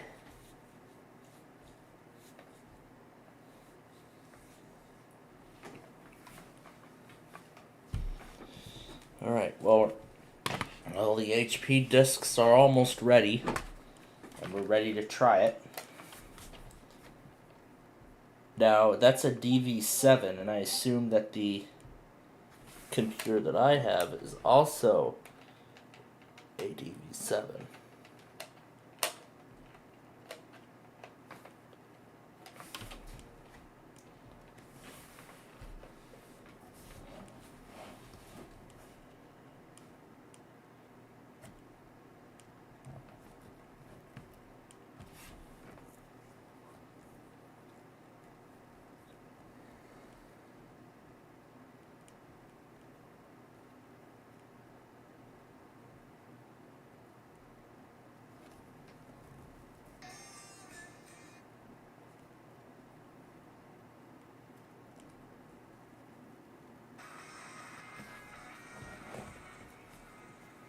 It's been a long time since I actually got something on this one station, so it's going to be surprising if we get it right.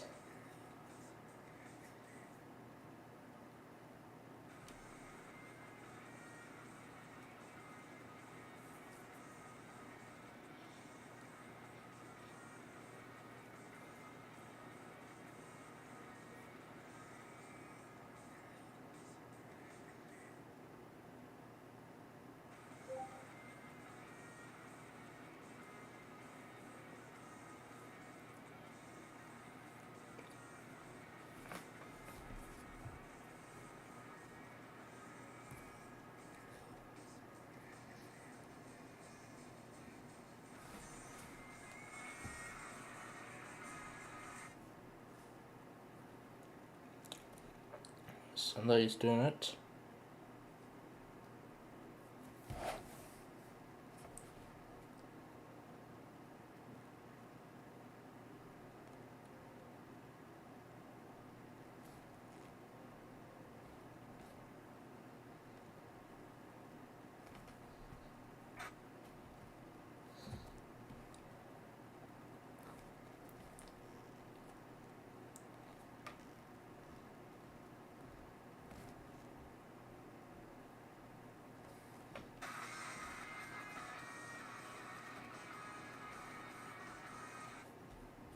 Really, that's the only station that works.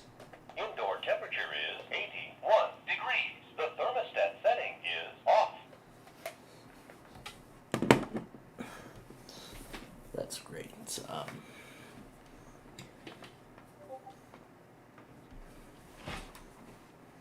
And there's the confirmation for the 311 cancellation.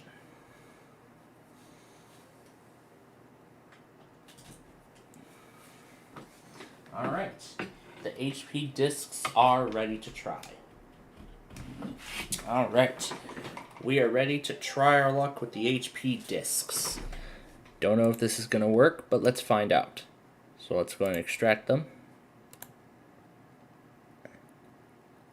Oh no, you're not extracting them there. No way. This is what's left.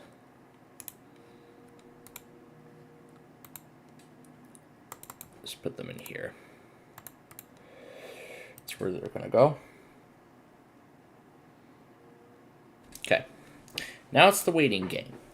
In the meantime, why don't I play around with one of the Carmen Suite files that I have. Why don't we try that? Ah, look at that. Look at that. An alert that WBAP is taking forever to relay. I can't get into the notification center for some odd... Oh, there it is. There it was for a split second. Haha. You're low on space.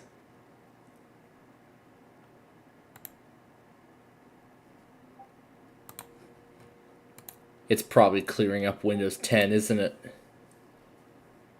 I don't know if storage sense is clearing up Windows 10. It has not touched it. It has not touched Windows 10. Try going back to Windows 10. No, I am not going back. Not going back to an out-of-service edition of Windows.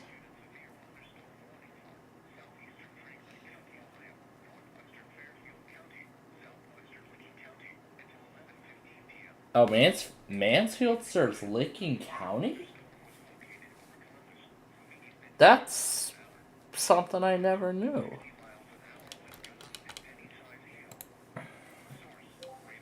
Well then. Here, let me find that file again. Here it is.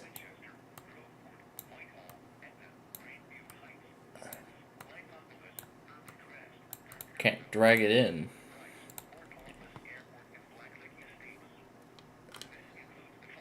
I have to go in here and open it manually.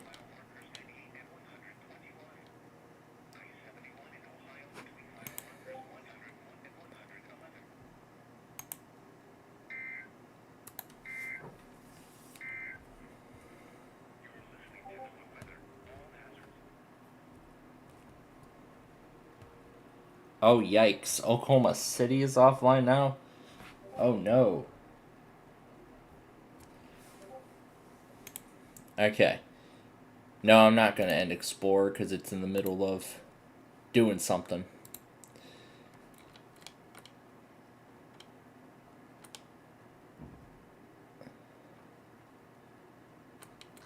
It went in here.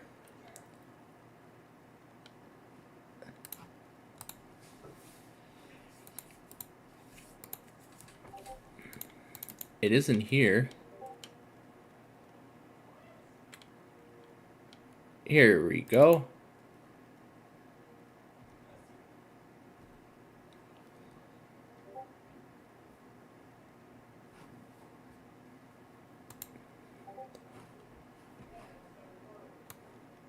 Alright, now I gotta get all this reorganized.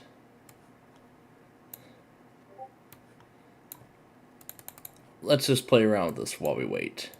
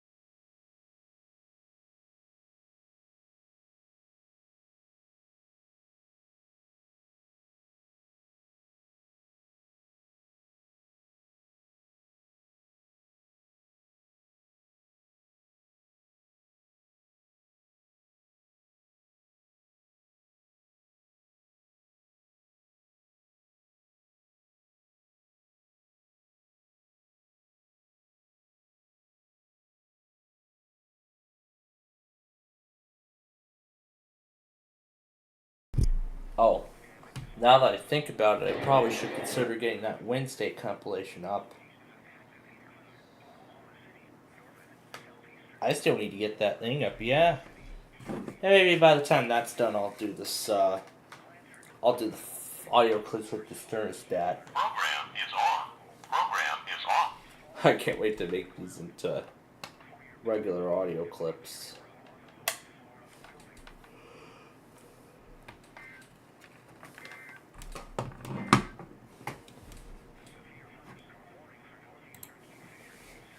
Well, let's update everything in the meantime.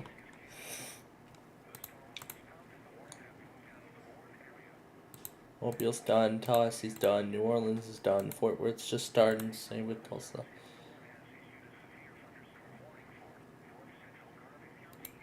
This is the one we couldn't get, so you're just waiting for that. Wichita was a bust. Amarillo is done. Dodge City is done. Goodland is done. San Angelo was partially a bust.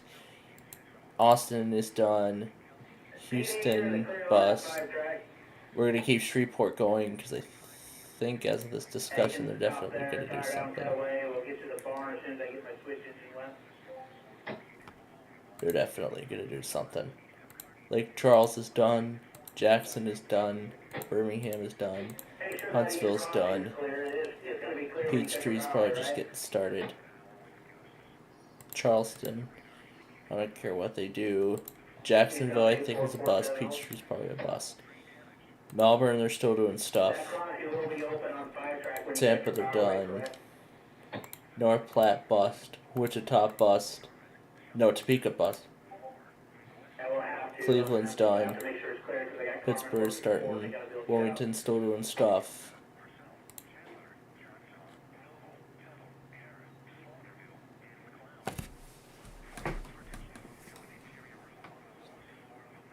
Alright, I can see west end, I can see for 15 cars, just bunch up all the slack when you tie that rear car down, or that east car down, we'll clear it up for it.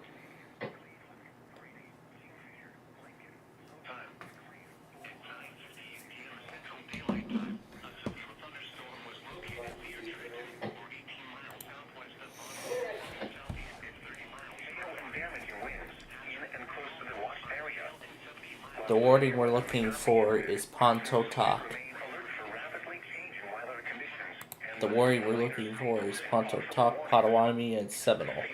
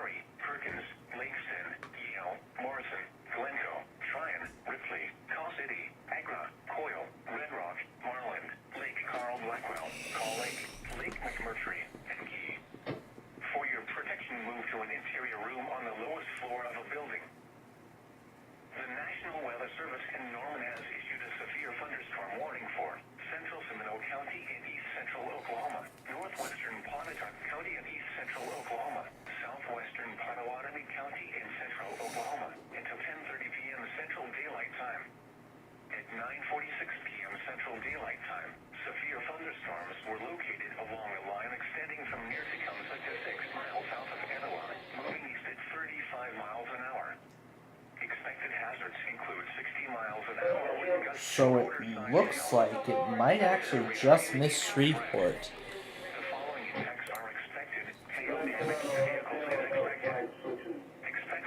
Might actually just miss Shreveport. But I think Jacksonville might do a few more things by the 3 a.m. hour. But otherwise, that's it. So I don't think Jacksonville's probably going to do other things.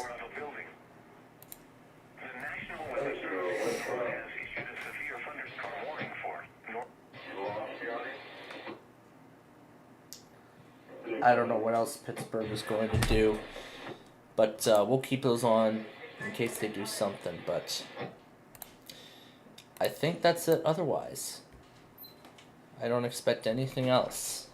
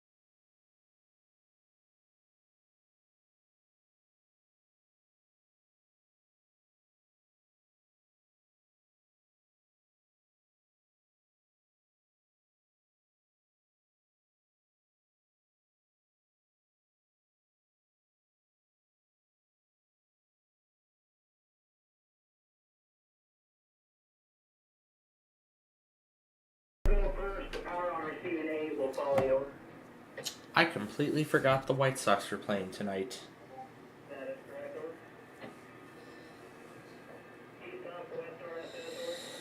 I completely forgot the White Sox were playing tonight.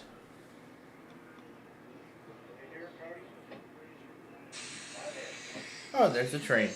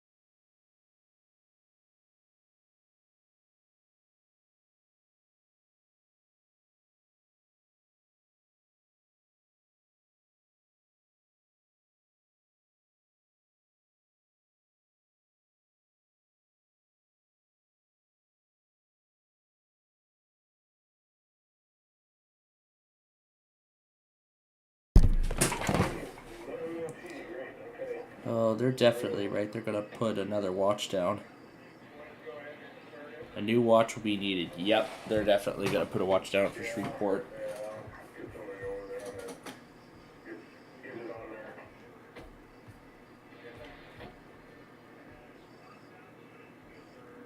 It's about his birthday thing.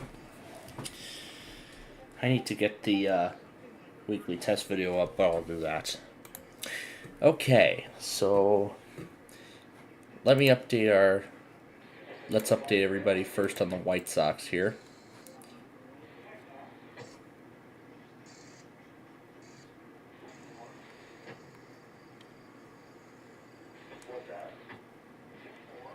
Yes, I like this experience.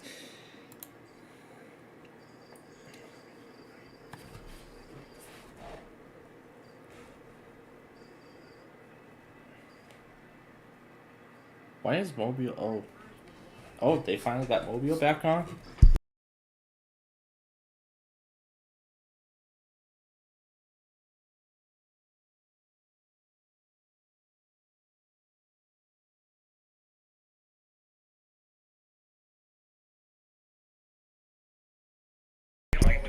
So right now we lead 4-0 in the bottom of the 4th. So it looks like we could win the series here. Alright, let's go ahead and see if we can restore from these HP disks. They're in here. And we start with disk 1. This is Windows Vista.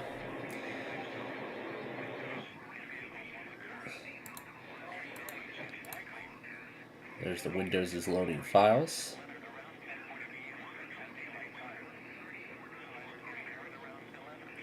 This is for the Pavilion DV7, which I do have, so this is the same computer that I have in my possession right now, so let's see if we can actually do this restoration in a virtual machine.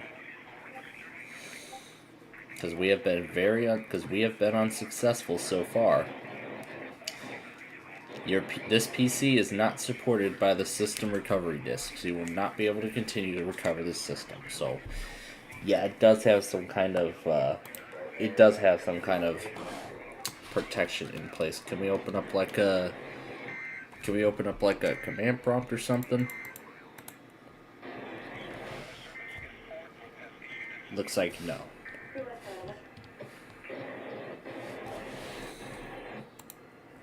Okay, so no, we cannot recover. So no, we cannot continue recovery with these HP disks. So I'm going to shut it down before it boots off of them again. So no, unfortunately, we cannot continue with recovery.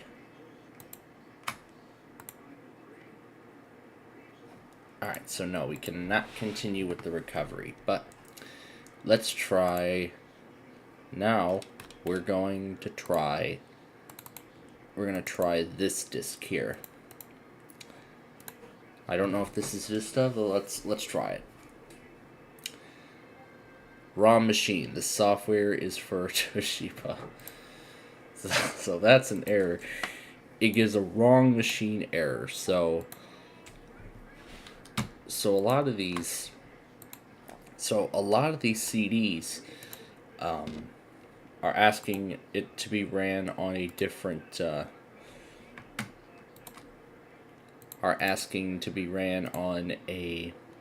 a machine that supports it.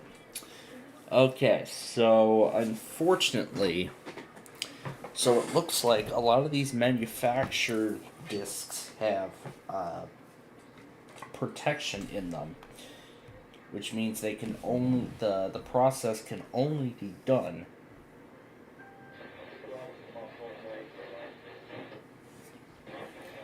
what was on here previously? Was that global tuner shortcut or something? When I initially installed this? I think so.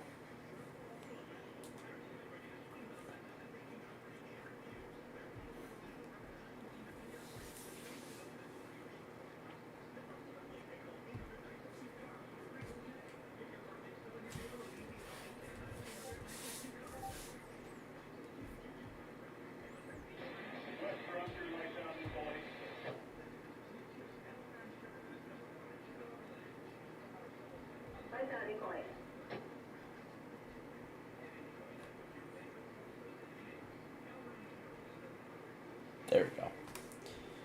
Back to where it was. I think that's pretty much it for the most part. So let me go in here now and begin the upload of that 5-hour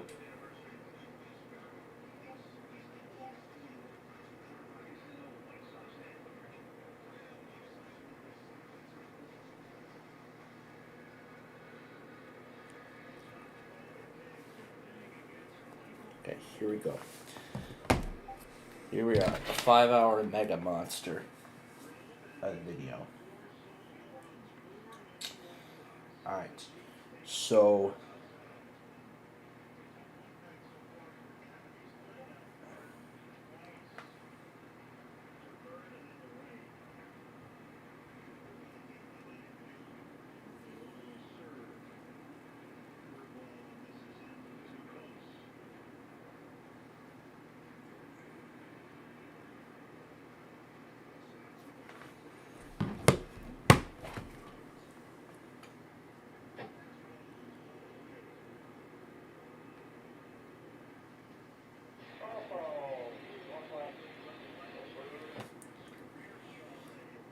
a long wait for a moderate and 11's debut. Now again, these times I'm setting on these premieres, these are temporary. Again, these are placeholder times because I have not determined a final time for these things to premiere. But very, very soon I will. Spoiler.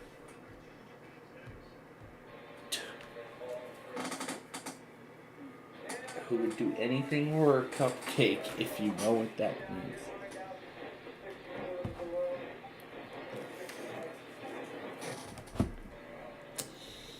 Well, now I finally get to finish this long process of getting all these compilations off of here. At least we'll be able to enjoy a virtual street view with his special glasses. So y'all put that comment on my 87th episode from last month. The 87th Street View episode from last month. So I'm gonna get the compilation updated while we await while we continue to await the download of these discs.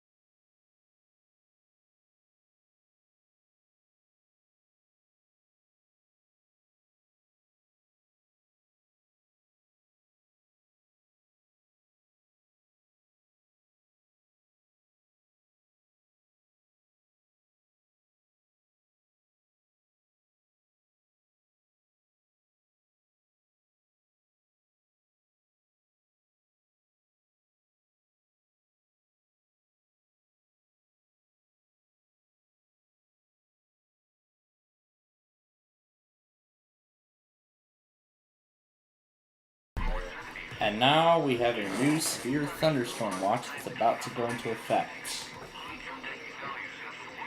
Oh wait, I'm connecting to the wrong computer again.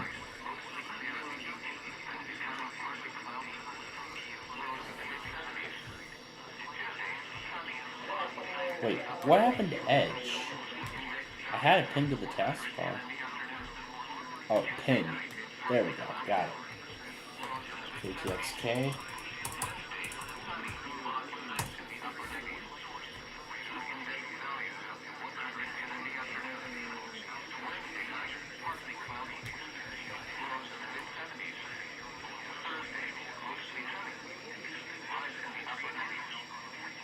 Listen.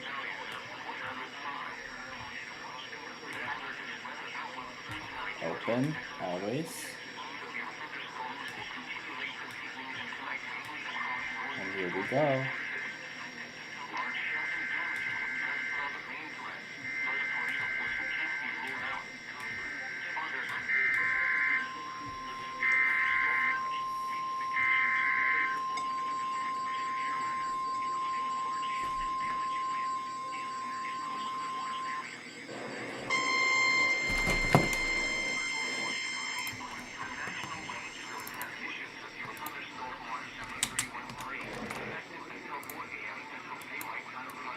Oh, this is going to be a while.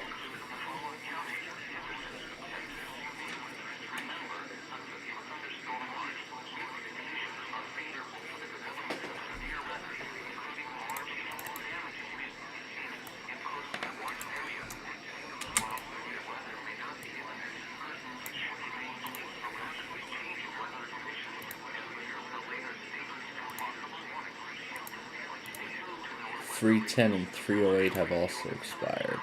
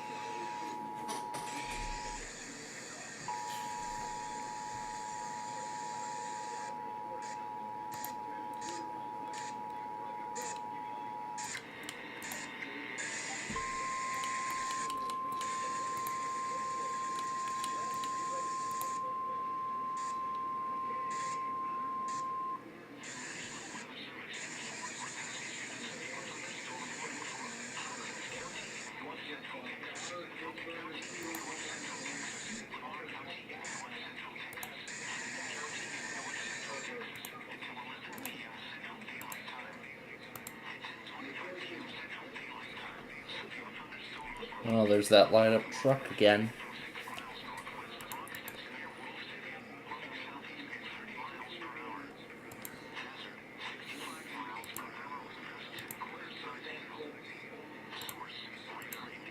I think all that Melbourne's going to do are just marine warnings and stuff.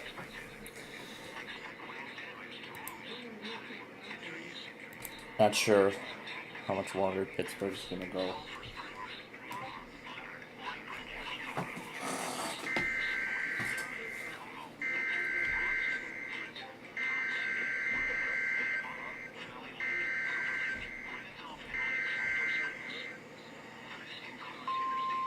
That was 5 headers. That was 5 headers.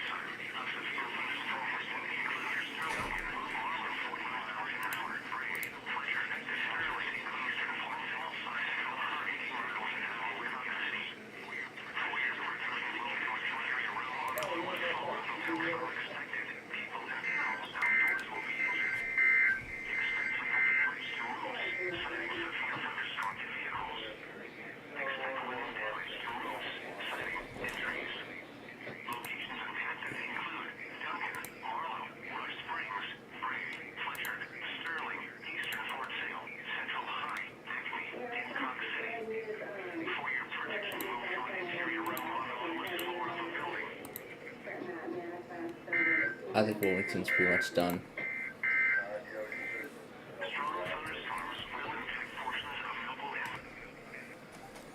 I think that's it for Tulsa otherwise.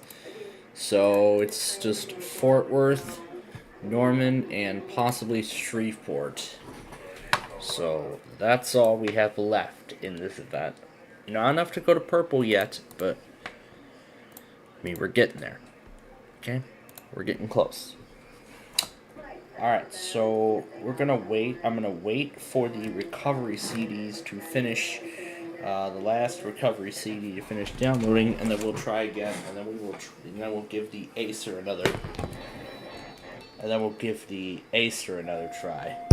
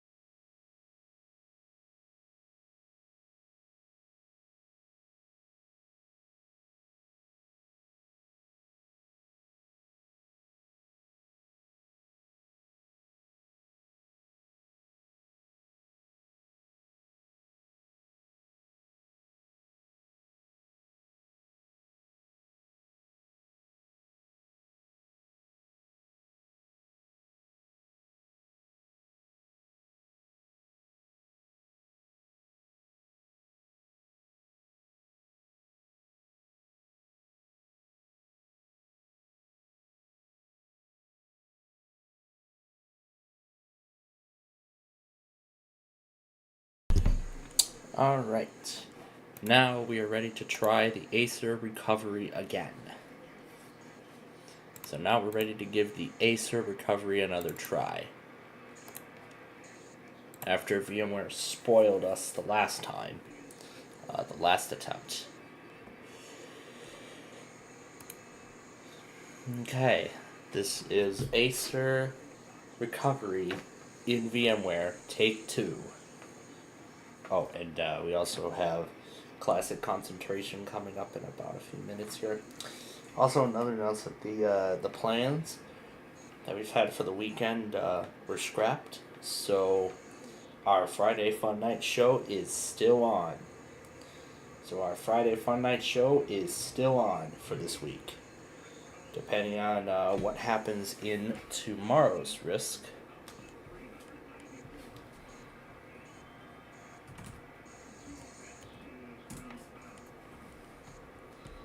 Tomorrow's risk is a slight in 3 different areas. Shouldn't be anything too major. Okay, again, we're going to continue in English. We're going to completely restore the OS.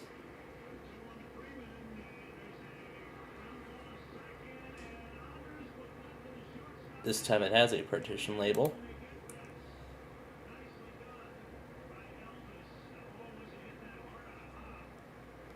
VMware disk device.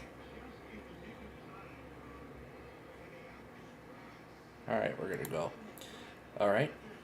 So now here we go again. This is again take 2. So it's gonna copy the files and then it will once it so it's gonna load the image files off these disks, and then when it's and then once that part is done, it'll start copying them over to the hard drive, and then it will prepare itself for the recovery. Well, for the installation of this Acer copy of Windows 7. The last time VMware cut me off at 66% because of how long this was taking. So let's hope it doesn't do it this time.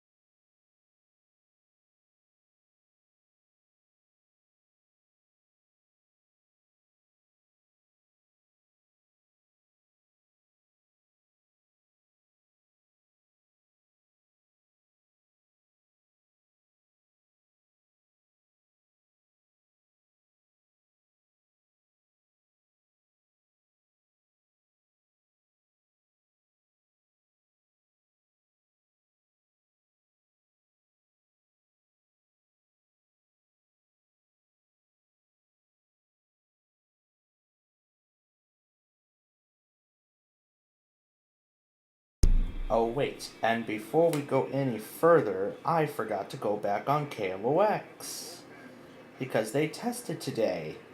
So, why don't we go back right now? Why don't I take a few moments and go back? Oh, it's ready for Disk 2 already? Okay. I guess it's already ready for Disk 2.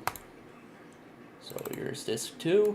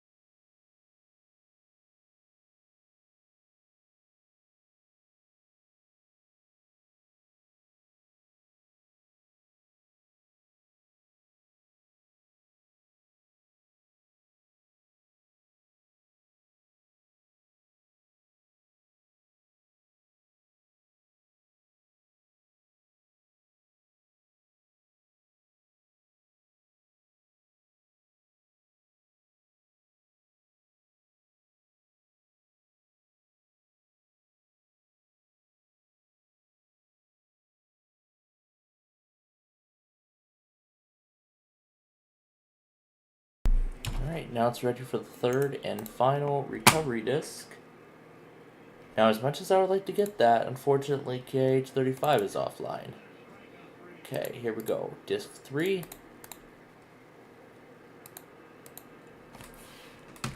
Alright, this is the end right here.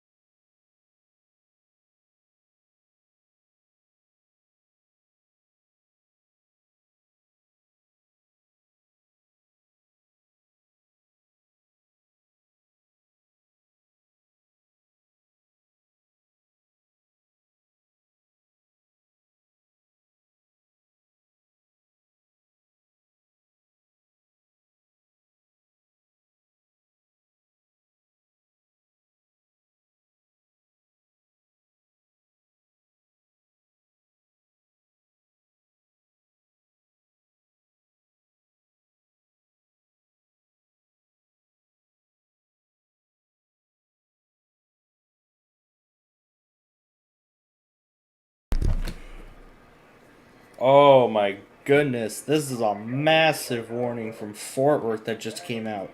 Oh my gosh.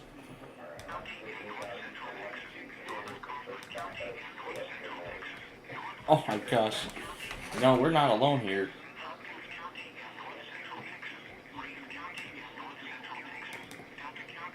This thing is so massive.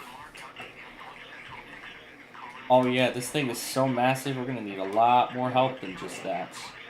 We need a lot more help. We're gonna need a lot more help than just that. We need WSK 36.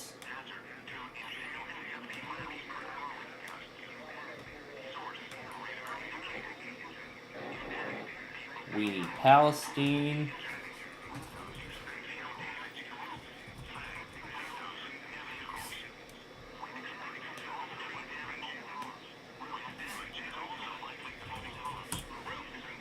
KLOW will also be needed in this order. Wow.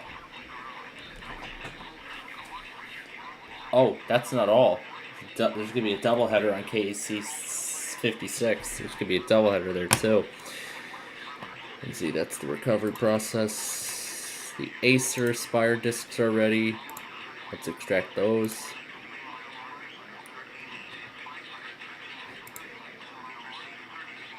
We're going to need a lot more discs. Let's just see what. Let's check it with Buzzer and see what classic concentration episode's going to air. This will determine whether we'll do it or not. But either way, we're going to continue. But either way, we're going to roll on with the recovery. That's not the end of it. Not the end of it. That was WSK 36.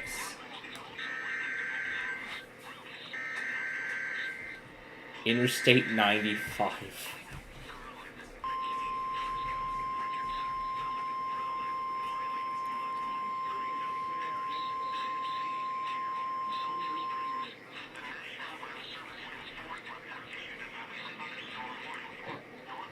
No, I said I wanted Buzzard. Not the... Yeah, there you go.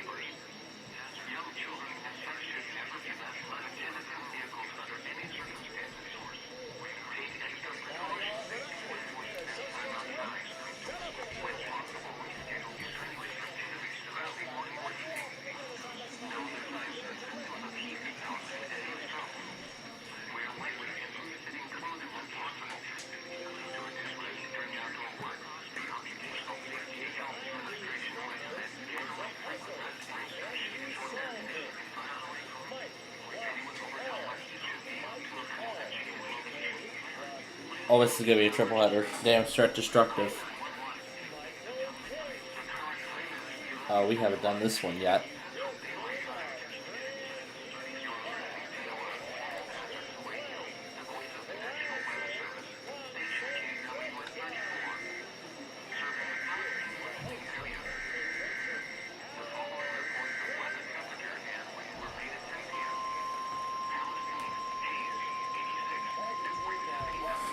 Oh, it didn't go over Palestine.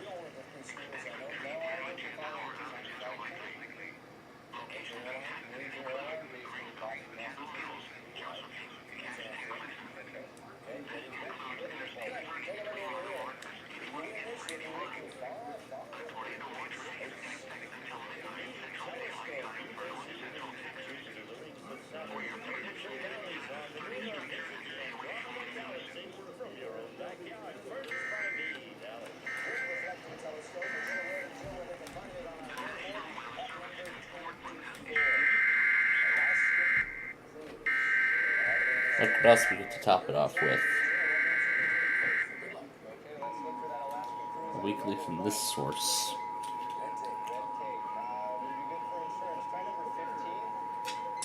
Wild card, right out of the gate. Alright, back to putting this thing together. But we're getting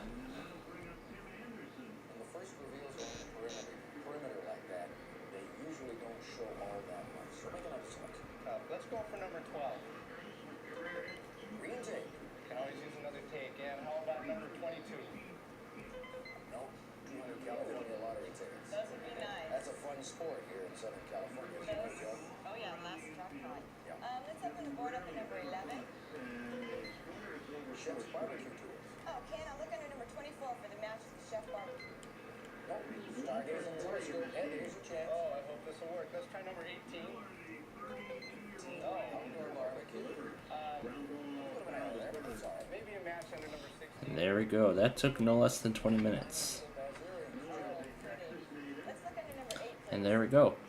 That entire process took a little over 20 minutes, but it's done.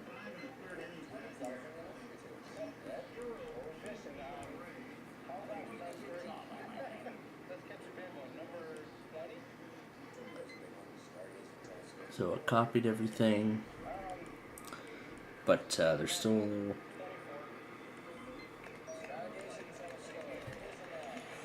But there are still a few more pieces of business to take care of with this recovery, and then that'll be the end of it. Now that's extracting all the image files onto the hard drive.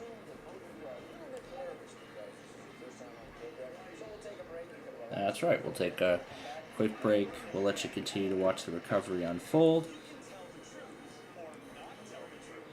And those who don't, there are always consequences. To tell the truth and the newlywed game. Play truth and consequences. Let's play.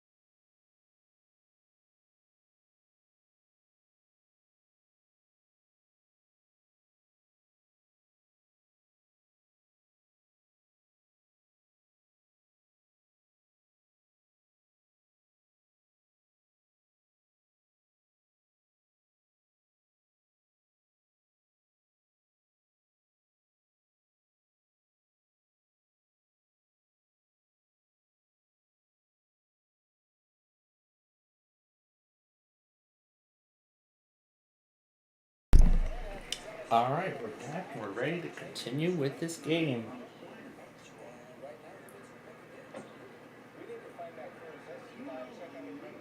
Can't wait to see this whole thing done.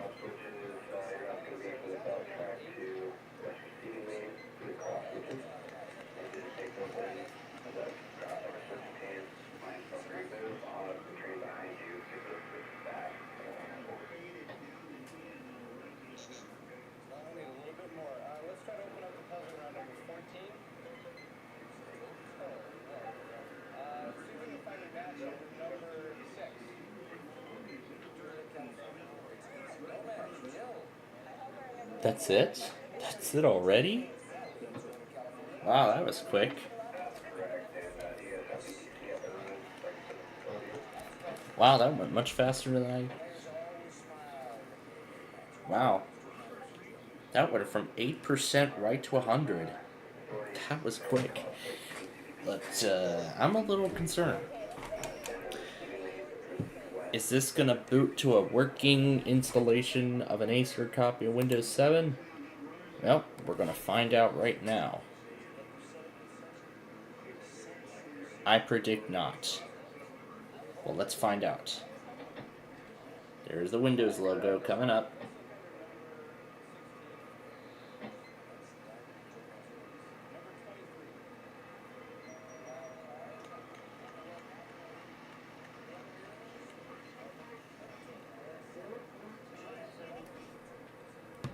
Tied at 4 in the 7th.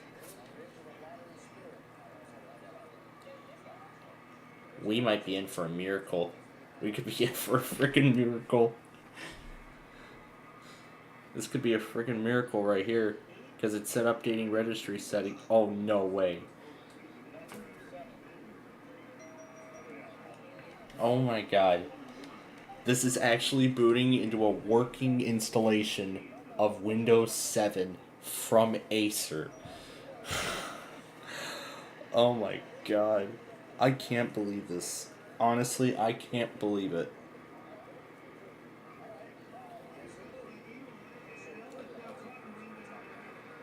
I can't believe it. It's actually working. We're actually literally installing an Acer copy of Windows 7 on a VMware virtual machine.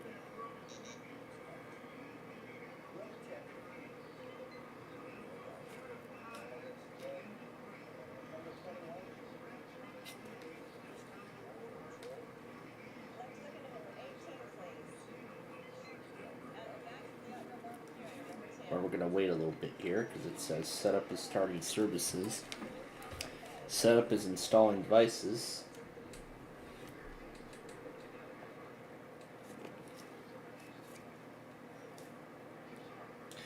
Now, honestly, I don't think I've ever seen these messages during a Windows 7 installation procedure. I have never seen those kind of messages before. So, you know, I am honestly shocked that we're able to get an Acer copy of Windows 7 installed on a VMware virtual machine. There is literally no way this could actually be working. And there's our first warning from Shreveport. We can't get it.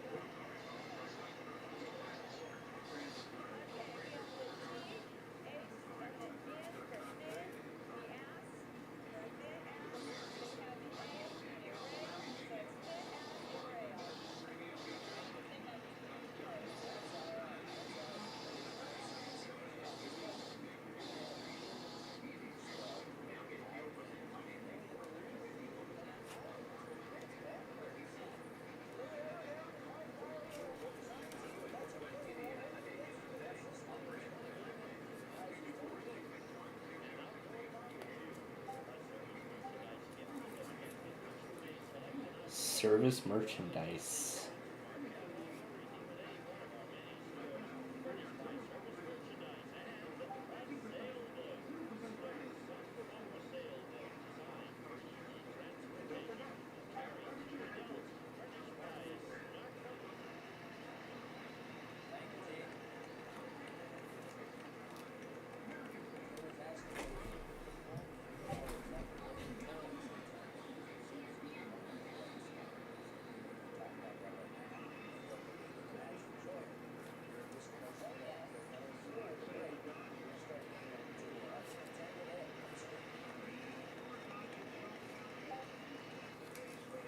Is applying system settings.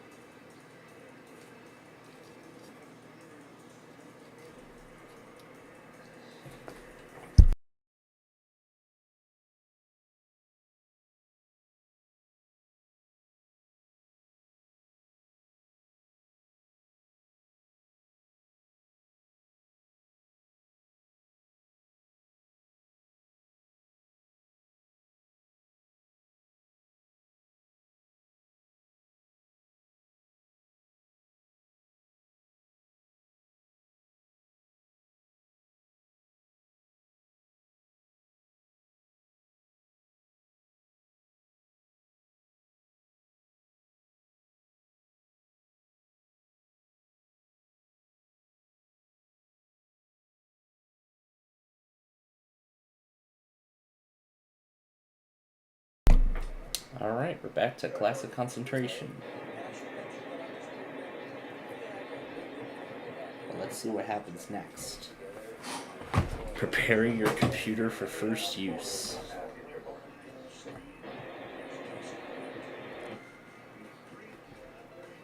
RCA's big screen 46-inch stereo monitor receiver features digital remote control systems, on-screen displays, and space-saving design furnished by RCA. Alec. All right, thank you, Gene. Before I show the players where they can find that prize, let's zoom in. Oh my god, it actually worked. You know what? I am actually impressed. Folks, we did it. We actually got an OEM copy of Windows to install on a virtual machine. A piece of hardware that a copy of Windows like that was not designed for. I can't believe we managed to get this far. And finally, we've achieved freedom. But this, however, is a Canadian copy. But that's okay, because I'm gonna set it to the correct settings. So United States, everything is already correct. So we'll hit next. I cannot believe it. I'll just name this Acer VM. Yeah, I know some characters are not valid, but that's okay. I'm going to leave the password alone. Again, this is the license terms for Windows 7, and then look at this. This is the license terms for Acer. Sure, go ahead. This is not Eastern Time. This is Central Time, but you got it correct. In case it wants to install any additional software, go ahead and connect it to the home network.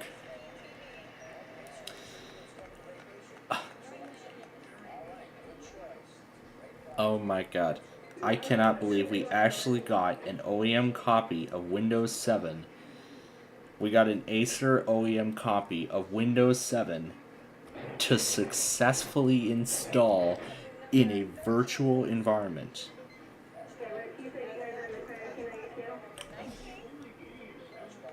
Honestly, I'm in shock. Setup will continue after restarting. Well, it's got to restart one more time, and then we can advance on further.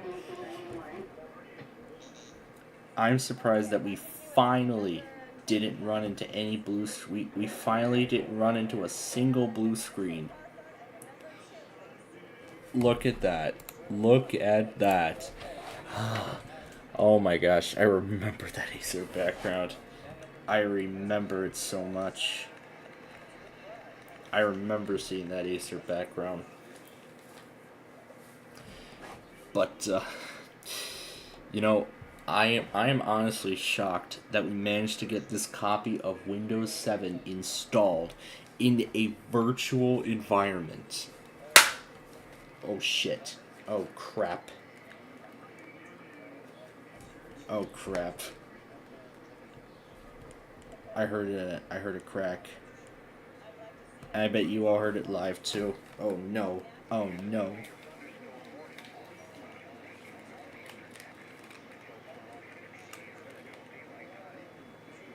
Oh no.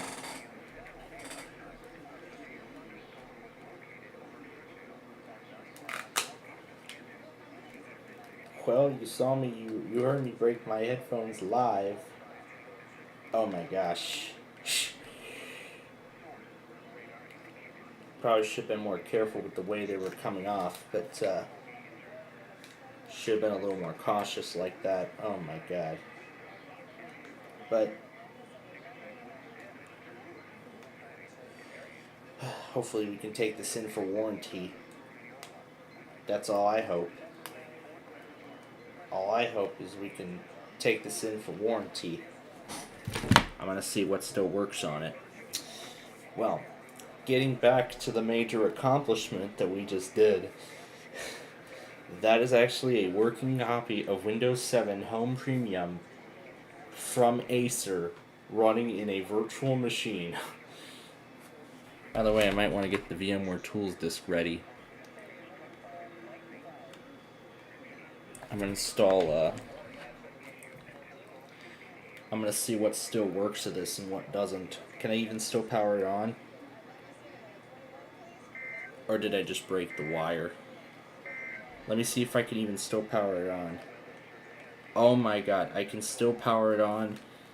I can still connect it. I can still power it on. I can still connect it. Can I still hear sound?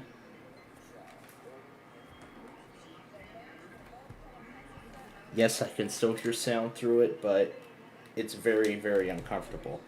Thankfully, the wiring is still intact, so that's what makes me happy. Register your product. You can register a virtual machine to Acer. Acer recommends you protect your PC with McAfee. Go ahead. Go ahead. Put McAfee. I don't care. I don't care. Do McAfee. I don't care. Do McAfee. Do whatever you want. I don't care. I don't care. I'm just happy that we got this installed.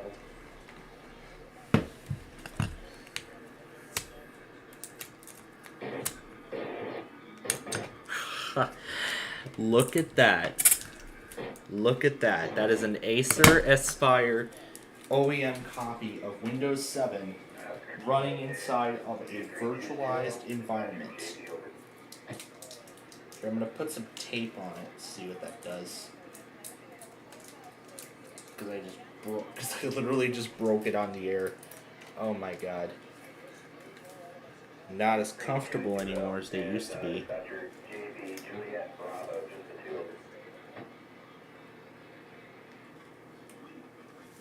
They're not comfortable anymore.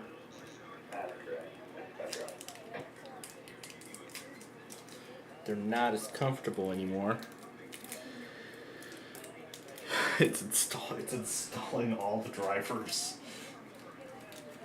It's installing all the drivers on a virtual machine.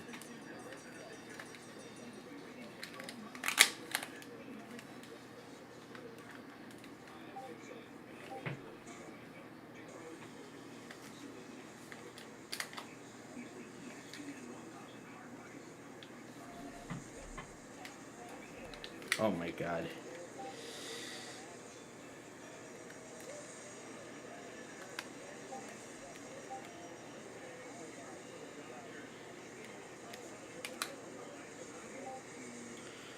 I've only had this for like...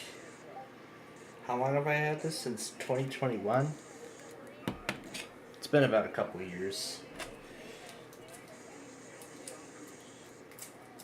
I can't believe I actually broke the Beats headphones on the air.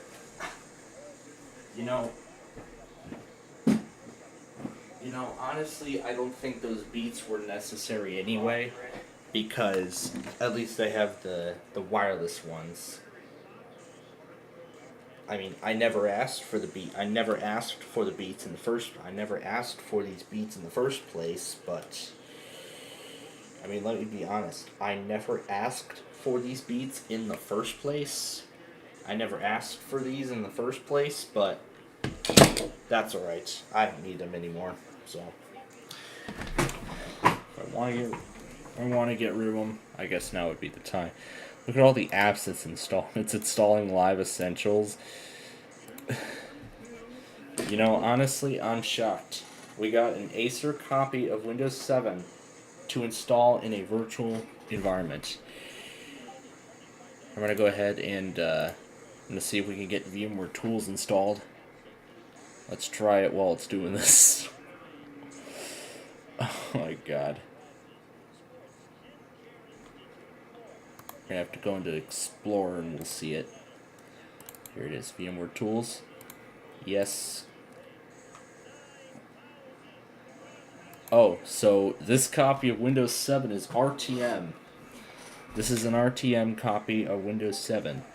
Well, desperate times calls for desperate measures.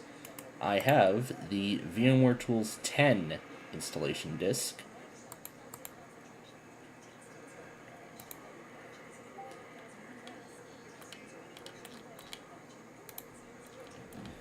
I would love to play with matching words.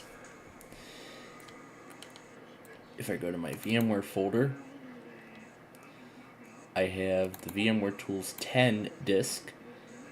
We'll actually install VMware Tools 10 since this is RTM, and then I will have to update this to Service Pack 1, or I just leave it on RTM because why not? So, alright, let's try it now.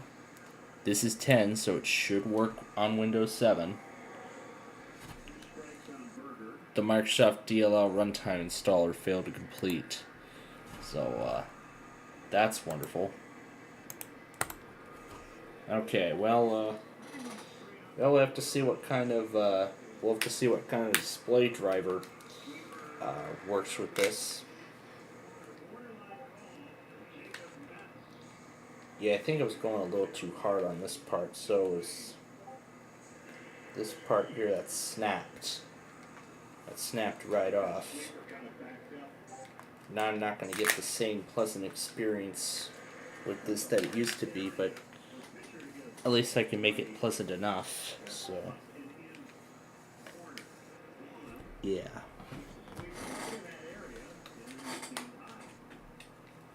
Close enough.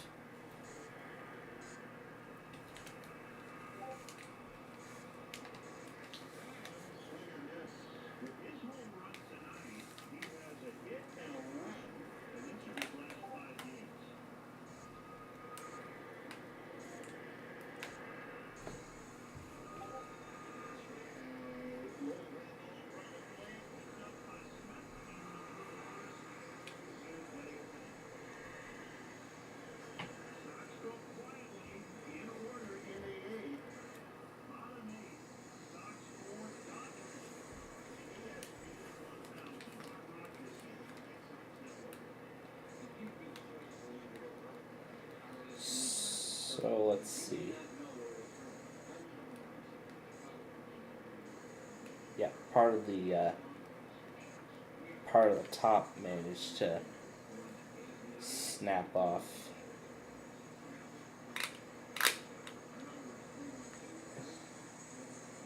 Yeah, it's part of the top that managed to snap off. Well, I mean, again, as I was just saying, I never asked for it. Look at all the apps. Look at all the apps it's installing.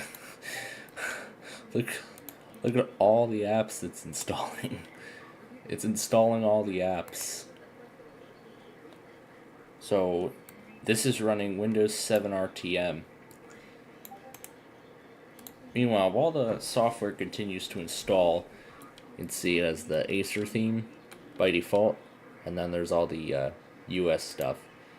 Let's see what kind of background it provides. Let's see. Solid, top rated. Where was that Acer wallpaper that we were just at? No, I'm just gonna undo it. It's stored in Windows desktop backgrounds, and under just wallpaper, there are 3 different Acer Aspire wallpapers, and they're all the same. So they're all the same, but that is incredible. That is incredible. We successfully got an Acer copy of Windows 7 to install on a virtual machine.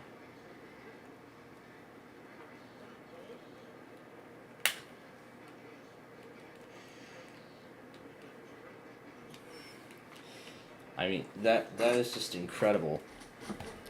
I was able to accomplish such tasks. So this is actually the first time that I've ever gotten an OEM copy of Windows to successfully install inside of a virtual machine. That was the first time. You can see all the software is still being installed.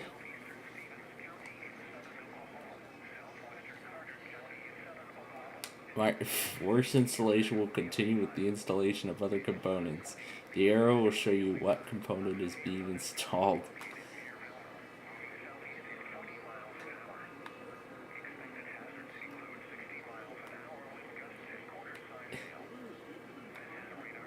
Let's see, what's this here?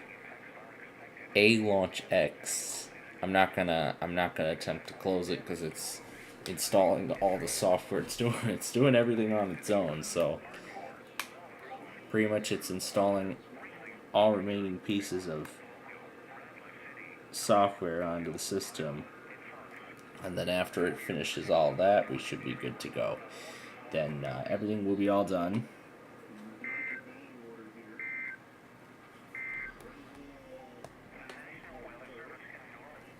And then everything else should be completely installed. Power DVD. Install Power DVD.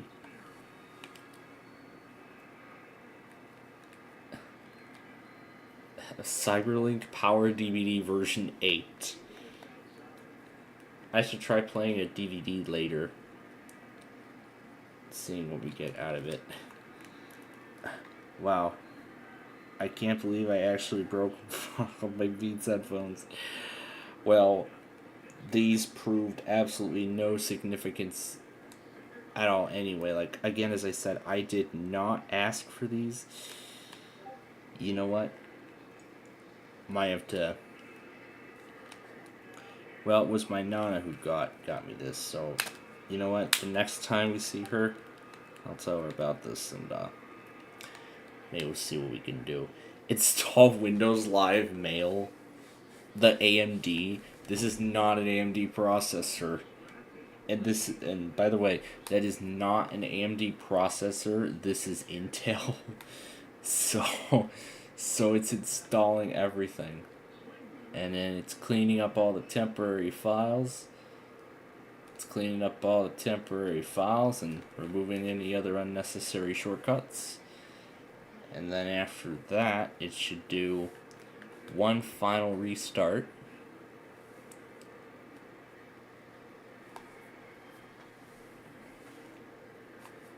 It stopped.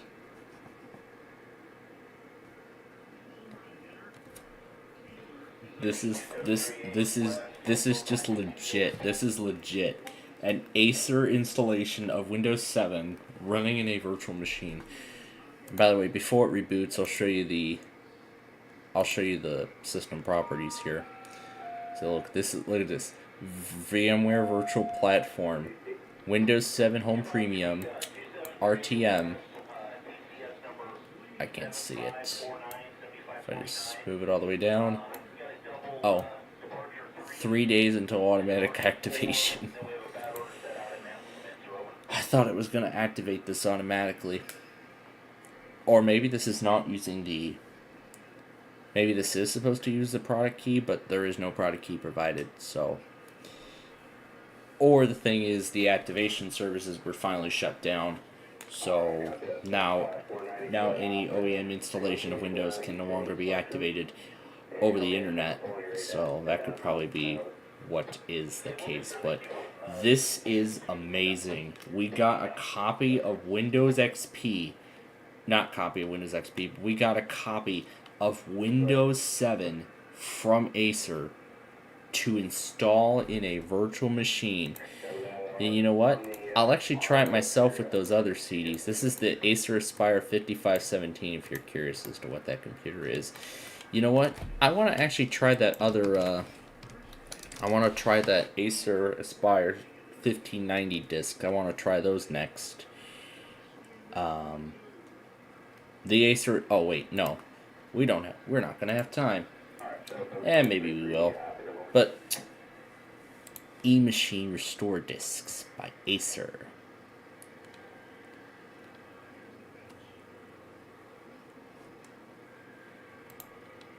These are all the CDs.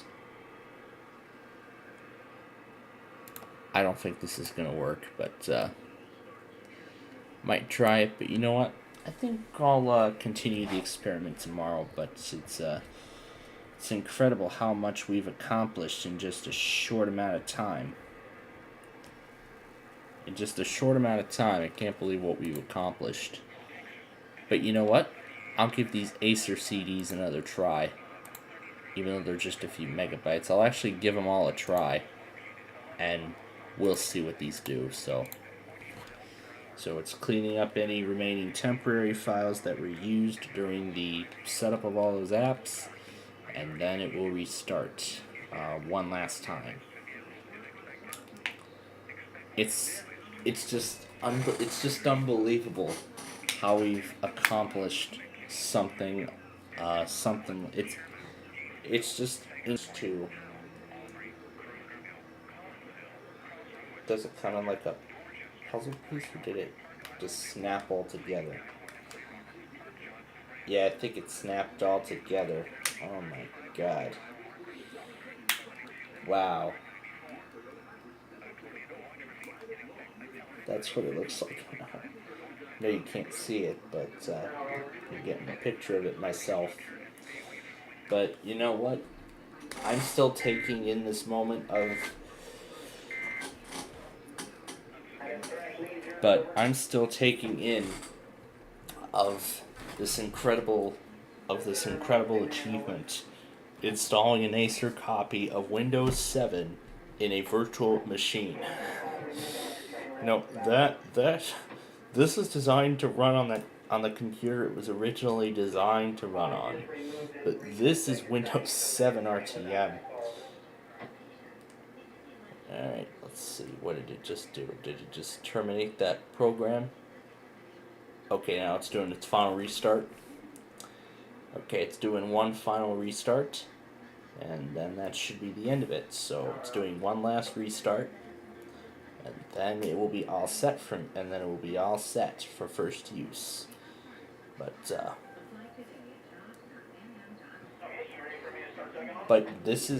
again, this is incredible. This is honestly incredible. We've managed to successfully install,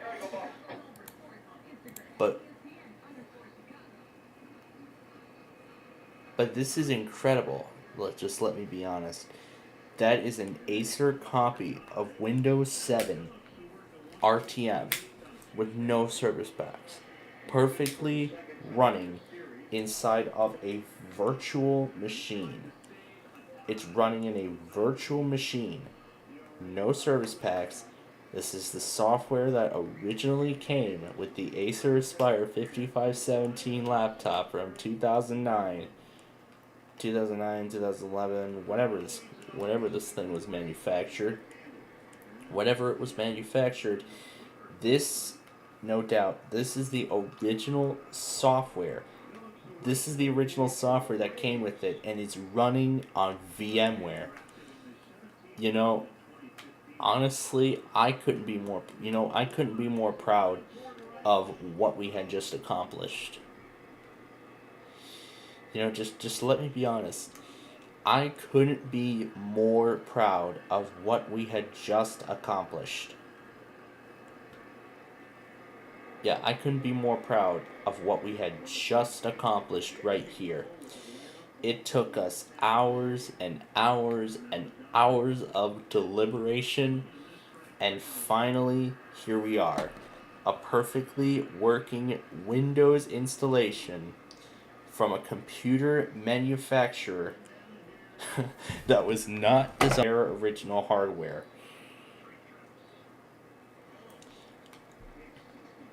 Looking at this Acer background, memories personally. Wonder where we can grab the Acer. It completes. That is incredible. Absolutely incredible.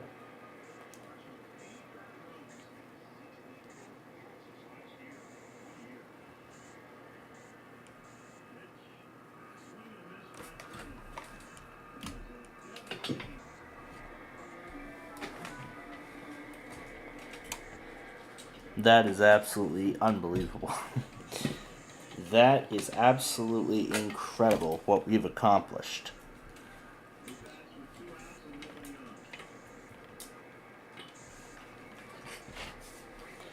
Managed to get an Acer copy of Windows 7 working on VMware 16. However, the only thing I would still have to do now is install VMware tools. And then that should be it. But here it is in all of its glory. Now let's try and install VMware tools again. Let's give it another try. Going a little slow, but oh wait, I was supposed to select screen resolution, wasn't I? You know, see what happens when you don't read all the options carefully? You sometimes get... Yeah, that's kind of my problem, but here we go, screen resolution. That's what we want. This is let's see what this installation has. Sure, it's got a bunch of stuff.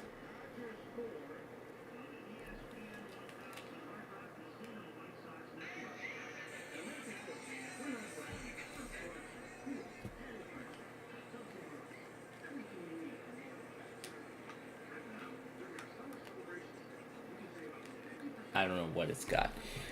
This is running on 800 by 600. Let's go up to this resolution. That's a little better.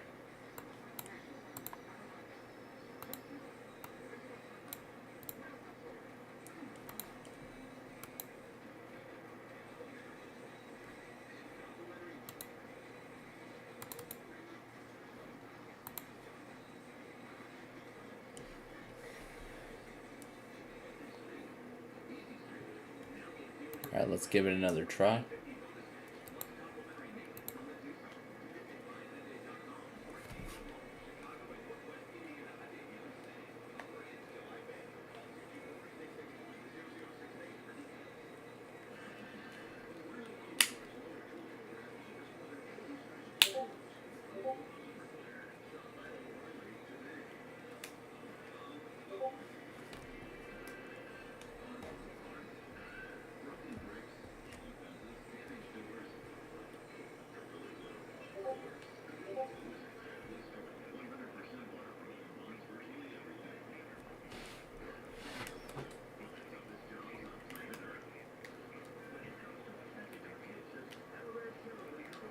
This is incredible. This is honestly incredible. We just need to install VMware tools and then we are done.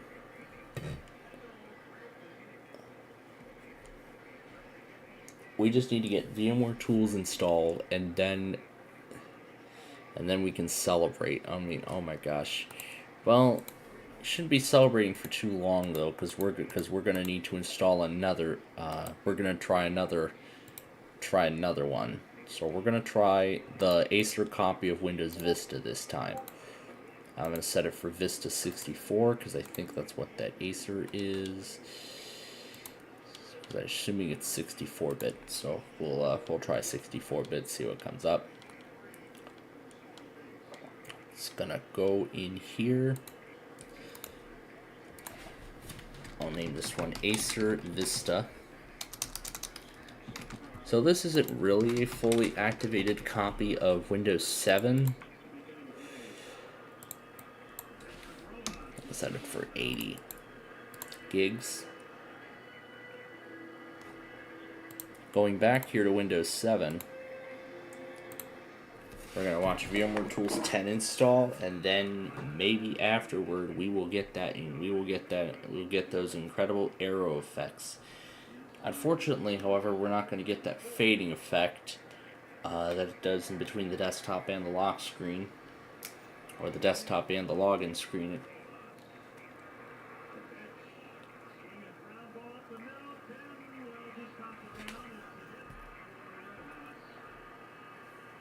Even with the thing snapped in half, it still works. Even with the device snapped in half, it still works. I can't believe it. I can't believe that the device still works even though it's snapped in half.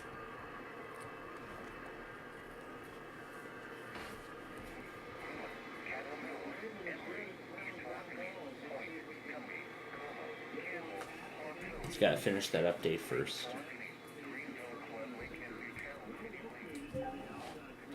It's almost finished.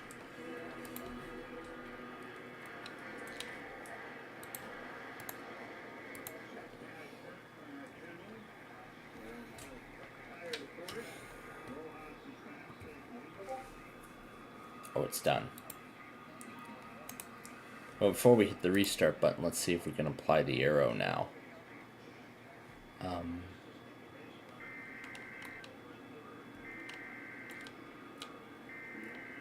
This is supposed to be arrow, but we'll go and restart.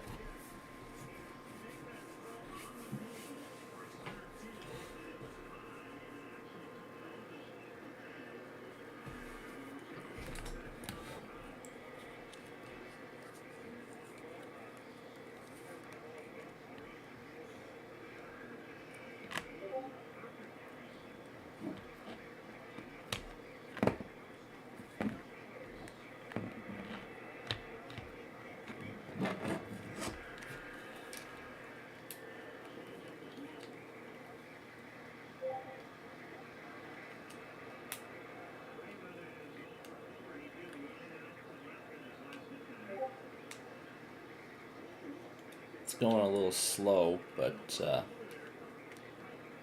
that is kind of typical for an OEM installation of a Windows OS.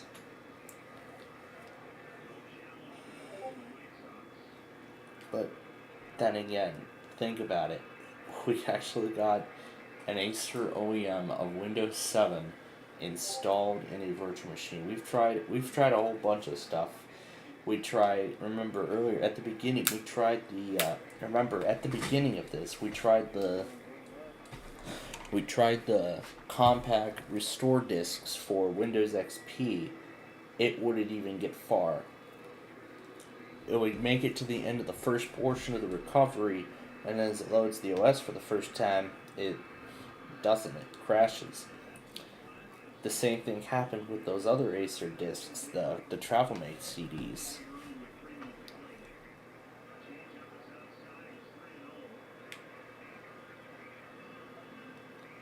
Same thing happened with those other Acer discs, those TravelMate discs.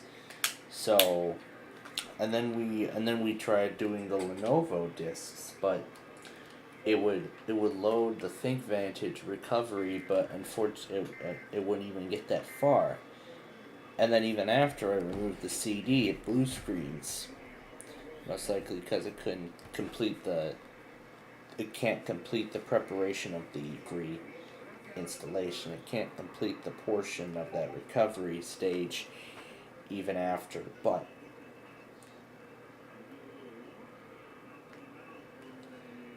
I have to send this in, see what's going on. But so,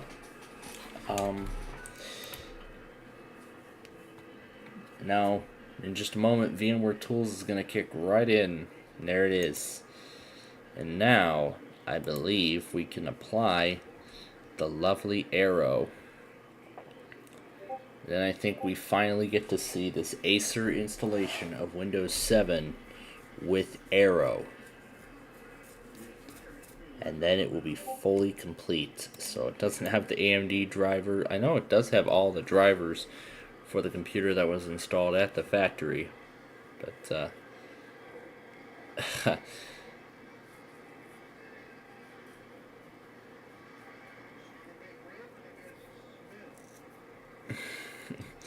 what is that? What is that? We'll take a look in a moment here. But I'm gonna see if I can. Here we go. What's it called? That's an interesting scheme. Let's here, let's click on this.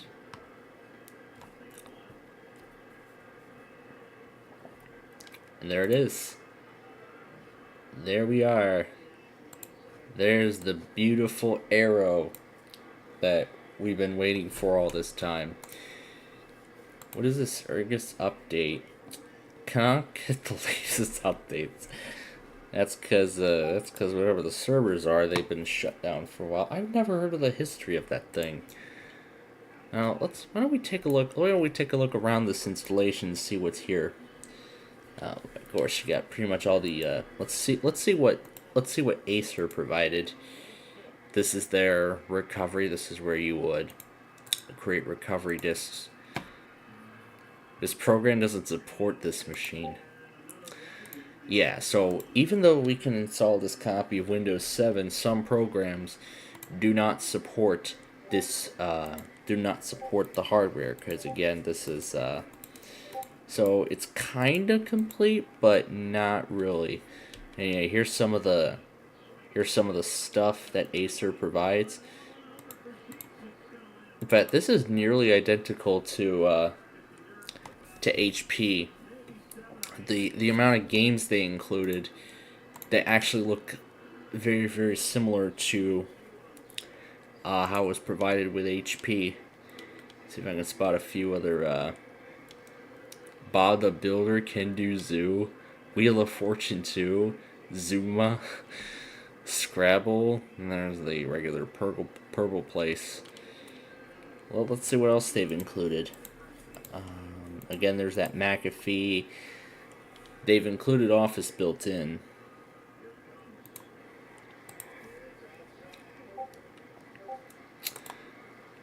Oh, this is Wild Tanget. This is the same company that, because around this time, this is when computer manufacturers were partnering with Wild Tangent to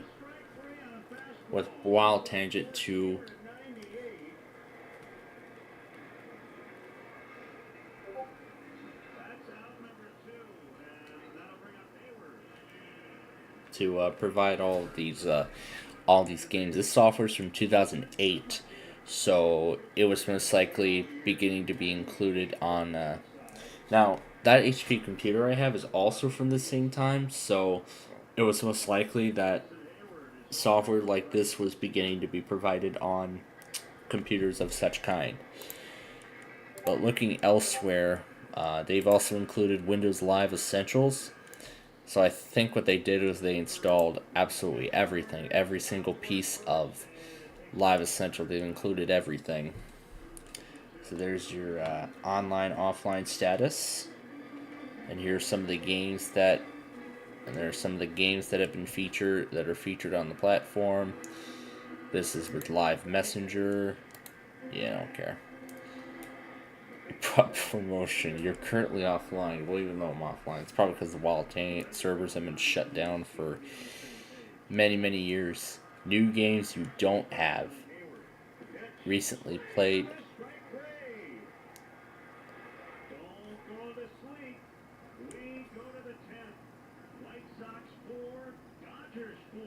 Wow, 10th inning. Here we go. We're not done yet.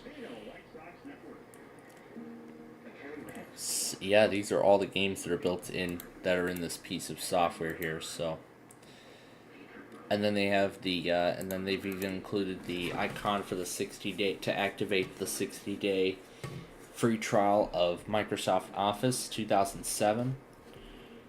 I'm surprised they haven't included Office 2011. Well, I mean, it does make sense too, because this is Windows 7 RTM.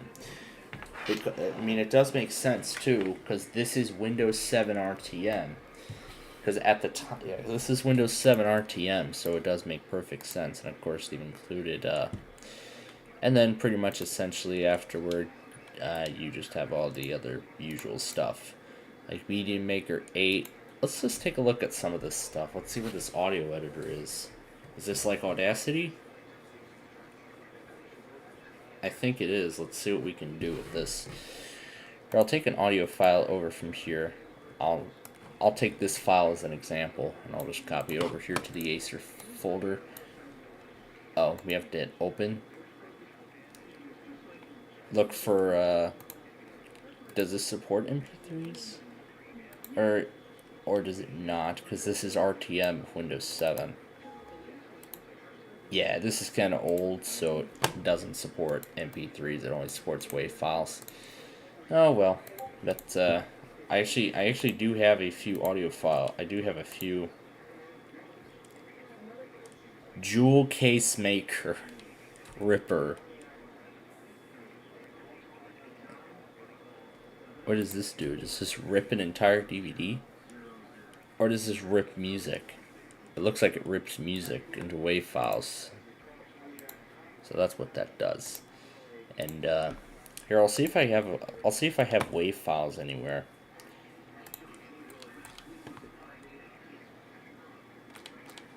Actually, I'll see if I can limit it down. I'll try a couple WAV files. Oh yeah, in this drive I have plenty of them. I have plenty of them in here. I have plenty of them in here to try. We're gonna try this file. This is a WAV file, so it should work. We're gonna have to go in here and open it. Okay, so let's see how this works. So this is like an audio file trimming tool. You can zoom it in here and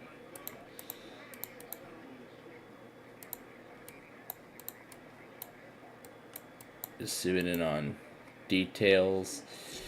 Yeah, this is like a bad version of Audacity.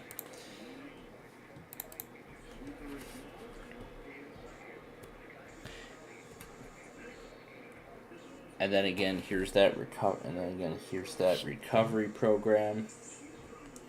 Not that recovery program, that registration program to register a non-Acer product.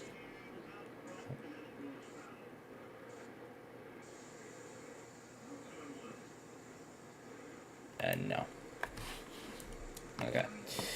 Well, that's really it, really. So we managed to successfully install an Acer copy of Windows 7 all on a live stream while breaking my headphones in the process. That is nice. So that's the biggest accomplishment we've made so far. Now, can we accomplish the same thing with Windows Vista? Well, why don't we find out? Well, can we accomplish the same thing with Windows Vista? Well, with this Acer copy of Windows Vista, that is.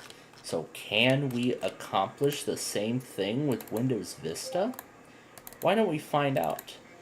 Well, why don't we go ahead, try it, and we'll find out. So we're going to start with the, and of course, as always, we start with the first disk. So let's see what happens. Starting Acer E recovery. Please wait. Let's see if we can do it.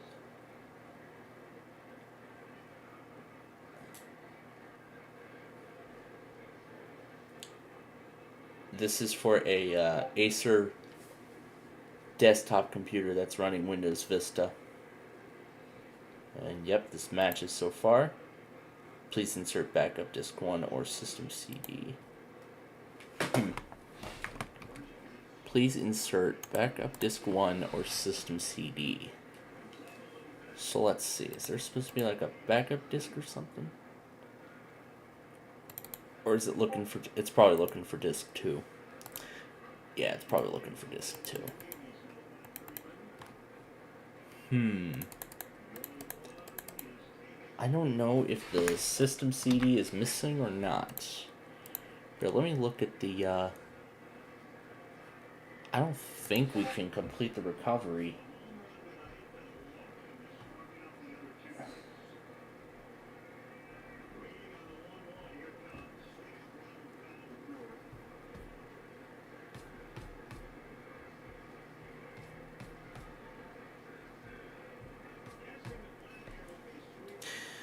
I don't think we can, let me check the description of this. Make sure the controller or the utility won't be able to read the disks.